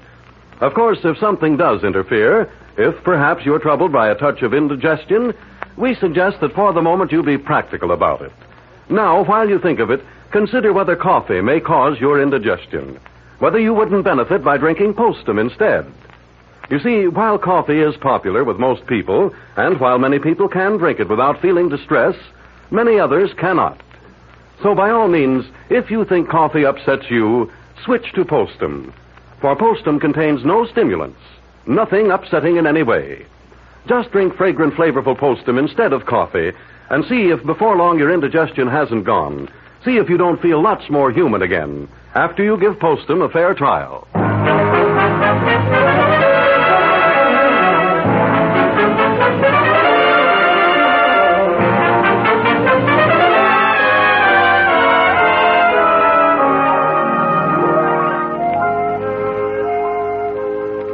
There is a neat white house at 117 Elm Street in Centerville. It's the home of the Aldriches, an average American family. Their son, Henry, is typical of any teenage youngster. He's lively, adventurous, a real boy. Tonight we find Henry in the living room with his mother and father. But why do you say that, dear? Because, Mother, because I don't want to get mixed up with anybody. But, Henry, simply writing a letter to a girl doesn't mean you're in love with her. It could be taken that way. And I'm not even interested in her. You're not even interested in whom? In Doris Townsend, Father. When did you see her? I didn't see her. I had a letter, just an ordinary short letter from her. And Mother thinks I ought to sit right away and answer it. Well, Henry, I think she ought to know the truth. The truth about what? About me getting married. Getting what? Married. That's what the letter's about, Father. She says, Dear Henry, we happened to read in the Centerville section of last evening's Middletown paper that a Mr. and Mrs. Aldrich announced the engagement of their son. Is this you? If so, Mother says congratulations. Father says who's the lucky girl. Sincerely, Doris. How did a thing like that get into the paper? It's a very simple mistake, Sam. The Alderdice boy over on Maple Street is going to be married sometime next spring. Oh. And that's why I think Henry should take the time to write to Doris. But, Mother, why don't we just put a denial in the paper? Then everybody will be satisfied. Henry, I think your mother would like you to write a letter. But, Father, I'm due at Nancy Adams right this minute. She's probably sitting over at her house wondering why I'm not there. And here I am here. But, Henry, by this time you could have had the letter written. Not and explain things properly, Mother. Henry, you're to write the letter tonight. Tonight? Now. Now? Now, Sam, if Nancy Adams is waiting, I don't think it's quite as important as that.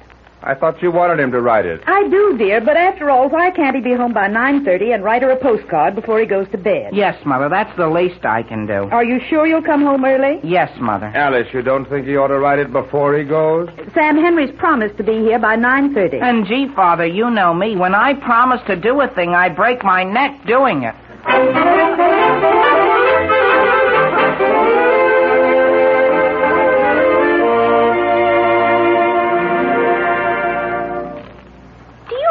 Think so, Henry? Oh, sure, Nancy. You take any marriage. Gee, the average marriage. I think that when a person's... You know what I mean?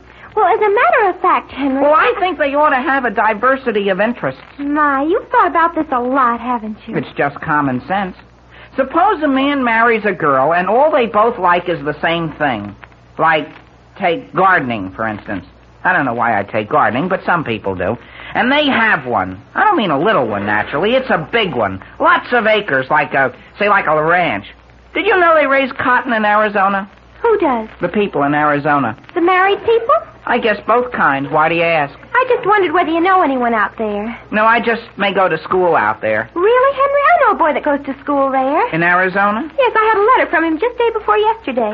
Is that right? Would you like to have me get it and read you some of it? No, I don't believe I'd care to hear it. I'm sure you'd be interested, Henry. He writes beautifully. Well, the way I look at it, Nancy, if a person gets the idea he has to go all the way to Arizona to go to school, I don't think they deserve to have any state. You know what I mean?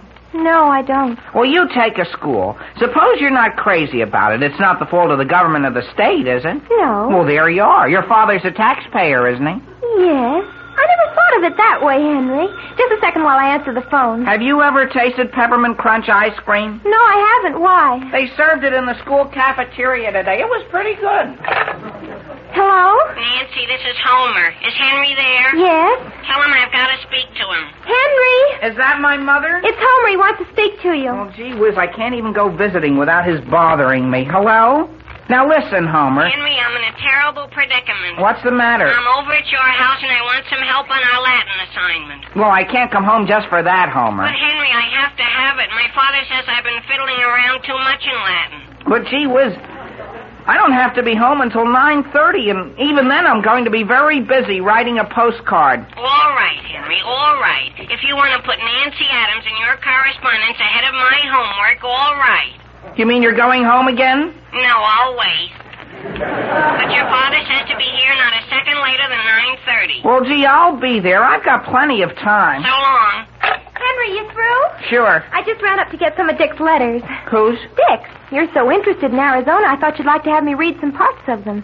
Did he write all the letters in that bundle? My goodness, he's been writing ever since last Christmas when I met him. Oh. I don't think he's missed a week since then. Here's one about Arizona's irrigation ditches. To you? Yes. Very interesting. He says, "My dear Nancy, did I see a ditch today? It began miles in back of me and came up to me and then went as far as the eye of man could reach. When one realizes that all of this was dug with human hands, it makes one proud to be a member of this human race of ours. After that, we went dancing, and I certainly wished you were there." They danced in the ditch? No, that was afterwards. And then he goes on to say... What? Oh, my goodness, I can't read you that. Oh. Here's one. Well, Nancy, here I am writing again. Didn't you scream, Henry? You'd certainly die if you ever met him. Yeah. He's got a nice sense of humor. Your letter came this morning, and I have read it at least... No sense in reading that. Now, let's see. I have your picture on my bureau. No. Oh, here's something interesting. Here's something wonderful. Yesterday, a crowd of us saw the Grand Canyon. Boy, is that something. Is he only interested in ditches? He's interested in everything, Henry. I'd let you read it yourself, only there's some rather personal things in it. Naturally. Of course. Is that clock on the mantel right? Yes, I think so. Well, gee, I didn't realize it was nearly 8:35. You mean you have to go? I'll say I have. Why so early? Well, I've got to help Homer with his Latin, and then I've got to write a long letter. Oh. Boy, am I ashamed of myself. I bet there are at least 4 letters from this person. I haven't even started to answer. Well, I'm certainly glad you came over. The person, will be wondering what's been keeping me. Does she live very far away, Henry? No, just in Middletown. But her family's thinking of moving to California, and then, of course, my letters will have to be longer. Well, I'm awfully sorry you have to go. Good night, Nancy, and I just want to tell you how much I enjoyed hearing your correspondence.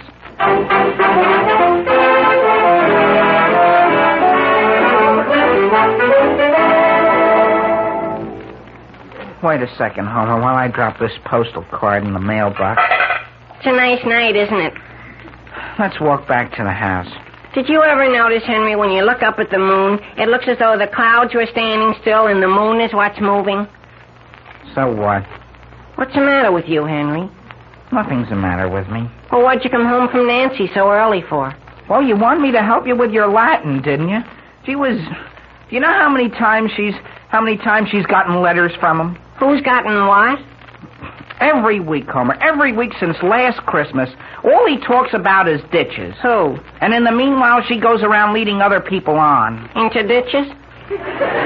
Anybody think that just because somebody you happen to know casually is going to school where you aren't going to school, then, gee whiz, he's pretty wonderful. Who is? Who cares how deep the Grand Canyon is? Do you? I ask you. I'm going home. Well, go ahead. And not only that, Homer, Nancy's been writing to this guy just as often as he's been writing to her. Oh. Well, do you know what you ought to do, Henry? Why should I do anything? You ought to show her, though. All you have to do is write a letter to some other girl and leave it lying around where Nancy will see it. You're crazy. You talk as though I cared, Homer. But she'll eat right out of your hand, Henry. My own sister used to do it. She did? Sure, every week. Did it get results? Well, she's married, isn't she? Married? Just from that? Well, you don't have to let it go that far if you don't want to. The only trouble is I don't know of any other girl I'd want to write to. You don't have to. You aren't going to mail it. You're just going to write it and let Nancy see it. Now, how about this girl you just mailed the postcard to? Doris Townsend? Well, gee whiz, Homer, I could hardly get up enough interest to write that much to her. Well, I'll tell you what to say. I remember my sister's letters. Only when you write it, Henry, do it on your father's typewriter. Don't write it in your own handwriting. Why not? Because it isn't romantic enough. Okay, and I'll type it on some blue paper.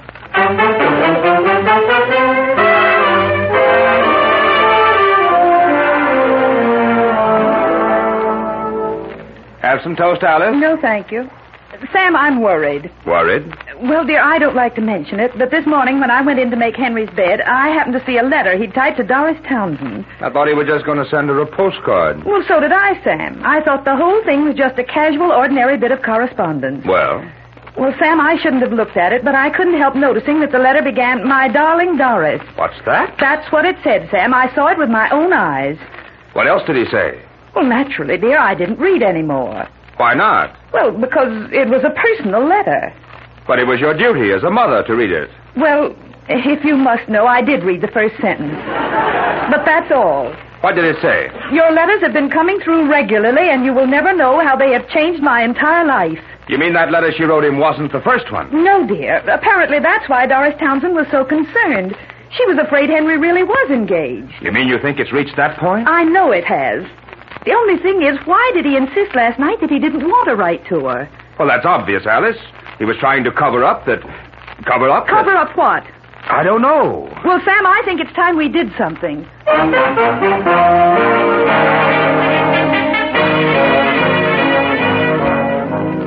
See her, Henry? Sure, she's sitting right there on the school steps. And your letter's right in front of her. But what good will it do, Homer? You dropped it so darn far from her. I dropped it practically at her feet, Henry. And look, she's got it. She's reading it. She is? Oh, boy, is she going to get a shock. Didn't I tell you, Henry? The only trouble is, Homer, that isn't my letter. Mine's still on the ground. It is. Homer, can you see where the one she's reading is from? How could I? All I can see is it's a fat one. A fat one? Gee, I wonder... Do you suppose... Well, if it is from Arizona, don't let it get your goat, Henry. But, Homer, she doesn't have to read his letters right here on the school grounds. Wouldn't you think she'd have some loyalty to our school? Look, Henry, she's standing up. Oh, boy. She's leaning over. Well, gee whiz, she's only tying her shoelace. Homer, is she blind? She's even stepping on my letter. Now she's going into the building. Quick, Henry. What? Your letter's blowing away. Well, gee whiz, Homer, you go that way and we'll corner it. Hurry up. I'm hurrying.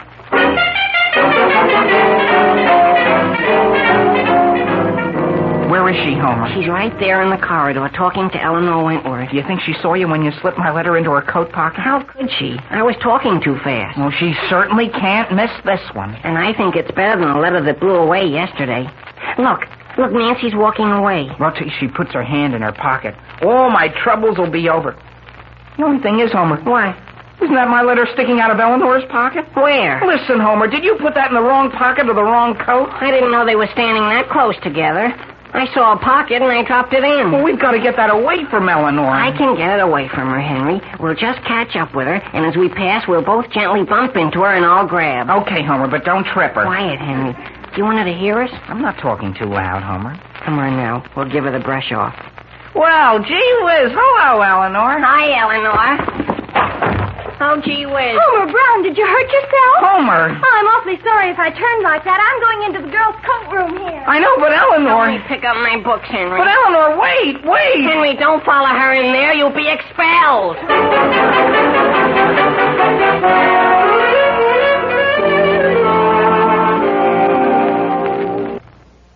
Wondering, after all, if I were a boy and knew a girl as nice as Doris Townsend, I think I'd want a picture of her. Wouldn't you, Sam?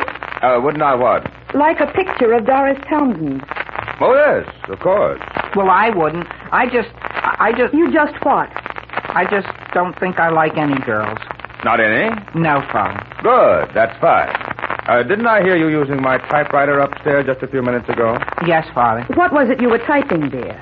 Why, just something I was doing over. I typed it night before last, and it blew away yesterday.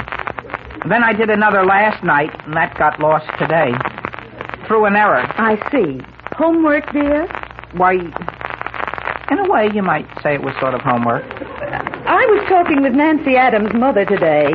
She says Nancy is writing to some boy out in a school in Arizona. She is? If I were you, I'd take a little interest.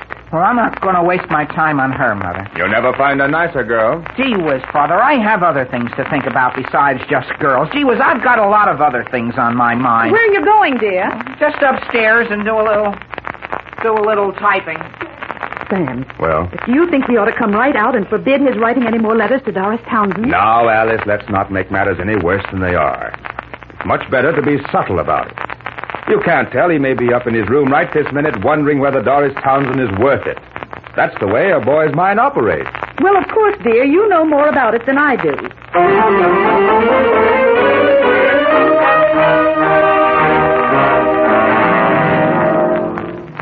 Oh, Butch Welch. What do you have, Eleanor? Butch, did you lose a letter? No, why? You didn't? Don't you go around with a girl over in Middletown by the name of Doris Townsend? Sure, I take her out practically every weekend. Well, I don't know how it got there, but I found this letter addressed to her in my coat pocket, and I thought it was probably yours. Let's see it. Here you are. Now, listen, this isn't any kind of a joke, is it? Oh, no. My darling Doris. Say, what is this? Who's it from, Butch? Who wrote it? But getting back to Earth, I hope someday I can show you the Mississippi, which is 2,470 miles long, reaching at some points to a width of 4 miles. What? Hey, what I want to know is who wrote this. Where's the end? Have you ever noticed on a moonlight night how the clouds seem to stand still and the moon zooms along at a breathtaking pace? That's how I think of you. Oh, so that's who wrote it. Who did write it? Never mind. He isn't going to live long anyhow.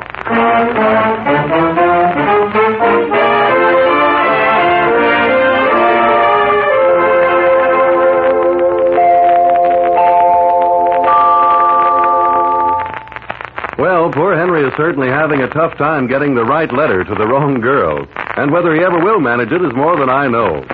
But I do know, ladies and gentlemen, that if you'd like to get the right mealtime drink for your family, you really shouldn't miss all the grand things that Postum has to offer you. Believe me, you'll enjoy a good hot cup of Postum for the same reason millions enjoy it. Just because Postum tastes so downright good. Yes, when you pour yourself a steaming cup of Postum and add just a dash of cream and sugar to it, you have a drink that's so tempting in fragrance, so unusually delightful in flavor, that you keep wondering why you never thought of trying it before. Just don't expect Postum to taste like coffee, any more than you'd expect coffee to taste like tea. For naturally, the goodness of Postum is the goodness of a distinctive flavor. A flavor that puts the in Postum. So enjoy delicious hot Postum tomorrow, and be sure to make enough for the young folks to enjoy, too, because Postum is a drink for all the family, just as your family will be all for Postum.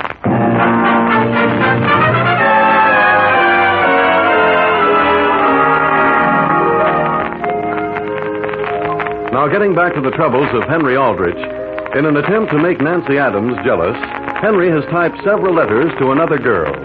But instead of mailing them, he has tried to leave them around where Nancy would find them. So far, however, he has been totally unsuccessful and has lost all of the letters he's written. The scene opens now in the typing room at Central High School.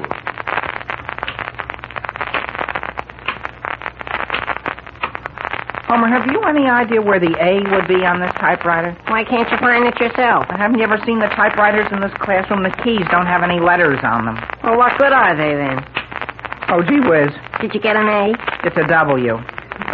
Homer, what word is there that begins with W that means the same thing? As what? As angel. Why don't you just make it Winged Angel? Winged? My winged angel? Sure. Where do you think the I would be? Used to be around here somewhere. Are you making plenty of carbon copies this time, Henry? Sure, look out. Oh, gee. Did you get an I? An H. Now what am I going to do? I've got W-H. Why don't you make it White Winged Angel?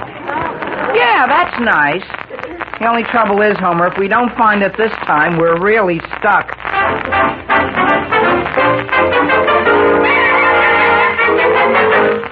Hello, Sam. Yes, Alice? Sam, I'm sorry to call you away from the office, but I want you to come home right away. What for? Well, Doris Townsend's mother is here. What's on her mind? I can't tell you on the phone, dear, but the sooner you come home, the better. She's terribly upset. Yes? I'll come over right away, Alice. But remember this.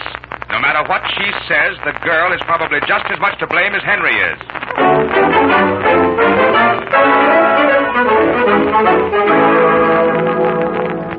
Homer, are you sure she finally found my letter? Yes, Henry. I put it right in her lunchbox, right on top of her lemon pie. Are you sure she didn't tear it up or anything? Why should she? A letter written by you to another girl that you're calling a white-winged angel? Well, it took me darn near a week to get it to her. All you have to do now, Henry, is go home. By Monday, Nancy will be eating out of your hand. By Monday? Well, that's the way it works with my sister. Henry. Oh, gee whiz. Hello, Eleanor. It's Nancy, Henry. Oh. Henry, I've been looking all over for you. For me? Hi, Nancy. Gee, do you look worried? Well, in a way, I am. I've got something here that belongs to Henry, and I'm quite sure he'd want it. Something of mine? Something of Henry's? Yes, and I haven't the slightest idea how I got it. It's this letter you wrote to somebody. Oh, yes. But I didn't read it, Henry. I know you'll probably think I did, but I give you my word that I didn't do any more than just look at it to see whose it was. You didn't? Why not? Well, bye, Henry. I'm awfully glad I happened to find you. Goodbye. Thanks very much for giving it back to me. That's a fine thing, Homer. That's a fine thing. Well, what's she got against reading somebody else's mail? After all, if all she cares about is that fellow in Arizona, why should I... There are other girls besides Nancy Adams. Sure there are. That's what I say. Sure there are. She isn't so wonderful. Hiya, fellas. Oh, hello, Willie. Hello. Miss Eggleston wanted me to give you your English paper. You've got mine? Sure, here. Here, Henry. And boy, you better watch out if Butch Wells sees you. Why should I worry about him? But didn't you write a letter to his girl in Middletown? Who, me? Sure, to Doris Townsend. It's all over school. Butch knows Doris Townsend? Why not? She's so steady, isn't she? Is that right? And gee, he's the biggest guy in school, Henry. Well, I'd like to see him start something. Henry, how much did you get on your English? C+. C+. Listen, Homer, how did Miss Eggleston get this? What is it? It's one of my darn letters to Doris Townsend. How did you happen to hand that in? She says, interesting, but why didn't you stick to original theme instead of dragging in the Mississippi? Well, that's a fair enough criticism. You know, Henry, I'll bet your letters are lying around all over the school. I'll say. Henry, look out. Here comes Butch Welch. Butch? Hey, Henry. Now, wait, Butch. It was all a mistake. Mistake my eye. Come here. Write him a letter, Henry. All right, Aldrich. Hey, Butch, let go of me. What's the idea of trying to cut me out with Doris Townsend? I didn't. You're twisting my arm. Yeah? Hey, Butch, let go of Henry. Go sit down. You make me. Gee whiz. Butch! You gonna keep away from my girl? Now listen, Butch. How do you like that? Oh, gee whiz. Now write her another letter and tell her what I did to you. You want me to help you up, Henry? Henry! Is that you, Nancy? What happened to you? We're looking for something down here. What was Butch Welch doing to Henry? To me? Gee whiz, he wasn't doing anything. Well, my goodness, Henry, your folks just phoned the main office and they said you're to come right home the very minute school's out. I wonder what that could be about.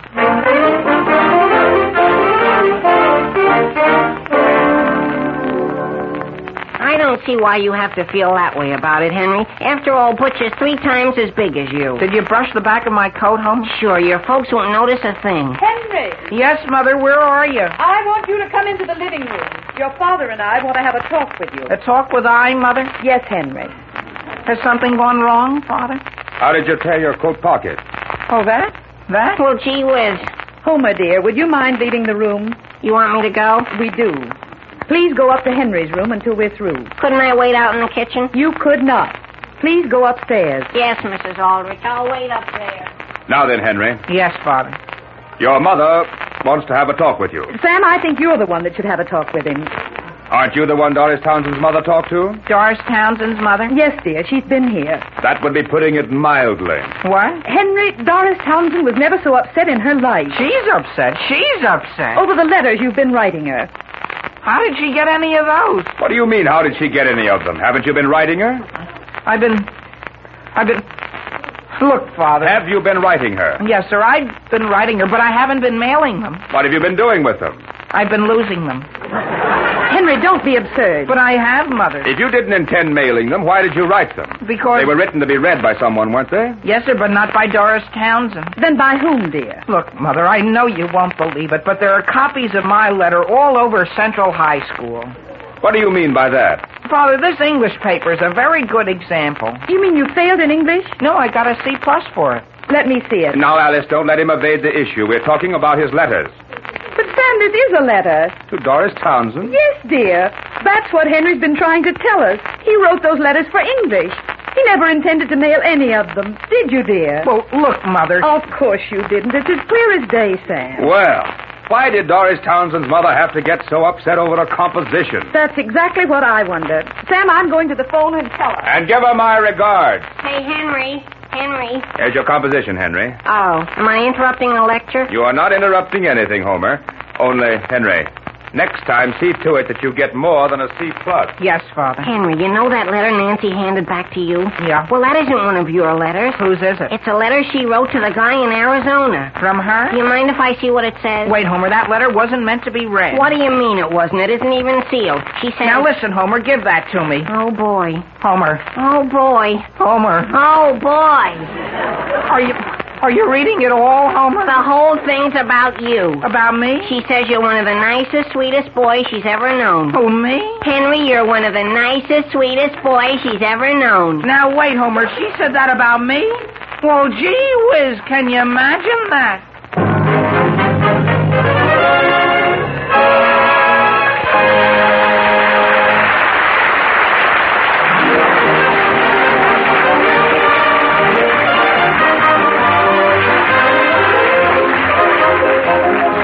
Henry Aldrich will be back in just a moment. In the meanwhile, folks, a reminder of the double-barreled reason why you'll like Postum. For one thing, you like it if coffee upsets you. For another, you like it just because Postum tastes so swell. It's a grand, tempting drink for all the family. So get Postum from your grocer tomorrow.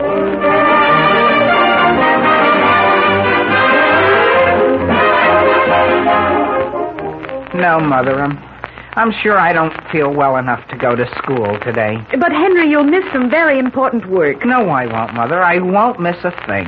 All we were going to do today anyhow is read our English compositions in front of the class. And I never felt so low in my life.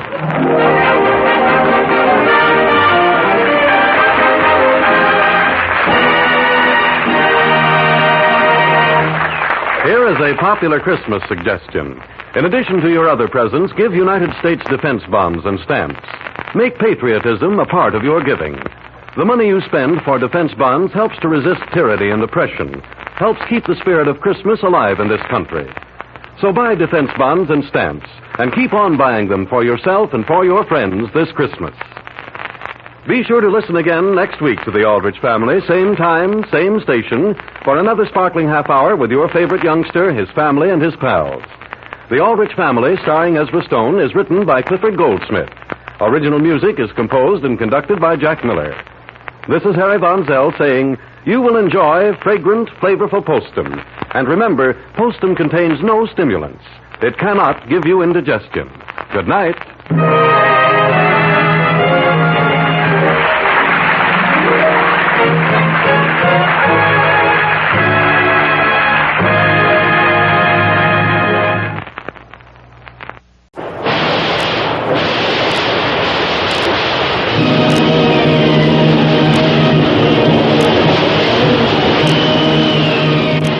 The Adventures of Jungle Jim.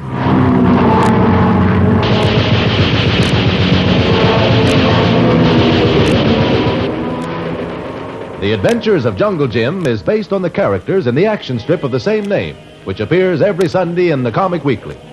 Join the 11 million adults and 6 million children who find this comic section the tops in entertainment. Follow the amusing antics of Bringing Up Father, Barney Google, Skippy, and Donald Duck, as well as a host of others. All in full color, all by the best talent to be had. If you haven't read the Comic Weekly lately, be sure to get it this Sunday. It comes with your Hearst Sunday newspaper. Don't miss it. And now, The Adventures of Jungle Jim.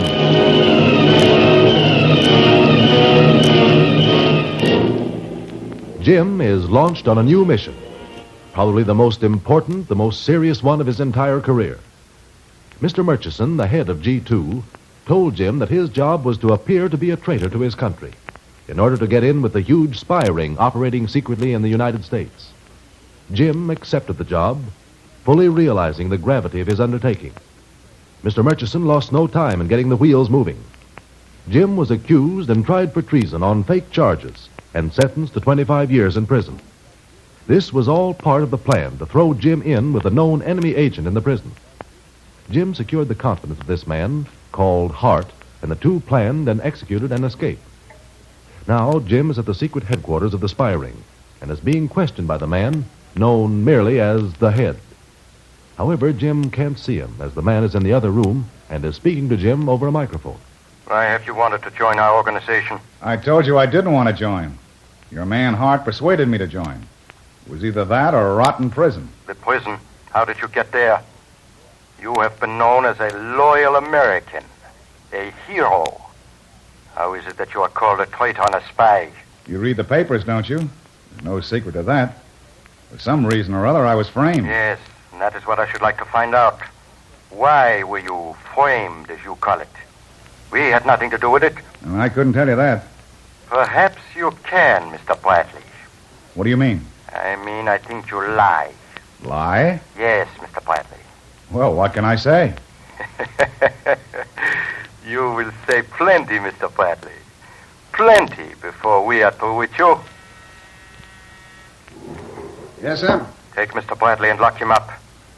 He and I will continue our discussion later when he is more likely to tell us his real purpose. But I've told you. Remove him. Come, Bradley. Okay, boys, have it your way. Let's go, Hart. After you, Mr. Bradley. And please notice that I have a gun in my hand.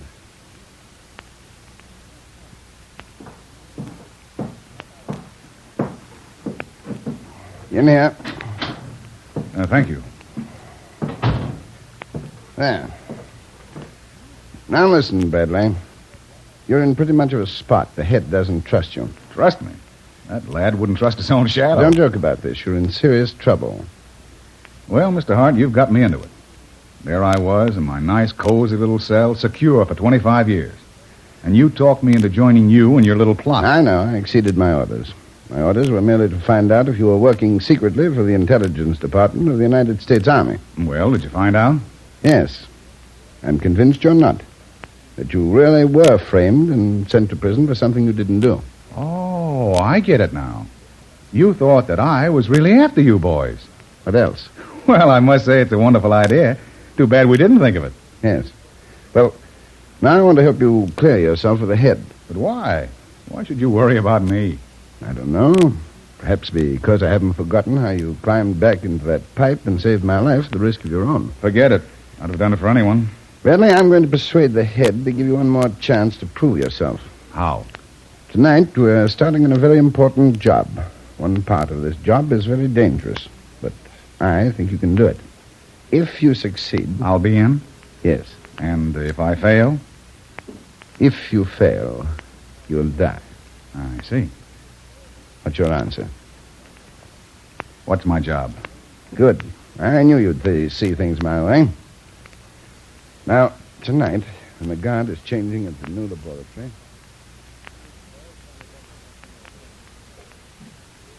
The laboratory is just up ahead, sir. Good. Now, Mr. Bradley, you know what you ought to do. Well, first, I'm to get in the laboratory past the guards. Yes. We will help you with that. I see. Well, then, get in the laboratory building. And when I'm in, I'm to let you and Hart in. You will pose as one of the government technicians. I see. There are only 2 or 3 working there tonight. You make it sound very simple. It's not safe to approach any closer, sir. Very well. I will wait here. All right, come, Bradley. Right with you. You're now on your own, Bradley. Uh-huh. Hey, wait a minute. That wire fence, it's charged with electricity. How am I going to get over that? You're not going over it. You're going through it. Oh. How? We're going to cut the wires. But if we cut the wires, won't they know at the main control house that the circuit's been broken? We're taking that into consideration, too, Mr. Bradley. Here, I'll show you. You see these 2 long pieces of wire? With the clips on the ends? Exactly. These I will attach to the cut wires. They will never know that the circuit has been broken. You think of everything, don't you? Yes, Bradley, everything. But here, to begin, put on this pair of insulated gloves. Right. Now what? Now, hold on the wires while I cut them. Okay. First, I clip on our wires. There. And now... There. Climb through, Bradley. Just push our wires apart. Yeah, they're very pliable. All right? Yes? Good. In 20 minutes, I shall expect to see you at the front entrance to the laboratory, where you'll let us in. You understand, Bradley? 20 minutes.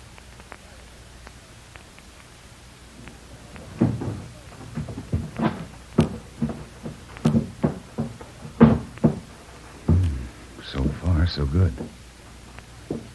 wonder if there's a phone in this place. Oh, good.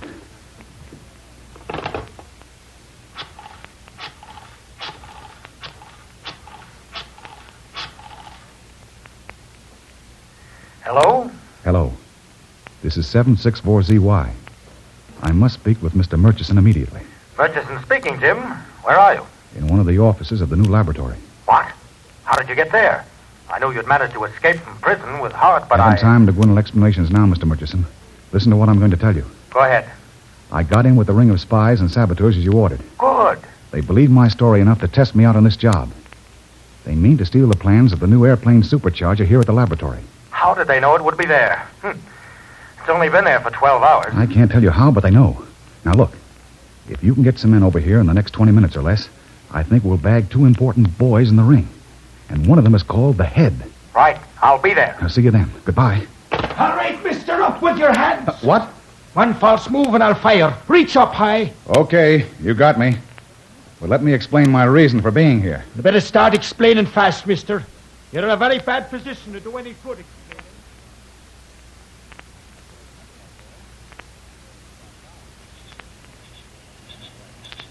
What time is it?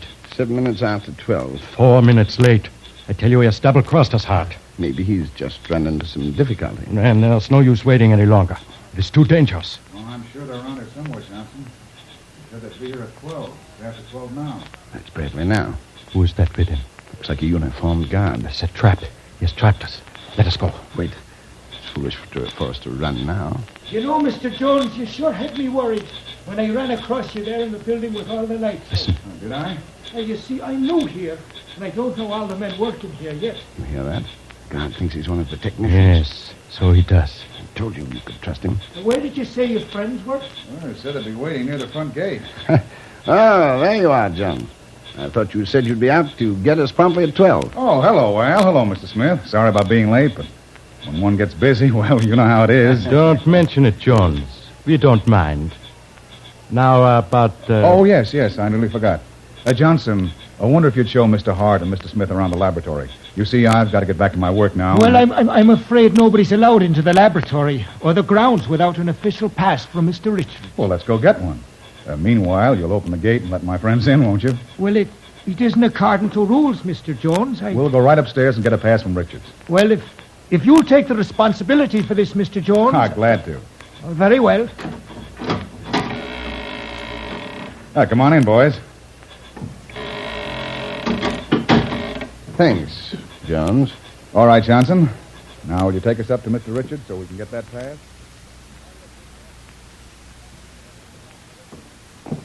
Well, here we are. This is Mr. Richards' office. All right, go on in. Thank you. There's no one here. Mr. Richards must have stepped out for a minute. I'll go find him, and I'll tell him that you're here. I do not think you will. Put up your hands. What? What's the meaning of this? All right, Mr. Bradley, and you, guard. You can stop all this lovely play acting. Take the gun away from the guard, Hart. Right, Joe. You thought you had me fooled, eh, Bradley? I knew you were cooking up some kind of a trap for us when you mentioned the name of Richards. Richards was transferred from this laboratory 30 days ago. Well, you can't kill a man for trying. Oh, yes, we can. And we're going to do just that. You'll never get away with this. We've been doing all right so far, Mr. Johnson. Tie them up, Hart. We will deal with them after we have the plans. So nice of you to bring us to the room where the plans are kept. In that safe there, are they not? Not in the mood for talking, huh? Well, we will soon find out. Tie them up, Hart. Yes, sir. Turn around, both of you. Sure. Mr. Hart. Down, Johnson, down. Come out from behind that desk. Come back and get us. Hart. Foolish to depend on your friend Hart now. I put him to sleep with the left of the jaw. Very funny, Mr. Bradley. But I am coming after you. Come ahead. Look, Johnson, I'm going to make a jump for the light switch. In the dark, he won't know what he's firing at. Okay. This time I will not miss, Bradley. I will get you if it is the last thing I do. Oh! I told you I would get you, Bradley. Now you, Johnson, come out. My gun is trained right between your eyes. Very well. I'll come out. Now, to open the safe. Let's see if I've killed Bradley first. Quick, Johnson, grab the gun. All right, I've got it. Now it's our turn to give orders. Get off the floor. Don't shoot. Bradley, tell Johnson not to shoot. Don't worry, Hughes. The government's got something better than that for you. Johnson, listen. Yes, sir. Well, you've been shot, Mr. Bradley. Don't worry about that. Listen quick. Mr. Murchison of G2 will be here any minute. You're... Mr. Bradley. Oh, no. No, you stay right where you are. I'm not taking my eyes off you till Mr. Murchison gets here. Now, don't move.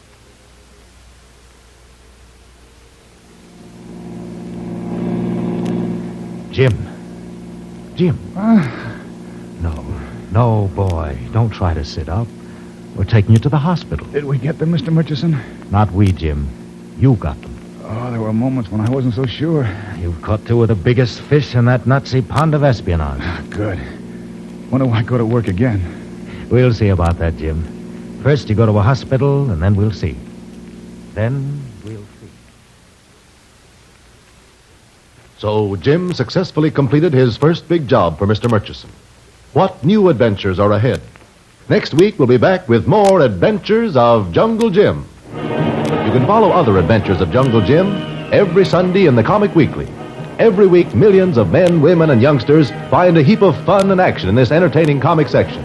If you haven't read it lately, buy it this Sunday. It comes with your Hearst Sunday newspaper.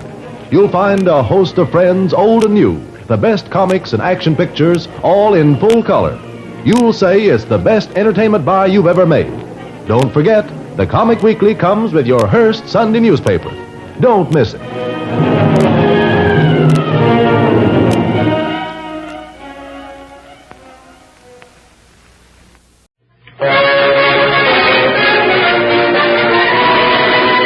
The Treasury Star Parade.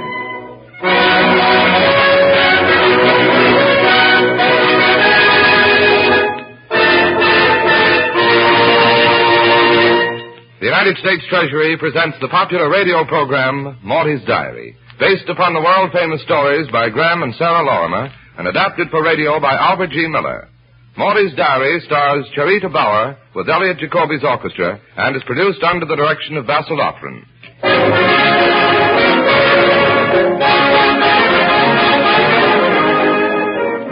You can do your share in supporting America's war efforts by investing your dimes and dollars in United States war savings bonds and stamps regularly, every week, every payday.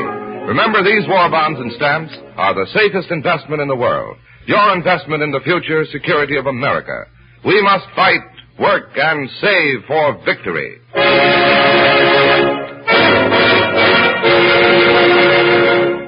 Morty's Diary. The first radio story to present the intimate thoughts and jabberwacky of that 16-year-old girl who lives on your street.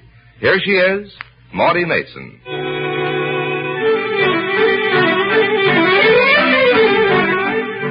Diary, dear. We girls in our sorority, like Americans everywhere, are trying to put 10% of our weekly earnings or allowance into war bonds. Now, of course, anybody who doesn't save 10% for war bonds is strictly a crabapple Annie. And since my allowance is microscopic, Davy and I cornered Father the other morning just as he was heading for the front door. Father, dear, for once I'm not going to beat around the bourgeois. I need money in respectable weekly chunks. I suspected you were going to ask me for money, Morty. Just, what do you need it for? So I can have a decent income, so I can put 10% of my income into war bonds, so our boys can have the guns and tanks and planes and ships to lick those loonies. Phew. Boy, that's a longer sentence than you'd get for manslaughter. Well, Morty, I'm very proud to hear what you're doing, but don't you think that it should be 10% of your money and not mine? But what'll I do, Father? I've used up all my money. Well, you have a good brain, Morty. Why don't you put on your thinking cap and figure out a way of getting some sort of steady income? What kind of a way, Father? Oh, I don't know. The world is full of money-making schemes. Sure, and the jails are full of the guys who think them up. No, Davy, I mean honest schemes. I tell you what I'll do, Morty. What, Father? If you think of a good money-making plan, I'll invest in it or contribute to it or whatever you say. Goodbye. Oh, goodbye. Jeepers weepers, Davy. Here I am again with Mother away and that old money problem leering at me. Ah, money. Holy cow, if I could get a lot of money, I think I'd even give up my beauty. Well, that's no sacrifice. You know, honey, if I ever had a hobby, it'd be pouring a pitcher full of gold pieces over my head every morning like ice water. I think if I had a hobby, I'd... Wait a minute. Hobby. Says which? Hobby. Oh, Davy, that gives me a gigantic thought. Like what, if I'm not too inquisitive? Well, I just thought of a man I heard on Hobby Lobby a few months ago. This man's hobby was to put coin machines all over his house. Oh, yeah, I remember him. The guy's idea was to force himself to save dough. That's right. Practically everything he does at home costs him money. For instance, if he wants to play his radio, he first has to drop a quarter into the coin meter. Yeah. Well, it even cost his wife 2 bits for the pleasure of doing the wash. Davy, what a monumental idea. Father said I should think up a money-making plan, and this is it. I'm going to put coin meters all over this house. But how? I mean, it's going to take an electrical genius to make them and install them. Oh, that's easy. I'll get Gus Apple to do it. Gus Apple? Mm-hmm. Oh, he's that young Einstein in our physics class. Sure. Coin meters all over our house. Oh, Davy, my income is practically rolling in already.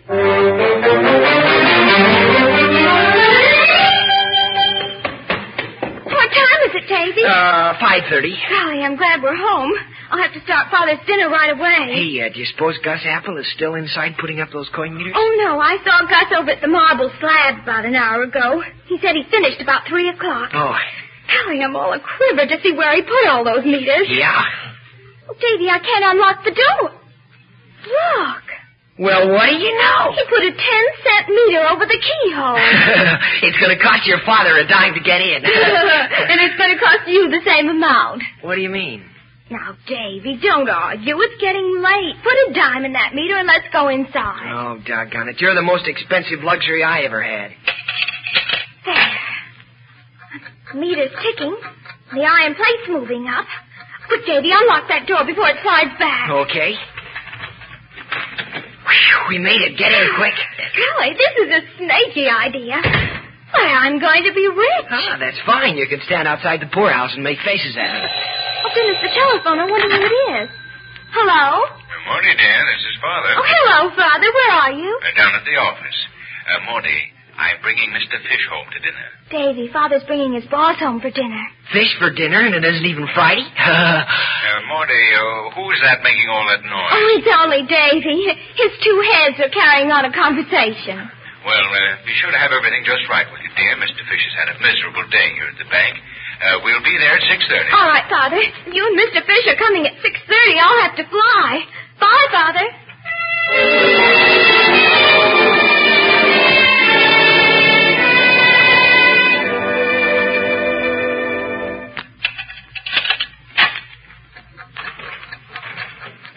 Hiya, gentlemen. Oh, good evening, Mr. Fish.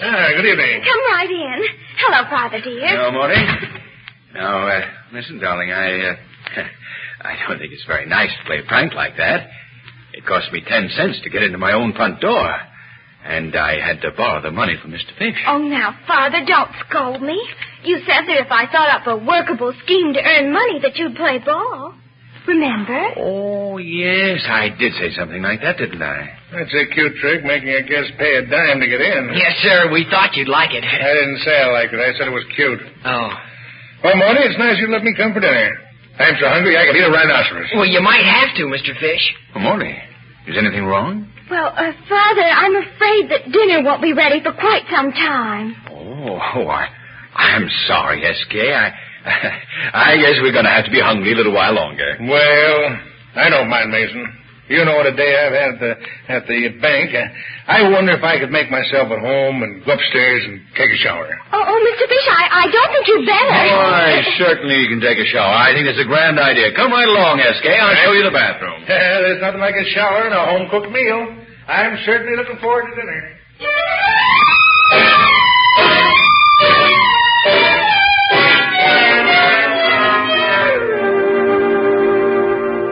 Everything all right in there, S.K.? Clean bath towels? Yes, Mason. I'm all ready for my shower. Well, that's fine. Call me if you want anything. I will. By the old mill stream. Mason. Mason? Did you call, S.K.? I certainly did. What's the big idea? Idea? Idea of what? Don't stand outside shouting. Open the door and come in. Aye. That's the trouble. What's the trouble? There's a quarter meter on the hot water spigot. Oh, Lord. Never heard of such a thing. I'm sorry, SK. Don't stand there being sorry. Get a quarter. But I haven't any change, remember? No change. Okay. Get a quarter out of my coat pocket over there. Oh, I'm sorry about this, SK. Mason, will you please stop being sorry and get me that quarter? Oh, all right, SK. I hope you'll forgive us. This is a money-making scheme of Morty's. Money-making scheme? It's a criminal plot. Here. Here's your quarter. Oh, thank you.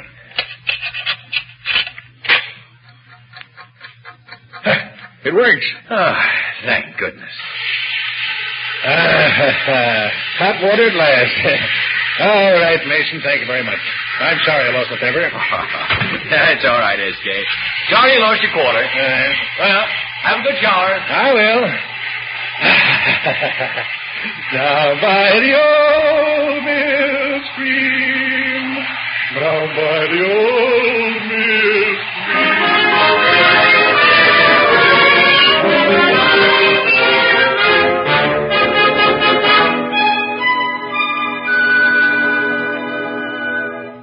Mason, I'm sorry I lost my temper upstairs, but you understand. Hard day at the office and all that sort of thing. Oh, certainly. Think nothing of it. By the way, what's in that cabinet over there? Oh, of course. You'd like a little refreshment before dinner, huh? Oh, dear. What's the trouble?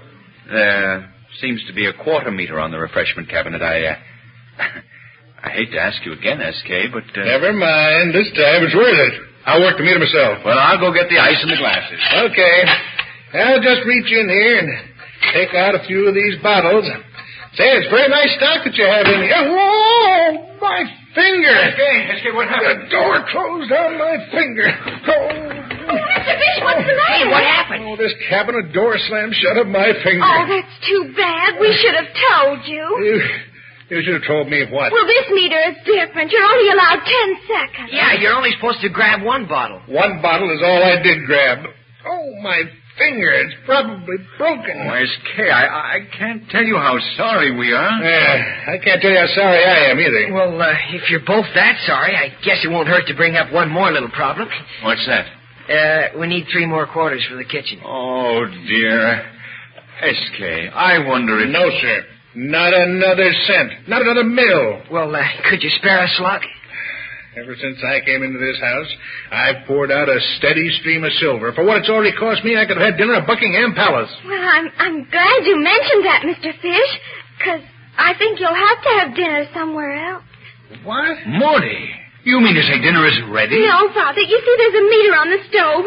It eats up a quarter every 3 minutes. And the meter on the icebox has to be fed every 2 minutes. So Davy and I ran out of change a half hour ago. Oh, this is terrible, Morty. Mr. Fish is hungry. Well, maybe he'll donate $1 or so in chicken feed. I'll do no such thing. Young lady, will you kindly tell me what this is all about? Why, yes, Mr. Fish. I'm trying to earn an income so that I can invest 10% of it each week in war bonds. You are? Of course. It's something that every American should be proud to do. Yeah, and anybody who doesn't is kind of icky. Icky? Is that good or bad? It ain't good.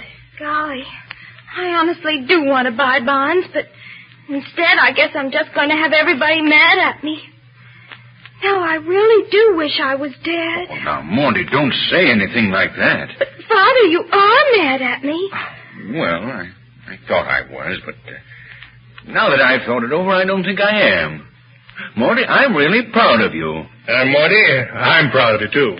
Oh, Mr. Fish. Come on, I'm going to take you all out to dinner. Oh, boy. Okay, I'll go phone for a taxi. Oh, Mr. Fish, I better warn you, there's a meter on the phone for outgoing calls. Then I'll go outside and call a taxi. Hurry up now, I'm as hungry as a bear. Mr. Fish, wait, that isn't the right door. Uh-oh, we're cooked. Hey, get me out of here. Where am I? Oh, that's what I tried to tell you. That wasn't the front door. You walked right into the closet. Well, open it up. I'm stifling. We can't open it without a quarter.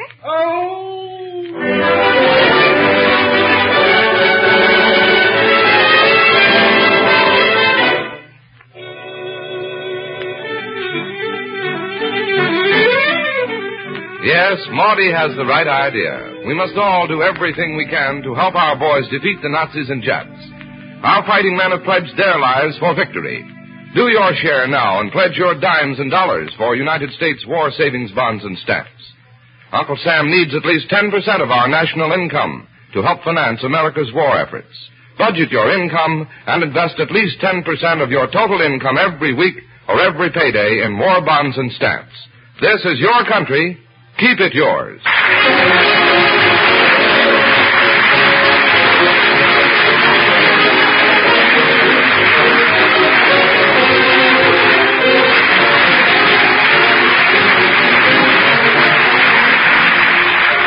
Maudie's Diary, written by Albert G. Miller and starring Sharita Bauer with Elliot Jacoby's orchestra, was produced by Vassar Lockwood. This is Larry Elliott speaking for the United States Treasury Department and suggesting that you check your local newspaper and tune in the Treasury Star Parade.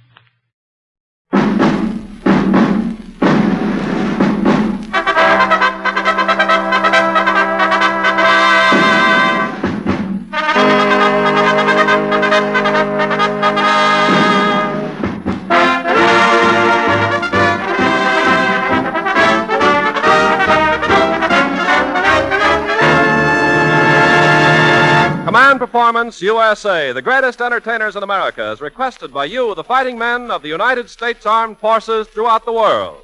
Command Performance, presented this week and every week till it's over there.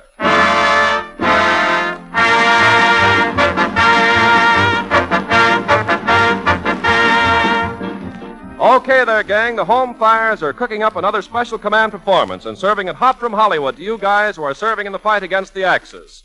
Your big globe-trotting show, presented by the Special Service Division of the War Department, starts rolling with a globe-trotting gal who recently planed, jeeped, and chirped her way through the mud and sand of North Africa and into the hearts of the AEF. Back home from one of the great entertainment treks of the war, your mistress of ceremonies, Martha Ray.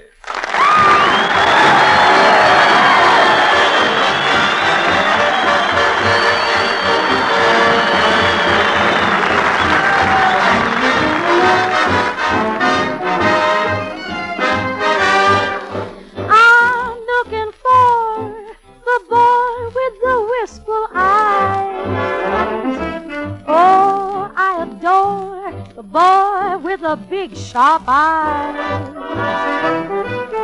We met, and for a second his lonely eyes beckoned. Then the chance was missed. I passed the boy I should have kissed. For I don't know what color his eyes may be.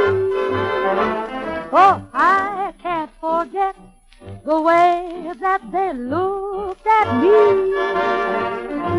And now, all alone, with two wistful eyes of my own, all I'm looking for, I realize, is the boy with the wistful eyes. I don't know what color his eyes be. Oh, I can't forget the way that they looked at me. But now, all alone, with two wistful eyes of my own, all I'm looking for, I realize, is the boy with the wistful eyes. He's the boy with the wistful eyes.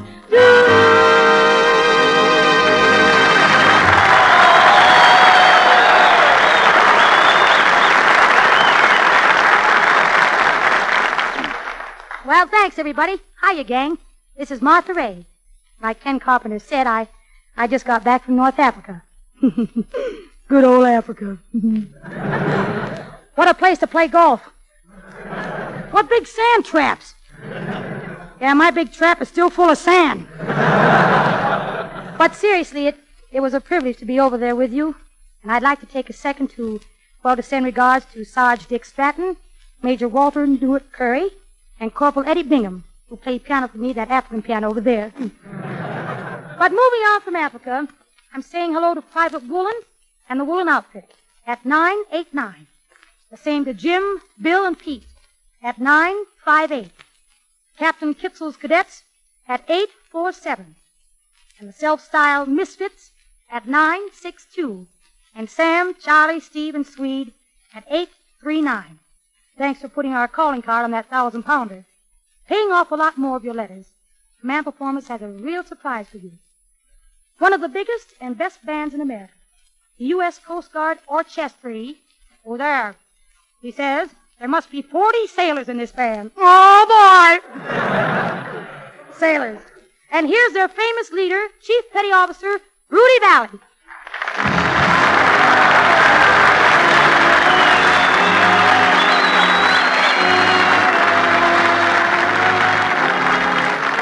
Thank you, hi-ho, fellows, and hello, Martha. Hiya, Rudy. Oh, gosh, that's a swell-looking uniform. You like it? I certainly do. You know, Rudy, I've just been standing here thinking what a manly physique you've got. Well, why don't you return the compliment? All right, Martha. I've been standing here thinking the same thing about you. But seriously, Martha, I've been wanting to talk to you about your trip. Oh, it was wonderful, Rudy, wonderful. We toured the whole North African front, right out there in the sand, right with the fighting men. Did you mess with the officers? Please, it wasn't that kind of a trip. I understand you also spent some time in England. Oh, not you, rather. All that sort of stuff, you know. How long were you there? Oh, a fortnight. A fortnight? Yeah, 3 weeks. Well, anyway, Martha, the trip really did something for you. You seem to have lost weight. Yes, I did. All along the trip.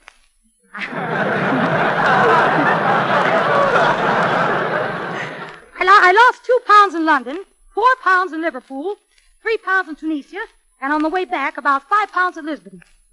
I could have sworn you took it all off in one place. Oh, Rudy, you're very sweet. Do you still think so, Martha? Oh, I certainly do. And I always will. Gosh, Rudy, I'll never forget the days when we used to go steady. Remember how dashing and romantic you used to be? Remember those long romantic rides we'd take up in the mountains? Yes. Remember how I'd park at a lonely place and pretend I was out of gas? Uh-huh. And then I have to pretend I had a sprained ankle and couldn't walk home.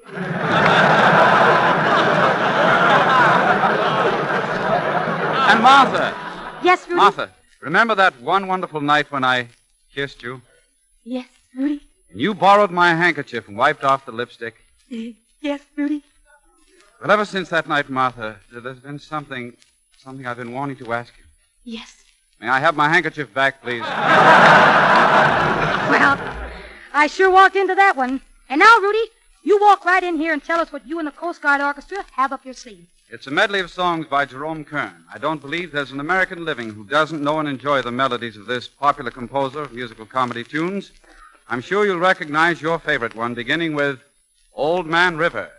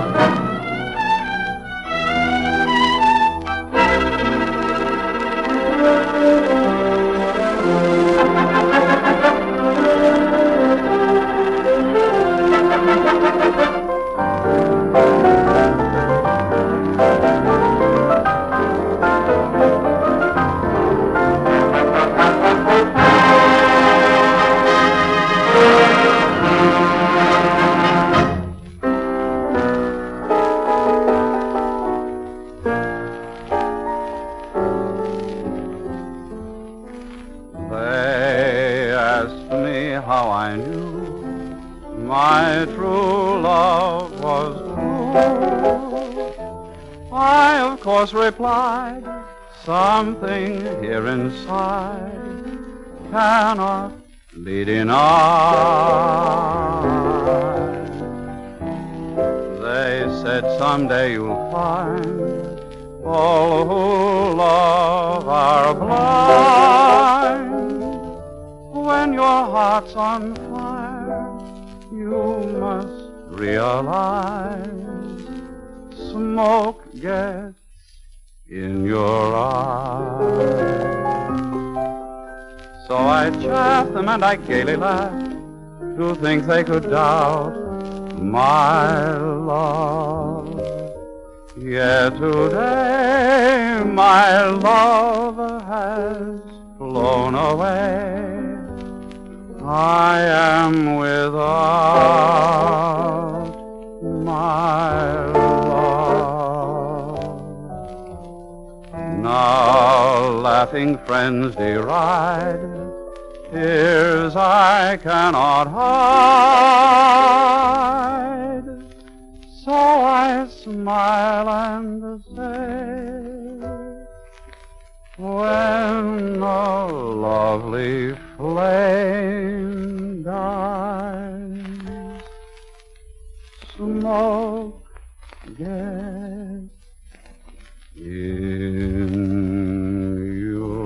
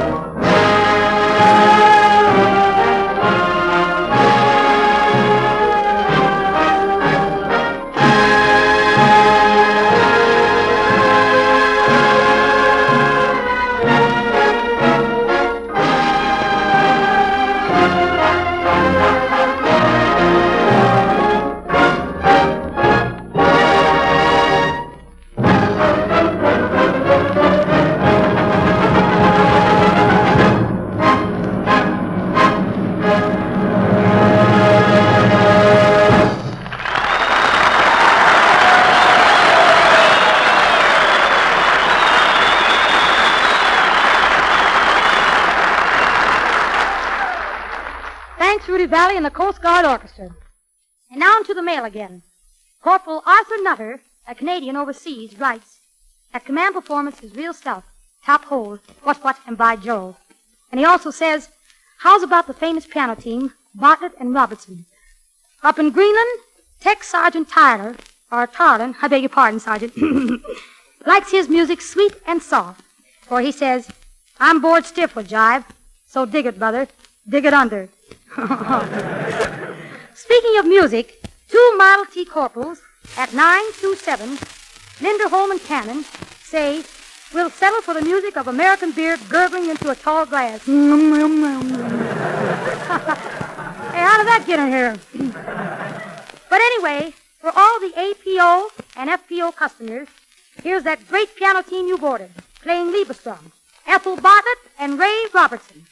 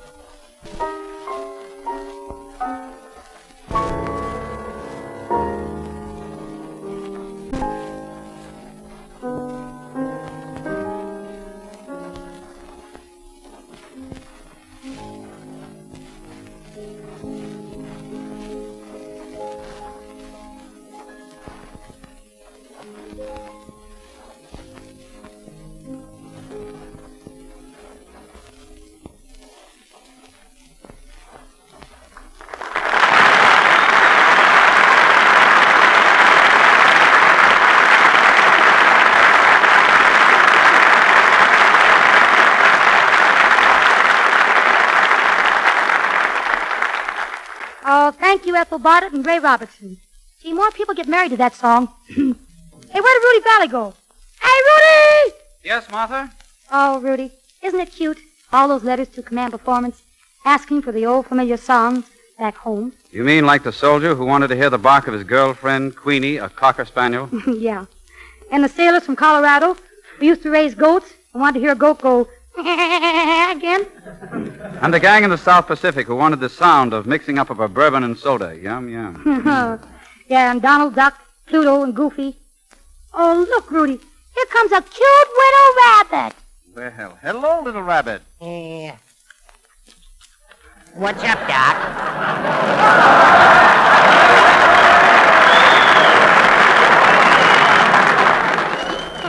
What's cooking, Doc? No, it's Bugs Bunny. Bugs Bunny.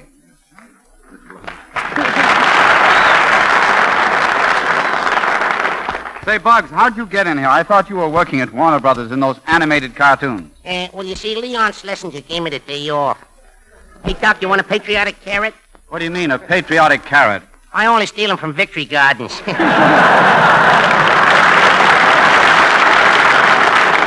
Hey, who's your classy dame? Don't you recognize Martha Ray?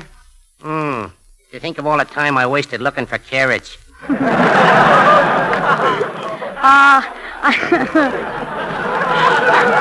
I think you're very cute, Mr. Bunny. Would you like to come home with me? Why, do you want a pet?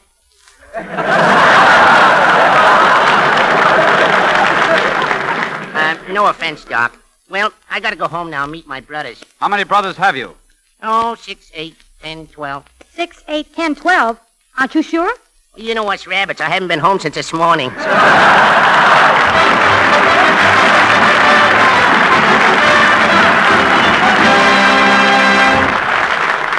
Oh, thank you, Bugs Bunny of the movie cartoons. And fellas, that was really Mel Blanc, the man of many voices. 6, 8, 10, 12. Well, it's love now to the boys in Radio City at 914. And the 4 happy harbor gobs in the Aleutian. Hello, 766. Ray Carroll at Lust and the Gang Blusters at 525. Howdy, Coconut Gin Jensen in the South Pacific and Zoot Suit Smith in Australia. Go there. And Lieutenant Harold Ryan at 983. This is to certify that we're thinking of your men. Constantly, brother. Constantly. Likewise, Burl Hatfield at 944. And now here's a little poem by Private William J. Shakespeare of Greenland.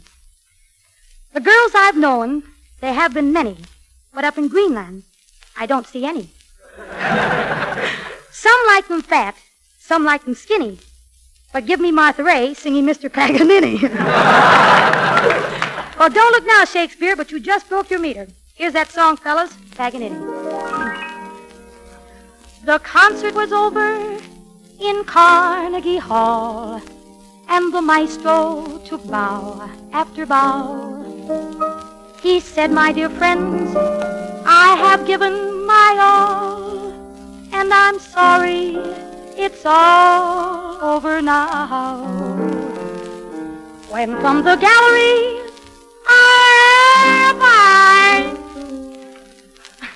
I rose from my seat with this mournful cry. Oh, Mr. Paganini, please play my Rhapsody. And if you cannot play it, won't you sing it? Oh. And if you can't sing it, then you simply have to swing it. I said swing it. I mean swing it. Oh, ding dong, ding it. Cut. Mr. Paganini, we breathlessly await your masterful baton. I go on and I swing it.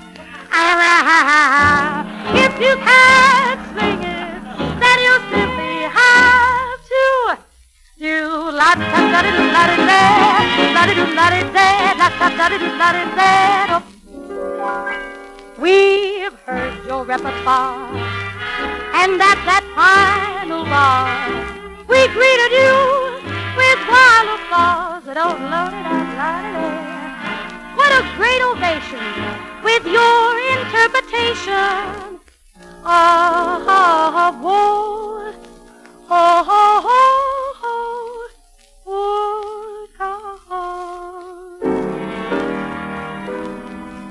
Mr. Paganini, now don't you feel meanie?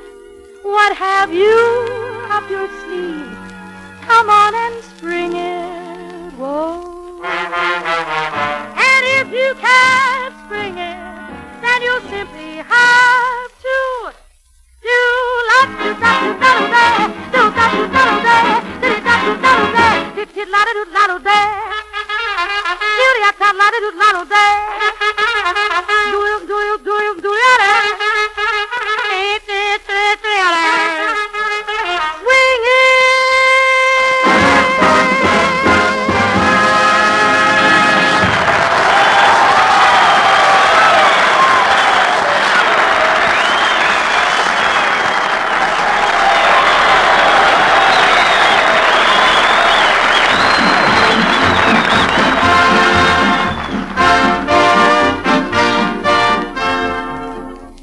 Well, men, as the bombardier said when he caught the Nazi gun factory in his bomb site, it's high time to break this up.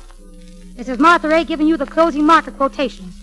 German stock became worthless in North Africa, and now showing marked decline in Europe. Mussolini common being sold short by Hitler. Japanese paying heavy price for barbarism, Incorporated. Over here in America, we're holding 135 million squares in freedom preferred. And fellas, when it comes to bonds, our bonds with you guys over there are the strongest bonds in the world. Well, that's all till next week. Thanks for everything, and so long from the USA.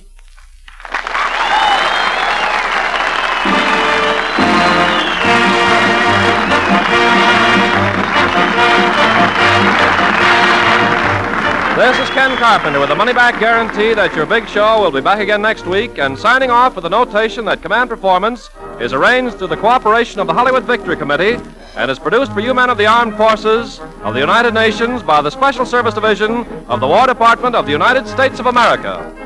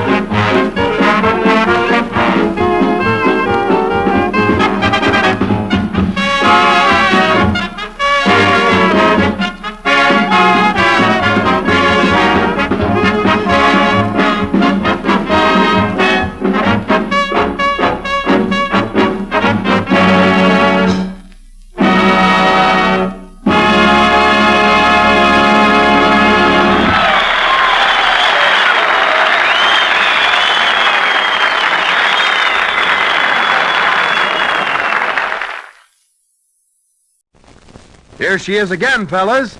Jill, the gal back home with some more of that G.I. Jive.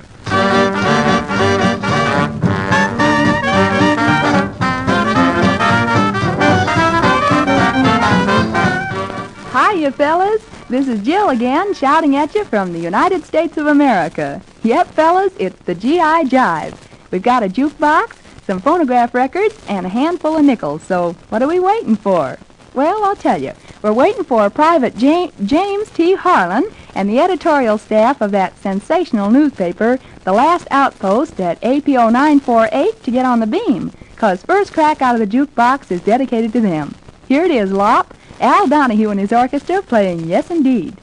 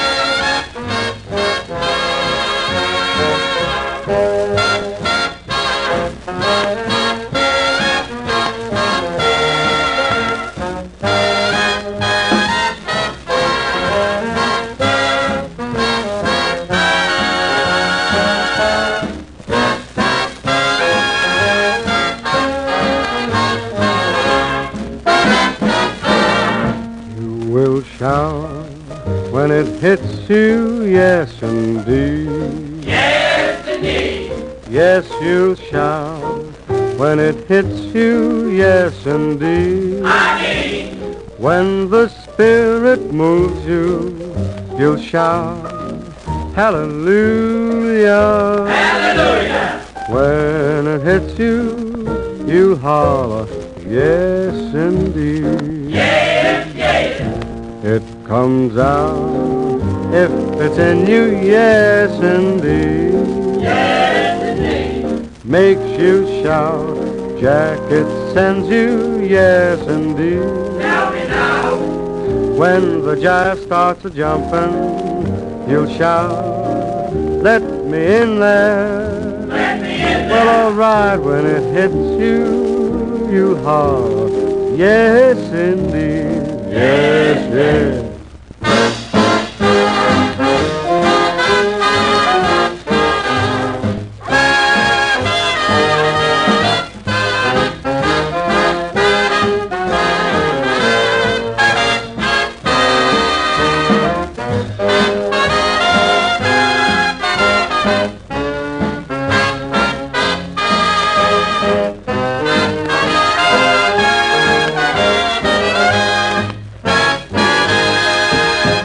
Yes, indeed. And coming up is Coming Out Party by Ted Lewis. Yep, I said Ted Lewis. It's a little instrumental number that he recorded about 6 months ago, and it really jumps right along. I can't remember ever having played any Ted Lewis stuff on this program, so as far as G.I. Jive is concerned, this is really Coming Out Party by Ted Lewis.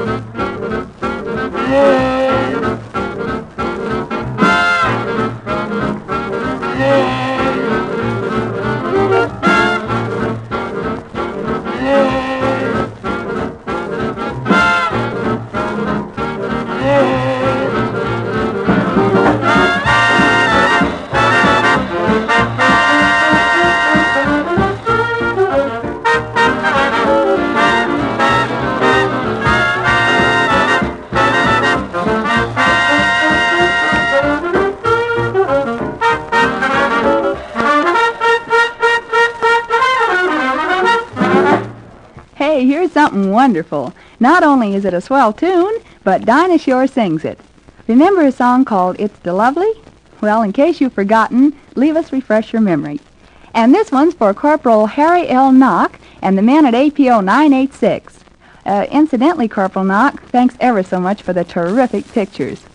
Boy, you should see my pinup boy collection. I swoon every time I walk in the office. Yep, as Dinah's going to tell you right now, it's the lovely.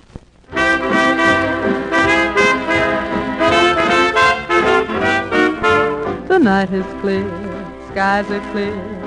If you want to go walking, dear, it's delightful, it's delicious, it's the lovely. I understand the reason why you're sentimental, 'cause so am I. It's delightful, it's delicious, it's the lovely. You can tell at a glance what a swell night this is for romance. You can hear dear Mother Nature murmuring low. Let yourself go, please be sweet, my chickadee. If I kiss you, just say to me, it's delightful, it's delicious, it's delectable, it's delicious, it's the lemon, it's the limit, it's deluxe, it's the lovely. You can tell at a glance what a swell night this is for romance. You can hear dear Mother Nature murmuring low. Let yourself go, please be sweet, my chickadee. When I kiss you, just say to me, it's delightful, delicious, delectable, delirious, dilemma, the limit, looks, it's the lovely. Watch out now for that gal with the but definitely unique singing style, Sister Rosetta Tharpe. Remember her singing Rock Daniel? Well, here's one that may be new to some of you. At least it's new to me. It's called That's All, and it's spinning for Barney W. Teague, Jr. and the bunch in Upper Small Dorm at Navy 116. Okay, Navy, here it is. Sister Tharpe singing That's All.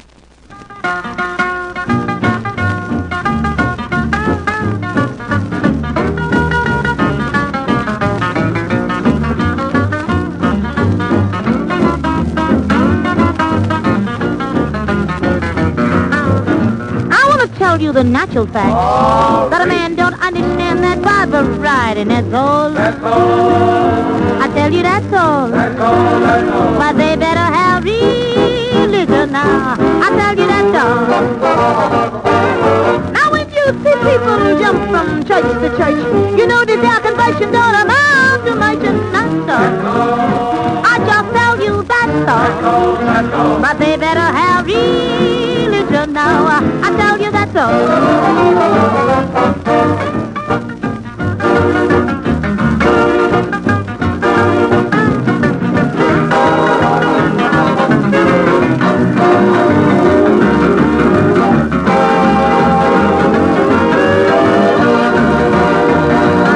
People fighting one another, I think they're doing swell, and all they want is your money, and you can go, and that's all. I just tell you that's all. But they better have religion now. I tell you that's all.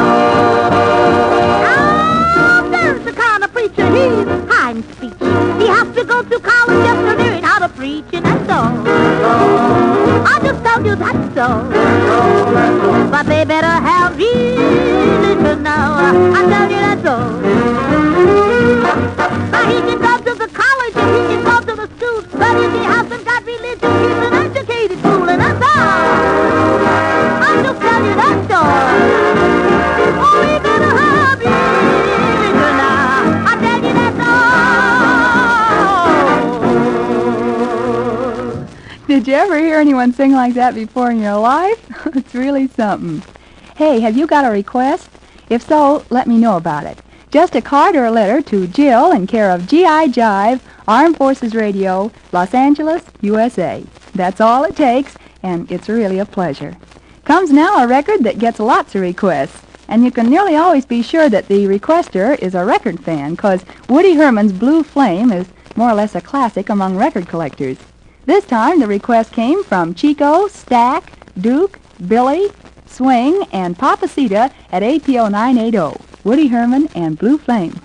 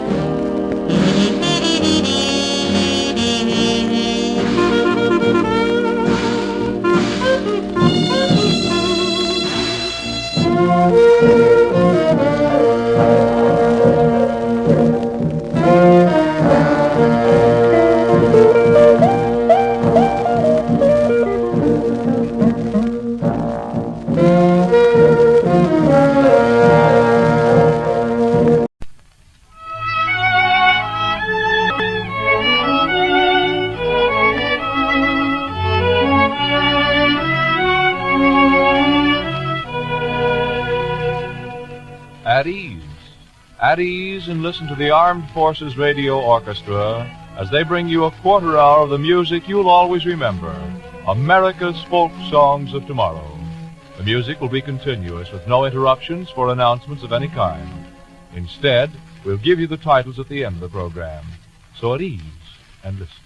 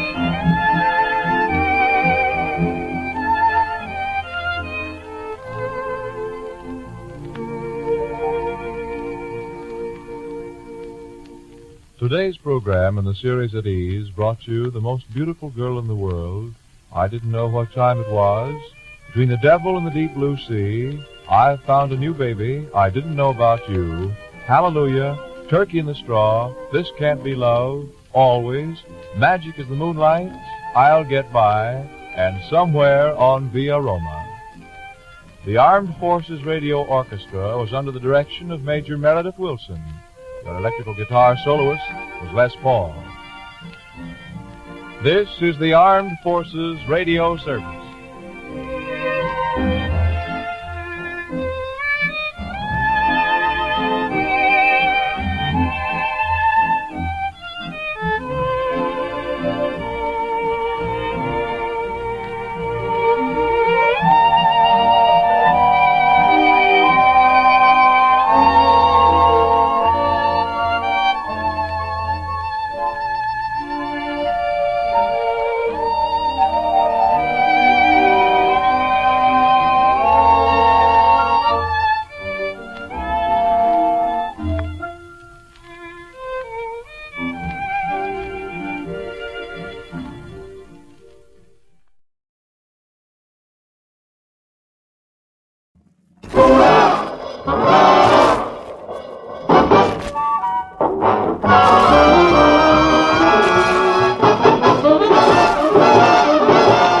Downbeat.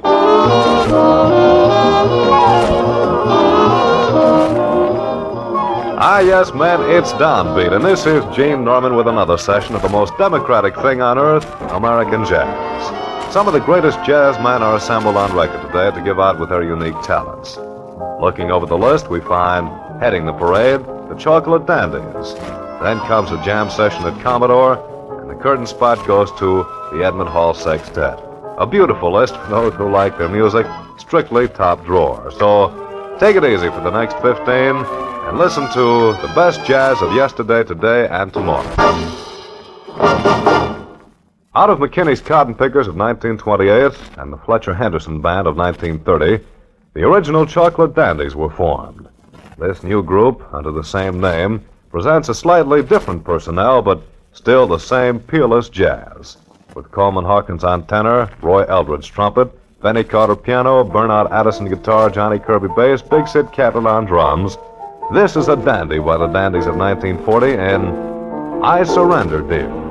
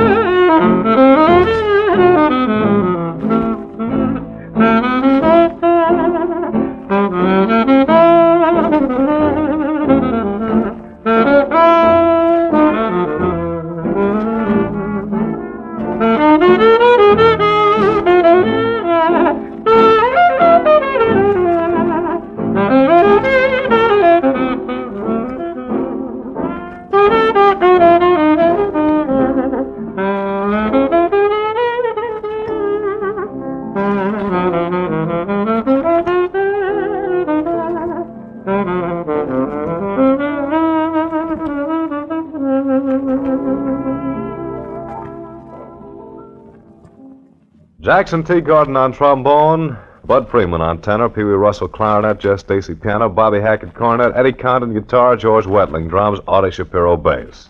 Well, those are the names on the label of this next record.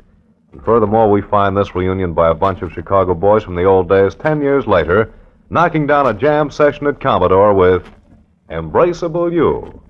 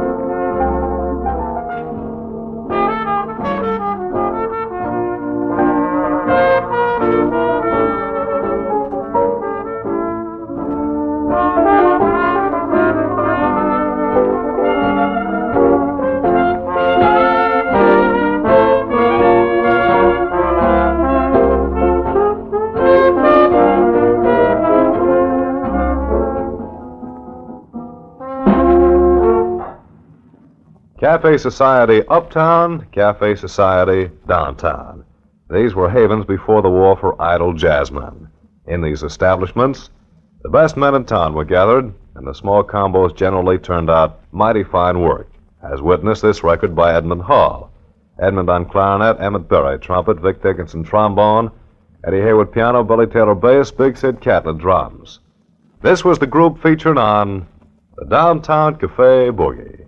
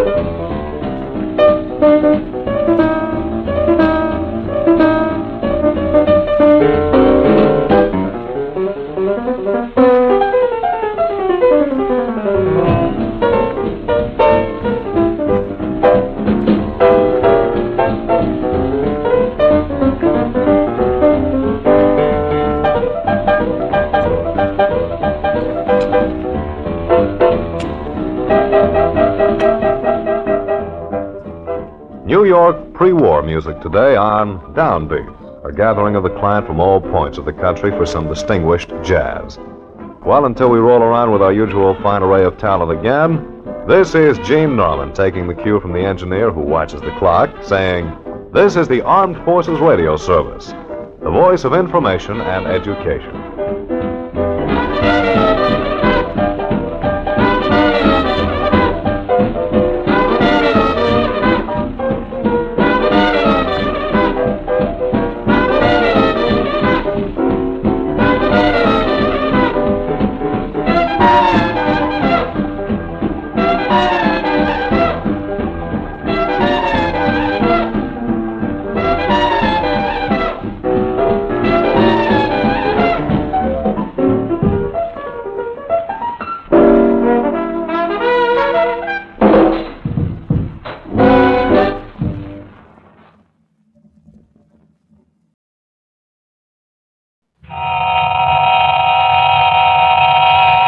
Have you heard the strange tales of the Whistler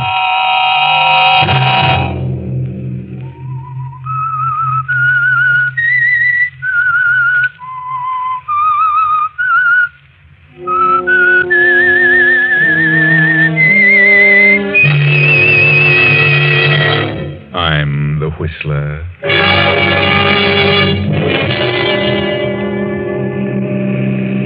Here's the sanitarium, Harvey. Is he still unconscious? Yes. Oh, here comes the attendant. We're all ready for him, Mrs. Jackson. Take his feet, Harold. Oh, you had the time, huh? Yes, I had to give him a good one on the chin. You'll have to watch him. He may try to get away when he comes to. Don't you worry. We've got a lot of tough cases here. Don't let him know who brought him here. And don't let him know I had anything to do with it. Leave everything to us. It's a 2-hour drive back to the city, Donna. Yes. Well, I'll phone you tomorrow. Good. If anything happens, we'll call you. Thank you. Good night.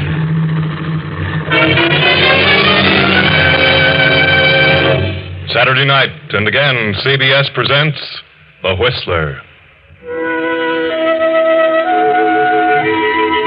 I, the Whistler, know many things, for I walk by night.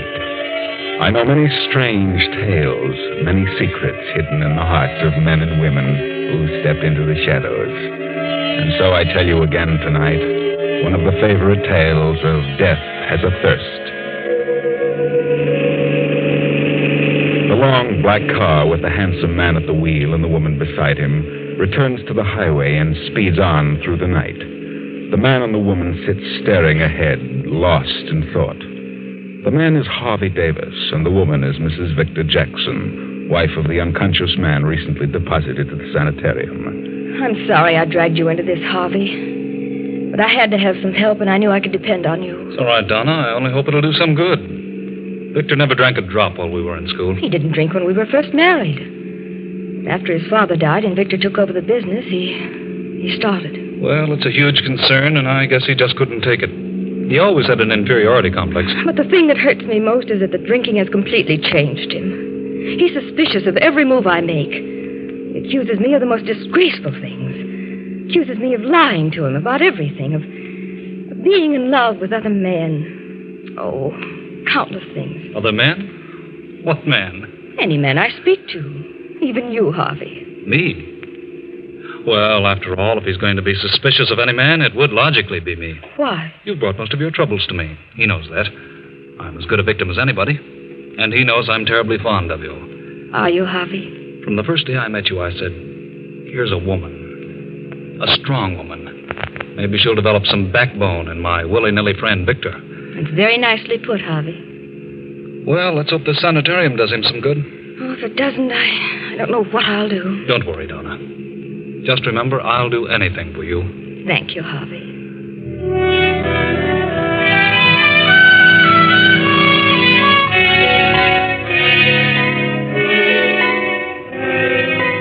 Toward midnight, the black sedan arrives at the Jackson mansion. The butler greets Harvey and Donna at the door. Evening, Mrs. Jackson. Evening, Mr. Davis.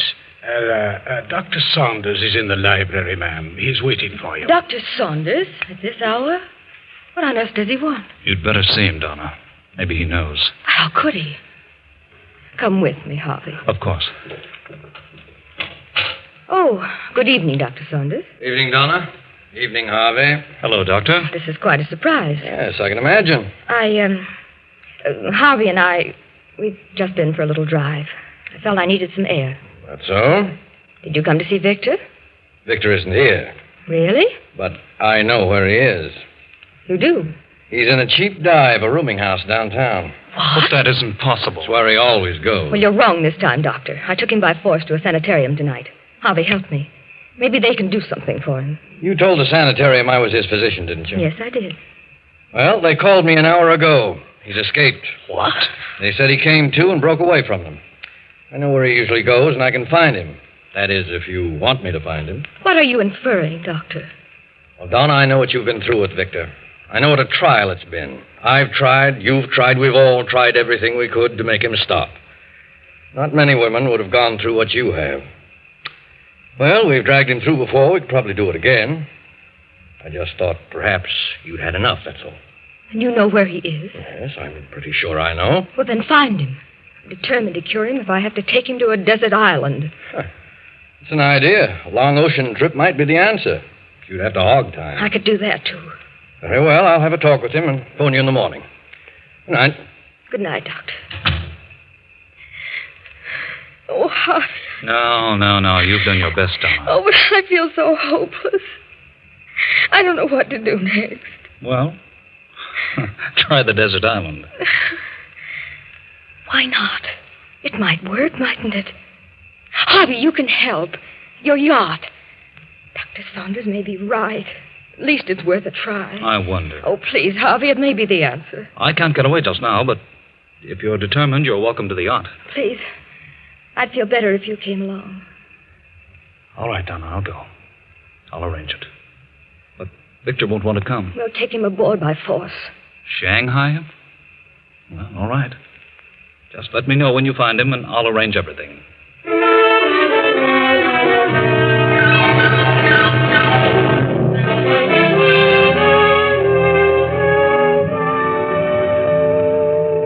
When he checked in, he was as drunk as a lord.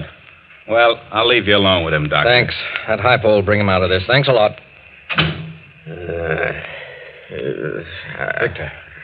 Victor. What? What's going on here? Who are you? Get away. Quiet now. Take it easy, Victor. Huh? Who are you? Doc Saunders. Doc? Mm-hmm. Oh, what do you want? I want to talk to you, Victor. It's very important. Important? Huh? Come on, Victor. Snap out of it. Oh. Hey, what's the idea? What'd you slap me for? Wake you up. I've got to talk to you. Oh. Oh, hello, Doc. Better. What are you after? Is your head clear? I guess so. All right, then listen to me. Do you know where you are? Yeah, my old haunt. You know how you got here? Well, let me see. I can't remember. Mm-hmm. Well, I'll tell you where you're going if you don't pull yourself together. Where? To the insane asylum. Did you say asylum? I did. There's nothing that hastens final mental breakdown, insanity, more than alcohol. Insanity? Are you just telling me that? No, I can prove it. Good Lord. Want that to happen to you? Oh, no, but I just can't seem to quit. You're going away, Vic. Away? Where? Sending you on a long voyage with no liquor. Oh, no. No, you're not. All right. I'll get hold of myself. Yes, you said that before. Oh, I can take it and leave it alone if I want to. But you haven't so far. You've gone from bad to worse. Now you're going where you can't get it. But, Doc, I can't. I'd die. I couldn't stand it. You'll stand it and like it if I have to. No. I won't be pushed around by anyone. I know who's back of this, Donna. She wants to get rid of me. Asylum. That'd suit her fine. She'd like that. So she can cavort around with Harvey and all the others. Oh, shut up, Vic. You're all planning to get rid of me. You don't like me. You're taking a trip. Get rid of me and you can all share in the estate. Well, you just see how much good it'll do. Sorry. Oh. But you're taking a trip, Victor.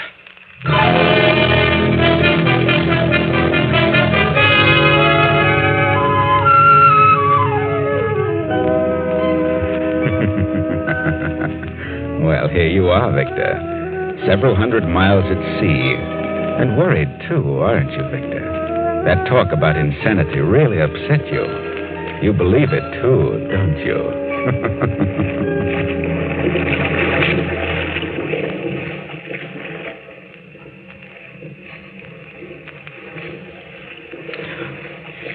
Victor. What's this? Where am I? Donna. Do you feel better, Victor? Oh, what is this? It's moving. I feel dizzy. I don't think you're dizzy. We're on a boat, darling. What boat? We're on a boat in the middle of the ocean. A boat? Oh. Doc Saunders. That's what he said. A voyage. It's his idea. Now, Victor, everything's going to be all right. I know what you're planning to do. You're planning to kill me. You want to get rid of me. Want me to die. You won't die. Whose boat is this? Harvey's yacht. Harvey. Now I know it's a plot. Now I know what it's all about. You and Harvey, that's it. Oh, don't be ridiculous, Victor. Harvey consented to let me have the yacht. Is he on board? Yes? Of course. You and Harvey. And me a prisoner. What a perfect setup. You don't mean that, Victor. I've been suspicious of you two all alone. Who else is on board? Nobody but the captain and the crew of 4. And Harvey and the doctor. Where are you taking me? We're just cruising. Just cruising. Till you find the right spot. Right spot for what? To dump me overboard. No one will ever know, will they? And you'll say I jumped over. It was washed over the side. Oh, Victor, what has happened to you? You're like a stranger to me. I just don't know you. Oh, it doesn't seem possible that you're the man I married. What's happened to you? Don't you know? If I only did. I'll tell you what's the matter. I'm crazy. I'm insane. My grandfather was insane. And undoubtedly my father, and so why not me? You're talking nonsense. Oh, no. Hasn't Doc Saunders told you what he knows? No. Oh, come now. You 3 are closer than that. Stop talking such nonsense. I won't listen. Well, I'm getting out of this cabin. I can't stand to be cooped up like this. Please stay for a while, Victor. Please. Here, I brought you some milk. Please drink it. Oh, milk, huh? It's got a funny color to it. It smells strange. What's in it? Arsenic? It's just plain milk, Victor. Drink it.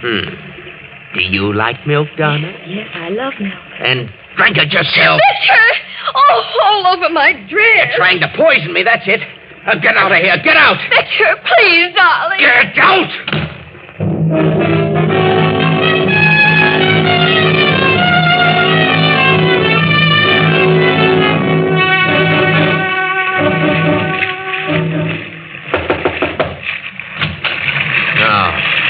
What do you want, Doc? How do you feel, Victor? They're trying to kill me. They plan to kill me. Who? Donna and Harvey.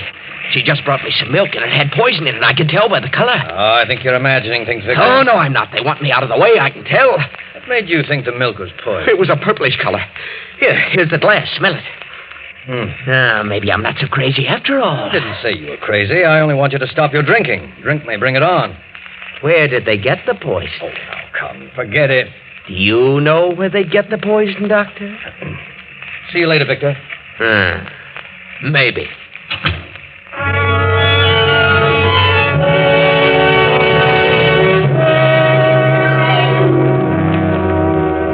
Did you send for me, Doctor? Yes, Donna. Did you take some milk to Victor? Yes, I did. What'd you put in it?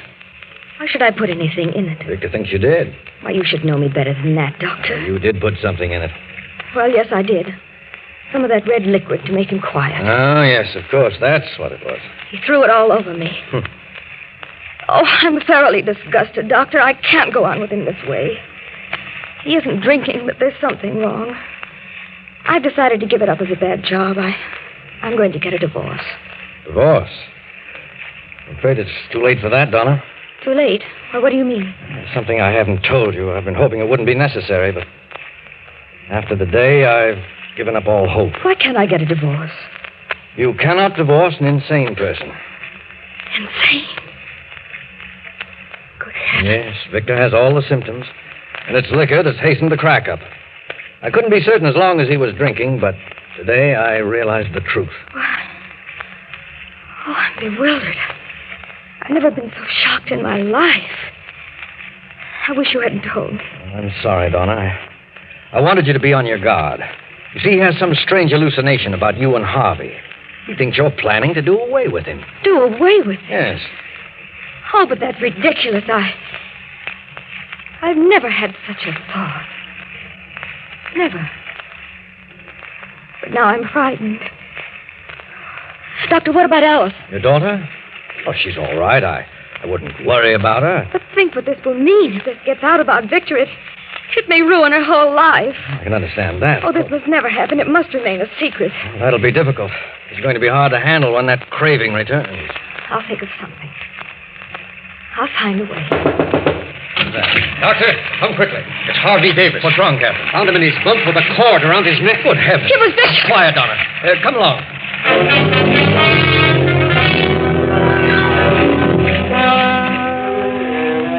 Is he dead? No, he's breathing. We found him just in time. Be all right in a few minutes. Oh, thank heaven. Harvey. Harvey, old man. Huh?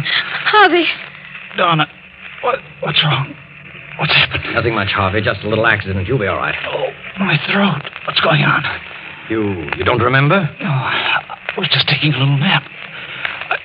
I feel like I've been choked. You better tell him, Donna. Come along, Captain. Oh, Captain, have you any liquor aboard? Yes, Doctor. Several bottles in the locker in my cabin. Let's have a look.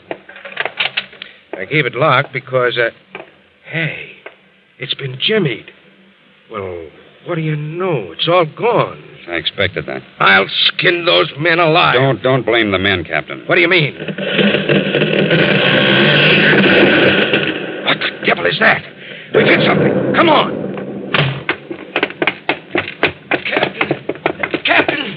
What is it, man? What's wrong with you? The boilers blew up. We must have hit a reef. All three of the men of the crew were down there. We've got to abandon. I'm hurt bad, Captain. He's dead. See to the lifeboat. Round up the others. I'll go below. Yes, Captain. Murphy! John! Murphy! Are you there? Good Lord, what a mess. I can't imagine.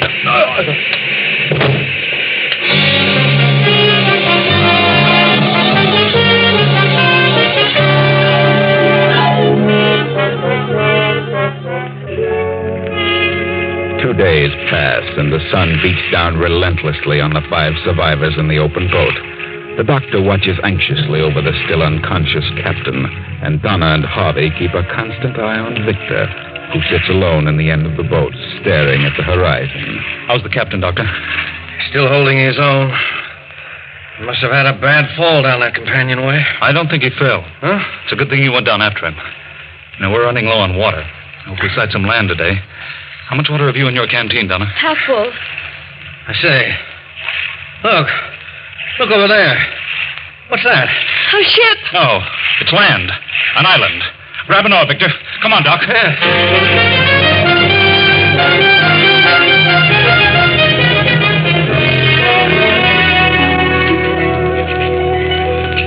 Well, I've looked all around. This place is as barren of food or water as the Sahara Desert. I'm afraid if we do locate any water, it won't be fit to drink. Oh, there must be water. What do you care about water? You've got a canteen full of whiskey. How much water is left? I have some, and Dr. Saunders has some. So I'd better get busy.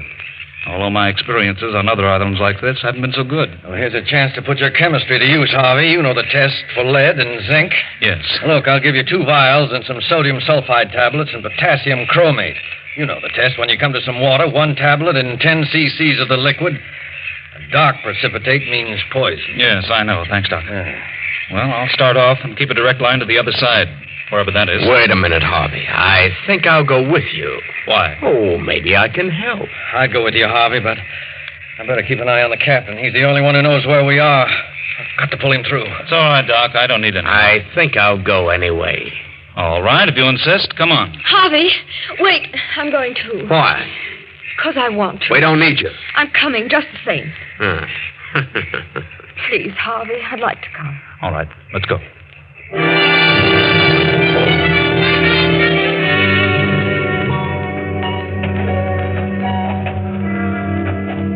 it's certainly hot. How do you feel, Donna? All right. How far have we come? Oh, 10 miles, I should say. It's a pretty big island at that. Nothing but desert. Yeah, you sure those last 2 water holes were poisoned? Certainly. They look good to me. I'm getting mighty thirsty. Better quit drinking that whiskey. It'll only make you thirstier. Harvey, can I have a little water? I'm sorry, Donna, but you'll have to suffer it as long as you can. Please wait. You suppose we'll ever get out of here? I don't know. Oh, it's all my fault. What a shame to get you into such a mess. Please forgive me, Harvey. There's nothing to forgive, Donna. I'd do it again 100 times over. For you. Would you, Harvey? Yes. Poor Victor. What a sad thing. No one must ever know, Harvey. Promise me if we ever get out of this. Promise me you'll never let anyone know. No one will ever learn from me. I got him! What on earth? Harvey, he's got a gun. Where did he get it? Come on. I got him, look. A lizard. A big one. I knew we'd find something. Put that down. You can't eat that. There must be water around here. There must be. Where'd you get that gun? Out of the captain's locker. Better take it easy with those shells. We may need them. Yeah. Maybe I will. Have a drink? No. All right. I'd sure like some water. How about it? There's just enough for one of us to get back. And if only one goes back, it'll be Donna. Donna. How chivalrous. Who's got the water? I have. Come on. Let's keep moving. Well, there's water around here. There must be. And I'm going to find it. Donna, if we don't find water, he's going to start pleading for what you have. No matter how much he raves or pleads, don't give in. Even if he threatens us with that gun, tell him you drank it all. I want you to have the best break out of this. Thanks, Harvey. I appreciate that. I found it. Water. I found water. Hurry, Donna. Hurry.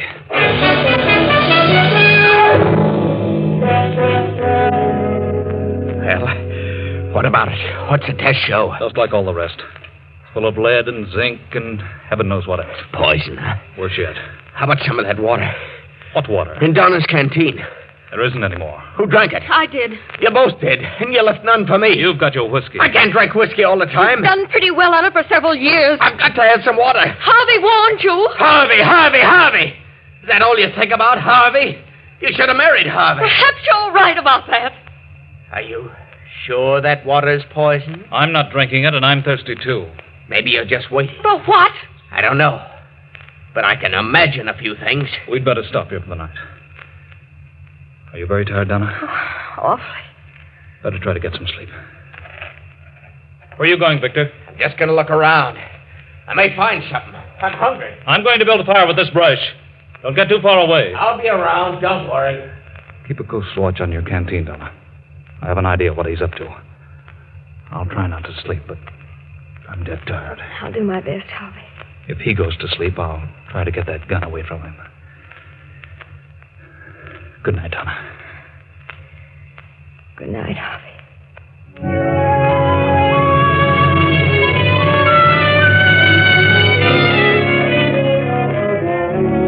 Night comes on.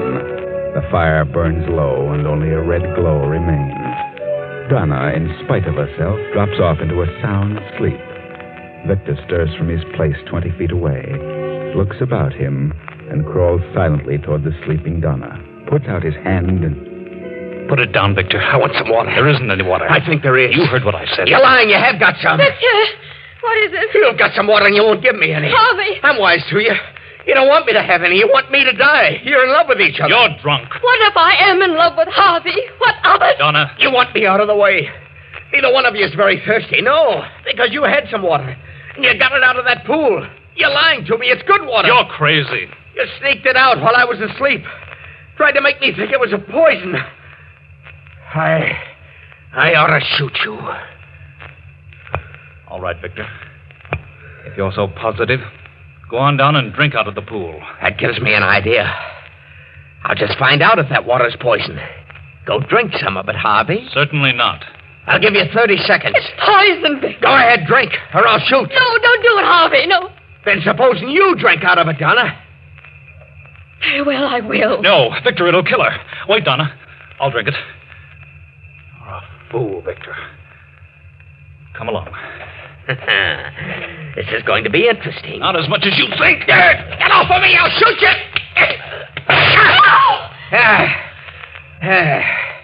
Maybe that'll hold you, Harvey. It's all right, Donna. Just hit my shoulder. Well, I hope you're satisfied now that it is poison, Victor. Maybe. But you two are getting water someplace. Please, don't take that canteen, Victor. It's for Donna. All right. You two are getting this water from someplace. Hand over that canteen, Donna. No, I said that's for Donna. I'll take care of it, for all of us. And if either of you make a move toward me, I'll shoot you both. Good night. And sleep tight. Both of you.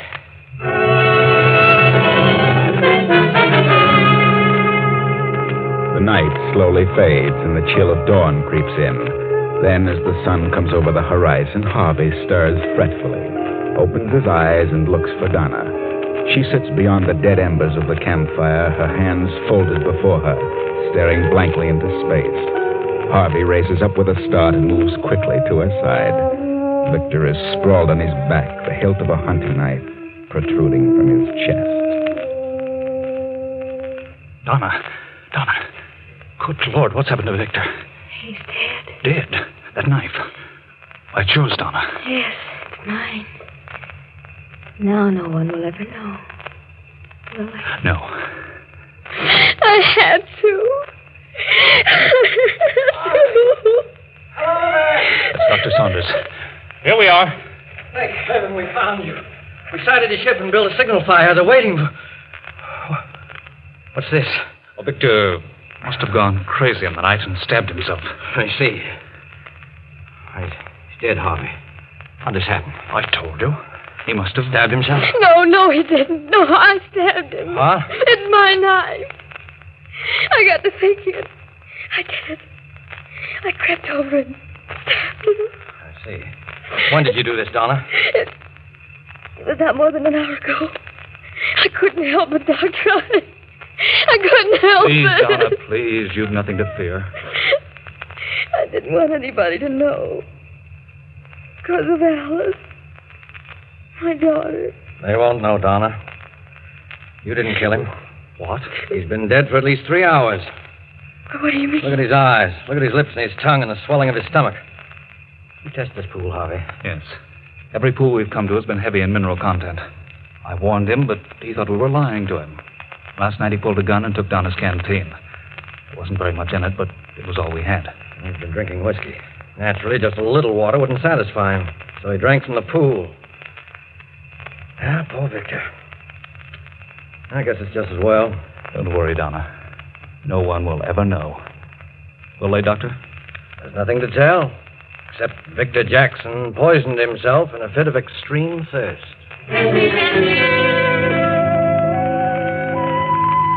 No, Donna. No one will ever know. You did your best.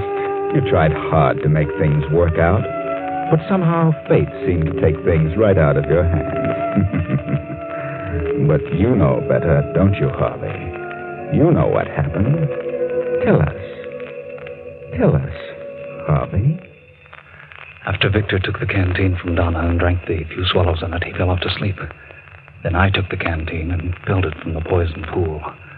I knew he'd wake up with a greater thirst. And he did. But I'm not sorry. He's better off. And I found I do love Donna.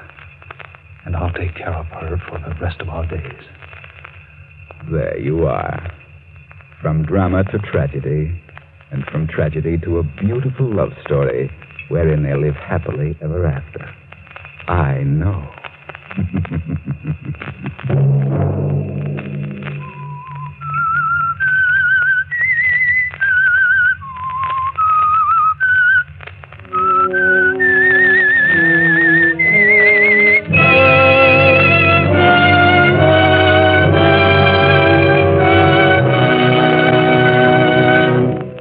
CBS has presented The Whistler.